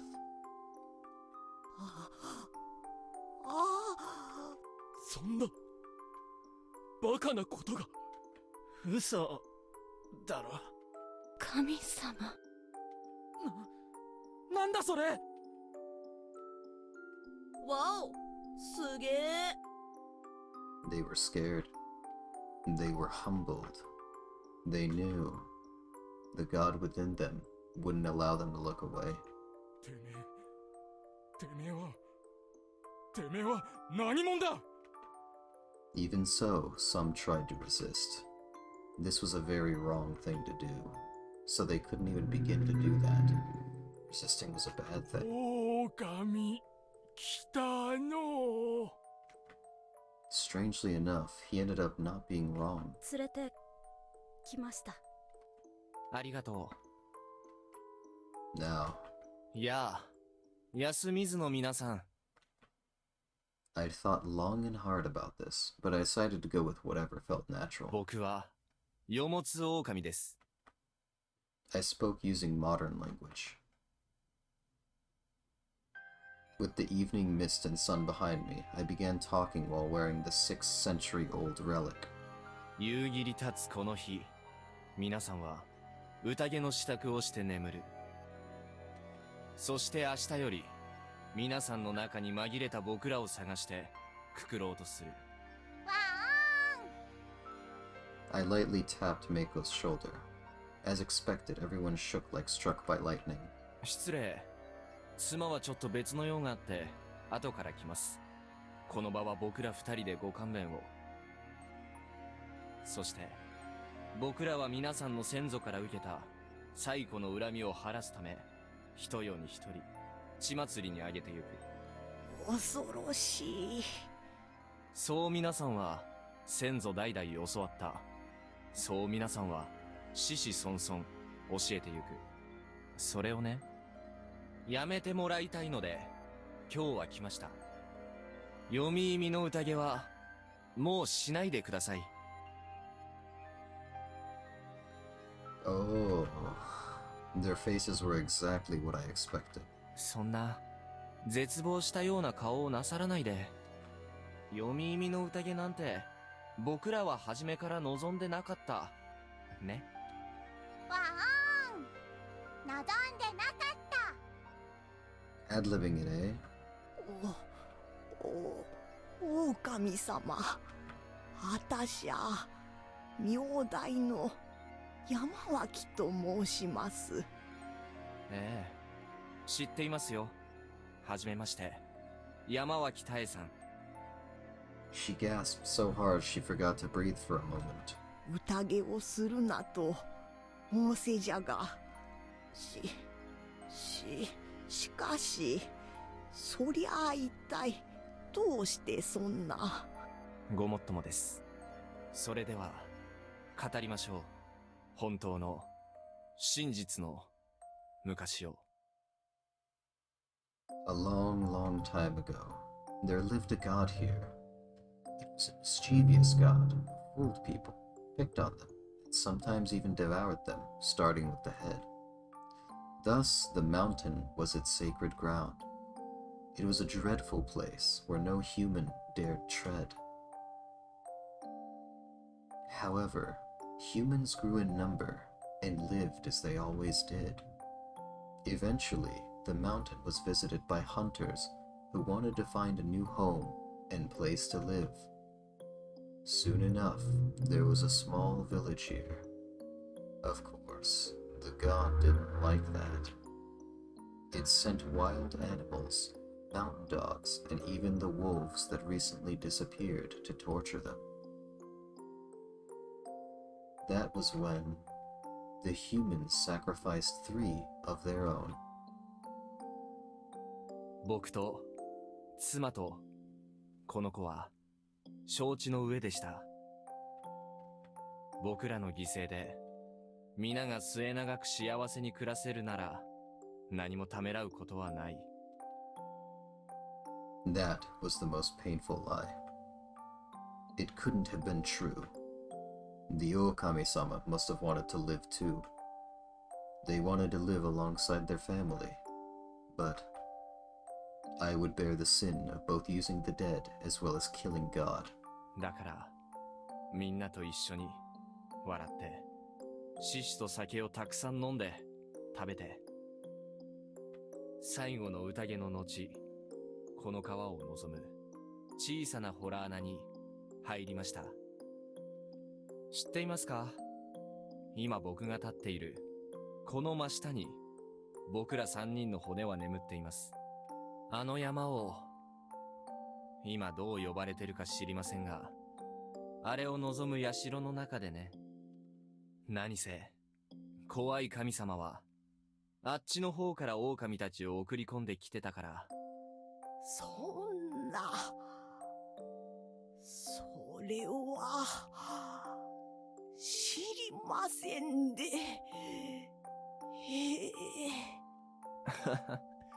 まあ無理もないでしょう。あれからもう600年かそこら経っていますから。ちなみにこれは僕らが人柱になるとき被ったものです。僕らは狼たちの神になることを期待されていた。だから人柱となった僕ら3人は狼様と呼ばれたんです。そう、僕らは600年前に生まれ、100年ほどの間ここを守ることになる神様になったんです。古い恐ろしい神様になり変わってね。ほうほう。ほうほうほう。はるちゃん、今は。いいんだよ、鴨志田近持くん。おお、僕も知ってるんだな。あとも、もっち。でも、この方には口を出す権利がある。でも、君はもう少し聞いてくれるかな？聞いてね。わかった。そっか。メイコちゃんも狼か。そりゃあ、サラナガから来るよね。Yeah, perfect timing. 気にせず、お続けなさればよかろう。町のお方。いや、狼の親父殿。我を下し、はしために貶め、我が意をことごとく奪った。憎んでも憎みきれぬ、小わっぱめ。As Haru-chan's voice became dense with rage, those who couldn't understand the situation shuddered. まあまあ、神様も聞いてください。ここからは、僕らにとっても、面白くないお話だ。With our divine blessing, the village grew large. However, not everyone was happy. Those who were told to protect our grave were made to live here. There was a barren land with little light, lots of mist, and ground hard to traverse. It was made worse by a battle that happened then, and the blood spilt in the river. The place was fearsome, yet they continued to defend our divinity. It was an honor and a respectable cause. But eventually, there was an emotional distance between the people living on the mountain and those living here. Those who lived under harsh conditions and those who prospered began to fight and despise each other. After a long peace, they forgot to respect the ones living here. That was when it happened. The people up the mountain put poison in the waterways here. That made a lot of people here ill. And to get back at them for this, the people from here willingly changed themselves into something scary. They covered themselves in Saranaga mud and attacked those living up the mountain. I could still remember it. What a horrible event it was. Women, children, elders, everyone was stabbed, torn apart, or hanged. In the end, the victors were the people living up on the mountain. They ate well and had greater numbers after all. However, they became afraid of the people here. They had reason to. We were at their side. They thought that the mud-covered attackers were our divine wrath. The anger of the Okami-sama, the gods they neglected and their priests treated as cruel. So they decided that they would steal God. After long plans and many dark conspiracies, they successfully stole our divinity. They took our appearance and even our name. They played with great god Okami to create the name Shinai. Then they created his servants, snake, monkey, crow, and spider, and split the divine powers among them. Though we couldn't complain much, considering our own power was stolen from the old god. They began worshipping Shinai-sama, the false god, atop the mountain, and made everyone know that they were the rulers of the mountain. They left the people here with the divine remains. We became simple servants. The old god had it even worse. It was called Mujina, badger, and was quickly forgotten completely. After all, the ones who benefited from this now were the families worshipping the four servants, the ancestors of the modern-day village heads. And once our divinity and powers were stolen from us, all that was left was the fear. They were still afraid of the god worshipped by the disgusting rebels. The fear was so significant that they couldn't wash it away, and we became the fearsome divinities that you now know as Yomutsu Okami. It was a fear and reverence closely tied to this place. That's why I was always here, as a defeated god alongside the old god. We had no powers. Our powers were now being used by Shinai-sama. Shinai-sama from when he was wearing the disguise of the Wolf Guardian, and finally, the Four Guardians. I'll say it again. We had no powers. 僕らはこれまで一度も読み意味の宴で人を血祭りにしたことなどありません。僕らが守るはずだった人たちが死んでいくのをただただ悔しい思いで見殺しにしてきただけです。悔しかった。だからわかりますね。読み意味の宴をやっていたのは神ではなく人です。そんな野里清之助さん、あなたの家は少なくともそのことに抗おうとしていましたよ。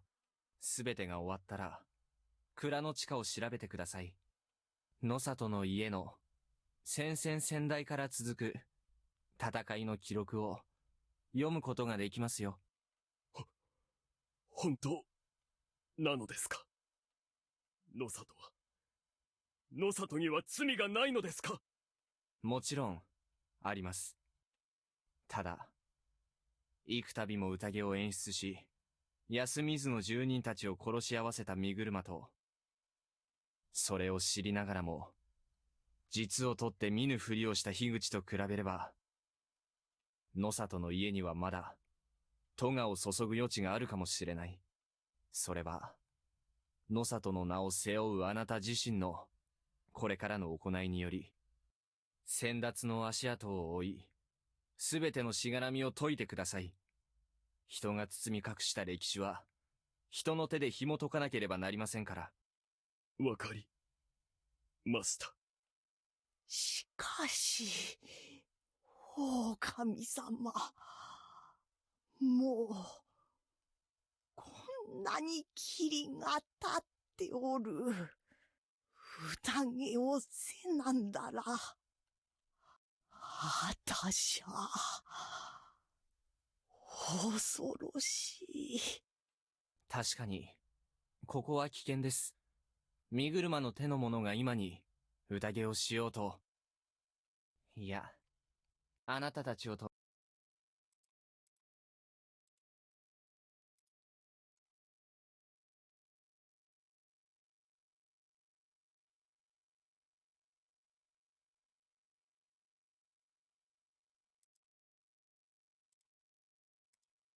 Yeah, I'm all tapped. The fuck is this? Oh, okay.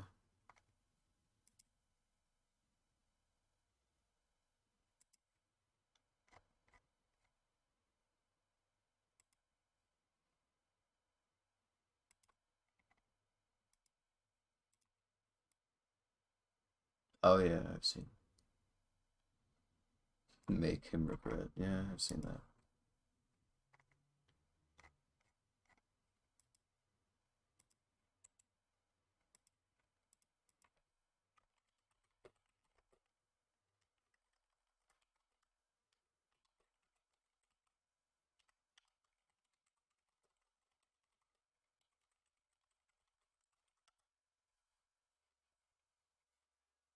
止めようとして追いかけてくるでしょうから。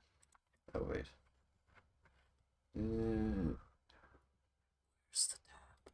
There it is. No, that's not the tab. There's the tab. でも心配しないでください。僕の妻がサラナガを抜ける案内をしますから。サラナガを？恐ろしい。大丈夫です。僕らは、よもつ狼ですよ。ばあちゃん、待ってくれ。Okay, Takumi-san. あんたが普通じゃないことはわかる。俺のこの安水生まれの体があんたのことを神だって認めてる。でもだからって信じられるかは別だ。わかっています。室匠さん。僕らがあなたたちを騙して、あなたたちを黄泉に連れて行くのではないと。皆さんをまとめる若頭として、あなたがそれを心配するのは。あんた、どこまで俺たちを。すべて知っています。Of course I did. I knew everyone here. I'd looped around here way too many times not to know. They were all just normal, good people. They bore their poverty and unfair circumstances while stressfully surviving their days like anyone else. That was why they always killed each other. そうですね。最後に、皆さんそれぞれに言っておきたいことがあります。Now, Okami-sama, it was time for work. I needed your divinity to help me save your adherents. 室匠さん、僕らは知って、あなたが8年前の読み意味の宴の犠牲者たちをそうとは知らされずに埋葬する姿を、衝突しがちな小さな女の子芹沢千恵美さんを何かにつけて守ってあげる姿を、病で死に瀕し虐げられながらもこの安水のために何度も戻ってきた他の誰が思わずとも不吉の守り神だった僕らは、俺はいずれ里は開かれ、古きものと新しきものが混じり合うでしょう。そこには必ずすれ違いやいがみ合いが起きるでしょう。そんな時、あなたは苦悩するでしょう。迷うでしょう。しかし己を信じ考え抜けば、あなたがそうある限り、神は、山はあなたに報いるでしょう。信じてください。わかった。牧島勘三さん、僕らはあなたがこれまで2つの宴を超え、その身に余る苦しみの記憶を持って孫娘を黄泉の手から守ろうとする姿を、その重圧のために孫娘にすらまともに顔向けできなくなったことを。やめてくだせえ。孫はそれを。でも大丈夫。あなたの孫娘は十分に、いや100分1000分に値するほど強い。そうだね、牧島春さん。おじいちゃん、私知ってた。父さんと母さんが宴で死んだって。春、すまん。わしのせいですまん。いいの？だから一緒にお墓参りしよう。春はここにいるんだから。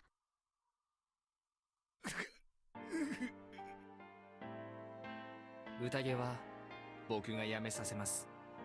だからあなたはこれからは光の中で孫娘とみんなの手を取ってあげてください。信じてください。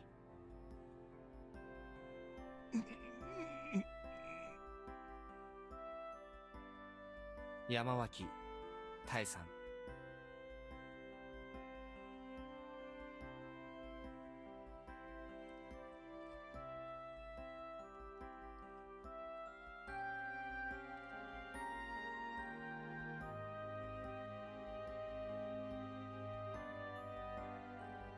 It's heartwarming to see Kanzo and Haru finally properly reach out to each other. Now, if only it wasn't done with a mask of deception! あなたがこれまでとても真面目に真摯に信心を注いでこられたのを僕は見てきました。Ooh, I had to hold back from doing what I usually do. たとえ信内明神やお守りたちが虚像に過ぎないものだったとしても、僕は見てきました。あなたの人生はとても尊いものです。おお、あたしはただそう言うて欲しくて。若い子たちのことは少しだけ多めに見てあげてください。そして正しい物語を伝えてあげてください。そして信じてください。当然ですわよ。野里清之助さん、あなたにはさっき言った通りだ。付け加えるなら、あなたはできる人なんだから、あとは少し心を広くお持ちなさい。上下関係ではなく、手を取り合って進むことを、あなたは大学時代に経験しているはずだ。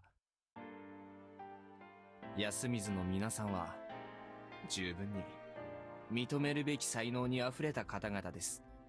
そして、あなたと組んでいろいろするのは楽しかったですから、卑下することはない。何のことですか？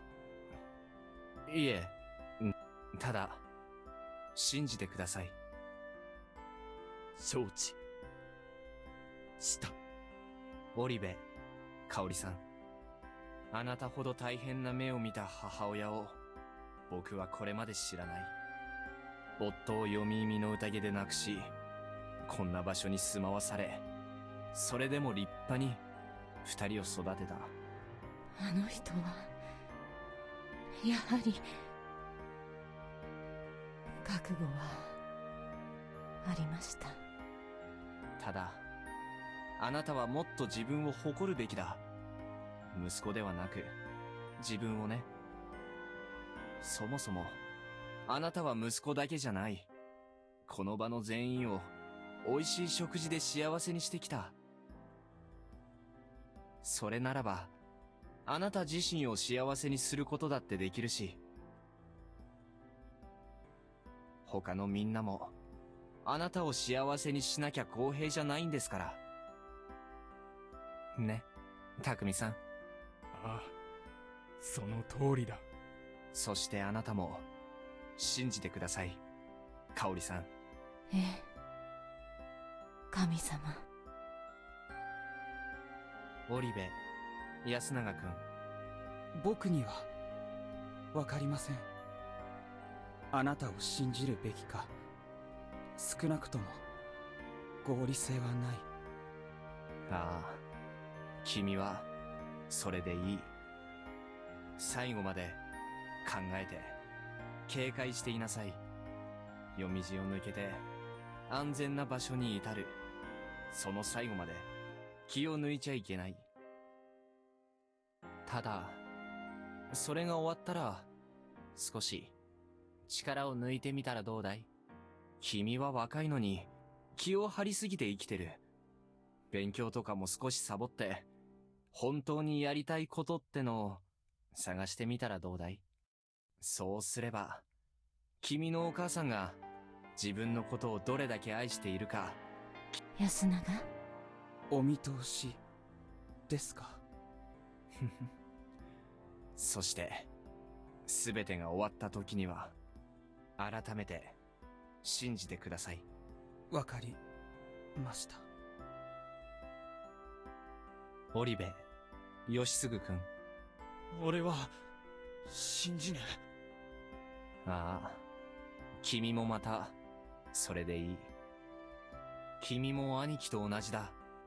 責任感が強くてお母さんのことが大好きで、それら全てに不安を持っている当たり前の少年。そして兄貴が頭で戦うのに対し、君は肝っ玉で戦うことができる男だ。君は君でもっと自由に暴れられる場所を探してみるといい。頭より根性がいる分野なんていくらでもある。兄貴の背中じゃなく未踏の道を追い求めなさい。あとお母さんを大事にな。確かな絆があってもきつい言葉は少しずつそれを弱らせるものだよ。義継。一般論として信じなさい。わかったよ。モッチ待ちくたびれたぞ。ー。うん。君は別に信じなくていいや。ほう。でも面白そうだろ。この先何が起きるか。だな。オッケー。楽しみにしてなさい。ただあれだ。自分が興味ないと思ってるものが興味深いものに繋がってるかもしれない。いつか。例えば人の気持ちとか恋心とかな。恋ねえ。そういうのも目を向けてみな。でないといずれ何かを失っても痛みにすら気づけないぞ。本当はもう全部わかってるんだろ。わかんないけどわかったよ。牧島、春ちゃん、イナ、神様。なんじゃ狼殿。あ、ここで一つみんなの誤解を解こう。安永くん、モッチー、この方は本物の神様だ。え？そりゃあおかしい。僕らの秘密のスーパーハルちゃんなんだから。あ、やべ、言っちゃった。ああ、きっかけはそうだ。両親を失い、祖父からも冷たくされ、大人の気を引きたくて、小さなハルちゃんが生み出した、イナ、復活させてしまった神様さ。なんじゃ、それは。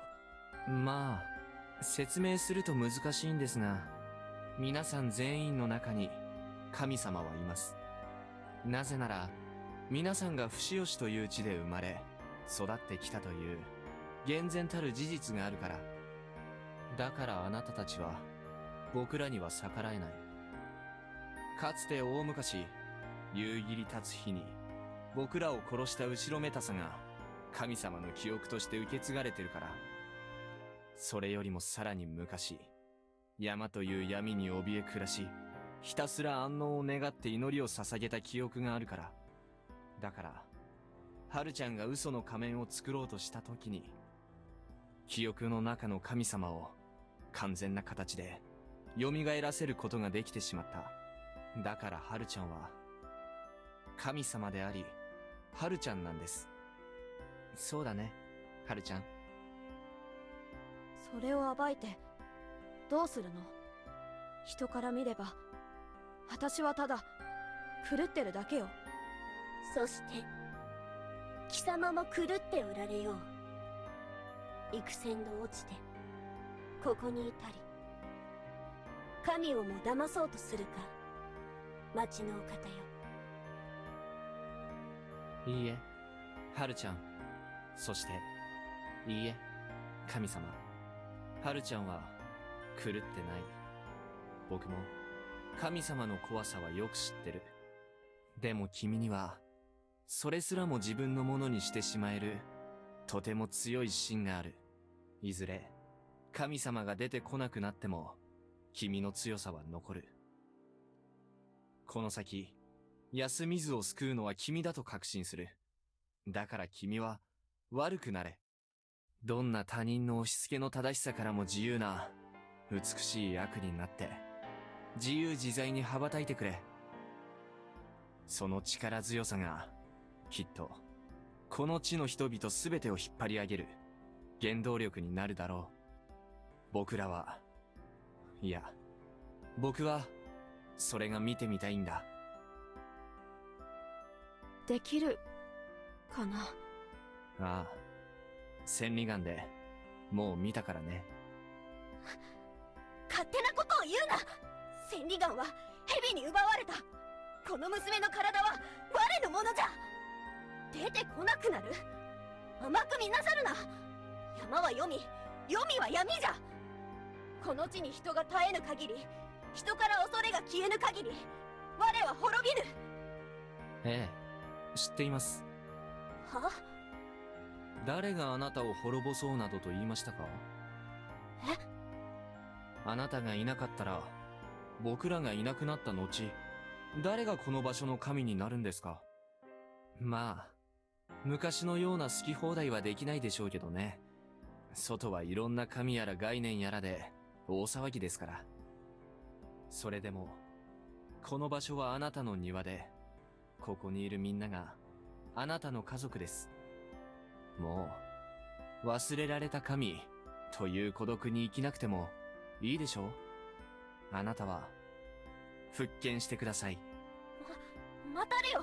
そんな、皆さん、僕ら狼は、今日をもって、休みずの、そして、不死吉の神ではなくなります。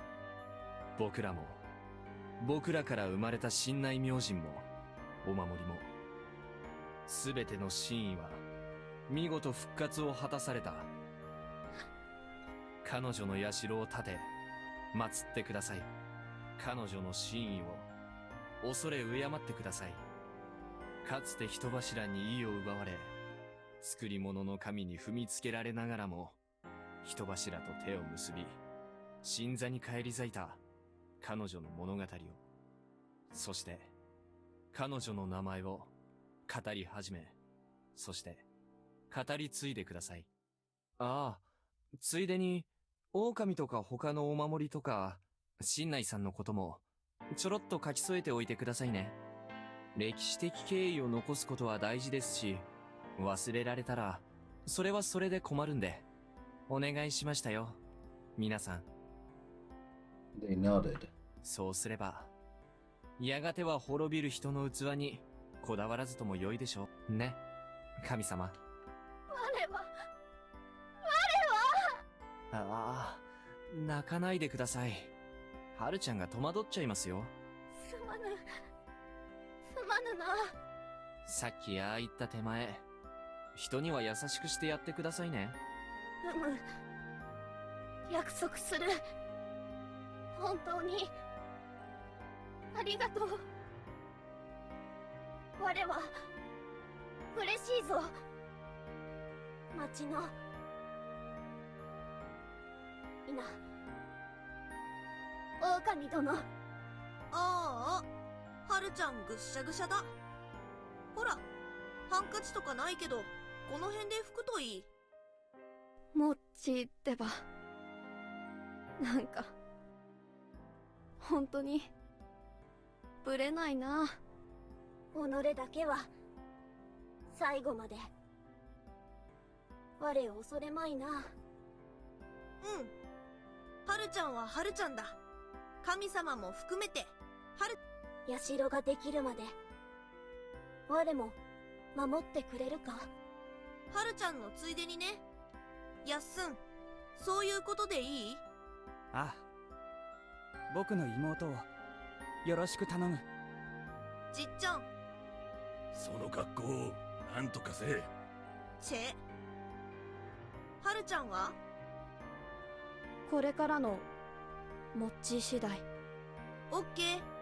あとここまでありがとう、春秋。そういうことだから。ああ。Goodbye, Haru-chan. 一つ連絡です。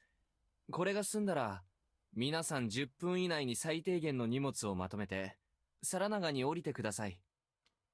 そこに、僕の妻がいます。彼女の指示に従って脱出してください。Everyone complied. あと、狼じじいさん、あなただけ広場に残っててください。さて、ごめんね、待たせて。芹沢千恵美さん、嫌よ。君のこれまでは神様の意を狩る下道の悪意によって踏みにじられた人生だった。嫌だって。って言ってるでしょ。君は恐れ、もだえ苦しみ、周りと衝突をしながらも、力を求めた。強くあるための力を求め続けた。その結果、君には僕らや神様が見えるようになった。あなたは神様じゃない。その結果、君は神を手にかける資格を得るに至った。神様は殺せない。普通はそうだ。でも、殺せないわけじゃない。名を与え、後継を廃し、その資格を受けし英雄が生まれ、そのための武器を手に取れば。Basically, make everyone agree. 神は殺せる。資格は他ならぬ僕が与えよう。いや！僕の娘、こっちへおいで。あなたをやりたくなんかな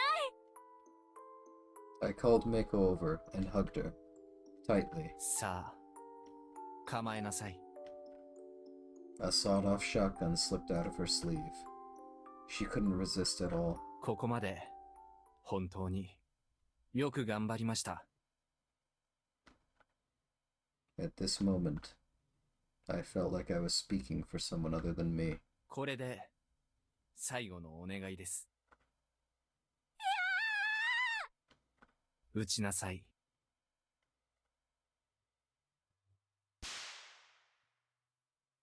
The barrel spewed fire, and my body, still holding Mako, soared into the air. Meiko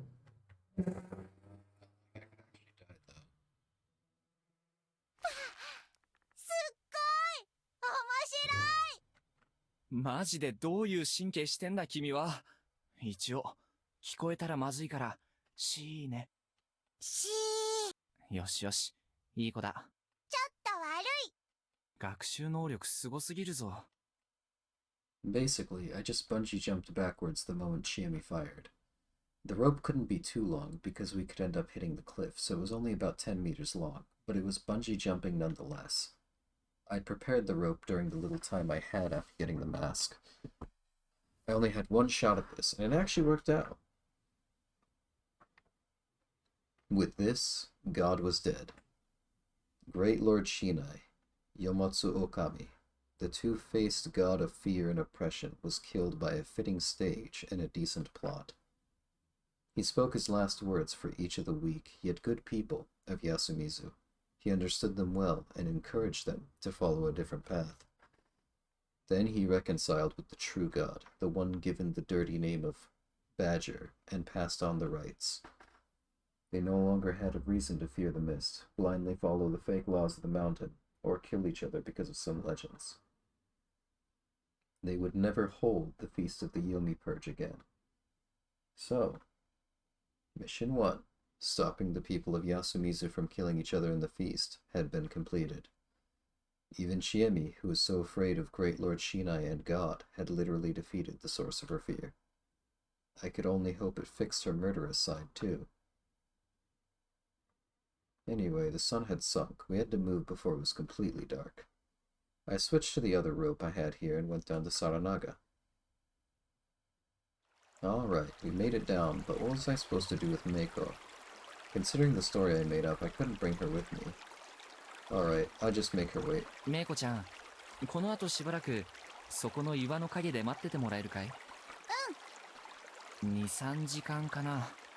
寝ててもいいけど、他の人が来ても出てきちゃダメだよ。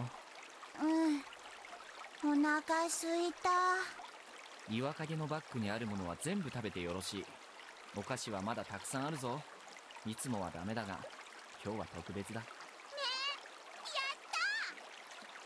She ran off, and I turned around. 来やがったか。なんつう霧だよ。10歩先も見えやしねえ。羊さん。茶番は終わりだっつったよな。ああ、お待たせ、三辻。なんだったんだよ、一連の茶番はよ。いや、別れた彼氏を謎の方法で追ってきたんだと思って、全力でスルーしようかと。聞くだけ無駄だった。てめえはそういうやつだよ、春明。君はいつも有言実行だよね。こんなのは無理なんだいっつんだよ、バカ。Behind her, there were 3 rubber boats with oars. で、これからどうすんだっけ？これから半ば放心状態の一団がやってくるから、適当に神様っぽいことを言って誘導して、適当な宿泊施設に保護。後半はいいけど、前半は何なんだよ。まあ、迷信とやり合うための方便ってやつさ。君だってある程度、ここがそういう場所だって分かってるんだろ。まあな。めんどくせえ。あのコンビニ店員のノリはやめときなよ。一応言っとくけど。ありゃ相手がてめえだからやったんだからな。いくら俺でもあんな非常識じゃねえっての。プレイだったのか。マジで殺すぞ。君の能力とかバックグラウンドとか後ろについてる組織だとか、そういうのは当然聞いていいんだよね。まあもう会うことはねえし、聞かなくても問題ねえだろ。そう言って別れて2週間くらいで再会したでしょうが、あれ何なの？もしかして本気で偶然？偶然だと言いたいとこだが、まあ縁ってやつかもしれねえな。本気で言ってるのか？ああ、世の中そういうもんだからな。本気の蜜汁ほど信じられるものはない。信じよう。本気っぽく見えるてめえほど信じられないものはねえけどな。We laughed. で、そろそろ真面目な話しよっか。Yeah. もうすぐ俺は黒幕に捕まるぞ。She has nice hair. She's got a bit of muscle on her. She's got big boobs. まだ耐えてたの？まだってなんだおい。こっちは必死に時間稼いでるつもりなんだぞ。なるほど。なるほど。だから何もなかったのか。オーケー。めちゃくちゃ助かった。じゃあなおさら急がなきゃだ。まあ一応気をつけろ。なんか君には父に赴く時を見送られてばかりだな。父って。まあさっきは助かったから次も助かるな。いいから無事に帰ってこい。別に迎えはしねえけど、死んだら後で目覚めが悪い。了解。まあ生きてたら一報入れるよ。いや、考えてみたらてめえが死んだらどのみちゲームオーバーだから、別にいらねえ連絡。ひどいな。やれやれ。ま、行ってくる。まずは神様を殺したんだっけか？ああ、次こそ君の要件。巻き戻りの黒幕とやり合ってくる。Mission 2. I had to deal with the Master of the Loop, who wanted the monster's resurrection. This one didn't need as much preparation or acting skill as the first one. All the info I'd gathered over the loops was enough to make me certain by now. I just had to face the person one-on-one and be completely honest. That was easy. But the person was the problem. I'd probably be walking on a fine line here. I had no idea how well my thoroughness, guts, and verbosity would hold up against the enemies. And once the final mystery was revealed, I wasn't sure if I'd have what it takes to properly retaliate. It was something I'd have to consider at that moment. I had to do it. 頼んだぜ、春明。I got up on the cliff again and hid near the graveyard. The mist was dense and I couldn't see much, but I was used to it, so straining my eyes helped a lot. I soon saw the people of Yasumizu absent-mindedly make their way down Saranaga. Everyone besides the old wolf guy was there. Good. After confirming that, I went to the plaza. He was standing alone in there. 逃げも暴れもしないとは意外ですね。いいですよ。そんなふりは本来あなたの仕事でしょう。こういう例外的な逃亡の阻止はてめえと話したくてな。ふりをやめてくれて助かります。手っ取り早く済ませましょう。てめえ何者だ。俺と同類ってのは身車の手のもんにしちゃわけがわからねえ。じゃがHe was putting his hand into his clothes to take out a weapon, surely. Unfortunately for him, I already knew his cards. 俺の砦をようも崩してくれた。僕はあなたの弟子ですよ。はあ？まあ面倒なので説明は省きますが、あなたがいなければ僕はみんなを助けることはできなかった。それに報いて生かしてやろうって言ってるんです。このクソじじい。His eyes were filled with a silent anger. まあ60年だか前の事件を今さら蒸し返しても警察も困るでしょうし、あなたが心を入れ替えてちゃんと安水を守る気を持つならこのまま生かしておいてもいいでしょう。随分と大冗談じゃねえか。身車は廃れますよ。はあ？今日は何も起きない。今後霧が立っても一切何も起きない。なんならいいことがあるかもしれない。あなたの仕事も隠れ家ももうありません。水路もすべて表にさらされるから。さらに安水の住人ももうあなたをただのボケ老人とはみなしません。何の証拠で？さっき気づきませんでしたか？あの場には銃を持った人間が2人いた。ちえみ以外のもう1人はずっとあなたを狙っていた。あなたが暴れた時、至近距離からあなたを殺すために。あなたは猛録した。あなたが人を殺せるのは霧の中で狼装束を着て神の意を借りてやっとだ。たった今あなたが僕に切りかかっても僕はそれを余裕でかわし、転ばせ踏みつけて殺すことができる。そうなるとせいぜい不意打ちしかできなくなるって言うんですよ。でももうそれも無理です。あなたがここに居座っても住人たちはあなたに心を許さない。ここはもうあなたの砦じゃない。あとは皆に頭を下げて死ぬまでかくまってもらうか、それとも東京のつて高を頼るなりどこへなり行くか、どっちかを選びなさい。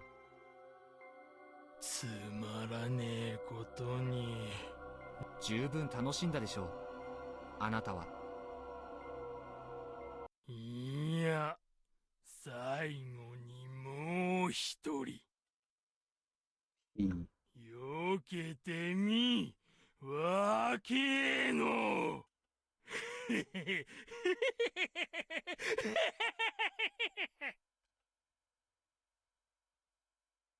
He raised his blade, took an unexpectedly fast step towards me, then tripped. だから言わんこっちゃない。ああ、滑った担当が口から脳天に突き刺さって即死ですか。天網開会ってやつならもっと苦しい死に方にしてほしかったな。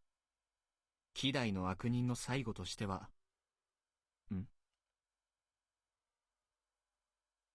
草が結ばれてる？誰だこんないたずらやったのは。その誰かには一応感謝しておこう。罪悪感を持たれてもあれだからほどいておくか。Anyway, I was satisfied with the result. I thought about this and that, but as long as he was alive, he'd have always been a danger to someone's life. That was all he'd done his whole life, and it was best to accept his death for what it was. Leaving his corpse, I went off to where I had to. Of course, he wasn't the one in charge of the dream, so he wasn't my real target. Extra mission, get rid of the latent threat. The violent old man, complete. Mission 2, dealing with the master of the loop, who wanted the monster's resurrection, would begin now.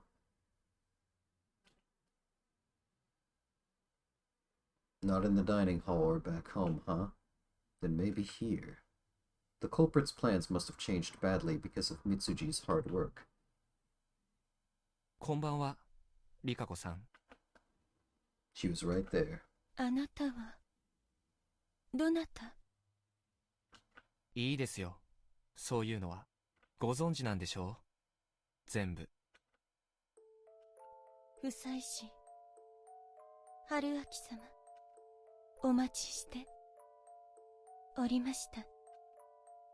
The two acquaintances who'd never met exchanged a greeting. It was a very normal greeting, but that was what made it warped and strange. そりゃあ、光栄だな。でも、こんな形では望まなかった。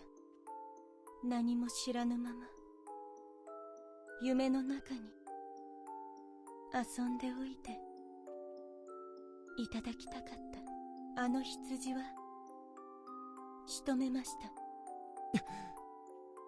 ご心配なく。彼女はただ夢に触れる手立てを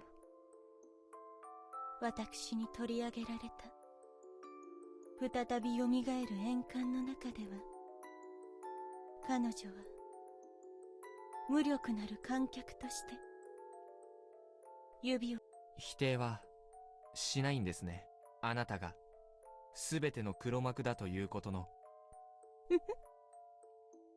先ほど望まなかったと申しましたが、春明様がそこまで私を知り、幾万の夜と命を賭して長き宴の末にこのような日が来ようとは、私も思いもしてなればこそ知りとう存じます。春明様、どのように知られたのですか？え？だってあなた、さっき全員が揃った場でいなかったじゃないですか。え？それだけですか？いや、違いますけどね。お聞かせください。どのように私を突き止めたのかを。Ah. She'd gone back to the heart of the matter. She'd probably punch me if I said something like, "You're a spider, of course you're pulling the strings." I'd take it seriously. Of course, there were things I didn't understand. Or more like, I understood because I didn't understand them. Though that was kinda complex. It was the spider. The Uematsu guardian and symbol. The spider. Japan had no faiths that revered them. The other guardians had archetypes that were clearly related to mountain religions, even the wolves. The spider, however, wasn't. The Shinai faith was a religion created to control. Thus, there was no reason for it to include anything without a clear origin. In fact, it was completely unlikely that a family of prostitutes would use the Joragumo, a term for orb weavers, as their messenger. After all, that was a yokai and not a god. Though the difference between them was minimal, but gods still needed to gather faith. In other words, Joragumo, Ugumo, and all of that were just anomalies, strange coincidences and incidences that could happen anywhere. Unless they garnered faith from the locals for many years, were accepted, and can live beyond words, they weren't gods. However, the Uematsu actually had no divine authority, despite controlling the most mystical section of the Shinai faith. This was strange. Of course, the Uematsu had a weakness in that people looked down on them because of their nature. However, the amount of suspicion, cruelty, and harshness directed at you was just unnatural. And that was despite being a good person most of the time, unlike Kiyonosuke-san. I wondered why. The Uematsu had divinity in the Shinai faith too. That was when the spider archetype came to mind and turned my question into suspicion. The Uematsu, the spider, might have been some sort of exception in the Shinai faith, an unnatural entity. It seemed to me that the spider's god could be an outsider that didn't fit in with the mountain faith. The ritual to take in the corruption could have easily been the secret centerpiece behind the whole faith, no? It was a miracle that could cure everything, after all. It was something that any new religion would kill to have. Imagine all the adherents they would gain. And if it was the real deal, any cult or dogma with weird origins would forcefully add it to their teachings. That wouldn't have been weird, right? The historical documents proved that many outsiders had come to help create the Shinai faith. Some might have been people from other shrines that wanted to take the snake, monkey, or crow for themselves. Then they also might have given themselves authority by putting their symbols in their teachings. The current village heads might have been the descendants of such people, though that could have been a stretch. Now, who was to say that the Uematsu ancestors didn't enter the settlement during this time and ram their symbol into the religion? Heretics who believed in a warped god. It was included in the religion, but only on a surface level. The truth behind it had been hidden by the Uematsu and wasn't included. That made everyone here unconsciously feel that there was something unnatural, something wrong about them. Thus they were looked at with scorn, and that was probably why they could take the disorderly profession of prostitution as their family trade. Though that was just an assumption. You could tell me if I was wrong later. Next, it was time for doubts about her as a person. I'd experienced the looping phenomenon. At first I thought it was something that happened once I died, but then I'd realized that wasn't right. I'd keep my basis a secret, but I'd realized a few things once I thought about the loops that happened without my death. For example, there were loops that happened without me having any memory of dying. I'd underestimated it, thinking that it was only because some memories, especially ones of your death, weren't saved properly. However, there were definitely loops that happened without me ever dying. It was just the general image of the loop that gave me the idea that mist, death, and rebirth were linked, making me assume I must have died. When I thought of it like that, I started thinking that the loop happened not with my death, but with the dream's master. That was the opposite of how it usually was in such scenarios. Normally the master's death meant the end of the loop, but most people had died many times within all this looping. Looking at it that way, the loop should have stopped a long time ago. The master should have died, yet the loop didn't end. Thus, I began believing that the death of its master activated the loop. That would make sense. After all, they could try it again if they messed up. They could instantly take full advantage of the looping as I at first thought I had. Of course, it was possible that the culprit was in a safe spot far away, like Kamifujiyoshi or just the mountains. That would make them impossible to reach, but they could reach this place all they wanted. Of course, the Miguruma observed Yasumizu from a distance, so they could have done that easily. However, there was something strange. I had seen so many deaths, but there was one person whose corpse I'd never seen. It was Meiko. No matter the route, I hadn't seen her final moments. That made her really shady. She'd seen that ending once, though, so I figured it wasn't her. She didn't know of the conspiracy. But there was someone else who seemed shady. It was you, Rikaku Uematsu. I'd only seen your corpse once, when it was supposedly all over, but you were hanged in the hall. I'd looped soon after.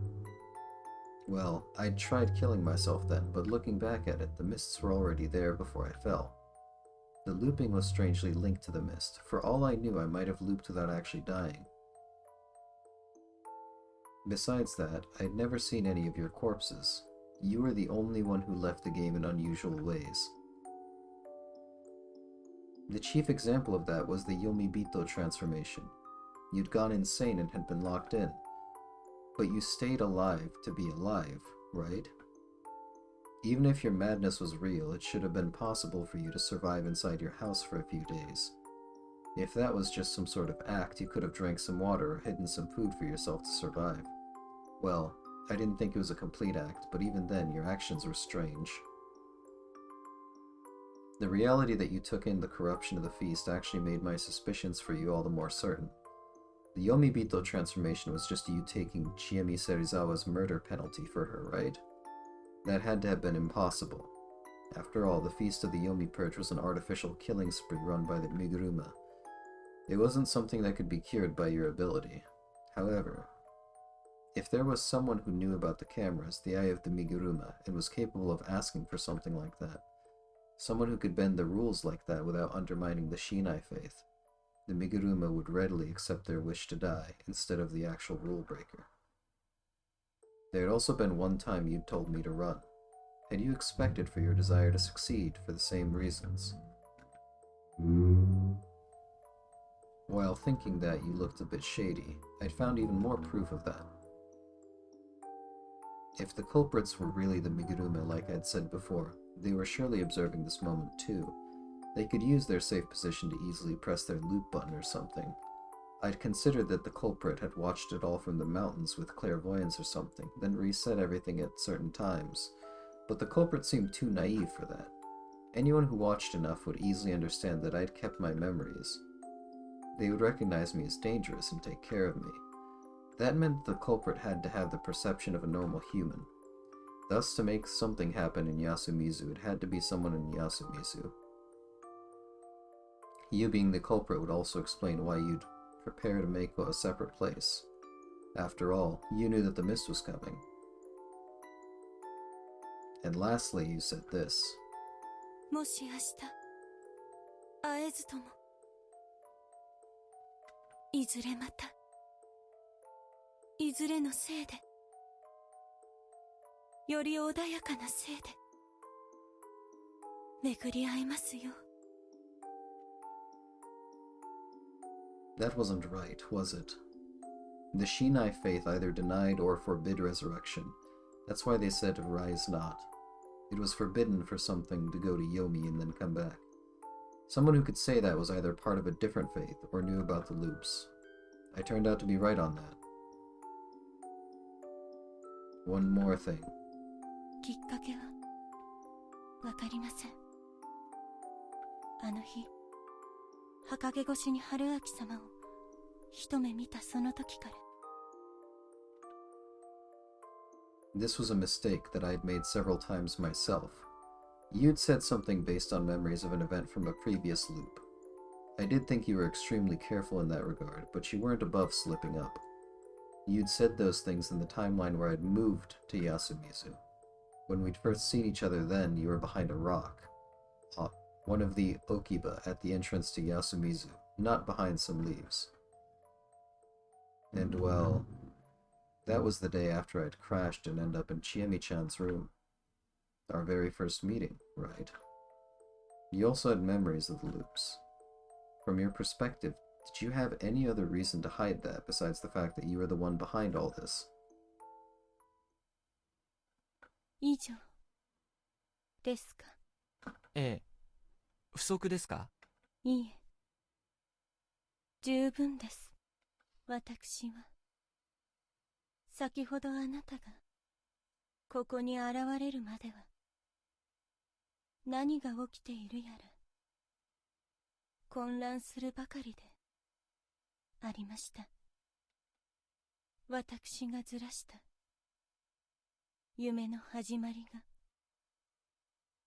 私の許しなく二度も揺り戻された。その解決に躍起になっておりました。そもそもあなたや芹沢様が夢に変化をもたらす理由も確信は何もありませんでした。ただあなた様の僕がもうやったというお言葉から少しは考えていたのですよ。I knew I shouldn't have said that lightly. もしそうならあなたがなぜか記憶を保っているならどれだけ素敵だろうと繰り返す宴の中自分たちだけが思い出を分かち合えるとなれば女性はそういうのが好きですね。愛のみにて死ねる生き物ですから。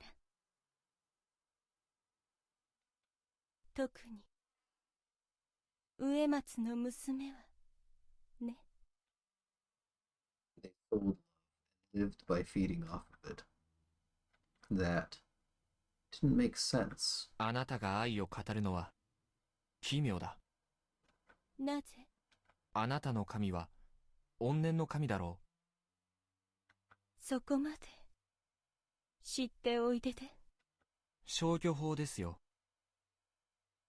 あれだけの奇跡を起こせながら真意を感じさせないほど廃れた存在、忘れられた雲の神たり得るもの。植松家は土雲だ。この国の精神上の始祖である天津神の血族に滅ぼされた芦原の中津国の土着の民の末裔があなただ。その象徴するものは太古の現在、この国の民が心の底の底に秘めた最初の罪に対する罪悪感。今の自分たちの繁栄を大昔の虐殺の上に打ち立てておきながら、それさえ忘れていることへの危機感。それはこの国全体を覆っている薄い、しかし致命的な呪いめいた感情だ。そして感染者の母数が多すぎる。具現化すれば国を滅ぼすような天変地異を起こしかねないほどに。それが夢の中で抽象的に表現されたのがあの化け物ってところでしょうか。お見事ね。She smiled bewitchingly and applauded me. This wasn't the silent, bashful Rikako-san from earlier. This was an entrancing, shameless Uematsu, her mask as a prostitute. No, I didn't know which one was the mask at this point. そう。私たちは、その身に夢の土雲を宿した怨念の一族。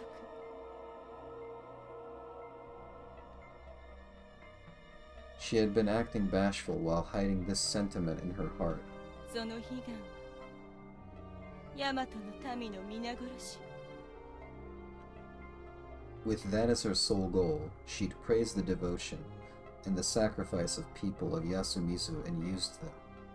一度は叶ったその悲願を引き戻した。あの羊と春明様のことは、子に暮らしく、今や愛おしい。どういうことかわかりませんね。憎みなさいよ。あなたはすでにあそこにたどり着いた。だからあなたの記憶をその時点で止めて、あなたは確実に同じ結末にたどり着いてくれる。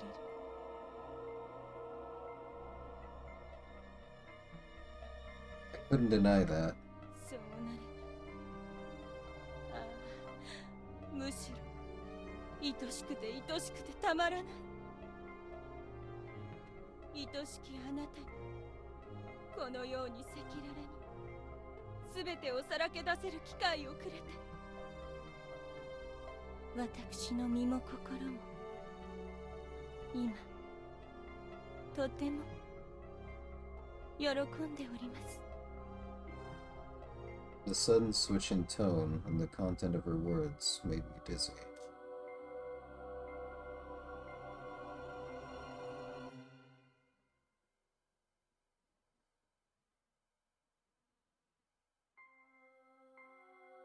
To me, she was actually more enchanting, adorable, and beautiful than ever. あなたが愛しいのは野望を叶えてくれる存在ってだけでしょう。いいえ、雲は貪欲よ。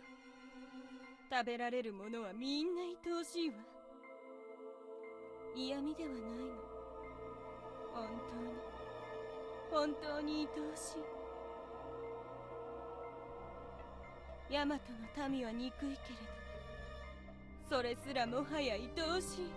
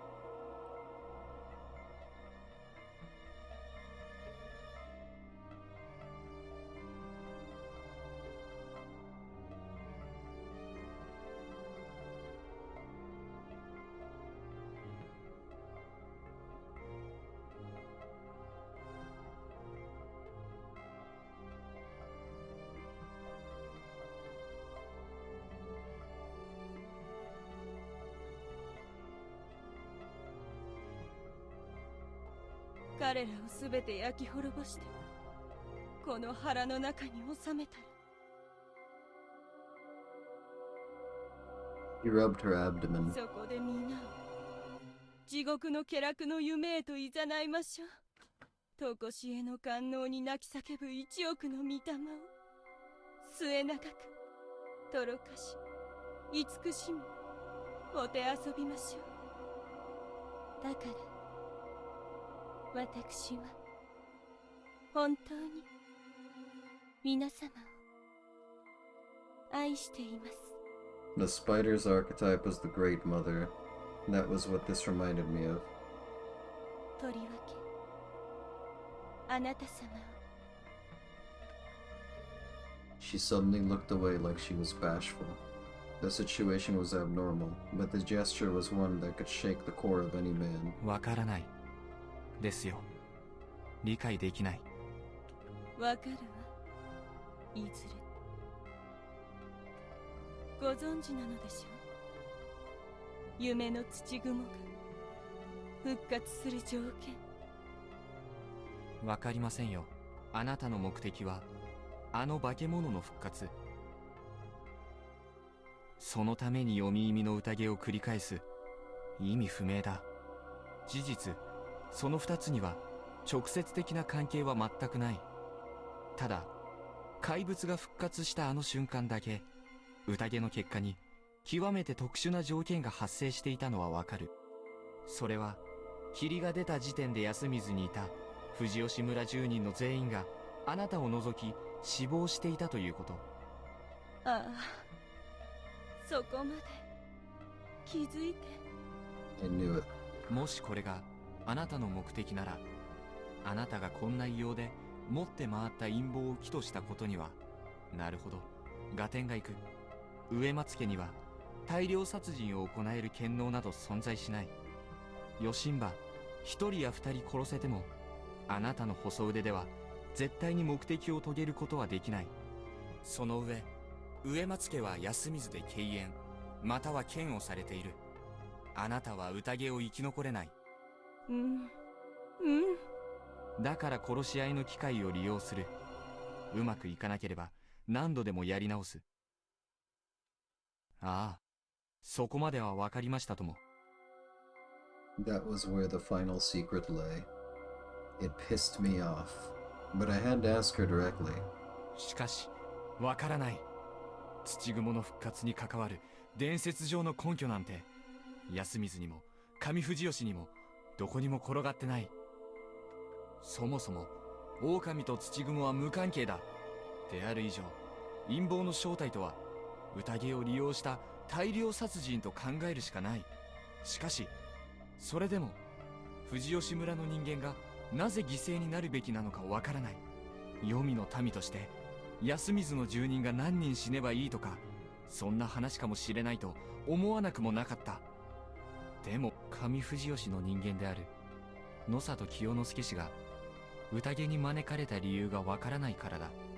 なぜ彼だったのか、彼の属性ゆえか、ただの頭数なのか、それとも彼という個人が必要だったのか。少なくとも彼がここに投留することは実家に命じられた意図的なものだ。誰かの意図でそうなったんだ。それはあなたなのか。だとすればどうしてこの奇妙な取り合わせを犠牲として必要とした。それが奇妙で奇怪でいびつで不気味で岩で理不尽で不可解で怖くて怖くて最後の謎だ。なぜあなたは彼らを殺す。みんなかつて愛したから。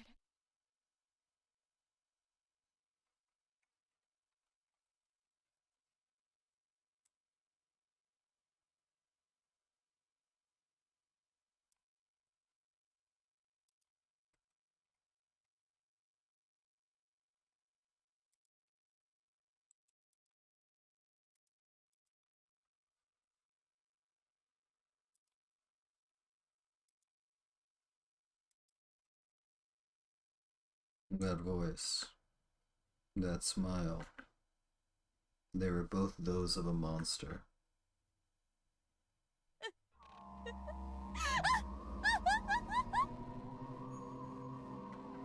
上松とは下方の民。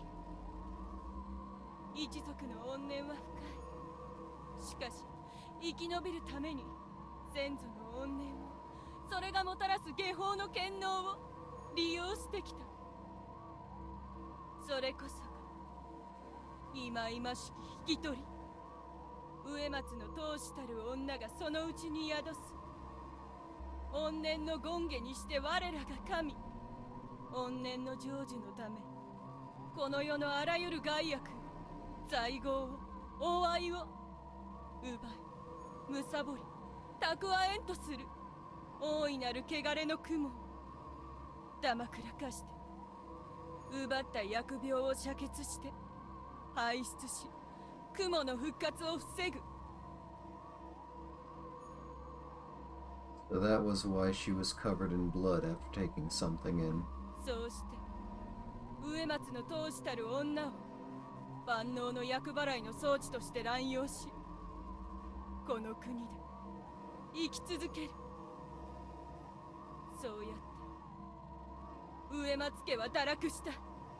使命を、悲願を忘れ、神の力を全く逆の方向に利用したのか。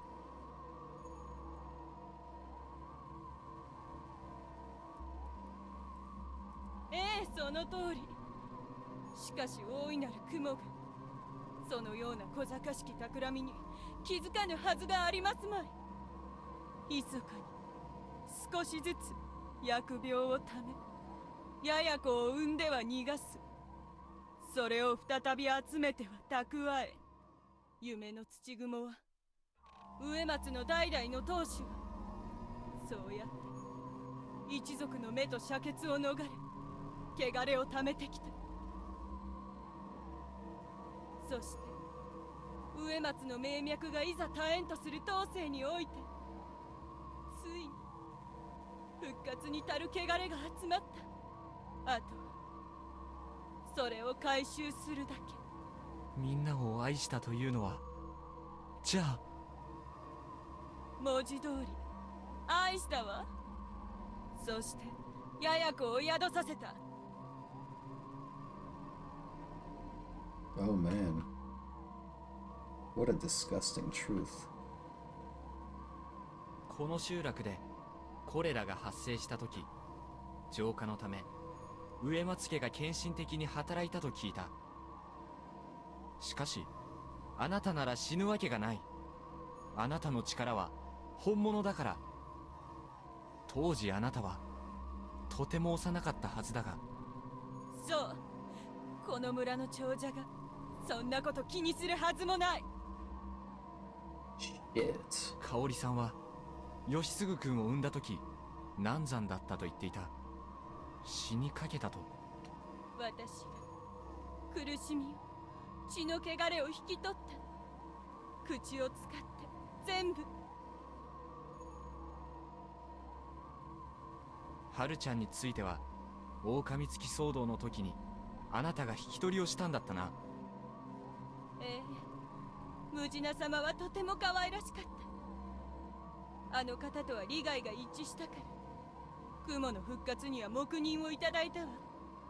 天つかみの秩序が滅びれば、再び山の闇、黄泉の闇の権勢が戻る。ああ、素晴らしい。Yet. 狼じじい氏はあんな非道な人間だ。無理。あれは思い出したくない。鴨志田近持ちについてはもちろん義兄の振る舞いの相談で引き取りもしたし、彼は可愛いから上藤吉では仲良くしていたわ。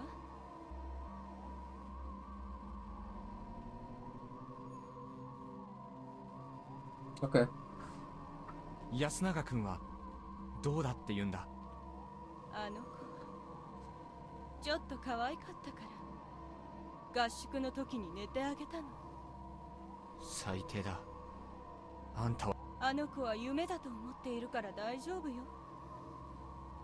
最後、芹沢千恵美、身車千恵美は身車が飼っている狂犬病にかかった犬に噛まれた時引き取りを行った。ええ、その通りよ。なぜ彼女の汚れを引き取れなかったことにした。だってそれ In my defense, I thought it would be funny. 神内様の軍門に下る上での約束だったんだもの。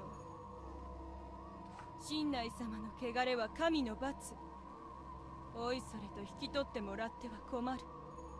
だから引き取れない。当然あなたはそれを知っていた。千恵美はそれを覚えてないようだったが。びっくりしすぎて細かいことは忘れちゃったみたいね。当然あの首飾りの存在も知っていたはずで、あの時あなたが初めて見たようなことを口にしたのは芝居だったってことになる。ええ、それであなたを助けた。Bratty Rikako needs correction. そうやって僕と千恵美を断るごとに助けたのも全て意図があってのことだろう。僕らが特別だとうすうす気づいていたから。ええ、ええ、理由は知らなかったけど、あなたたちが円環の流れを変える力を持っているのは明白だったもの。最初あなたがいなかった時、あの子を味方につければ望む結末が見えるかと思ったの。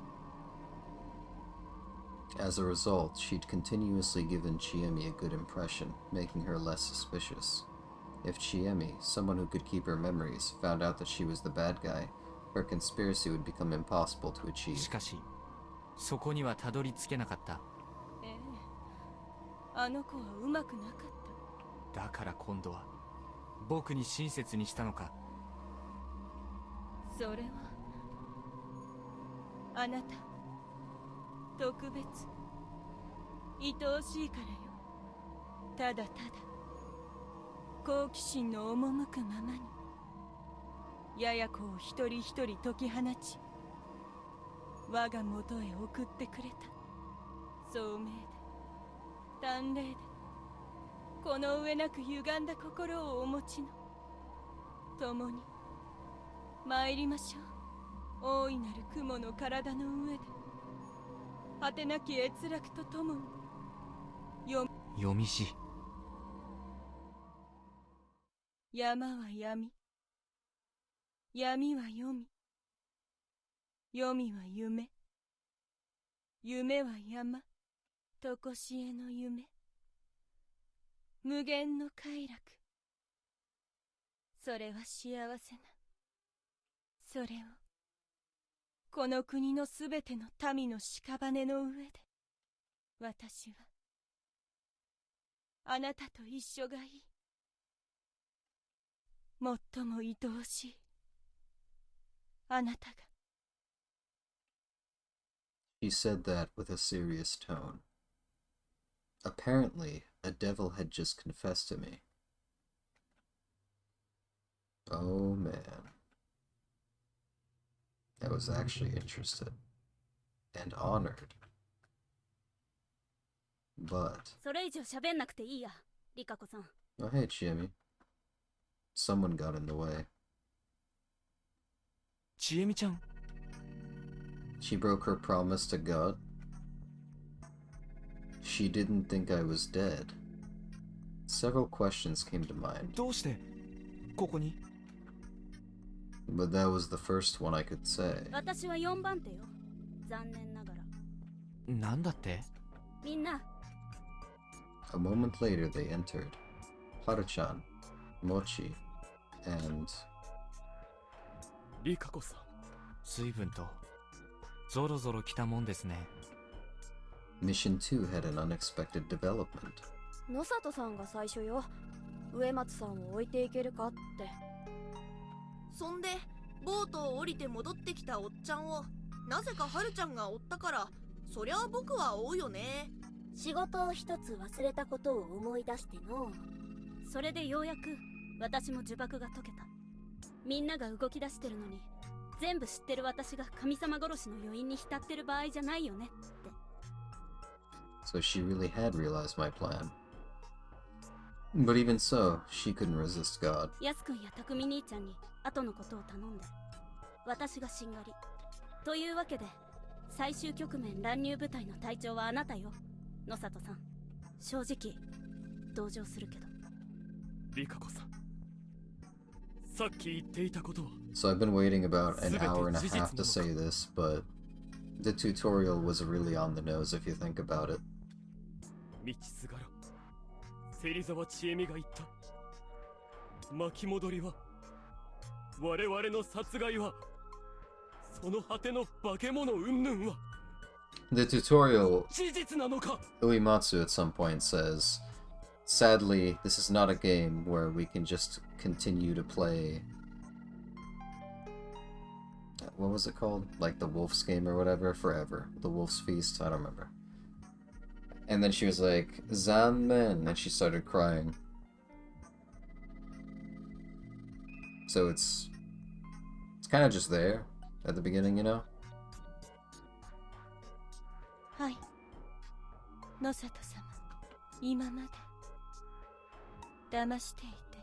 Also, I'm kind of upset that the first day I played this game, I was like, I really hope this isn't gonna end up like The Village, aka everything is explained with technology.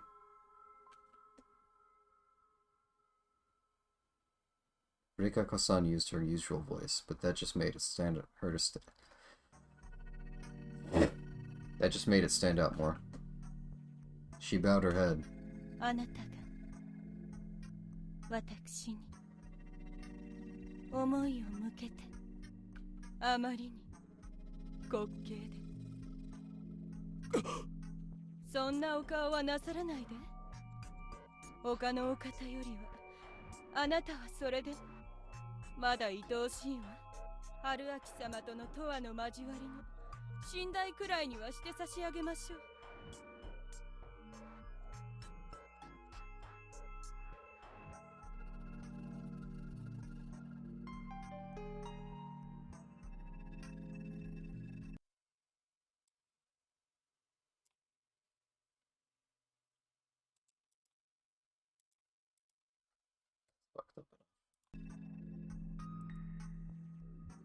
いいから黙れっつってんですよ、リカコさん。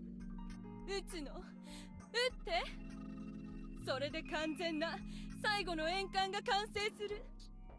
幸せな夢、かつてなりかけた最上の地獄を完成させるのはあなたがふさわしい。愛しい愛しい春秋様を奪ってゆく私を憎みながら撃って、それをことほぎとして夢をなすわ。 I still don't understand why Chiemi fell apart. How are they gonna explain this with their bullshit ass? Oh, it was technology all along.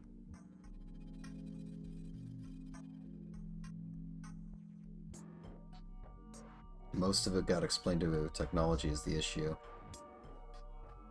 そっか。神様は殺せたけど、 Alright, 死ん what で完 caused 成 Chiyomi す to る fall 神 apart 様 then? はどうしようもないのか。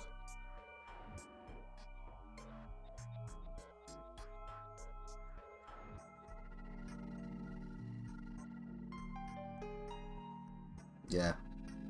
Oh, okay, so I actually get to see. Alright, that's nice. どうすんの春秋。我はもう土雲殿の企みからは手を引くが、それでも難敵ですぞ。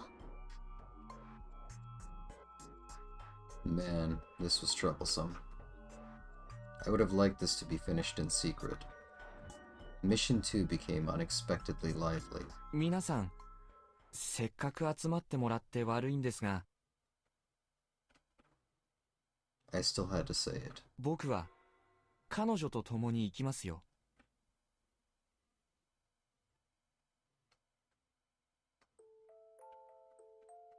Everyone lost their expressions. Only Rikako-san looked at me with an ecstatic expression.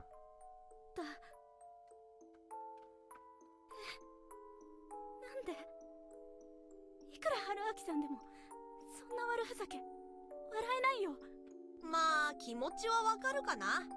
りっちゃん可愛いし、 Yeah. しかも魔王とか面白すぎるからな。 I can fix her. リカコさん、もうやめてくれ。すべてが事実だとして死んで手に入る幸せなんてあるはずがない。あれ、お医者様らしいお言葉。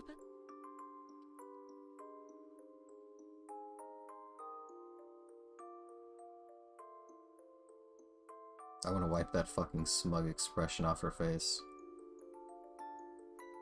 I'm gonna put sugar on the pillow. So that when she bites down, it at least tastes not like pillow. Oh, have I used that one already? Ah.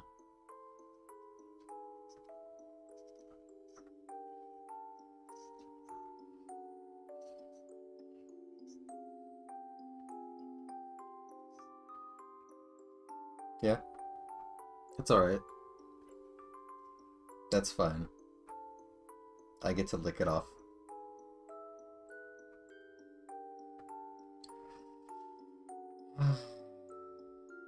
Welcome back. あなたの人生は確かに辛いものだっただろう。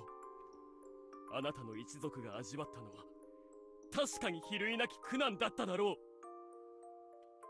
う。だからといってそれを全て放り投げて修羅に走るなど。まだずれているの？私は完全に落ち戻り、永遠の幸せな地獄を作るのよ。そんなもの幸せではないと言っている。あの日私を救ってくれたあなたは私が幸せにするのだと言っているのだ。ああ、あの時の坊やが立派になったものね。でも心は純真なまま、初めての女に入れ込んで思い続けて。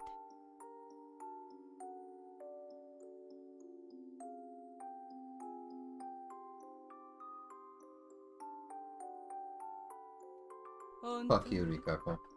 滑稽だわ。そういうわけで、すみませんね。この人は、僕がもらいます。There's the again. She jumped at me and embraced me with the innocence of a child. 好き、愛してる。 Oh, okay. ようやくあの時の賭けを清算することができるのね。 Oh yeah, I forgot about that. 賭けって何？春明さん。 Oh, how pitiful. もしあなたが他にもうこんな不愉快な秘密を溜め込まないでいいと言うならば、夫妻師春明は植松里香子を信じます。夫妻師春明は植松里香子を信じる。そして僕は植松里香子のために、あなたは夫妻師春明のために生き残る。僕は植松里香子のために、彼女は夫妻師春明のために生き残る。それでもし生き残ったら、あなたは夫妻師春明に、僕は植松里香子に何でも好きなことを望んでよい。それで生き残ったら、 I wanna squeeze her cheeks. 彼女は夫妻師春明に、僕は植松里香子に何でも好きなことを望んでよい。そして生き残りました、春明様。そしてこれからも生き残ってゆく。あの時の植松里香子を救うための方便とは言わせません。この耳でしかと聞き覚えていますから。 You know, I am power sexual. However,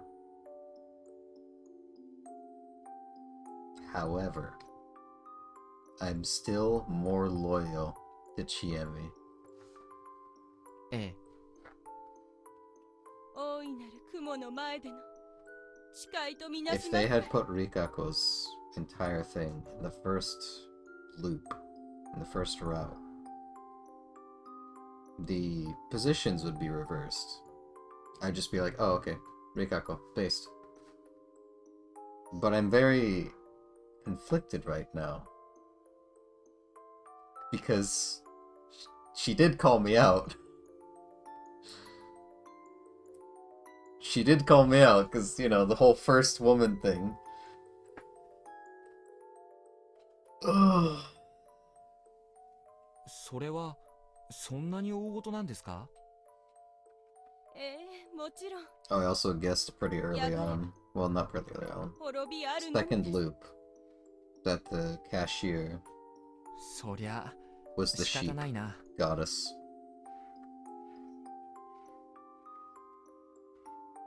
I didn't guess it out loud, but I actually made up my mind when I used the bathroom earlier. 夫妻師春明様は That's why I didn't react at all and just advanced through that dialogue. 私と定めを共にする。それが私の望み。さあ、お望みください、春明様。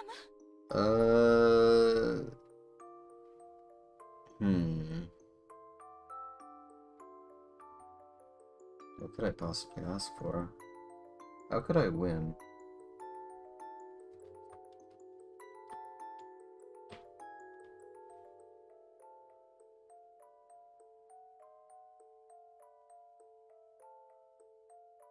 You know, it'd be really funny. No, that's not gonna happen. But that would be really funny. Your name is now Uncle Onna or some shit. That'd be fucking hilarious. 応答も快楽も私が叶えて差し上げるから。 No! No, that's probably not gonna happen. Alright. Any wickedness, debauchery, or pleasure I desire, huh? The thing I was gonna ask for before was along those lines. Right now, though, I really just want to go be with Chiemi. Oh. What a wonderful offer. なんでそんな優しすぎるんだよ。 Oh, you know, it'd be really cool. どの女の子も救おうとして。 Nah, that's not gonna その場 happen. 限りで This 適 is 当な not こと kind 言 of って。 game. Every single thought, huh? Oh, okay. What's obviously not going to happen, and this is what I would probably wish for in Haruaki's position because I'm disgusting and lonely, is I would have been like, It would be really nice if the three of us just had a harem, and that we all lived. You know, Chiemi... Well, 4 of us, I guess, because Haru would be included in that, because, you know, goddess. Goddess pussy got me acting unwise. It's okay, she falls in love with me in one of the routes. あなたに救われた私は文句言えない。リカ子さんが救われるのに文句なんて言えない。バカ。春明さんのバカ。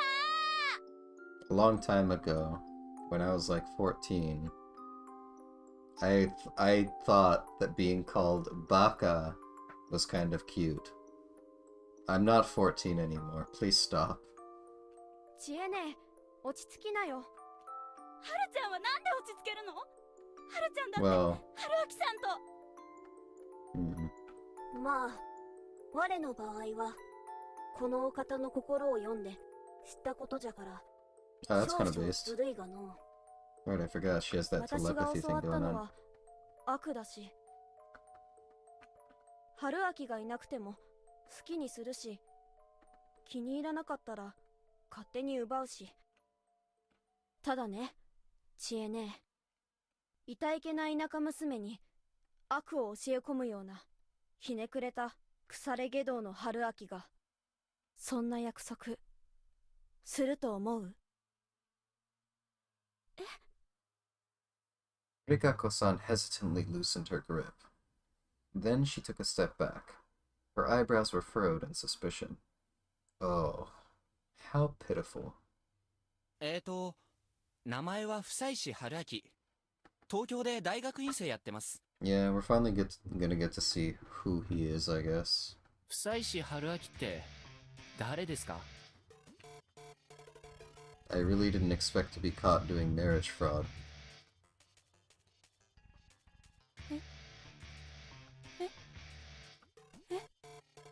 そんな名前の人間、この世にいませんよ。 So that's how he gets out of his promise. Different name.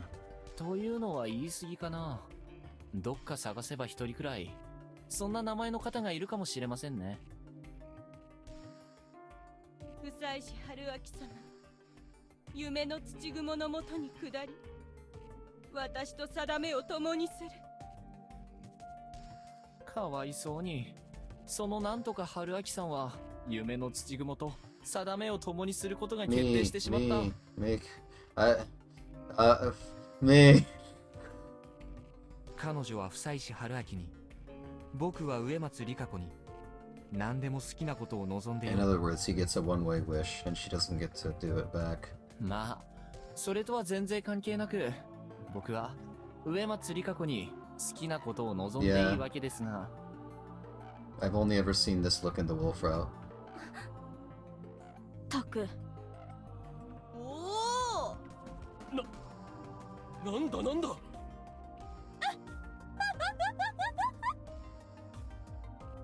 She suddenly took out a dagger from her sleeve. やはりあなたは最高ね。最高で最悪の七種のゴンベイさん。駆け引きは次に持ち越しましょう。あなたが覚えていたらだけど。 The dagger went to her throat. Crap, I had to make it in time. I had to tell her to stop this conspiracy. At that moment, all light vanished. In the midst of that,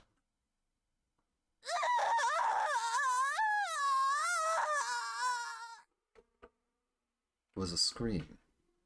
It was a scream so scary it seemed inhuman. 何にも見えないぞ。おのれもっち、どこを触っておるのじゃ。何をしてる。電源はどこだ。 This was unexpected. What happened? But going at someone with a knife in the dark was just... While I, all talk that I was, couldn't even force myself to act. I heard something heavy drop on the floor. Then something metallic. The next moment, the lights came back. Before me, I saw Rikako Uematsu lying on the floor. She wasn't moving at all. Was she dead? No, the dagger was clean and still in her 取り hands. 押さえて。 Chiemi moved first, then Kiyonosuke-shi. One took the knife, the other held her hands behind her back. She was unconscious. 何があったのかな？リカコさん、リカコさん、大丈夫ですか？つくづくぶれないな。今気づかれたら困るっての。春秋さん、どうする？踏んじばってすっ転がしておこう。縄は確か奥に。ひどい。血も涙もないな、おっちゃん。おっちゃんじゃない。ハッサンだ。なぜみんな引く？言い方はともかく、拘束は賛成。We went and did just that. 私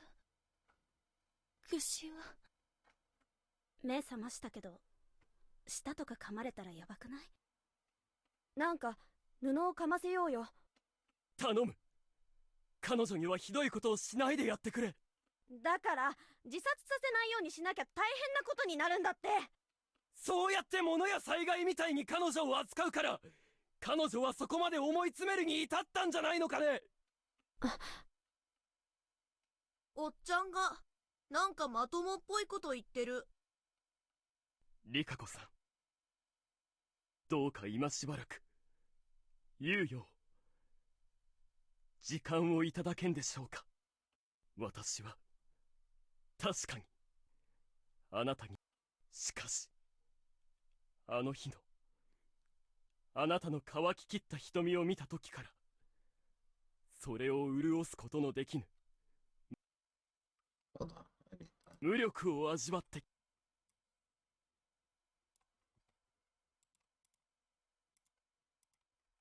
た。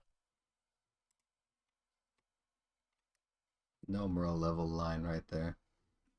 しかしそれでもこの後に及んであなたを諦めることなど、どうかどうか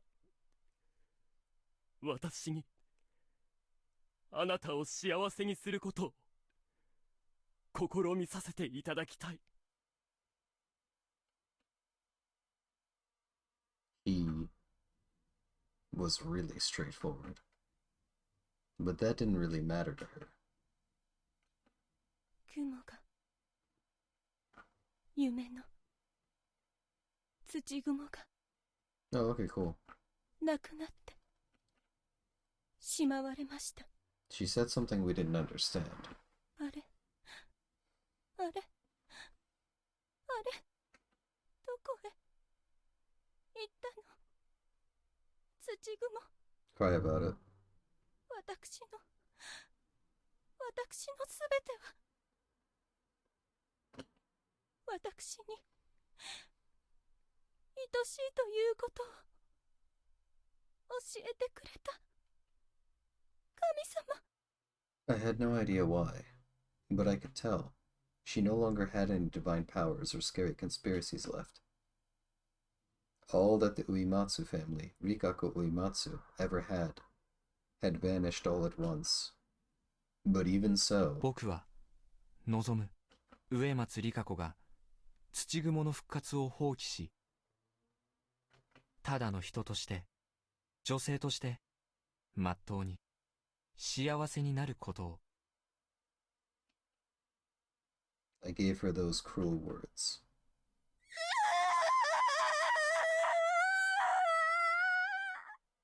Sorry, Nosato, I was the one to make her eyes wet. She began crying. I did feel bad. I had considered taking responsibility for her and taking her with me, but the one to embrace her and console her as she cried was Kiyonosuke no Satoshi, not me. If he chose to take that role, I had no business stopping him. I would just let him have it. これで解決いたしましたの。 Because tomboy pussy got me acting unwise. それでいいの？神様が言うなら信じるけど。己がいただく神に誓った約定じゃ。 Middle school. たがえることは Middle school 生涯 goddess できまいて。まあ I am now on several more lists than I was 土蜘蛛殿 yesterday. のやや子と称した汚れの種が埋まっておろうが、我が力を取り戻しし暁には造作もなくほじくり出して狂うて死んぜようぞ。 Still can't believe that fucking Yoshitsugu is a middle schooler when he's that brawny. はよお社を建てるんじゃぞ、もっちーよ。オッケー。やあみんな。夫妻師春明です。うわ、詐欺師の人だ。ひって一応不便だから春明さんって呼ぶけどさ。 Can I please know his real name or anything like that? 女としてあれはないわ。植松里香子にちょっと同情した。じゃあ少しもしてやったりって思わなかった？思った。Such honesty. ま、そういうことでごめんね、里香子さん。さよなら。春明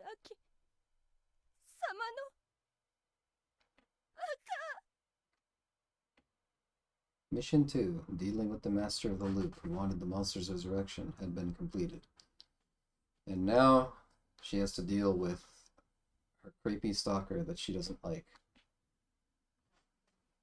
Nothing more needed to be said, even if it gave me things to think about. Just because I like Nosato doesn't mean she does. 君には何をどういったものかまだわからんが。 Sing the Buddhist Ash Rock with me one last time and then say thanks for the pussy and give me a fist bump. 気にしないでください。僕もです。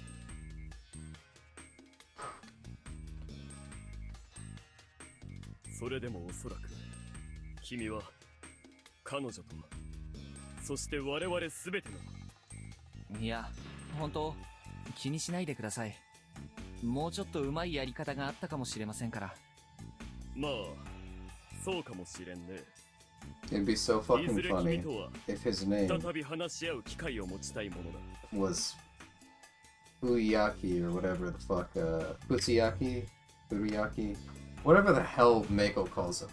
It'd be really fucking funny if the reason why he gets so angry when she calls him that is because that's his actual name. He's like, wait, no, don't fucking say that.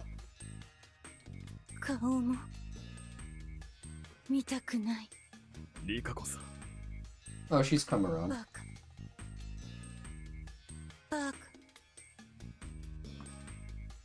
春明さん。 You know, I don't have a thing for being called Baka, but when Rikako's saying it, it incites a certain violence! 困ったことに、こんな状態でも私にとっては愛おしいのだよ。 Well, that's good for you. Same, actually, but I would never admit that out loud. 彼女のことは私が守らせてもらう。僕にそれを止める権利はありません。あなたが彼女を根気よく説得しようとすることはね。一応筋は通してくださいね。当たり前だ。一方的にどうこうしたりなどせん。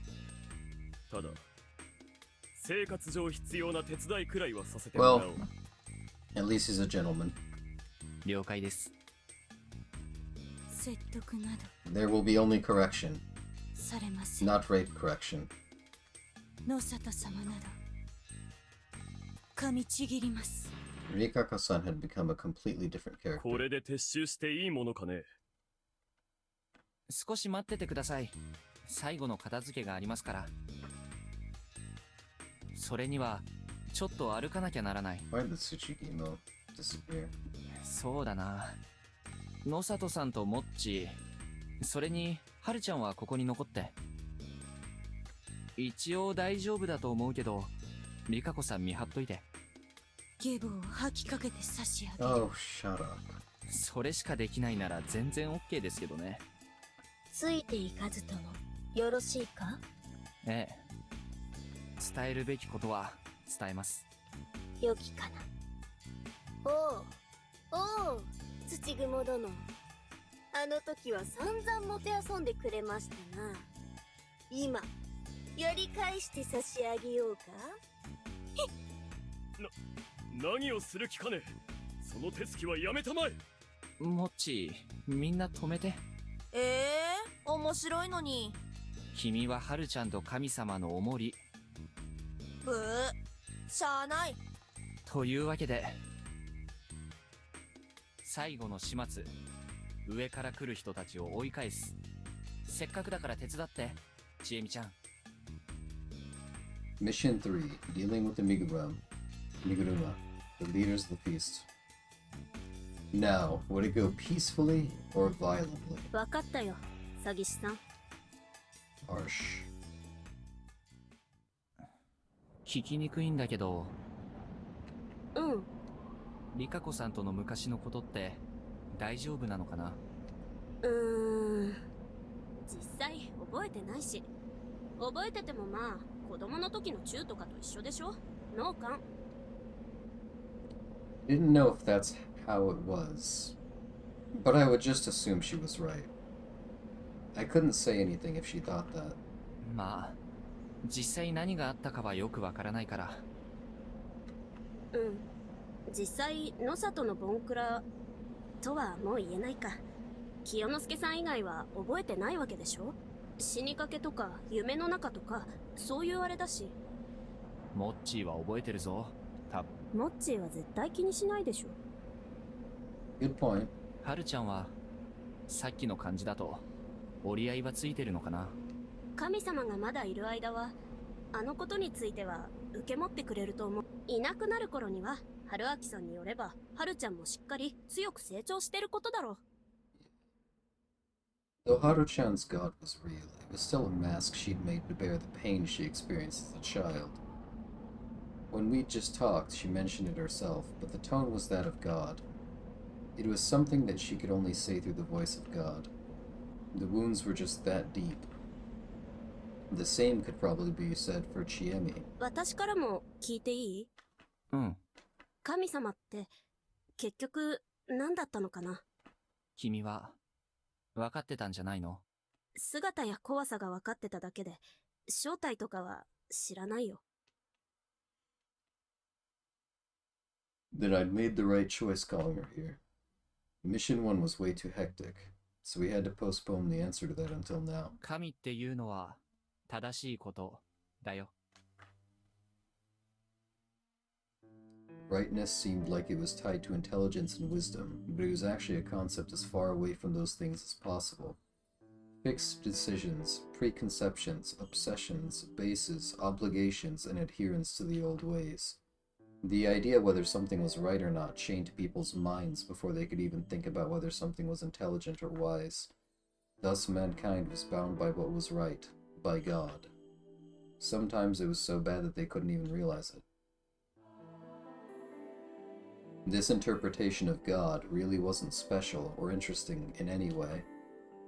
The people bound by it couldn't resist their sense of right and wrong. Someone must have said something to that effect already. However, there were two things I hadn't expected. One, God was alive, and two, God could warp into something truly fearsome. 犬、出てこないね。水路が開かれてないんだろう。結局、あれってみんな狂犬病なの？もし発症した個体ばかりだったら、制御なんてできないと思うんだよね。水を避けるようにしつけられつつ、狂犬病を摂取された犬ってところじゃないかな。なんでそんな、ひどいことを。汚れの運び出たる獣を刺激するっていうのが、信内信仰としてはしっくりくる設定だったからでしょ。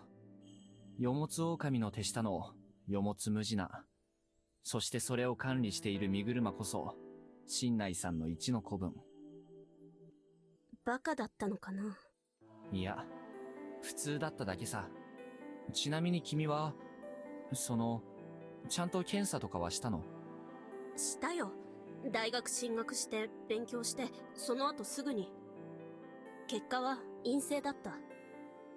What a relief. So she wasn't infected.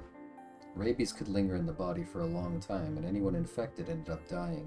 It was a pretty awful disease. だからって、安心なんか少しもできなかったけどね。他の死のような病気かもしれないし、そもそも病気じゃなく、本物のたたりかもしれないんだから。そう。全く正しい発想だ。今はどう？全然気にならなくなった。Another relief. That alone made the god's murder all worth it. I resumed my explanation. God was alive. Why? Because humans sought what was right. They tried to be right. They all tried to justify their existence, actions, possessions, relationships, and tried to make everyone else see it their way. That was close to human nature. It was the belief that human nature was fundamentally depraved. There was no objective good in this world, but there were things that were right for the era and location, God basically. People could justify their existence and live on by obeying the god of that time and place. It was something that everyone submitted to in order to survive or live well. It was a byproduct of the desire to live and die the right way. Thus, people would want to prolong the lives of gods that were connected to their way of life. あれ？ここ崩れてない。水際で間に合ったんだね。ここも結局、身車が重機で崩落させてたってこと？そういうことだろうね。今こうして道があるってことは。道のことはいいけど、宴が済んだら霧が晴れるかどうかってどうやって操るの？霧が出るかどうかはランダムでいいけど、やませるのはどうすれば？植松家の不思議能力もどうやら存在したみたいだし、身車にも長者として、そのくらいの力はあったんじゃない？櫓の見張り、天気板だったんでしょ。まあ、あるいは、今回の宴に限っては、植松里香子の夢の中で、天候くらいは調整されてたのかもしれない。過去の宴については、例えば、霧が晴れた朝に適当に狼皆殺しにして、汚れで強制終了にしてもいいし、ぶっちゃけ、前回の宴では霧の調整失敗してるっぽいから、あんまりちゃんとはしてないよ、多分。Then again, it could have been God pulling something weird, so maybe that was an exception. 奴らにとっては、安水住人が適当に殺し合ってくれればよかったんだ。そうやって舐めていて、こうなった。なるほど。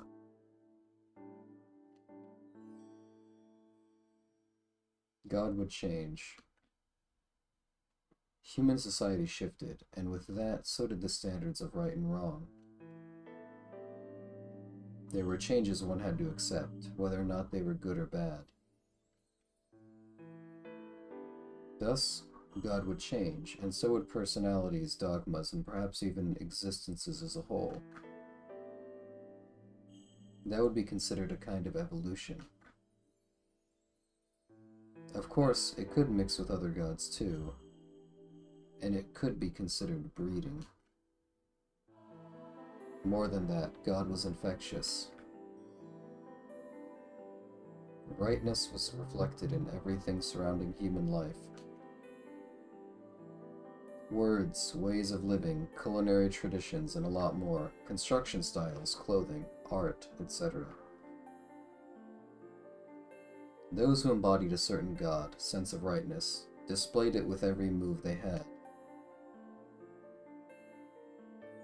And they also gave this god to those who visited the place or were born there. It was like a living being. No.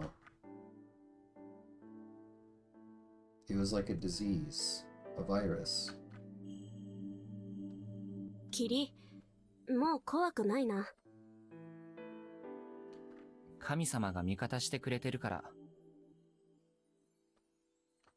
そして、新内さんも、狼様も、もういないから。汚れが怖かった千恵美は、もう怖がらなくてもいいから。新しい神様は、それなりに恐れてあげてね。拗ねたら厄介だ。それにしちゃ可愛すぎるけどな。めでるじゃダメかな。そういうのもありかもしれない。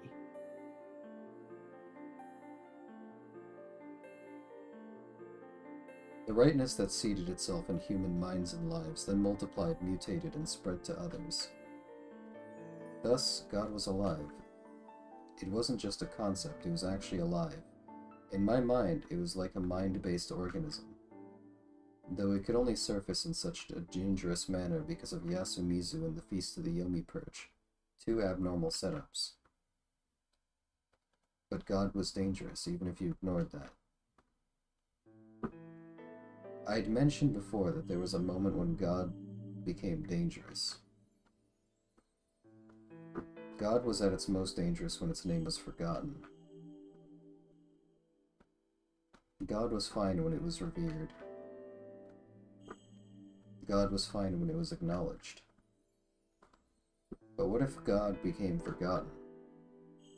They would just recognize it as righteous and stop questioning it ever again. When distressed, people would invoke God, even if there was no religion involved. That's what kind of animals we were. Normally, such gods represented only the rightness and goodness within the heart of a single person, so it wasn't much of a threat. However, gods who had been forgotten only had their identities forgotten. They still retained the power to influence people.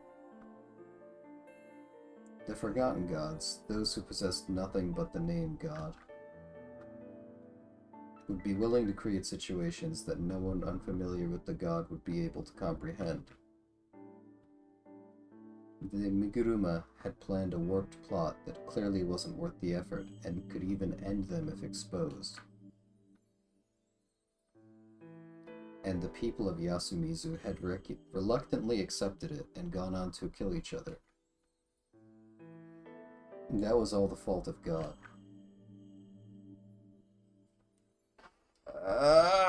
Okay.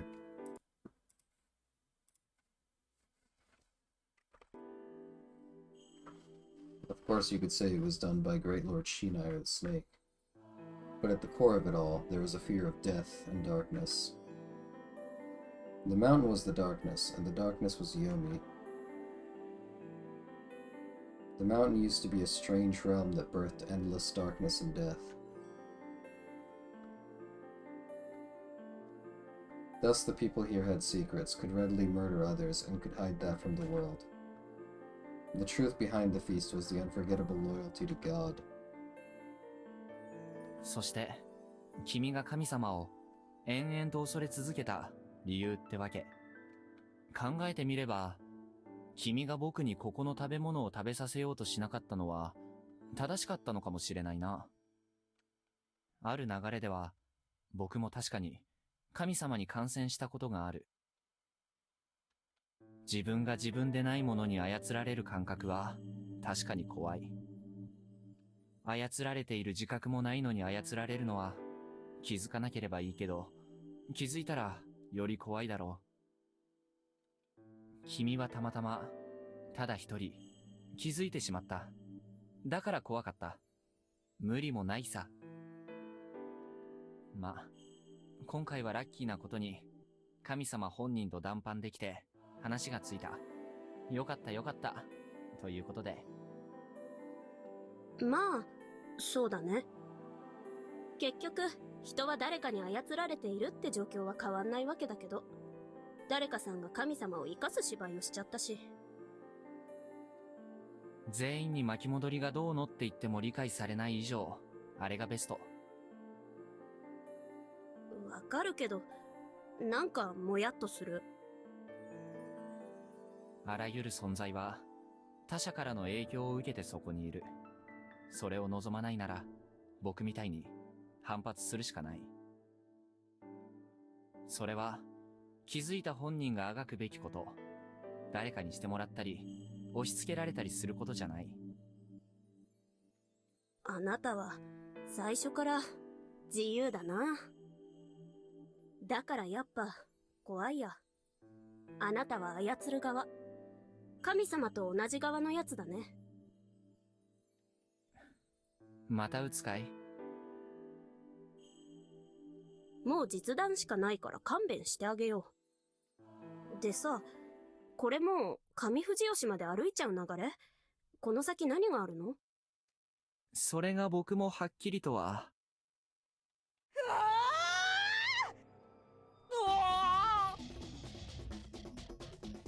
Hisako Mami appeared out of nowhere and swung her bag at us, but we managed to jump back just in time.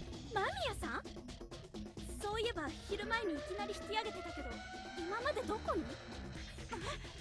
芹沢さん？それにこちらは？あ、すみません。現地の情報提供者です。あなた方！どういうことよこれ？軽く命の危機なんだけど。一体何なのこれ？春秋さん。ああ、まあ説明すると長いんだけど。3行でまとめて。さっきの場に部外者はまずかったので、三車家の怪奇スキャンダルを垂れ込んで上藤吉側に行ってもらいました。やっぱ春秋さんの仕業だ。みんな春秋さんの仕業だ。Actually, I had Mitsuji do some work, but I couldn't fit that into the summary. それどころじゃないわよ。なんなのあの棒切れ持った仮装集団は。こんなのリアルすぎすぎだでしょ。え、そんなわかりやすいピンチに陥ってるんですか？春秋さん後ろ。新内様、万歳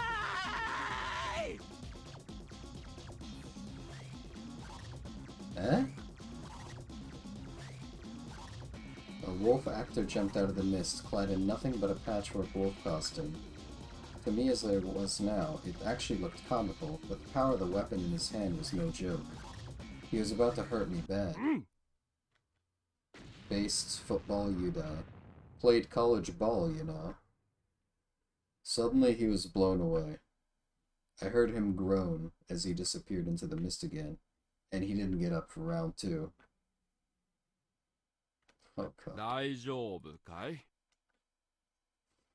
あ、はい。ありがとうございます。ただあなた、これはどういうこと？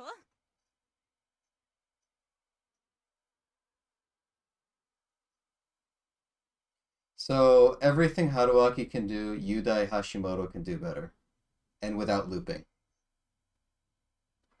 He's literally just Haruaki, except better in every fucking way. He only loses because of looping. Oh, and when he tackled, Kaori, several of her ribs were broken and she couldn't even walk. He fucking destroyed her when he tackled her. 春秋さん、3行で説明を。休みずで殺人儀式を行おうとしてた連中が、その道すがらを外の汽車に激写されて、半ばパニクりながら襲ってきたんです。何言ってるのか、一言たりとも理解できないんだけど。後でシュール缶を頭からぶっかけてでも説明してもらうから。それは嫌だ。いいじゃないですか。元オカルトライターの面目躍如でしょ。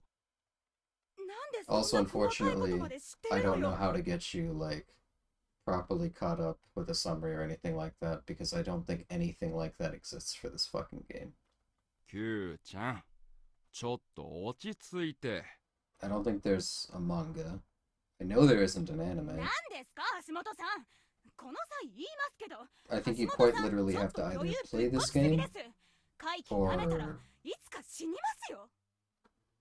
I guess read reviews or some shit. ああ、それは確かだな。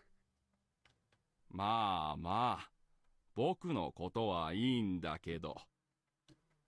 怪奇云々の前にまず、物質的な脅威に対処しないと、まずそうだな。Right as he finished those words, several wolf actors jumped out of the trees, making weird screams.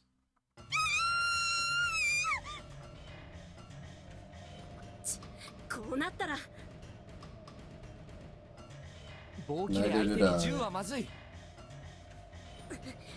じゃあどうしろって。 Well, I mean, you can use a gun against an enemy with a stick.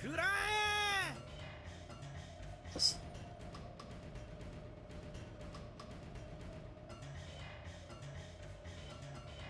This is Japan. It's okay. They look like wolves. Just shoot them and say, "Oh, I thought it was a wolf. I was hunting. Sorry."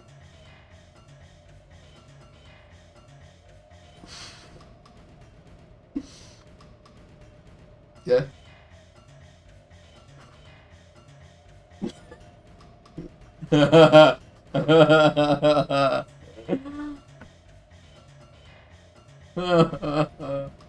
That stick flew by her, messing up her hair.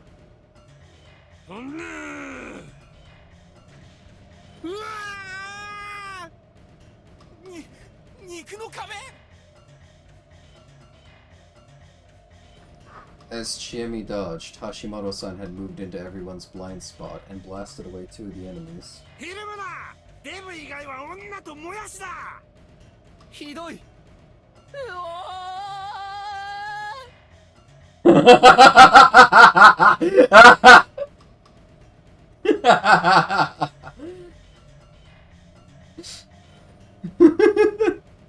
Oh no, the memes.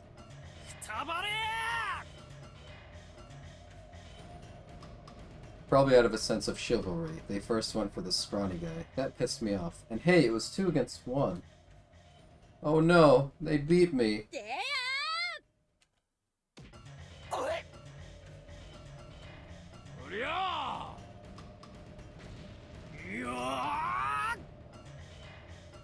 Thing is, he is. He's just toned. Yeah. Like, you'll get the cutest, the most beautiful fucking CG, and then you'll get a really derpy one. And it's just like, okay. Yeah. Yeah. Ugh.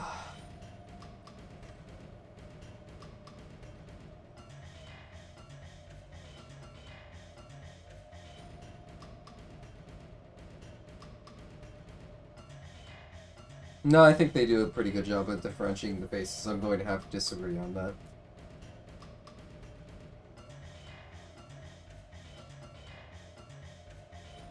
Hashimoto tackled one while Chiemi landed a jump kick on the other, saving me. Also, once again, her healthy legs. Hit in the jaw. The wolf was knocked down in 1 hit. The mask fell off, and hey, he looked even scrawnier than me. What the hell? 私結構やれる？いい筋してるね、お嬢さん。Yeah, she had great legs. 大丈夫か、重作。こうなったら一人でもぶっ殺してやらー。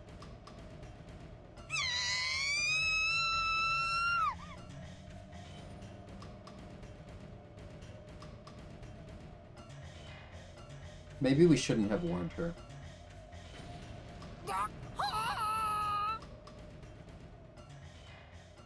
I can't believe that these armed wolves are losing. There's so many of them, and they're just...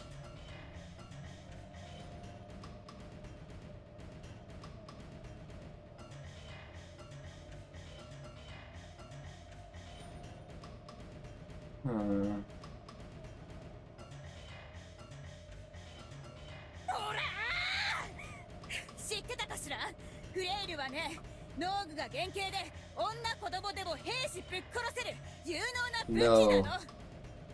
It's an Evil Dead the Game reference.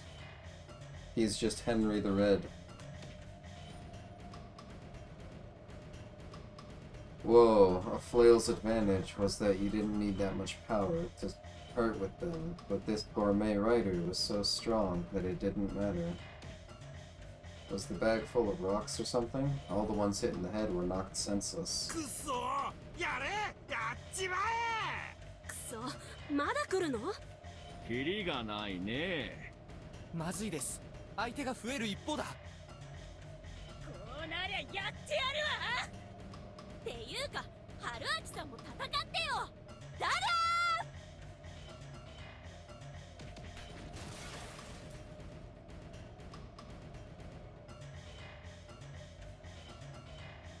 I hadn't expected Mission 3 to be an all-out battle with this group. It didn't last longer than 10 minutes. Everyone on their side was scrawny, while everyone on my side, myself excluded, were berserkers. Because of that, the dozen or so wolf actors that fought us ended up on the ground around us. Though I knew this wasn't over. どうやらあちらさんが話があるみたいだよ。 Haruaki pulls out the gat. They can talk to us. In hell! Here's your crown.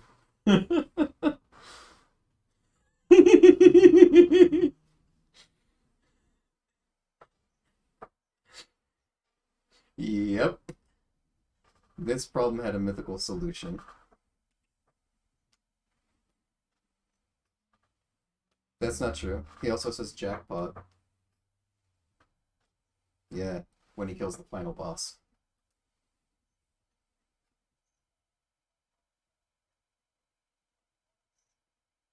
Lamau. Anyway.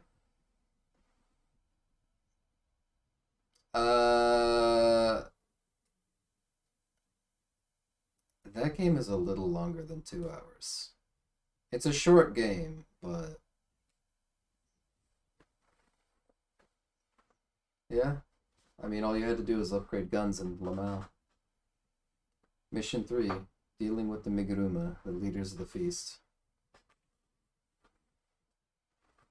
It would be easy if it could all be taken care of by just beating these scrawny guys. But I had to defeat a false god that had controlled this place for centuries using weird myths and superstitions. Otherwise, I would be unable to completely free Yasumizu, this village, from the confines of the mists. There were 3. They were positioned and presented in a completely different way than the ones who clearly did the dirty work. Their apparel was fancier, too. They were the great lord Shinai, Yomatsu Okami, that had appeared before the Hanging Pine. They were unarmed, signaling that they didn't want to fight right now. 貴様らは何者だ? Loyal to the role, he asked that. どうやら妙に事情に詳しい者がおるようだが。 They'd seen it with the eye of Miguruma, huh? 当然生きて帰れるとは思うまいな。こっちのセリフよ、偽物。 Her eyes didn't show a hint of hesitation, and her words didn't show a bit of fear. God was dead. She'd killed it. Thus, she had no reason to fear, obey, or tolerate a fake. One more step. 一体何なんです？返答次第では警察を呼びますよ。ああ、すみません。ややこしくなるので、ここは僕が。あなたも超怪しいんだってば。彼に任せよう、Q ちゃん。橋本さん。まあ、妙なことをすれば潰すから。ほんと、あなたにはかなわないな。さて、身車家の者に古き山の神からのことづてを授ける。この言葉の意味がわかるなら、貴様らも身車の位高き者なのだろう。聞け、かの神はよみがえった。狼は死に、影たる狼も死んだ。他の紳士ももはや去るのみ。狼は去り際のたまった。もはや読み意味の宴は開くべからずと。よって貴様らにもう聖域を犯す理由はない。帰って皆に知らせよ。もはやこの山に神内明神はおらぬと。長者家は間もなく廃れよう。それまで身を正し待つがよいと。 In my mind, it was possible that they would back out. After all, God was killed and replaced. That was the hard truth. The people of Yasumizu had changed their values and outlook on life. Thus, the group that had gained power through God would know this truth and thus lose their power. However, Nanji. Tazo. the false god asked that. It was old language. It was a simple question: who are you? Among the many wolf actors here, the youths lying around us and the three in front of us, two of which had backed away in a panic. The elder in the middle stood out. His eyes were looking ahead. Beyond that mask, I could see unwavering black eyes and unshaken vigor. This wasn't the strength of a god. It was just strength of a human. He used it to face me head on. He used it to ask me whether I had what it took to end this mad conspiracy. This was the challenge of the very last boss. Haruaki-san, どうするの? I'd lose if I said something bad. I'd lose if I showed any sort of hesitation. I'd lose if I stayed quiet for too long. I felt as if the mask was laughing at me. 神ならず、うにもあらずばたそかれぬ。うべしいかでか、神とがむべき。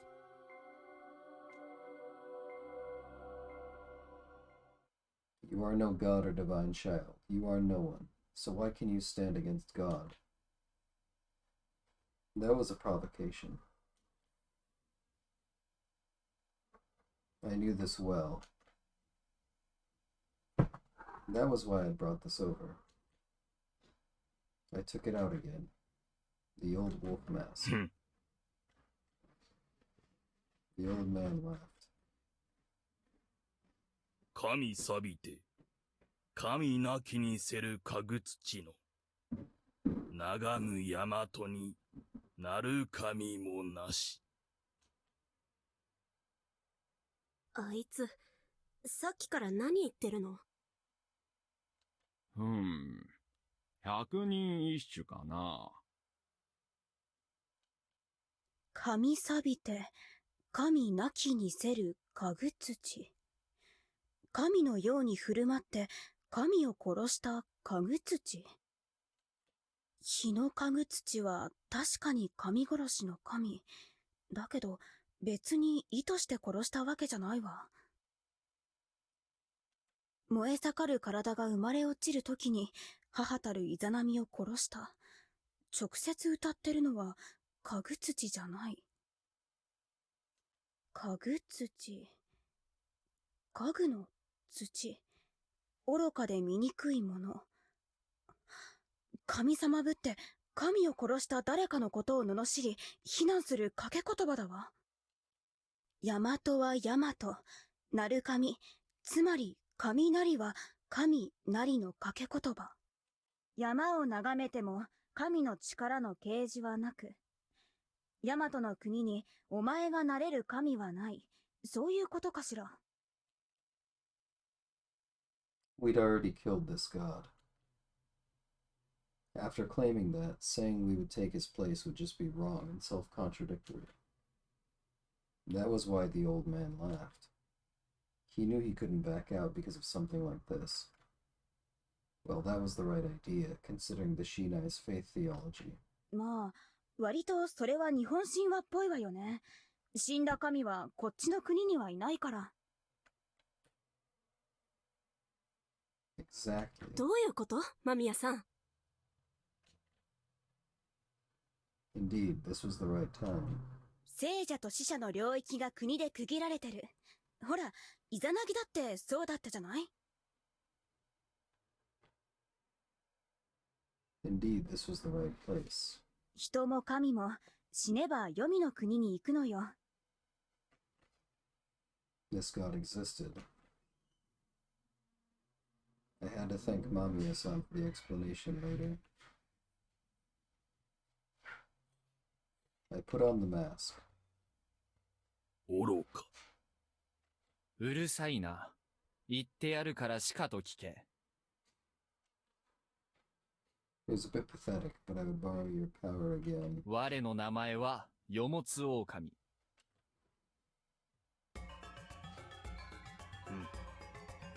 汝モーセ氏は狼、今はここにあらず。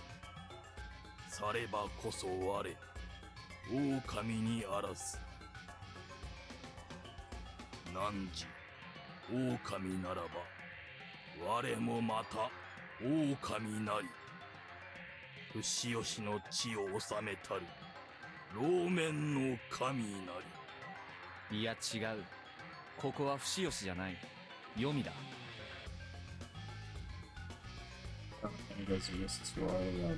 ここに僕とあなたがいるからには、あなたも僕も死んだことに相違ない。さらば、次なる夕霧の日来たらば、我ら、すなわち、落ち戻らんや。Then the god would resurrect whenever the mists came. What an appropriate thing to worry about. The solution was simple, though. いいなら。なぜなら今日を最後に、この山峡に黄泉の霧の立つことはない。いかなれよ。So he wasn't satisfied with the direct answer to his argument, huh? ならば、語ろう。僕とあなたの最後の物語を。あなた方の物語の続きを語ろう。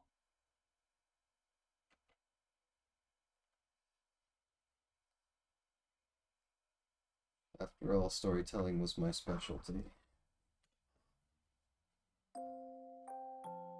After the Feast of the Yomi Purge, the wolves left the village. However, then came the Saranaga mists, and the wolves rose up from Yomi to kill people. The people were scared and killed more and more people they thought to be the wolves' allies. The Feast of the Yomi Purge had become a fearsome massacre. But then it was found out that the wolves hadn't actually died. They had just fallen off the cliff, weakened, caught by someone else, and locked up in a dark prison.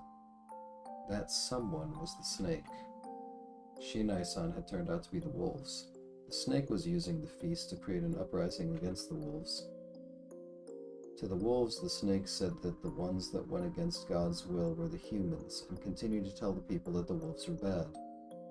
The snake would then wear Shinai-san's clothes, appear before people, and control them completely using frightening words. However, the wolves weren't tricked, after all. The badger, who'd come to the feast late, came to their prison and told the wolves the truth. With the badger's help, the wolves escaped the prison and returned to the village. Regrettably, a lot of blood had already been spilled in the name of the Okami. The wolves were sad that their names from now on would involve fear and hate among the people. Thus the wolves chose to set things straight.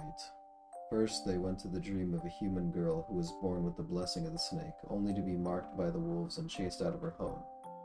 They told her to use powerful smoke and fire to burn all the guardians.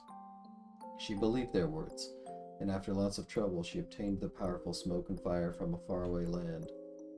Then she returned back home and used it to burn down the snake and its fellow guardians. With them at last punished, the wolves took everyone on a journey far away. With that, Mujina, the badger, and the old god who was once the wolves' servant, had now taken its place as the new eternal god of the mountain. One of the guardians, the crow, was allowed to stay and be the watcher of Yomi to prevent any from rising again.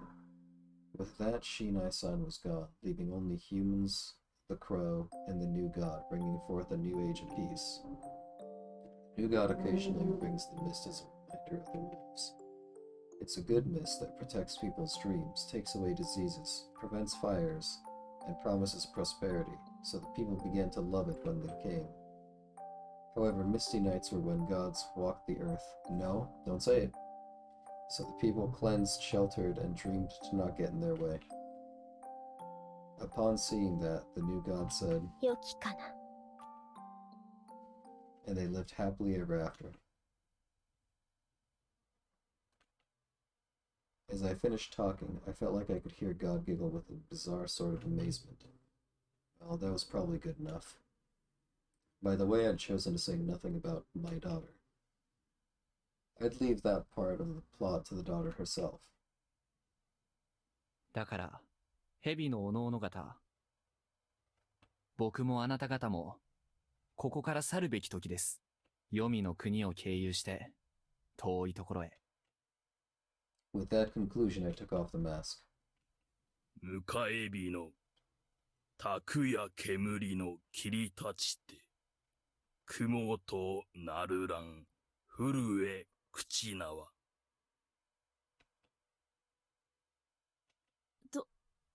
どうなったの？さあ、今の歌はちょっと難しいけど、口縄は蛇のことだっけ？ They were whispering to each other for a minute or two. Eventually, the masked old man began moving again, looked up, and spent a few seconds. After a brief but intense moment of prayer, he opened his mouth. 愛わかった。The two seemed perplexed. だから言うたじゃろうが、こんなもの、ろくでもないと。Fuck you. 当主に逆わらんのが身車の習いとはいえ、いい加減腹に据えかねたところじゃ。Fuck you. いや、バカせがれに、墓の中のバカ親父は、因果応報というものを知るがよし、じゃ。若造、慣れん芝居をさせたが、もう帰ってええぞ。こっちはこっちで片付けておこう。その。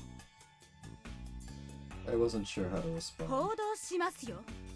保健所が来たらえらいことになるわ。まあ、そうなれば、この村は消えてなくなるかもしれんの。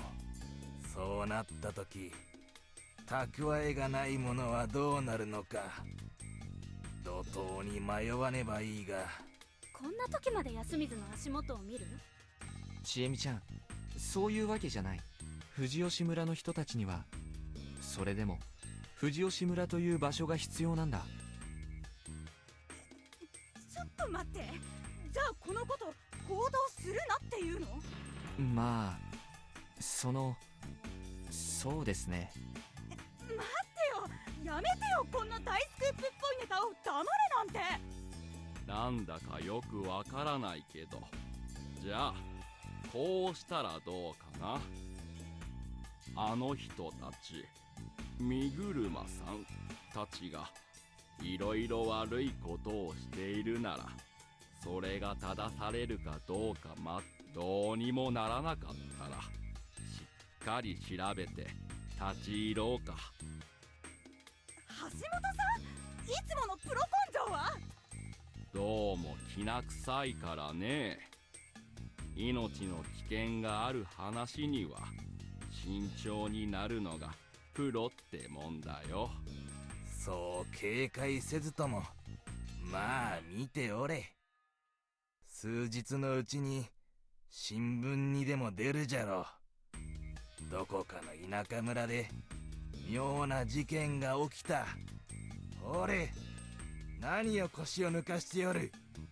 そこらに転がっとるもんを起こせ。撤収じゃ撤収。He turned around and threw away his mask. I couldn't see his face, but his long gray hair, large neck, and defined jawline told me that he was really vigorous for his age. The fancy mask he dropped made a clattering sound on the wood and gravel. God once again returned to the earth. As if he felt nothing about it, the old man didn't even turn around as he shouted at the wolf actors and left. おじい様。I looked at Chiemi. 身車に孫娘などおらぬ。さあさあ、引け引け。We watched as the wolves left without showing a hint of divinity. おじいさんって？現当主はまだ身車ちえみの実父のはずだから。わかんないよ。先代はよそで暮らしてるって。会ったことなかったし。そういえば戦時中にあった宴からしばらく40年くらい宴がない時期があったって聞いたな。霧が出なかったんじゃなくて、もしかしたら。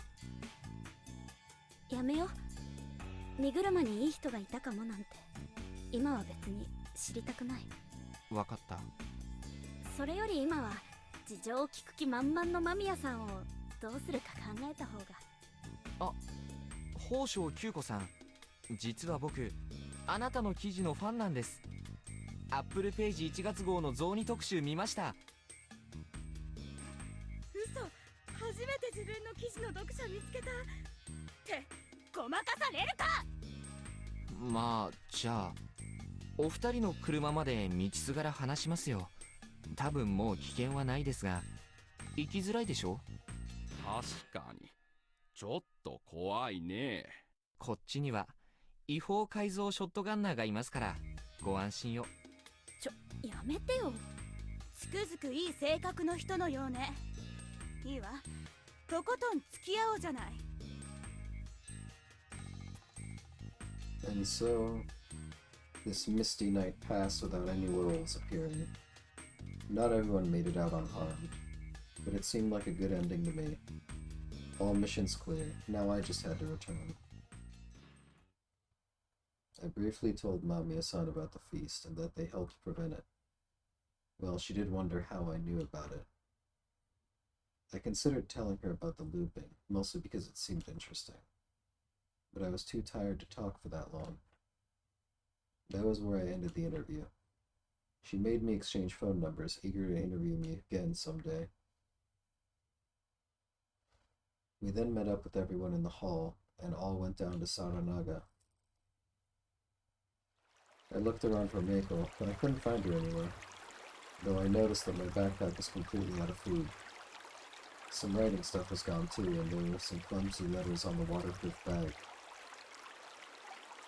Thank you, Fusuyaki-san, and that was it. I didn't get it, but I can only guess she was satisfied with something and just left. I was kind of worried though, and I had no doubts that she would grow up strong, and that no one would ever catch her again. Going down Saranaga on rubber boats was pretty easy. The fantastical mist surrounding us was very beautiful, enchanting, and I could totally understand why the people of the past thought this was Yomu. Eventually, the mist ended, and so did the forest. Rikako-san was watching as the mist grew more distant. She was silently crying. Yeah. I might have taken her side if everyone in Yasumizu were irredeemable scumbags. The moment I thought that, Shiemi and Haru-chan pinched my ass like they just read my mind. Haru-chan supposedly could read minds, but she actually sussed it out herself this time. It'd be hard for anyone who's not Mochi to handle being her boyfriend. As we arrived at a crossroads and got out, I saw Mitsuji waiting for us with 3 four-wheelers nearby. 超遅えよ。ごめん。もう夢は終わったんだよね。君の羊も戻ったの？ああ、問題ない。よかった。心配した？したよ。何人かボートごと転身するしよ。申し訳ない。その狼様。ああ、この人ただの羊なんで気にしないでください。てめえ何言ってやがる。つうかいいのかよ。神だとかいう話だったろ。このメンバーにはバラして OK。 ああそうかよ。道理でてめえがそうやって住人の前でバカみてえに仮面抱えてると思ったぜ。と忘れるところだった。野里さん、これ僕は演技に使いましたが、安水の祠から出土した人柱の遺物です。なんと。中には骨もありました。きちんと整理して埋葬だか展示だか、とにかくお任せします。承った。まあ私に考古学だのなんだのの才覚。多分そのうち適切な人材が現れますよ。とそういえば他の人は？もう勝原のホテルに着いた。そっからしばらく熱海行きのバスツアーにぶっ込むからな。まあとは任せろ。マジでどういう組織なんだ君んとこは。正義の味方。すげえ元カノ持ってたんだな僕は。元カノ言うなバカ。まあてめえにも何かしら音沙汰があんだろうから首洗って待ってろ。は？ここまでして殺されんの僕。言い方が悪かった。まあ大ごとにはしねえようにするから安心しろ。じゃあ着去は解除しとく。着去かよ。つくづくひでえとしか言いようがねえやつだよお前はよ。僕はまともだ。狂ってるのは世界だ。あ、悪い。乗ってくれ。いや、お二人って。ああ、三峰三辻。最近破局した噂の元カノで正義の味方をやってるらしく、ここで偶然再会した。なんつう紹介してんだてめえ。三辻、芹沢千恵美さん。誰かさんの陰謀でループ地獄にはまった中で一瞬付き合って別れた噂の元カノでエア殺人鬼。噂じゃないっていうかやめてよ。あの壮絶な思い出の数々をそんな感じで簡略化すんのは。まあその辺のあれは俺のせいもあるし、何も言わねえにしても相変わらず最低だなお前。僕をけなしとけばいいって風潮は間違ってると思う。いいからもう寝たい。お風呂もできれば入りたい。うざいし春秋様を殺したい。なんだよこの面白ご一行様は。いやもう全く申し訳ない。あんたが保護者か。まあ乗ってくれ。春秋、あんたはバイクあったけど乗ってくか。いや、いいや、ここで別れる。そうか、わかった。バカ。私は嫌いじゃないよ。えげつない春秋のこと。私らのことは気にせずに素直になれば。たまには社に詣でに来ませい、町のお方。春ちゃんはこっち向いて。ハッサンとやらはとっとと帰るといい。来るときは面白土産をな。またいずれ。ええ、他のみんなにもよろしくじゃないか。僕はもう死んだことになってるし。じゃ、いいや。おやすみ。さよなら。バカ。That was the last thing I heard from them. Then I heard them no longer. Been a while, my beloved bike, though I'd hop on it later. A power drive, some steam walking, cliff climbing, excavating, acting, fighting, negotiating. No day had been as exhausting as this one. I finally remembered that my hand was injured, but the fatigue numbed the pain. I'd just sleep. I really wanted some sleep.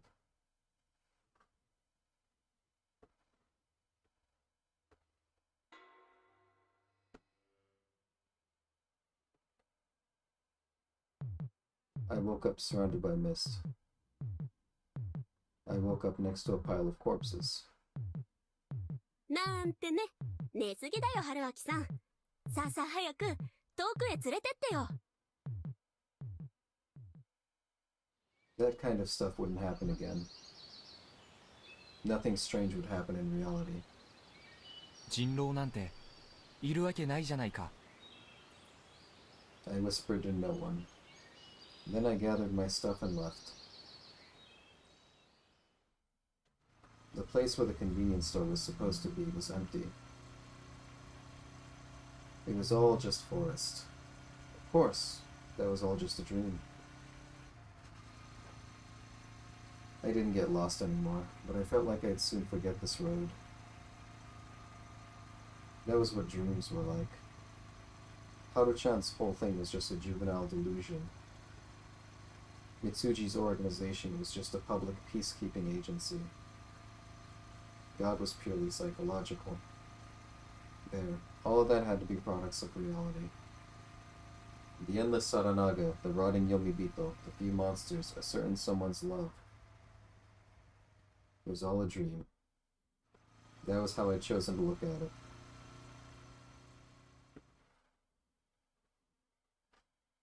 And so I returned to my normal everyday life.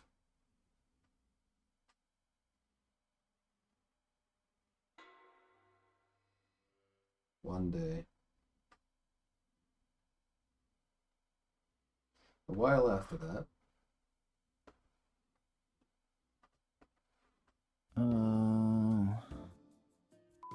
県郡富士吉村で村長が汚職で隕石辞任。橿原地方のペット業者が破産で大量の犬を処分。これだけか？新聞見ろって割におとなしいな。After the incident, I gathered local newspapers and mimicked the previous Nosato family heads. Yet these were the only relevant reports I found. Though it wasn't nothing, it would be rash to underestimate this. A village mayor, probably Miguruma, or someone related, resigning was something that simply couldn't have happened before. Even if it had, it would be something that went unnoticed. The people would simply decide it through secret power struggles. This could only mean that there was something a lot worse than just corruption, and this made it out to the public because they simply couldn't hide it all.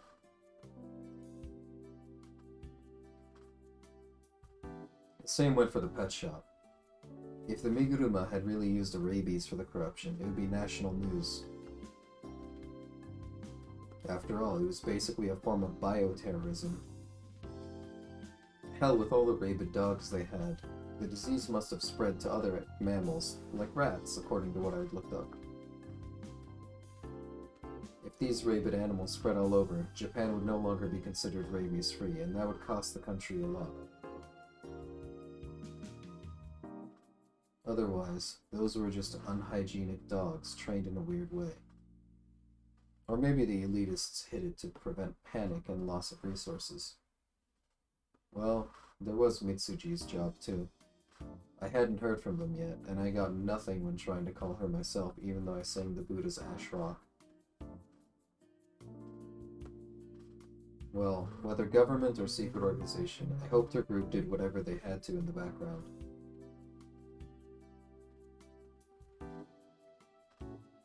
Apparently the situation in Fujiyoshi was stable. There was a mayoral election, and the Nosato head ended up taking the post. And the reason why they skipped the Higuchi was probably too complicated to release it for the public. I was informed of this through an email left by Kiyonosuke no Satoshi.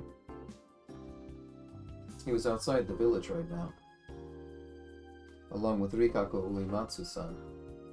He'd rationalized this with his family by saying he would seclude himself with her and keep the danger that was the Uematsu family away. Bold. He could easily contact his brother, current head and mayor, and get info from him, and I could probably learn more if I contacted them.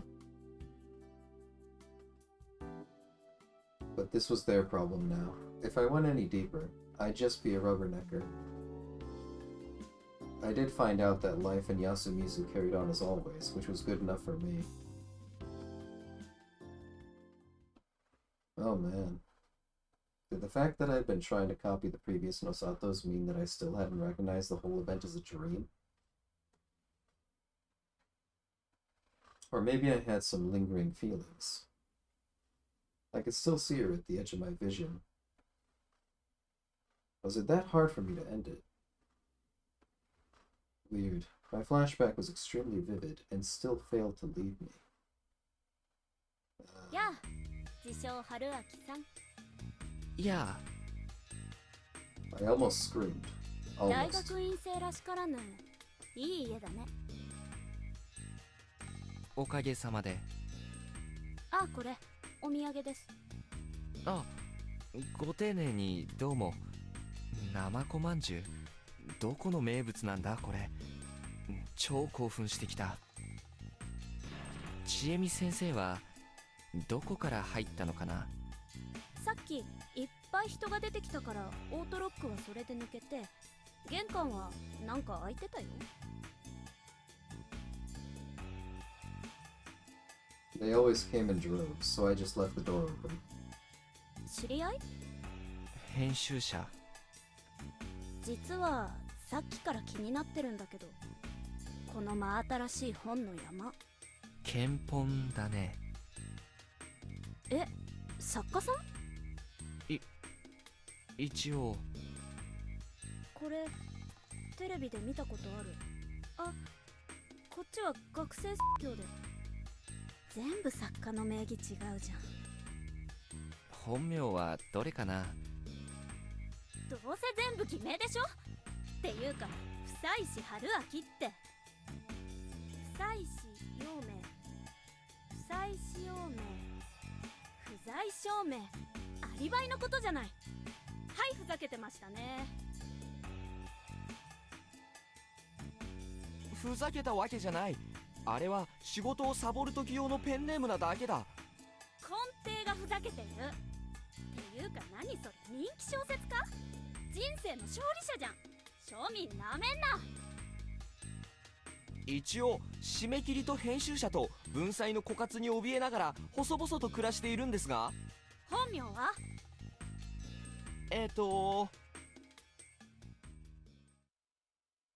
chased me around my office and study for around a minute. Then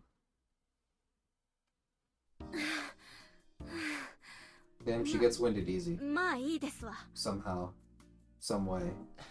そうだ。一体なんでここに。み Healthy っちゃんに legs. 住所を聞いて。By the way. みっちゃん？みつじさん。なんで仲良くなってんで No, すか？ she has great stamina. We know this because of when she was chasing us through the fucking い mist. っぱい言われた。いよいよなんで来たの？あれから5社ほど落ちまして。それは気の毒な。 That sounds like a personal 大学 problem. は軽く夏休みだったりもしまして。もうそんな季節か。ちょっと気分転換が必要だな。そういえば二血してくれるっていうナンパな兄ちゃんがいたなって。ああ、夢の中で。ちえみは夢の中とは思ってないけど。いいのかな。目の前にいるのはループの中で3人の女子に手を出したリアル狼だけど。あら大変。じゃあそばにいなきゃ。また殺せるように。言うじゃないか。どう？ Worst ways to go. いろいろあった甲斐あって、ちょっとはいい女になった？趣味は悪いと思う。お互い様でしょ？ Denying that would have pissed me off, so I said nothing. 一本取った？じゃあ、先に10本取った側の言うことを何でも聞くって賭けをしようか。やったー。何を？ちえみちゃんは自称春明さんのルールを破りに来たんだから、ここから先は一歩もあげない。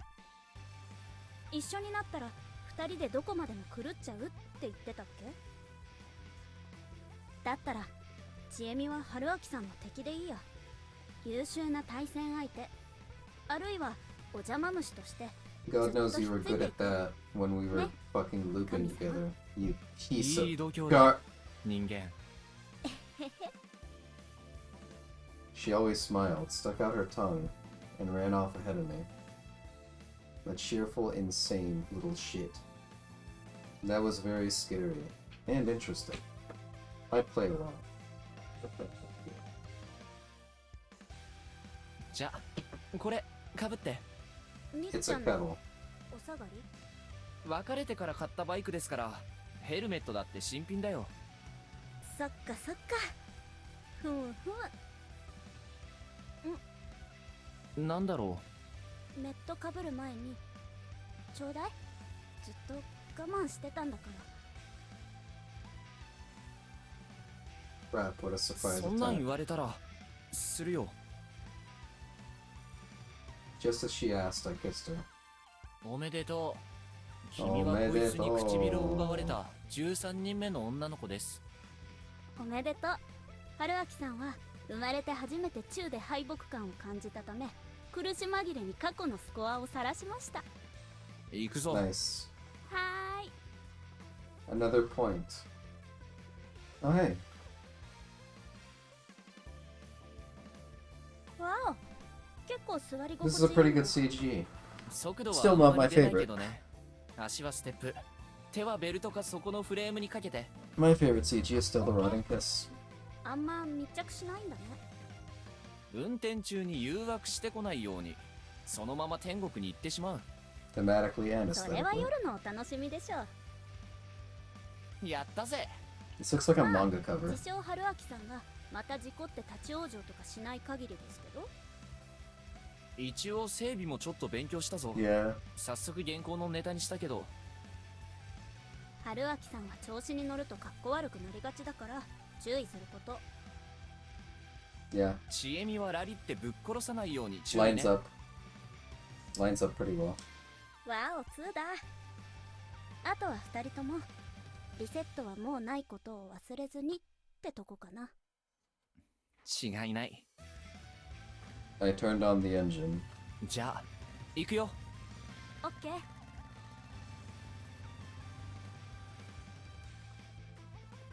Is it finally over? Nope. Just as the previous journey led to a dream that we could no longer return to. This one would surely lead us to moments so great that they could never be repeated.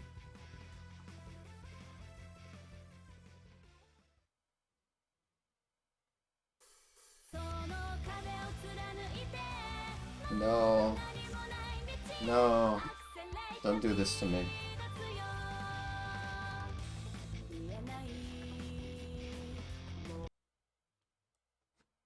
Fuck you.